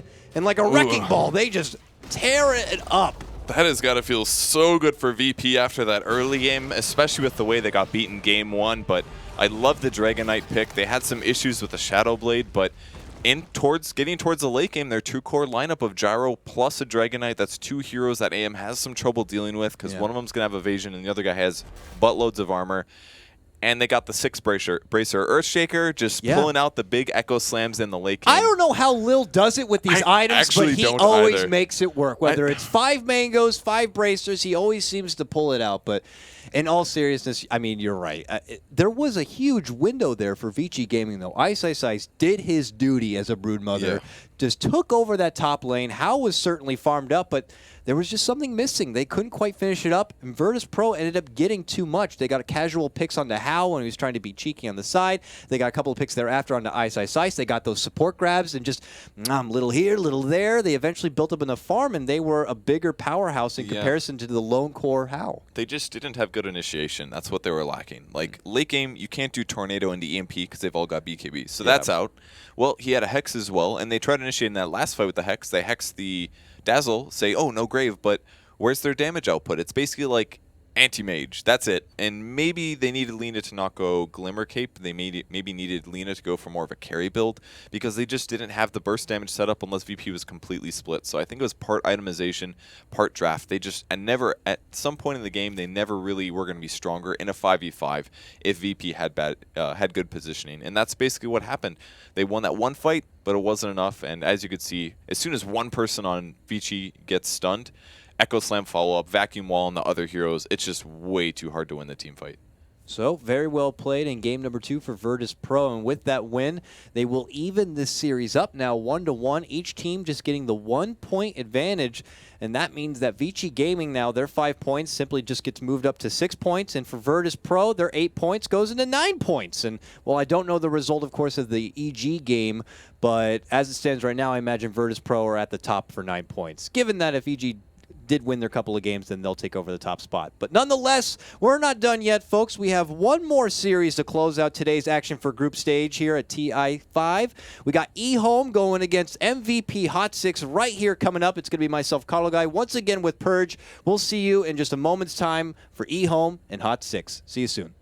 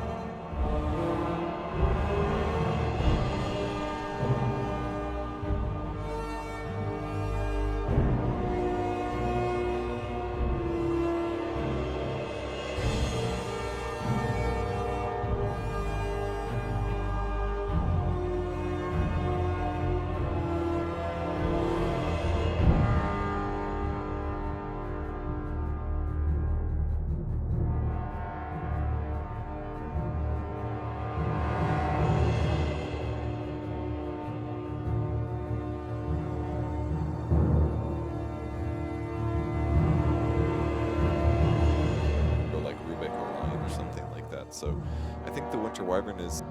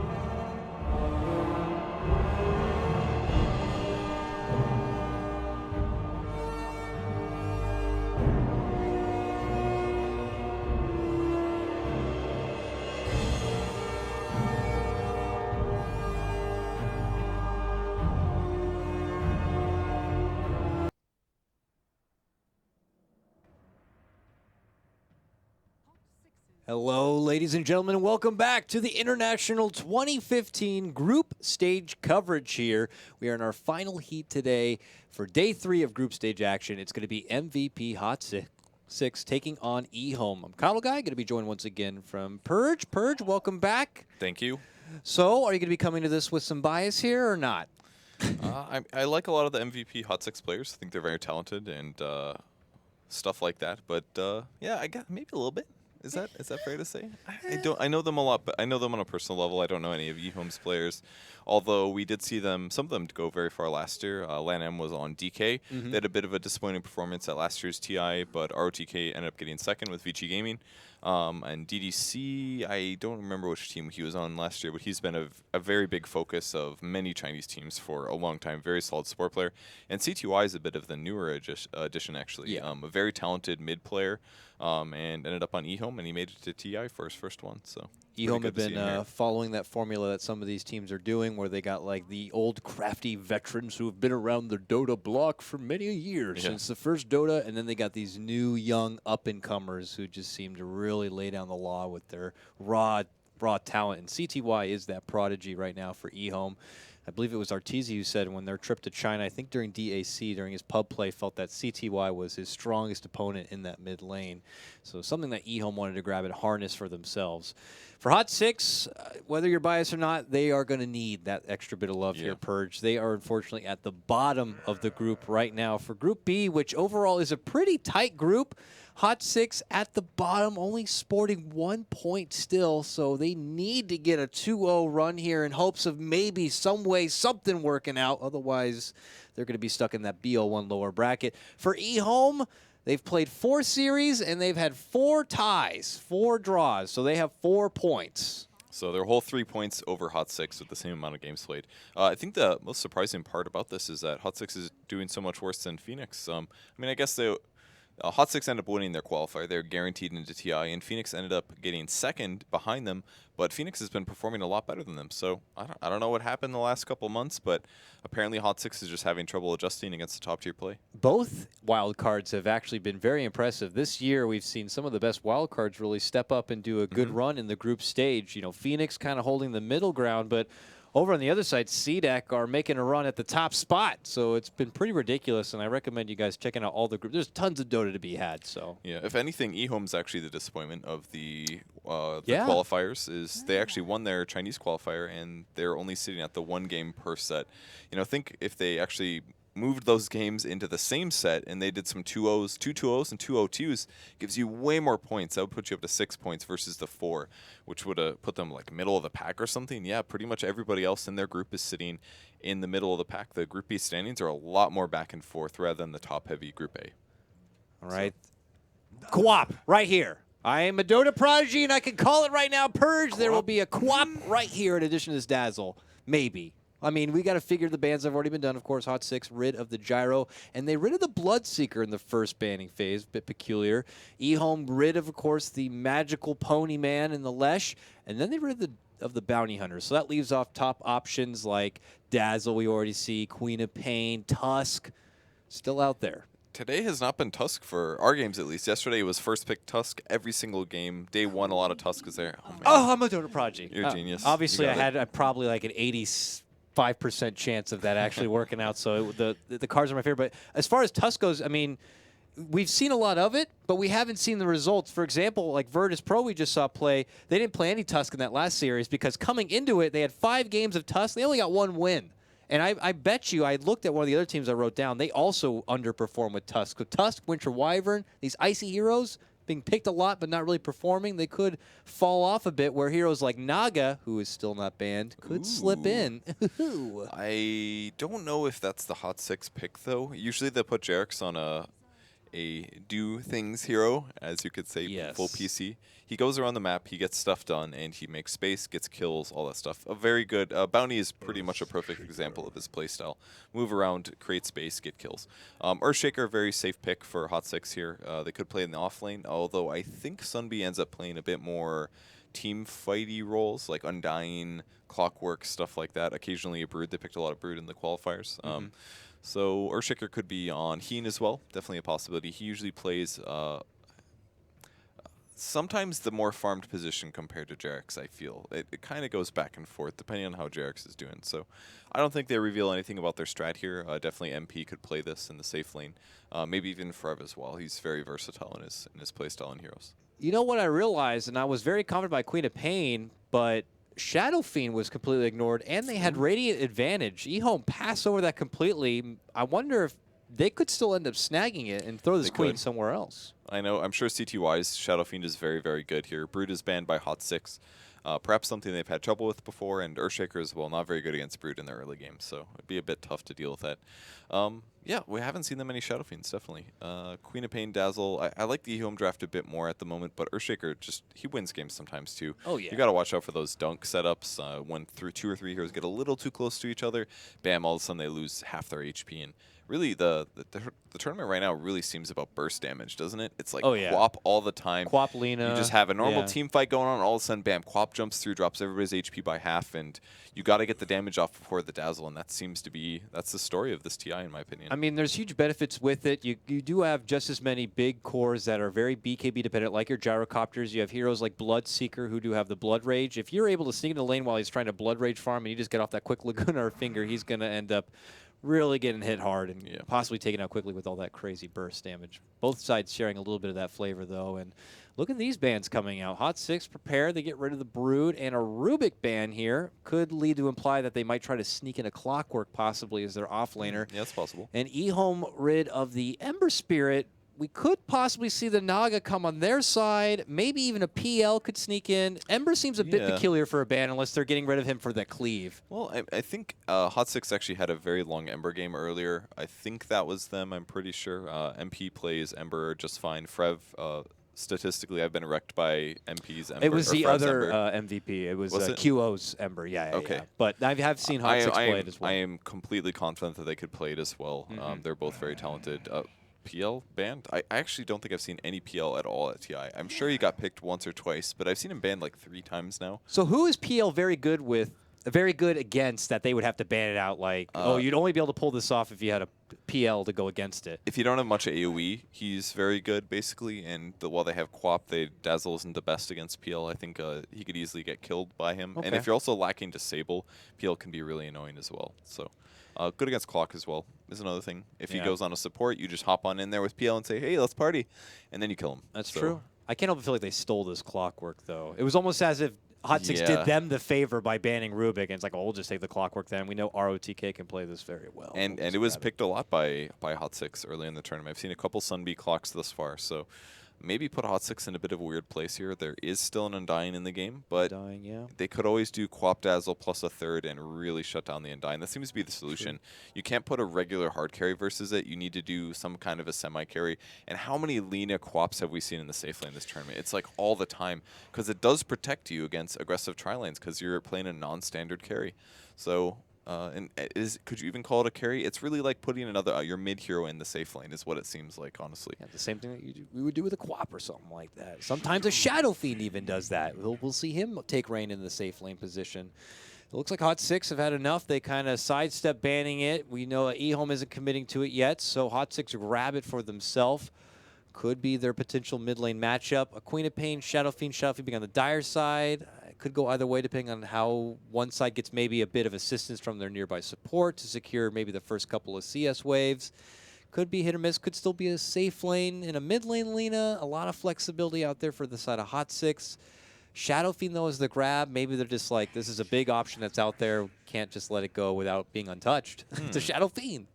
And an eHome pick of Ancient Apparition. Now, normally people have been grabbing this occasionally against Dazzle, or that's generally the plan, but they actually have Dazzle on their own team. Yeah.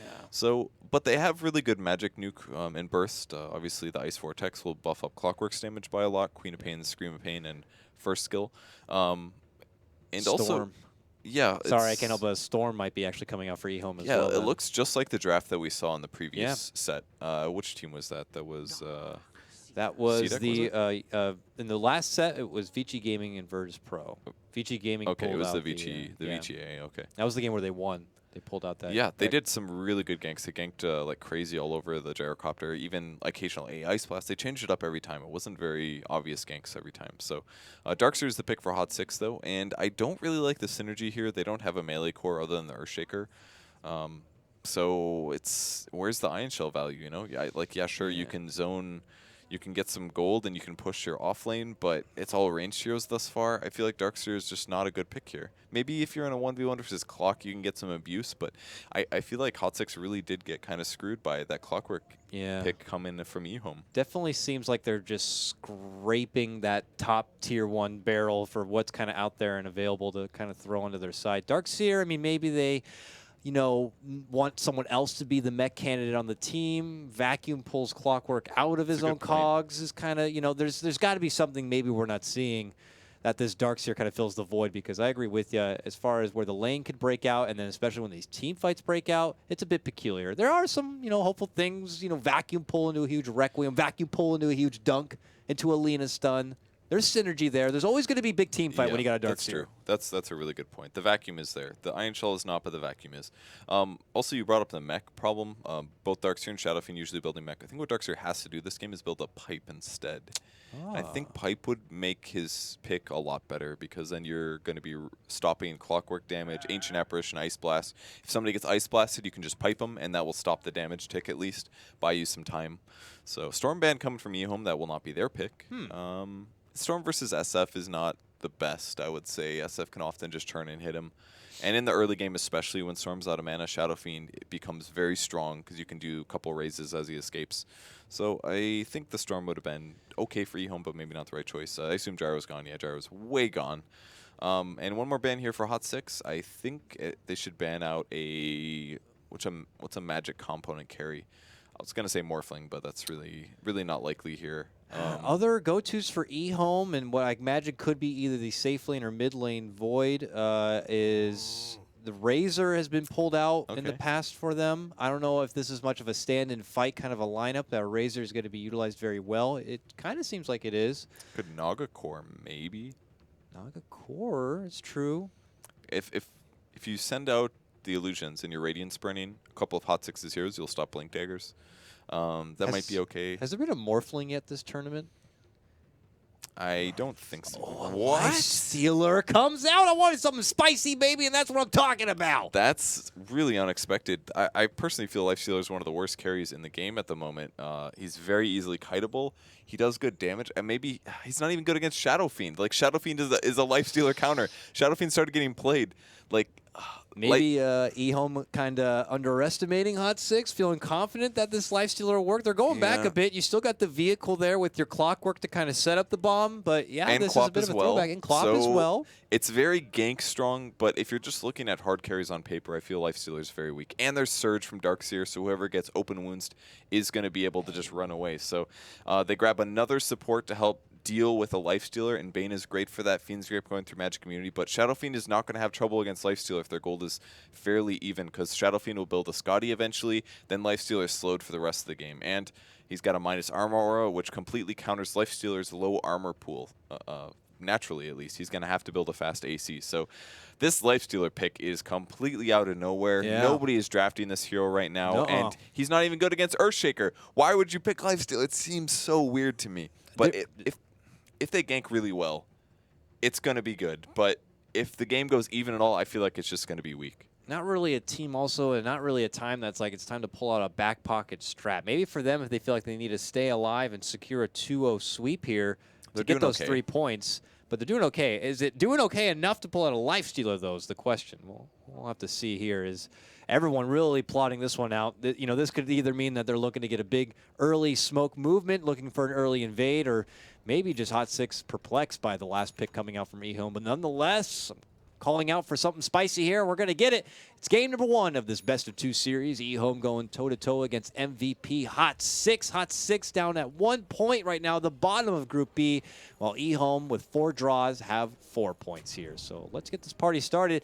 Immediate movement out from DDC. I think he even teleported up here. Look at this. He's just going crazy with the wards. Puts 1 out to block the camp, and then 1 obs ward to kind of get the vision from anyone passing from camp to camp and moving at the upper part of the river. Yeah, I don't think they're aggressively tri-laning or anything like that. He actually has nothing in his inventory now because of this. The full sacrifice from DDC. But Dazzler can kind of get by without having regen items due to having Shadow Wave, so I think that'll be fine. And they're expecting a Darkseer anyways, so Sunbee trying to do some tricky stuff on the other side of the map. He puts his Observer and Sentry Wards down. He's hoping a hero will see that he doesn't have those, and then maybe he can sneak in and drop them down. But in fact, there's nobody there. He actually could have just gotten away with blocking whatever he wanted to, so... The mind games have been out mind games. I have seen that once from ROTK with a Darkseer, and I still don't know to this day if he did it on purpose, but he insta-TP'd to the bottom off lane on Dire side without any wards and ran to the spot as if he was going to plant a ward, didn't, left, and we were sitting there like, was that an ultra mind game, or did he actually forget? Well, sure enough, they ended up planting a sentry and not seeing anything, so props to ROTK at the time. Is that even worth it? I don't even know, but... Maybe if you have a bounty on the team, it's worth it because you're wasting a sentry, but otherwise you're trading 100 gold for 100 gold, so that seems quite weird. All right. It seemed a bit silly. UMP's going to find the enemy team. Oh, I'm sorry, DDC does have items, actually. They were just sitting on the courier, so he's really stacked on items here. Lots of regen, lots of consumables here, and they are going to go with what looks like more of an aggro setup here, Purge, in the top lane. So maybe something in that back pocket they've dusted off, and they're going to be throwing it here against Hot 6 in a matchup where it's going to be a dual setup between the Bane, where, well, it looks like he was able to get a nice quick D-ward here, and side by side with Forev, who is going to be playing more of that core spicy Lina. Yeah, so they do end up doing the aggressive tri-lane, which I thought they might when they did the double block here. Oh, their Sentry Ward does not spot the Observer Ward. Very aggressively placed Observer Ward here by Forev, and it's so deep in the lane that the Sentry doesn't spot it. Very nice. Just a few inches right there out from the standard spot, and that's the difference of that one Sentry not being able to scout it. Sometimes you got to think just that extra inch ahead, knowing that everyone's kind of on the same page with their ward. Oh, double stun here on Lifestealer top. He's going to be forced to rage here. He almost gets killed. That was a fissure into a light strike array and even a couple right clicks from Heen. The tri-lane actually for MVP Hot 6 is really strong here.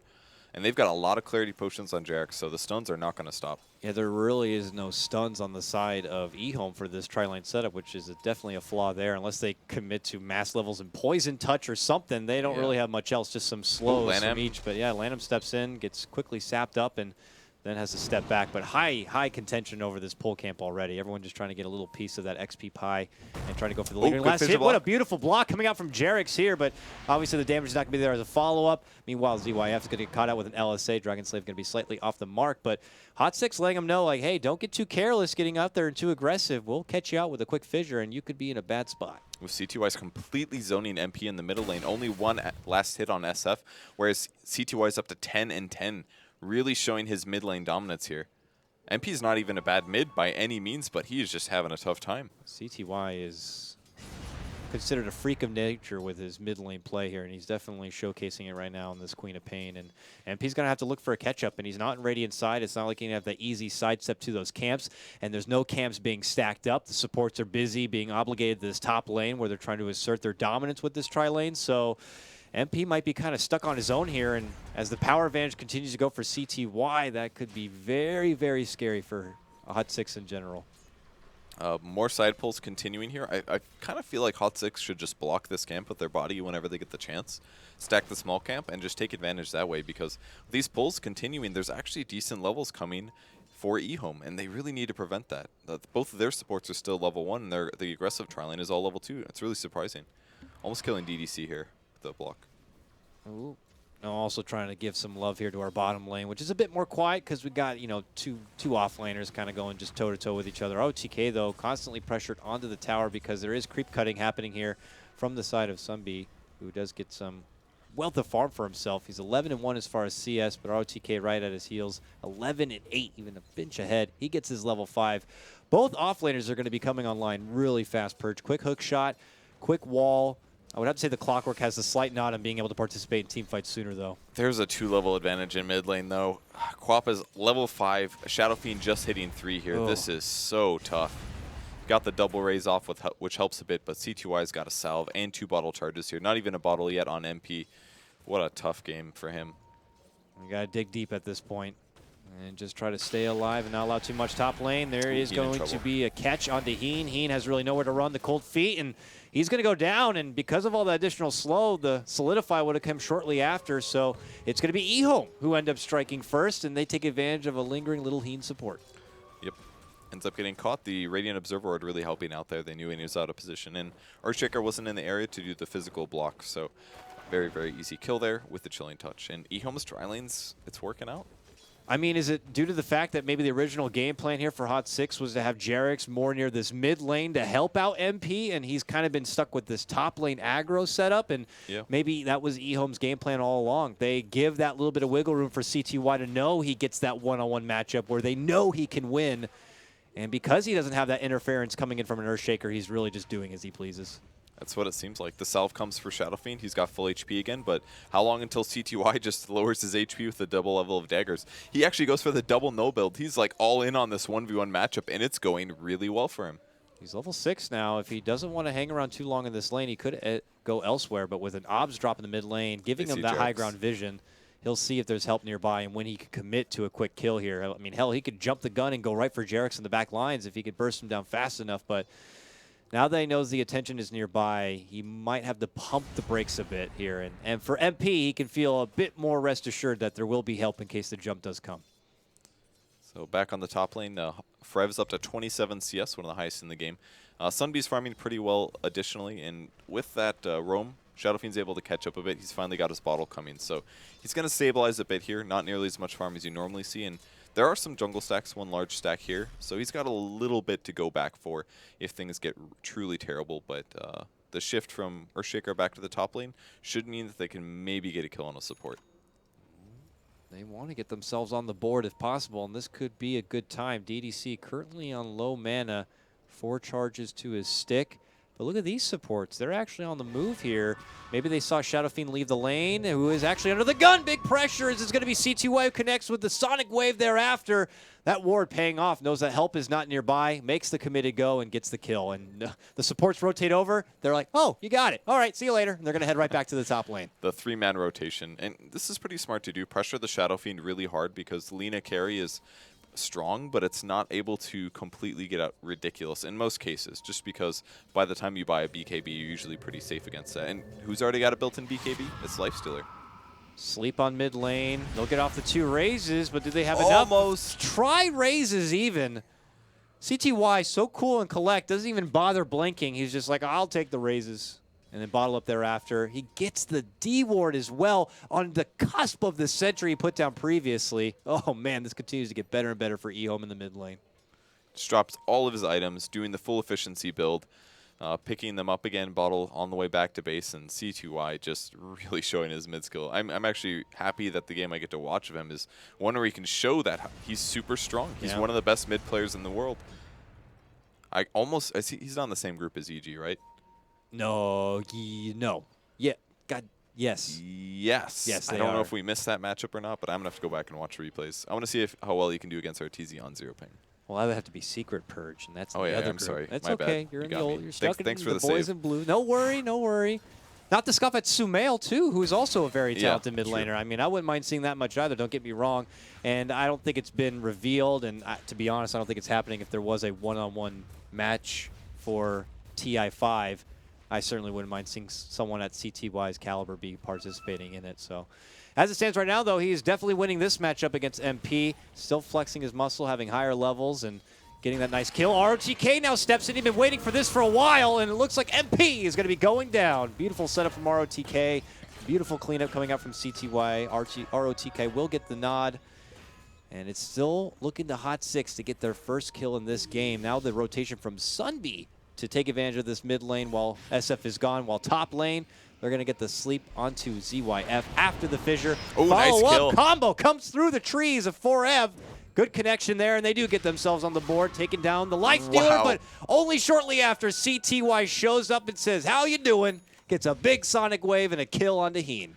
He got blown up. Both heroes actually got blown up, but no grave from the Dazzle. He didn't see the Lifestealer dying there, but a little bit of nuke range from the trees, and Frev ends up cleaning up a kill. So he was really happy with that one, but Bane in return died very, very fast. Despite his high strength gain, Quap is such a big level that he easily got the kill there. Now they're going into the Hot 6 jungle. They see that, and they're like, we got to get these stacked quick. Get it quick and get out of here. Oh, this looks dangerous. MP's going to farm it. Courier? Oh, CTY, if he blinks, he wants the courier. Oh, he doesn't get it. He's greedy for that one, but doesn't look like he'll have to pay the price for it. He's able to step back and make it to the high ground here. He's a bit low on the mana. Only a couple of stick charges. Does he want it? Is he going for the courier? He knows the Oh, man. Oh, it's so slow. He's like, no. Oh, no. Please don't take my bottle. He's making 3 heroes run around constantly right now, just by being in the area. And he's got so much early advantage that this isn't even an issue for him. He's really turning it up this game. He knows that if eHome are able to secure this series 2-0 and get that 3-point boost, put them up to 7 points, put them near the top, and there would be a chance for them to make it into the upper bracket where they'll not have to worry about those best of ones. We'll see if that's going to be the case or not. But it is definitely pressure on Hot 6. And we have a new Laguna up here for Forev, but it looks like he's not venturing out from this top lane purge. Is he looking to itemize a bit further, maybe throw together a Yules or something before he decides to go out? He may just do the Bloodstone Rush. He's already got Arcane Boots with the Soul Ring. I don't think it's... Yeah, I think he does need to build something like a Yules, honestly, because otherwise killing... Might see Sunby dying on the bot lane. No, he TPs on time. He needs some way to be survivable if the Lifestealer gets right on top of him. And what is the solution? I'm not completely sure. Yules will help him. Maybe he needs a Force Staff. Maybe Force Staff Bloodstone, but it's very difficult this game. The Quap is so far ahead, and if she ever gets right on top of Lina, it's going to be dangerous. So he may have to just go Yules so that he has that safety of knowing that he can kill that hero. Gotta be careful, though. ROTK now continues to be on the move, and he's getting pretty dang close to completing out a Blade Mail. Looks like he's leading out the front in hopes of getting a hook shot. Set up! What a connection onto Forev. Now, Jarex is there, but it's not the easiest for him. He's going to have to dish the fissure on a DDC. But that means that they're going to get not one, but 2 kills for ROTK. eHome looking to clean house here in game 1. Man, Lina definitely would have lived there if there wasn't a DD on the clockwork. That helps so much when you can hit for 170 or 140 damage there. And even blocking, ROTK just completely outplaying this game. He's got 3 kills now, 42 CS. At this point, this guy's going to be dominating the rest of the game. And it just seems like Hot 6 is getting outplayed in their solo lanes a little bit. Like ROTK getting this much farm, and then CTY completely shutting down MP. He's got like a 3-level advantage. Level 10 Queen of Pain versus just now a level 8 Shadow Fiend. Like, it's looking really tough for Hot 6. When you look at eHome's draft, you think it's a bit odd and peculiar, but they're individual player skill and talent is really kind of carrying it right now. As they continue to pressure this top lane, tier 1 at about half-life. Heen looking to turn the corner here. Still not level 6 on this Bane, but he's hoping for a sleep setup here, maybe for Forev to clean house with that Laguna that's ready to go. Not their best target here in DDC, but they'll have to settle for it. Sleep stacked with the fissure. LSA, 1-2 punch. They're going to get it. No Laguna committed yet. CTY, though, interjects, comes in. CYF also in an Ice Blast to fly in. Dead. It's going to connect. Forev easily dead. Sonic Wave helps clean that one up. Here comes ROTK. Gets the hookshot connection onto Heen, and he's going to get blown up. A double kill for CTY. eHome now 8-2 at 12 minutes in. And the Lifestealer pick is working just fine. It's basically a carry that has a BKB at the start of the game. And is Lifestealer popular again? Is this the right pick now? Because we've seen, like, think of the VP game we saw earlier. Gyrocopter just got ganked a lot, kept dying to just Magic Burst before he was able to farm his BKB. But now there's this Lifestealer. How do you gank this guy until Bane hits 6? It's very difficult. You have to get the sleep off. But if he just presses R button first, he easily lives. And now he's got his Midas picked up at 12 minutes. A little late, but he went second after his boots. So not too surprising to see it here. And now he can also just solo very easily versus Darkseer as well. Killing those Iron Shell creeps, no problem. It's hard to say whether they obviously would have been happy with something like a Gyro if it's still been available in the pool, but obviously the luxury of having that free integrated BKB, and he's going with that greedy buildup. He already has the Midas done. Just kind of makes a nice security for the late game of eHome just in case. But already they're just kind of snowballing plenty with CTY on this Queen of Pain. They won't have to worry about that too much. He's going what looks like right for the Ags. He's already got the point booster and enough money for 2 of the 3 components thereafter. So he's getting pretty damn close to having that pesky Sonic Wave up and at the ready every single possible fight. Hot 6 really need to consider just finding a way to build some farm for themselves and playing catch-up. I mean, what's the fallback for them? You look at Sunby, he's still trying to throw together what looks like the early components of a mech. Might be a pipe as well, though, because he does have a cloak. He does have the cloak, you're right. We'll see what MP is building. I don't even think he has a mech component yet. Ouch, ouch, ouch. CTY getting as much damage as possible without having the Sonic Wave. He's almost got his Ags at 14 minutes. Yeah. He's only about 800 gold away. So close. Oh, Ale. It was connected. Where's the rocket? Was it already sent off? Not yet. ROTK might die in the jungle, though. Here's the fissure into stun. Light strike away. All right, they do get a kill. And that goes on to Lina. That's a killing spree for 400 gold. That's a nice swing for Hot 6. They definitely needed that. Actually, a lot more than that. About 8, almost 900 gold going to Hot 6. That'll be boots for Jarex or maybe fast mid lane, soaring. though. MP, they're making the jump. CTY does have an ultimate. MP fakes out the Requiem, then cancels it. ZYF now looking to move in. He goes up to the high ground, gets a big Requiem off, but it's not going to be happening. He quickly goes, and the Infest pops out. They get CTY, though. That's a big boost for them. A dominating streak of an extra 518 gold going to be going to MP. Ice blast. Boom! Got him. What a beautiful J shot out from Lanham. A three-pointer in the bottom lane. That means it's going to be a one-for-one trade. And now the rotation comes in. ROTK back from the dead. Has a hook shot set up. He's looking for a connection here, but it looks like Hot 6 are already out. Man, they're probably feeling so good from killing CTY there. It was a great nightmare from Heen to keep him out of the fight in bottom time. When he finally went in, he had to blink aggressive, and then you turn and kill, and they got him. But that Ice Blast, man, crushing their dreams a bit more. But still, a good kill for them, a good double kill, actually, and it puts them slightly closer to a win.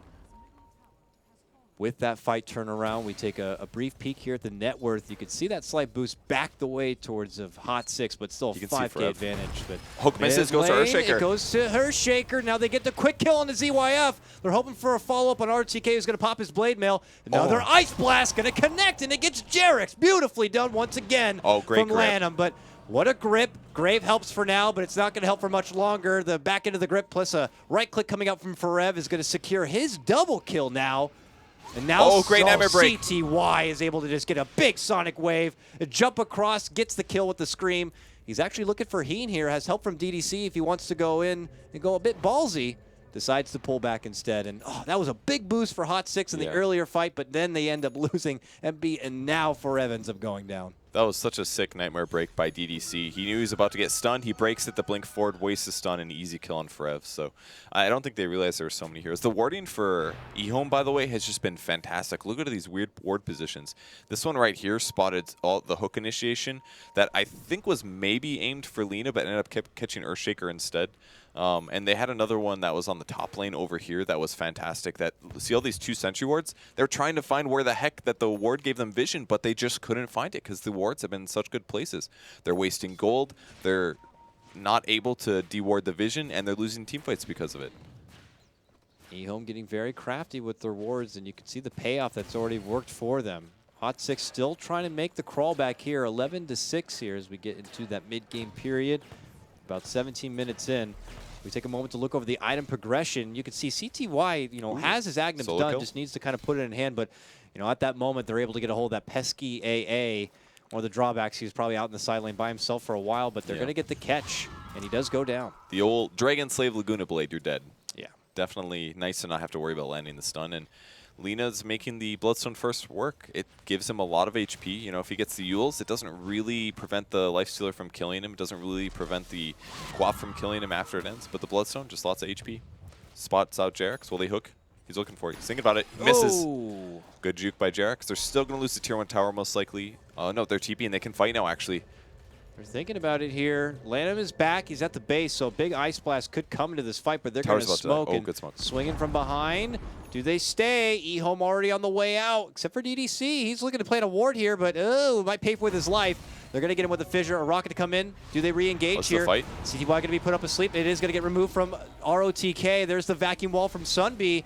Catches a couple of them on the way in. They look to engage, but no. Meanwhile, look at this. Heen gets an ult onto ROTK, but it's not going to be enough. Meanwhile, CTY, an easy double for him as he cleans house and wipes out 2. Makes it 3 all day. Jarex very weak and wounded. Going to go down. Blinking from CTY makes it a triple. Looking to go for the Ultra here, but he gets hit with a Laguna. Forev does end up going down. It's going to be a suicide for your Lina.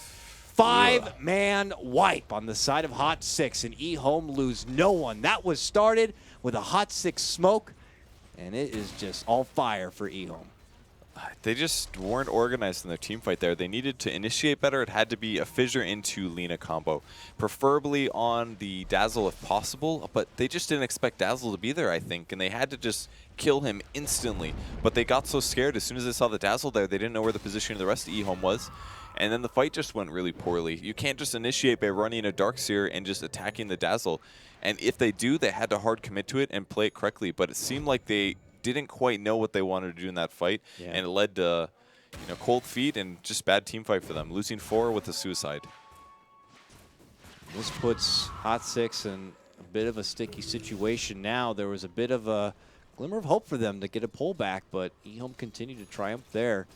And that was a very awkward position for DDC to lead it out, but eHome was able to kind of spread Hot Six apart and put them in that awkward position, so they couldn't effectively make anything happen. Top lane, Jerix almost walks into an Ice Blast.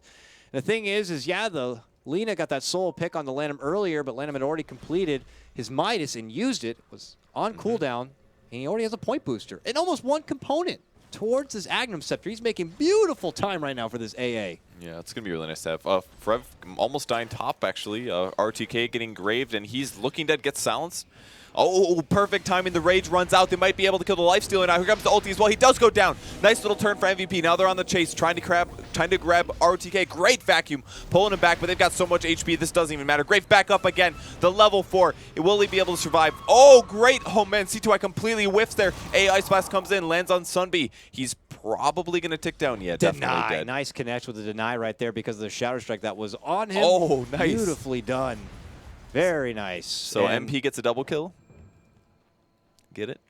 Get it? Yes, Thank you. he got it.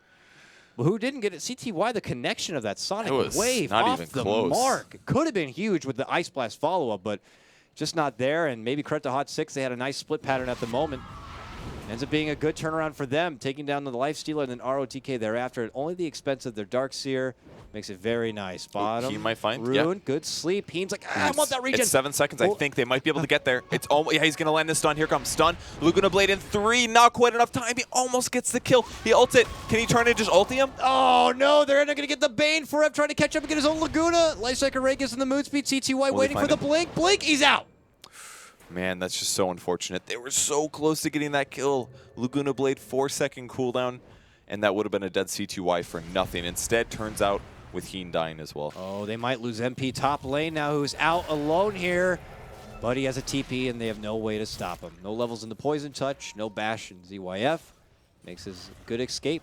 Gets him out of the lane, though, and they get to take over as far as farm there. Mid lane, RTK here with a fissure. There's the Laguna we were waiting for. This time it's going to be onto the Clockwork. They Shadow get Blade? the kill. Shadow Blade? Oh, we haven't seen this in a while in a Corlina. I think it's a solution against Lifestealer. If you open wounds you go invisible, and you at least force them to drop gem, etc.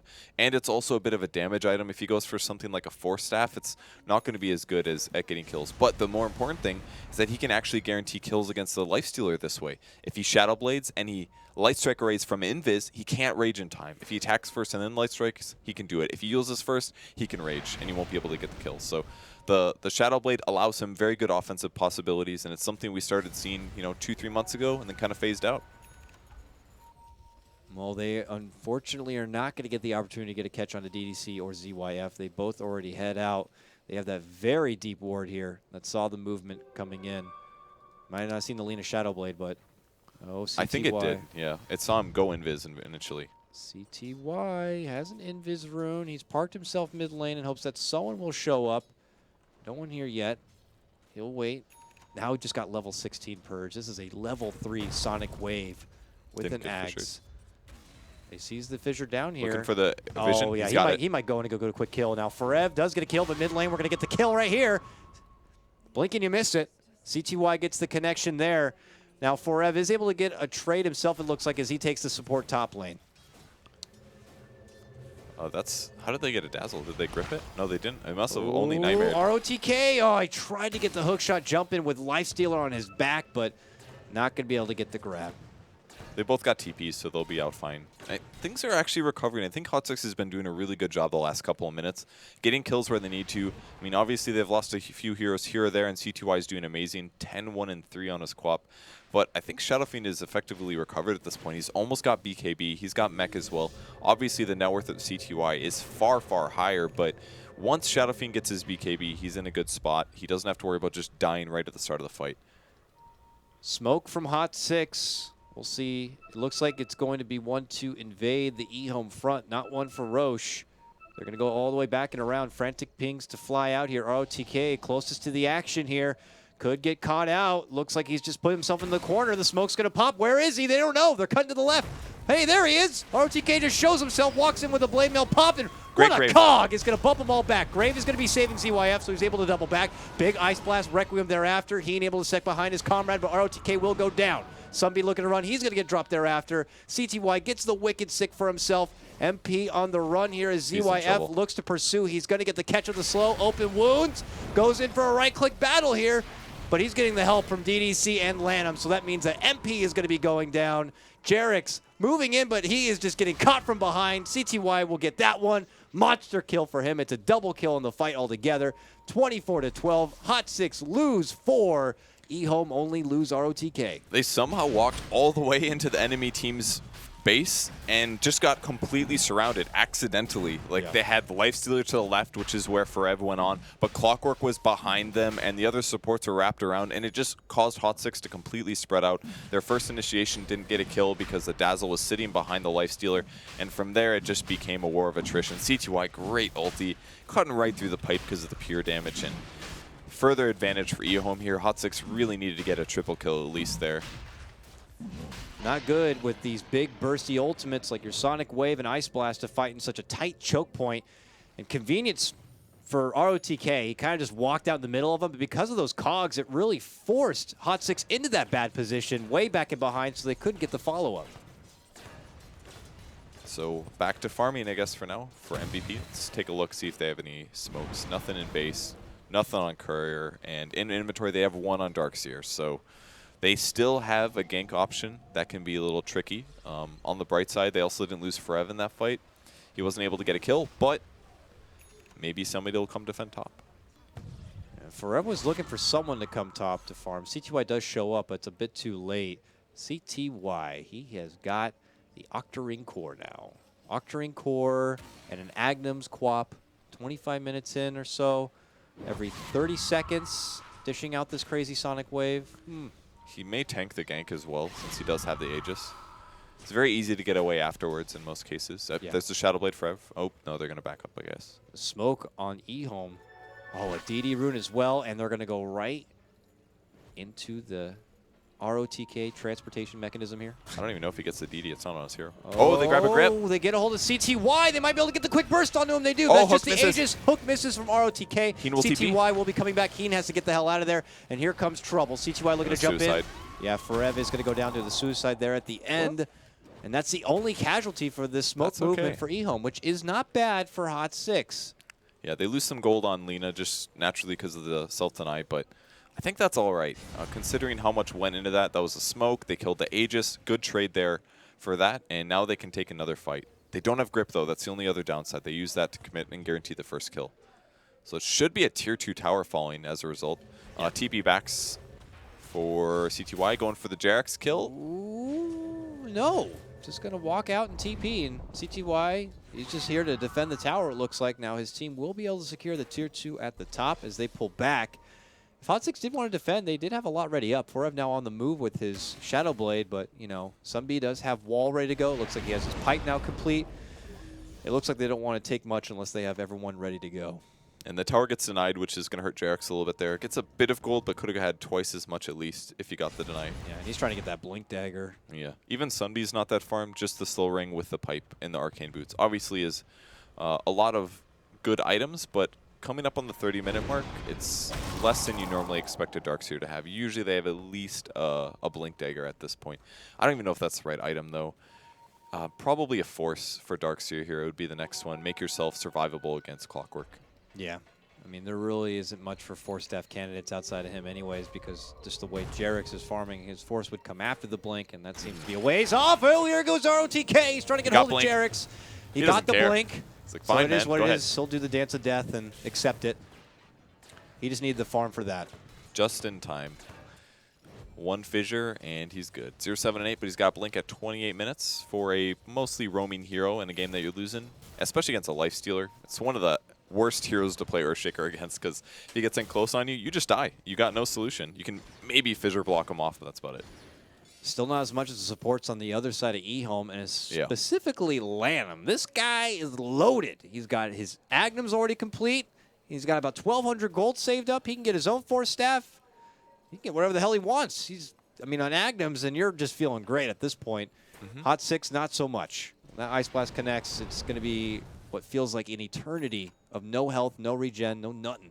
Even Dazzle's really farmed this game. He's almost got his own mech. How many Dazzles have we seen that's just like Brown Boots Swan? Frev might get caught. He uses the Shadow Blade. Item really paying off here. If that was a Force, he would have got initiated on. They do have a gem on Dazzle, though, so they killed the Observer Ward.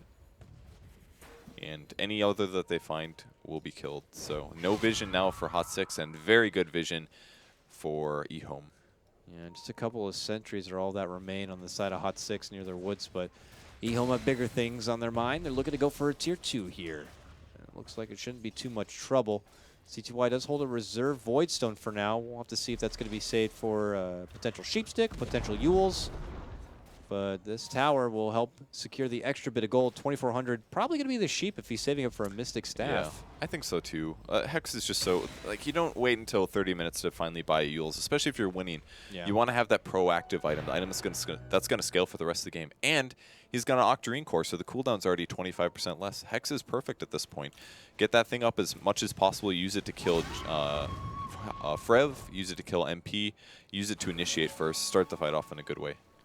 Just can't believe how often that Sonic Wave comes up. He just used it to annihilate some poor mud golems who weren't doing anything, and he's already going to have it up in like 15 seconds. Yeah, it's like a kind of long cooldown for an AoE spell is basically what it is, 30 seconds. It's incredible.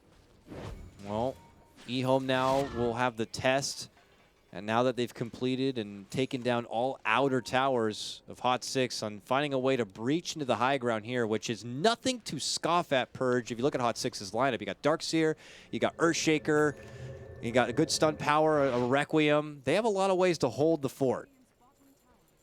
Just a matter of eHome being able to break into that base. A good hook shot, Ice Blast follow-up, could be all it takes if they got the cleanup power. 2 more minutes until Roche is up. So I'm sure eHome will wait for that before they go for the high ground attempt. It is a pretty good defense, like you said, but they're so far ahead. It's going to be very tough for MVP to defend. But they definitely can do it. You know, a little bit of burst damage here, there, and you're good. Lina might get caught on the bottom. Hook shot's going to miss, though. Ooh, that was very close. Very smart from Frev, hiding and hugging the left side as soon as he got out of vision range. He's actually quite fast with the Shadow Blade here. 413 as he's in Viz, so can't see him. He's running fast. Hard to land that hook shot. Playing a dangerous game, getting so close to eHome and far from home.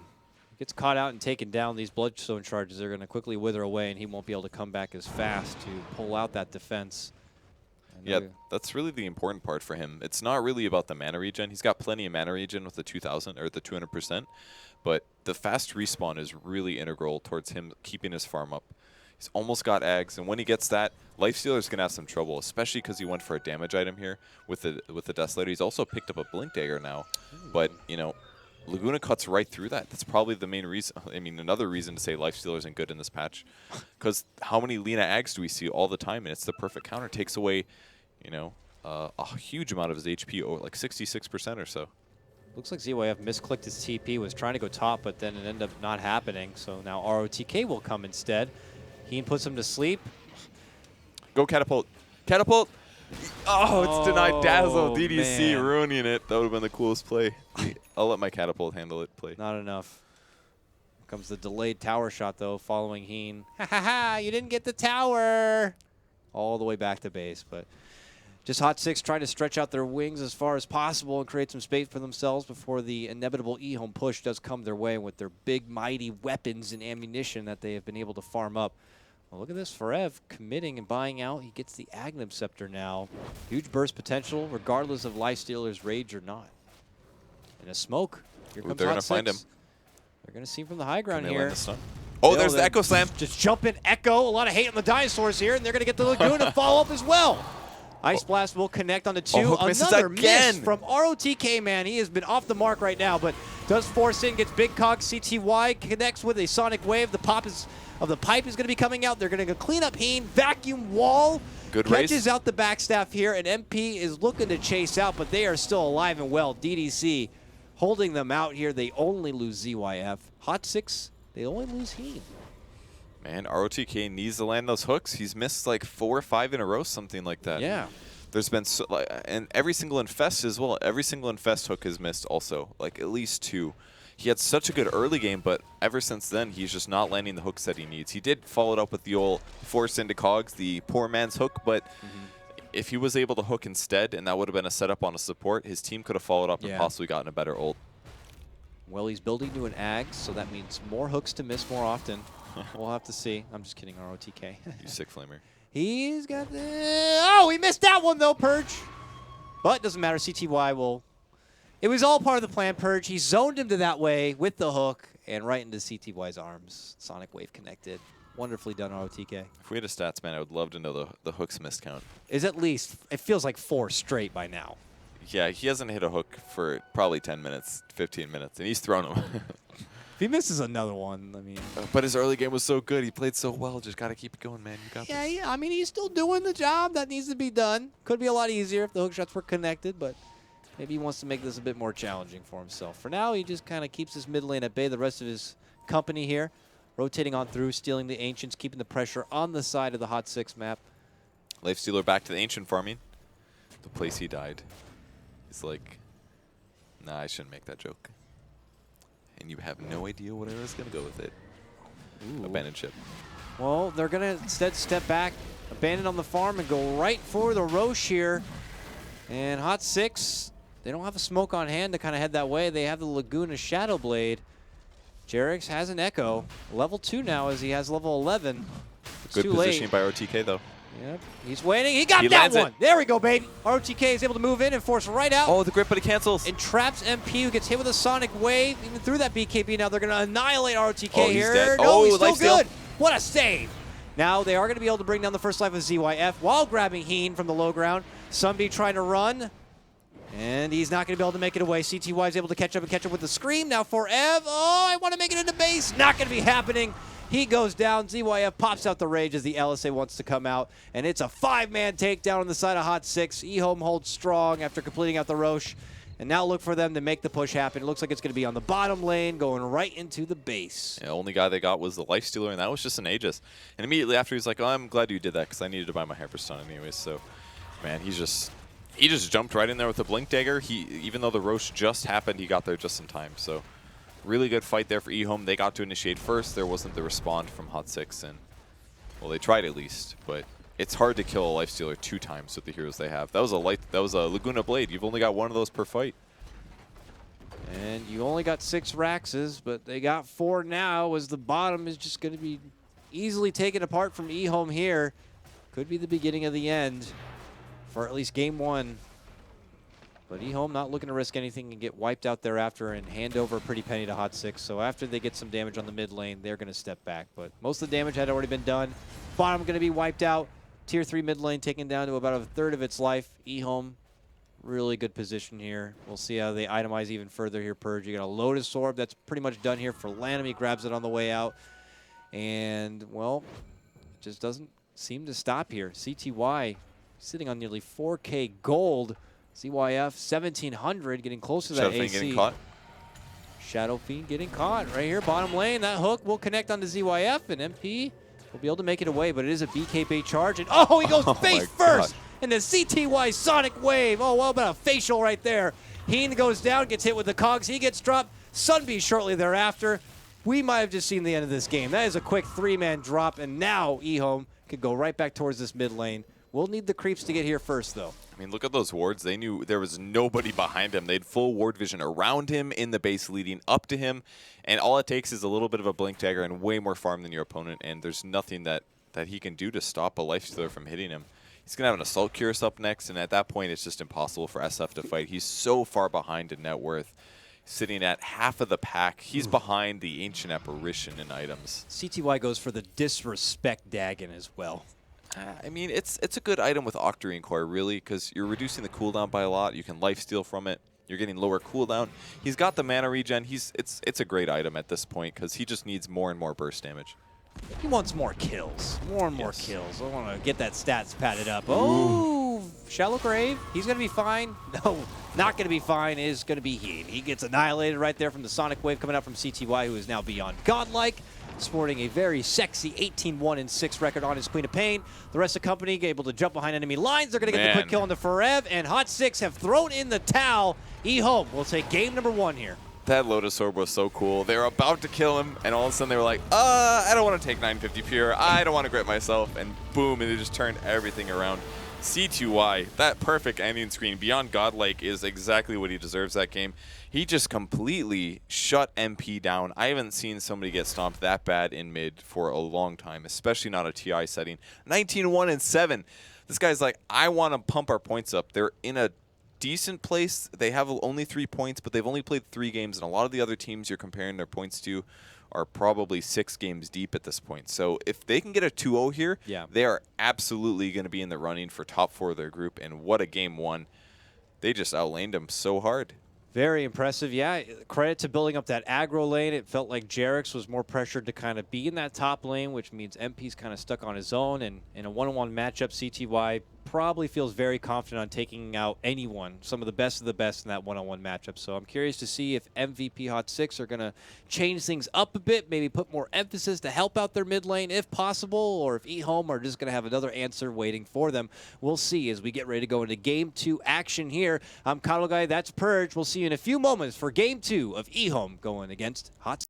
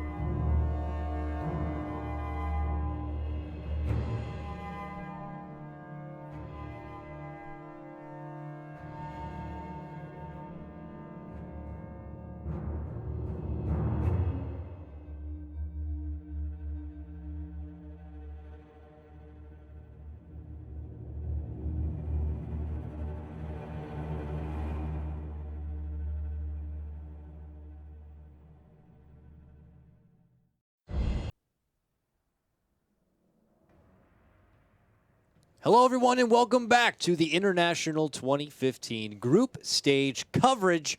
It's eHome going against MVP Hot Six. We're getting ready to hop into game number 2. I'm Kyle Guy, that's Purge. Hey. And we got to see if this is going to end up in a draw and Hot Six will be able to claim their second point, or if eHome are going to be walking away with 3 points here and more securing themselves a better spot for a top position. It didn't look good last game, that's for sure. I think the main issue just came down to mid lane, like we said before. MP got completely outlaned, and he was able to catch up a bit more, but their team fights didn't look good after that, but mostly because of a goal disadvantage. So at that point, it's tough to take your team fight wins. So I think Shadow Fiend versus Quap is a no-go. If they do let them get Quap, I think Shadow Fiend is not a pick option for them. So maybe they have to decide, do we ban Shadow Fiend? Do we let them pick Shadow Fiend? Do we plan to outlane it with a Quap instead? Yeah. I know MP is a very talented player, but he had a rough game last time, and maybe it was block-oriented, maybe it was CTY just positioned better. It very well could have been just because of the aggressive tri-lane. He wasn't able to have a support nearby to help him get those first couple last hits that help him be competitive and not let that Quap have like a 15-20 base damage advantage. So could be a lot of things, but hopefully for Hot Six goes better. And I wonder how much a performance like that gets in their head. Like, let's say, for example, eHome don't ban the Shadow Fiend here, and Hot Six do have that rating advantage, and they don't use their first pick to pick a Shadow Fiend. Do they decide to go for it and give it another go, or is it enough that they're like, we might have to pass on this? Now, they're not banning the Shadow Fiend. They're going to go for the Quap. Shadow Fiend's out there. eHome could grab it, but they're dire side, so maybe they get something else instead, like the Earthshaker, so that they won't have priority on that on the side of Hot Six here. This is where the mind games really build up, Purge. Yeah, I feel like Earthshaker is pretty game winning as a whole. A lot of fissure setup stuns into chain combos. So it seems like a lot of teams are actually just leading with Alina constantly. Yeah.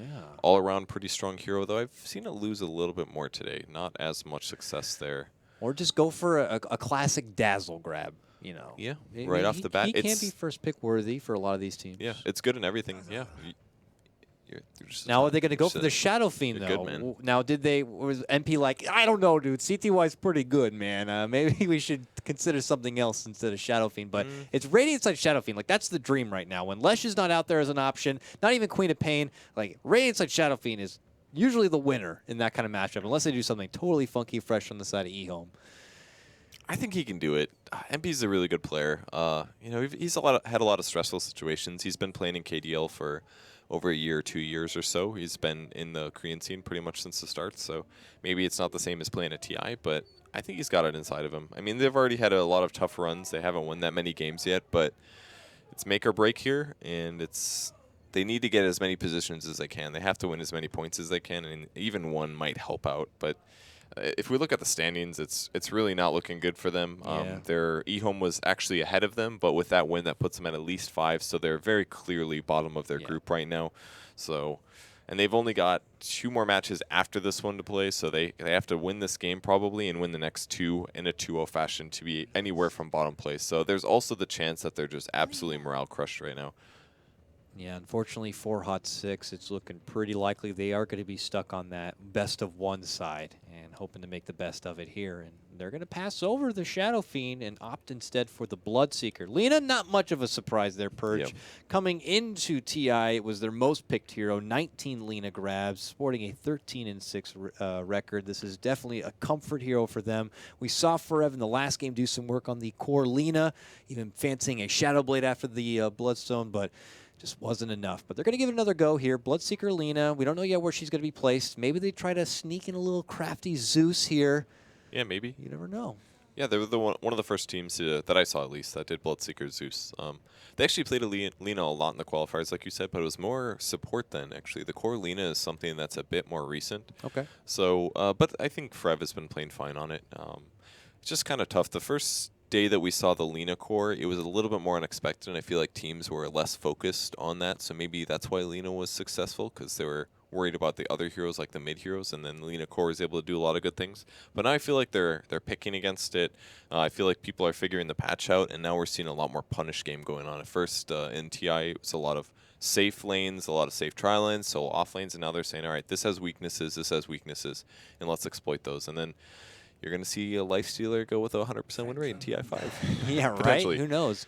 Okay, this is a pretty early snag for a PL. Maybe they saw in the last game it was actually them who banded out the Yes. PL in the mid phase, which clear that eHome puts a lot of priority in this hero above most others, because up to this point I wasn't seeing much PL bans Yeah, until me this neither. series. So they're favoring that. Now Hot 6, who have a lot of options to consider countering this Phantom Lancer, and a lot of top picks are still not grab purge. We got a Naga that's out there, an Undying that's out there.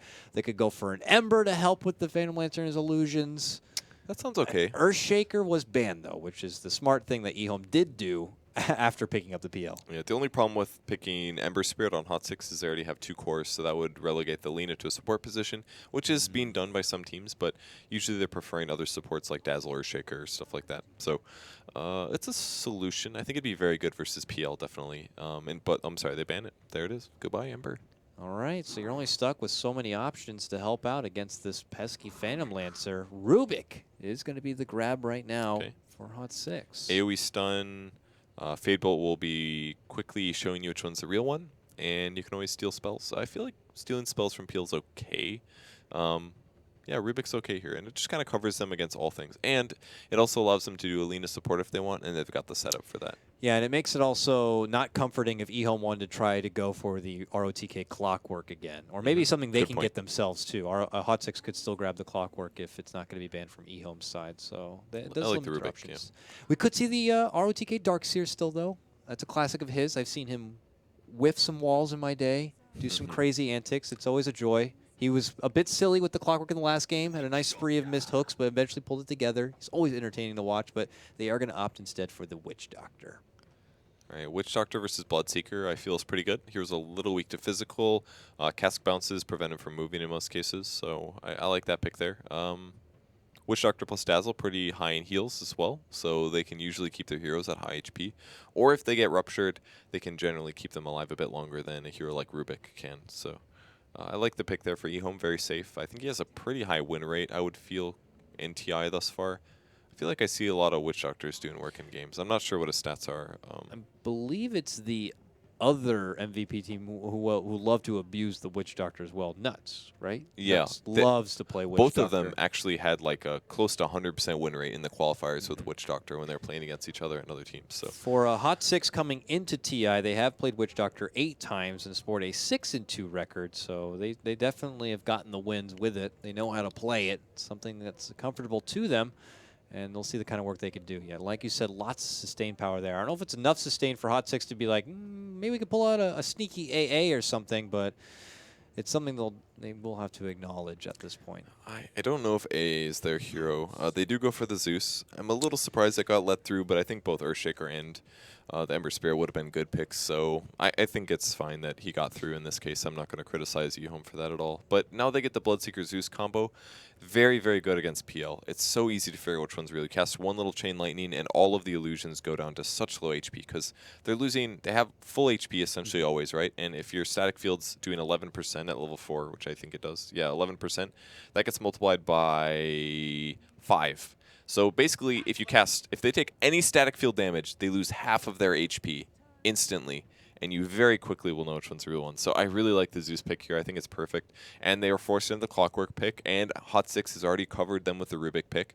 Now, Dazzle will make Zeus a little bit hard to deal with, but I think the Hot 6 draft here has just really been on point. I agree. They covered their bases. They have what the heroes they want. Yep. They've got the damage. Everything's synergistic. It looks great. They got the synergy. They got the counters already lined up before even the picks came out. And I agree with you. It all looks good. The problem is the numbers. When you look at Zeus, he's already 0-4 at TI5. Something hasn't worked right for a lot of people. I know I've seen at least a couple of Zeus Bloodseekers so far. Maybe Hot 6 will finally get a win for the little Mario man here. We'll have to see. Well, it's entirely possible the win rate's low because Hot 6 is a team that's picking them a lot. You know, they've played a bunch of games before this. They've had 4 matches before this one started. That's 8 games. And if you're losing all your games and Zeus is in your strats, his numbers are going to be pretty poor. But I So feel keep like picking him? I'm not saying that, you know, it could be other reasons. Them losing with Zeus isn't necessarily because Zeus is bad. It could just be because their team is not winning against the better teams. It could be that simple. But I feel like Zeus does good work with Bloodseeker. It's synergistic there, definitely. It's perfect here with the Bloodseeker. You're against a PL. I agree. The stars align. This is the time to pull out something like a Zeus Bloodseeker now. So I don't fault them on that. And they definitely know that even if it hasn't worked out for them in the past, if they feel it's the right time, they will go for it. Maybe not the Shadow Fiend, but the Zeus, they will. So. And in this game, they ban out the TA. I believe the last time I saw Hot 6 play, I think they were against EG, actually. Maybe EG, maybe a different team, but I think it was a TA against the Zeus, and it seems like to be the really good pick. Even though you can break through his refractions pretty fast with Static Field, you know, Zeus is very weak to physical damage, and his mobility is not very good either, so TA is pretty good against him. So Hot 6 gets their last pick. It's going to be an offlane hero. Clock's gone. Undyne's still in the pool. Darkseer's still in the pool. I don't know how much that really adds to this game. It's okay versus Bloodseeker. It'll help find the PL illusion. I think I do actually really like Undyne this game. Witch Doctor's low armor, Dazzle's low armor. They've got good range attack, and PL can easily focus the Tombstone, but you know it might help you secure those kills. You basically need like a slow. Oh, all right. The roles have changed here. Who is this? An off-lane Zeus, or are they doing aggro? What is happening? Could be support Zeus also. All right. Well, they flipped the script there at the end. I thought they were going to be passing altogether on the Shadow Fiend, even being on Radiant side, but they have saved it for the end and have decided to change things up. It's good versus PL. You can clear him out, clear the illusions out. You'll reduce his damage pretty heavily just by popping your ult and the damage of the illusions. Interesting. I'm going to guess it's support Rubik Lina, I would assume. Yeah. With I don't know if they're aggro tri-laning. I'm not really sure. MP picks a Shadow Fiend. That'll be their mid. I assume Frev's playing Bloodseeker with Sunby on Zeus. Yeah, Sunby will be playing Zeus, so potentially off-lane Zeus. I'm not a fan of the off-lane Zeus purge, I have to tell you. I think it's okay, but they're going to have to block the camps. Otherwise, the pull will completely keep Zeus level 1. So I think that's the important thing. They might also go do an aggro and do Zeus safe lane versus Clock, but I've never seen Sunby play Zeus. I'm not saying he can't do it, but Zeus safe lane versus Clock doesn't sound like a good Zeus matchup at all. So I'm going to assume it's off lane, maybe dual off lane with a Rubik. Yeah, dual off lane might be enough to help out so Zeus doesn't have too hard of a time in the off lane. And as you said, he can't really match up in a solo safe lane get up here. MP against Razor mid again, or against CTY mid again. And it's in a matchup where I feel like Razor has a bit of advantage early game, but it comes on the first couple CS. Yeah. Okay, this is it, though. This is their chance if they want to walk away from this series 1-1. And that would mean eHome for their first 5 series would be tied all the way through. Oh, here we go. This is that thing I'm talking about, ROTK. This time he has the ward. Okay. TP's right to the bottom lane and tries to get that quick block or that quick vision advantage. The last time I saw him do this, he actually forgot the ward, but looks like this time he's got it at the ready and he'll get things started here. But here we go, folks. It's game number 2 of a best of 2. We already have eHome up with the first game here. They're trying to secure 3 points with a 2-0 shutout. Hot 6 is trying to get their second point of TI5 by at least making this series a draw here. And we'll see the lane slowly set up. It looks like Sunby is going to be rolling with the off-lane Zeus. He goes there early and plants down the sentry and an obs, one on each side here, Purge. I think... An obs to block that doesn't even really provide a lot of view. Let's take a look. Zero vision. That's nothing. Okay. That's a lost obs right there just to secure this pull camp. But like I said, it's really important that he gets experience here. I think you can kill this with just 1 sentry ward, because I'm quite sure that 1 sentry in the little tree right here is able to catch both of those. And if they find it, I mean, this one's very well known. If they can kill it, they can kill the tree and find it. I feel like they're going to be able to de-ward this. If they aggro try, I guess it's not a big deal. And right now the supports are all bot, surprisingly. Are they just trying to get an easy first blood? Oh, they're going to go in a head-on crash right here. What team's going to look to pull back first? They get the telekinesis pull back onto RTK. He'll pop the cogs, which will bump Heen. But that's all space now. CTY is going to be picking it up. And yeah, that's both sides grabbing the rune on the side of eHome here. Phantom Lancer getting this top one will take it right to his top lane. So life's a little harder for the Shadow Fiend once again. Luckily, Jerix does catch the block a little bit, but the block looks like it's going to be a lot better on eHome. And they actually both place Observer wards on the high ground. Very important, actually, because then you can see when the Razor's running up. And this time, they keep Jerix mid to help Shadow Fiend get his first last hits. Yeah, DDC for now looks like he will head up to the top lane here. They recognize it's the Zeus off lane, and with DDC being there, they might be able to zone him back and at least work with those pull camps or remove the block or whatever it needs to be. PL, not really a big fan of the one-on-one matchup against the Zeus, so he is going to need that extra bit of assistance. But look at the dual lane setup here in the bottom lane. Heen on the Lina with that real long range is, sneaking in some quick CS and some quick last hits and being able to get some good harassment onto ROTK. But he's got his own partner here in Lanham. So interesting lane setup from both sides. All right, Sunby getting zoned from DDC now, so the blocks at the moment not a big deal since it's dual lanes for both teams. But the shift from Jerks is, oh man, they missed the block, or the D ward just barely on the safe lane. So that's tough for them. That means they're going to be limited on their experience gain, and they know that they're in the area, so this creep wave needs to push up before they can get a kill for sure. Yeah, this is always that kind of awkward position when you got both supports down here to zone back, but the creep wave is kind of pushed forward and you don't have a pole camp to work with. You're just kind of hoping maybe you can interject into this lane and try to make a big presence for yourself. Otherwise, you're just there sapping some XP and not really getting a whole lot done. They're trying to stay far enough away so Forever will get some solo XP and they don't have to intrude too much. And it looks like the intimidation factor is working enough where, yeah, Lanham and ROTK probably get a glimpse of them and they decide to step back. Yeah, I think that was fairly worth it. Yeah, RTK is going to shift into a solo position now. He actually didn't even get a full level out of that, so I think that's actually kind of okay for MVP. On the mid lane, how's it going? 5 CS for the Shadow Fiend and 9 for Razor, and he saps a lot of damage here. Yep, just whipping him on back right there. We saw the top rune was quickly snagged up from Zeus, a haste rune at that. He'll take that in front of DDC and walk away. And for back on bottom, oh, Forev caught in the cogs right under the tower here, so he's going to eat some early harassment, forces out Heen and LSA. And they'll just kind of continue to trade here, but ROTK showing Forev, hey, don't get too comfortable pushing on forward. I'll snag you and catch you under this tower. Well, look at this top lane, DDC looking for Sunby. I like his Sunby's positioning is really good here. He's going to see him? He'll see him, I think, as he passes pass. Yeah, I see ya. Get rid of that and clarity. there's the TP. And he TP's all the way back to base, not just back to the tower. He's pretty low on resources, so he's going to heal up and head the way back. He's using some tricks here, but it's not quite doing enough, I think. I mean, DDC's zoning him decently, level 2 on Zeus, 2.5 or so. And RTK, I guess, is about the same on the other side, but he's got quite a few more last hits than Zeus, and Zeus doesn't even have boots yet, so it's going pretty even across the map. Shadow Fiend up to 11 CS, CTY at 14, so this is going to be a much more comparable 1v1 mid. Yeah. Ain't going to be easy to gank either side, though. I mean, Jarex is flirting with the mid lane a bit. I mean, he could sit around to do some stacks, but if he's planning on rushing forward and getting a quick telekinesis pull, that's not going to be so easy with this vision that CTY did put down in the mid lane. He'll be able to see into the high ground, at least during the daytime for sure, and see if Jarex wants to kind of come in and cause any problems. And they ultimately use 3 sentry wards to deward that observer on the pole camp. So on the bright side, as the minute ticks over, Jarex can finally shift back down there and start doing pulls of his own. Looks like he's heading en route for that right now, as we are going to see continued trade here. Look at this. They're even giving the Blood Rage to Heen so he can get that long-range harassment, even a Dragon Slave. Trying anything they can to keep ROTK back and away, but this creep equilibrium is just continuing to be right under his tower because of those cog blocks, and he's going to continue to get the levels, almost at level 4. You compare that now. Well, hold on. They get a nice connection, LSA. Forever moves in. He's going to chunk him down. He's got a cog. But he doesn't follow it up. Worried about the battery assault and the tower damage. Doesn't want to pursue.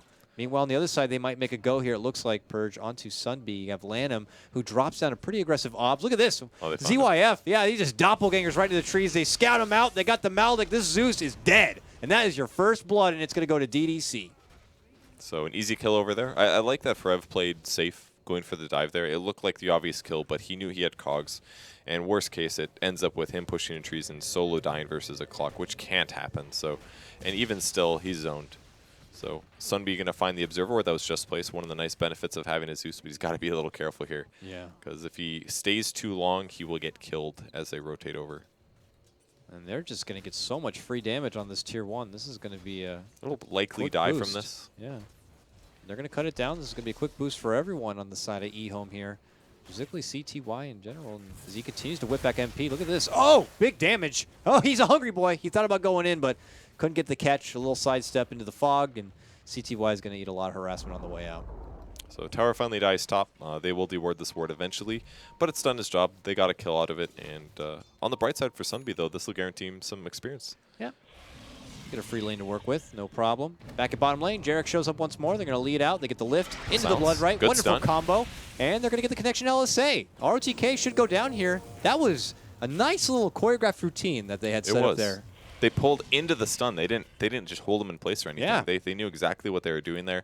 Obviously, 2 supports that play together a lot. Wonderful ballet executed from Hot 6 there at the bottom to get the connection onto ROTK. Gets themselves on the board. This game evened up now 1-1. Getting ready to approach that 6-minute mark as the runes will spawn. MP already attending the bottom one here. Over on the other side, Lanham and ZYF. Look how deep these two are. Almost scouting out for someone to kind of walk back through the mid lane or a courier or something. Not going to find anything out. CTY instead, he's just going to go ahead and pressure this lane a bit as MP does make his return. They don't expect this. They're cutting the lane even to get more pressure on the tier 1.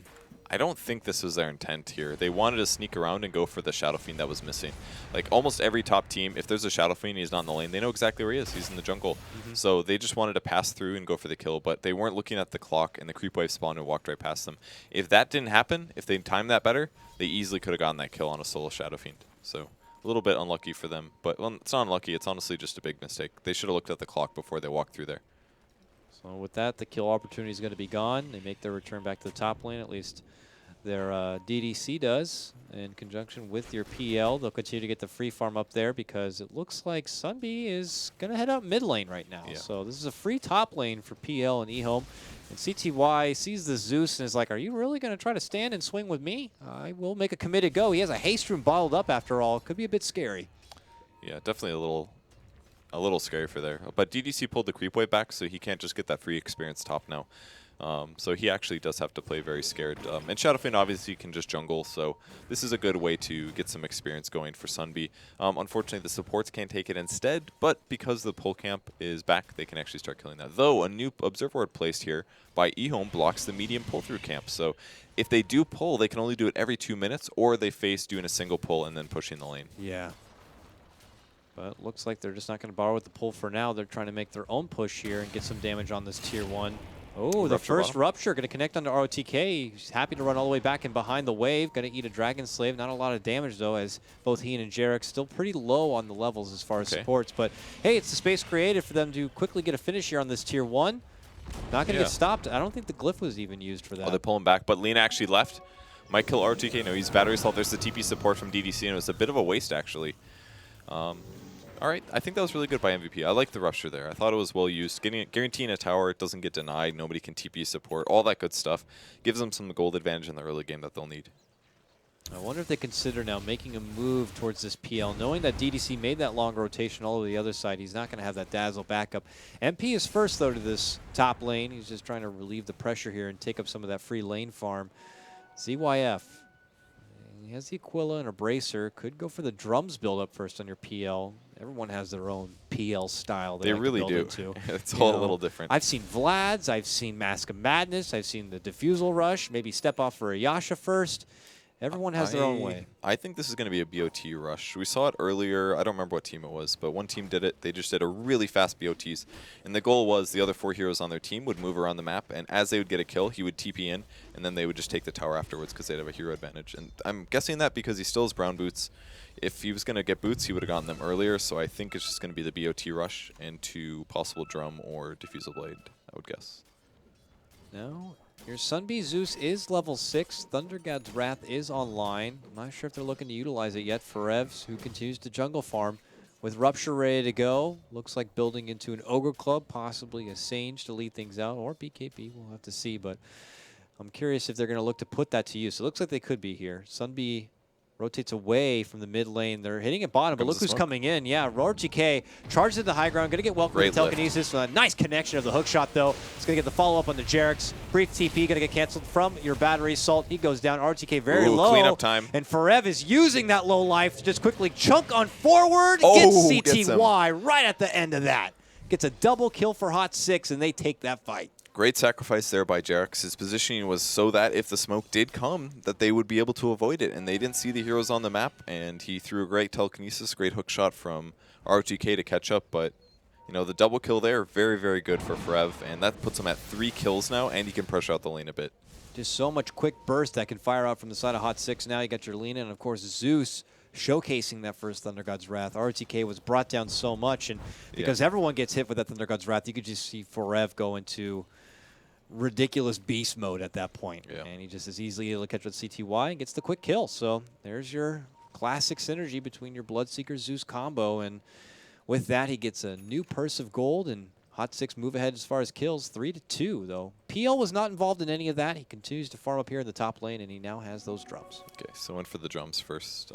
may still go BOTs, might go for a Diffusal Blade or Yasha first. We'll see. I've even seen some PLs go for more of a right-click build, like a Sanjin Yasha BKB with Diffusal Blade, something really, really different and weird. So it could be, who knows, could be anywhere. I think that fight was super important for Zeus, though, because he was pretty much struggling with items, and now he's been able to buy a magic wand, which may seem like a small thing, but during that fight, he was able to bolt once and ult, and that was it. He was out of mana, just because he did sacrifice in that offlane. So it's so important that he gets good kill participation, because it's going to make him transition from just a 1 or 2 nuke hero into an actual important core. And if he is able to farm something like a Bloodstone, he's set for the rest of the game. He farms fast, he's able to contribute in team fights, and then he just has to worry about dying, which is a whole problem altogether. But I like the, I'm just really happy for him that he was able to get an assist there. Early inkling of that Bloodstone and the Soul Ring already, but you're absolutely right. Just needs the itemization so that he can dish out that huge burst that we all know Zeus can do. Top lane, more farm happening here for your PL. Jerix does get a little bit of that me time so he can get to that level 6. The real bread and butter for your Rubik is having that spell steal, and we can see all the options already out there. Looks like Thunder God's Wrath going to go out. They see Lanham. Lanham going to get hit with a Rupture. Oh, it goes down right at the end. It is going to be Zeus who gets him with the Thunderbolt. Oh, ROTK gets blocked from CTY with the hook shot and eats a Rupture instead. He's trying to walk away from trouble. Nice grave does come out from DDC, so he'll hold in place. MP Requiem still not going to be enough. The shallow grave does hold. He gets a heal up now, looking to walk away. Careful of the Arc Lightning. ROTK walks the hell out of there. He's still giving a lot of a boost to Forev because of his low life, but they're not able to finish anyone off. Purge. I liked how they did that really well, though. They were fishing for a kill, so Zeus takes the Blood Rage, he pops the Soul Ring, and he ults. And it gets everybody a bit lower. Obviously, it only does about half the boost for the global spell, but then they know where everybody is, they get the boost on Bloodseeker, and then they get their Rupture target and Vision on them. So I thought that was really well done. They did get a kill, right? No. The Witch Doctor. No, they got the. Oh, they got you're the right. Witch Doctor. Yeah, the Witch Doctor at the start. That was all they got out of it. Yeah. But that first kill, I think, was really important. Another kill basically going to them, and this time Sunbeam. So. Oh, Jerix is the one in trouble top lane. Gets the rotation from Zeus, but it might be too late. No, they did pull back after that doppelganger, though. Quickly rid of the illusions. And good mindset there for ZYF. Doesn't want to overextend and risk losing his own life for a mere support kill. But you're right. It was a good movement there from Hot 6. They did have to commit 3 ultimates to get that one Witch Doctor kill. They were hoping to at least get that ROTK kill at the end, but it did not come. Any kills are good kills this early in the game if you're not expecting your enemy team to fight, man. Whoa. eHome, they agree, Purge. They're looking to get a kill of themselves and a big target at that. They're able to take down Forev. A good catch. You see the cogs come out. The first Death Ward get dropped from Lanham. It secures the kill. Bloodseeker is going to go down.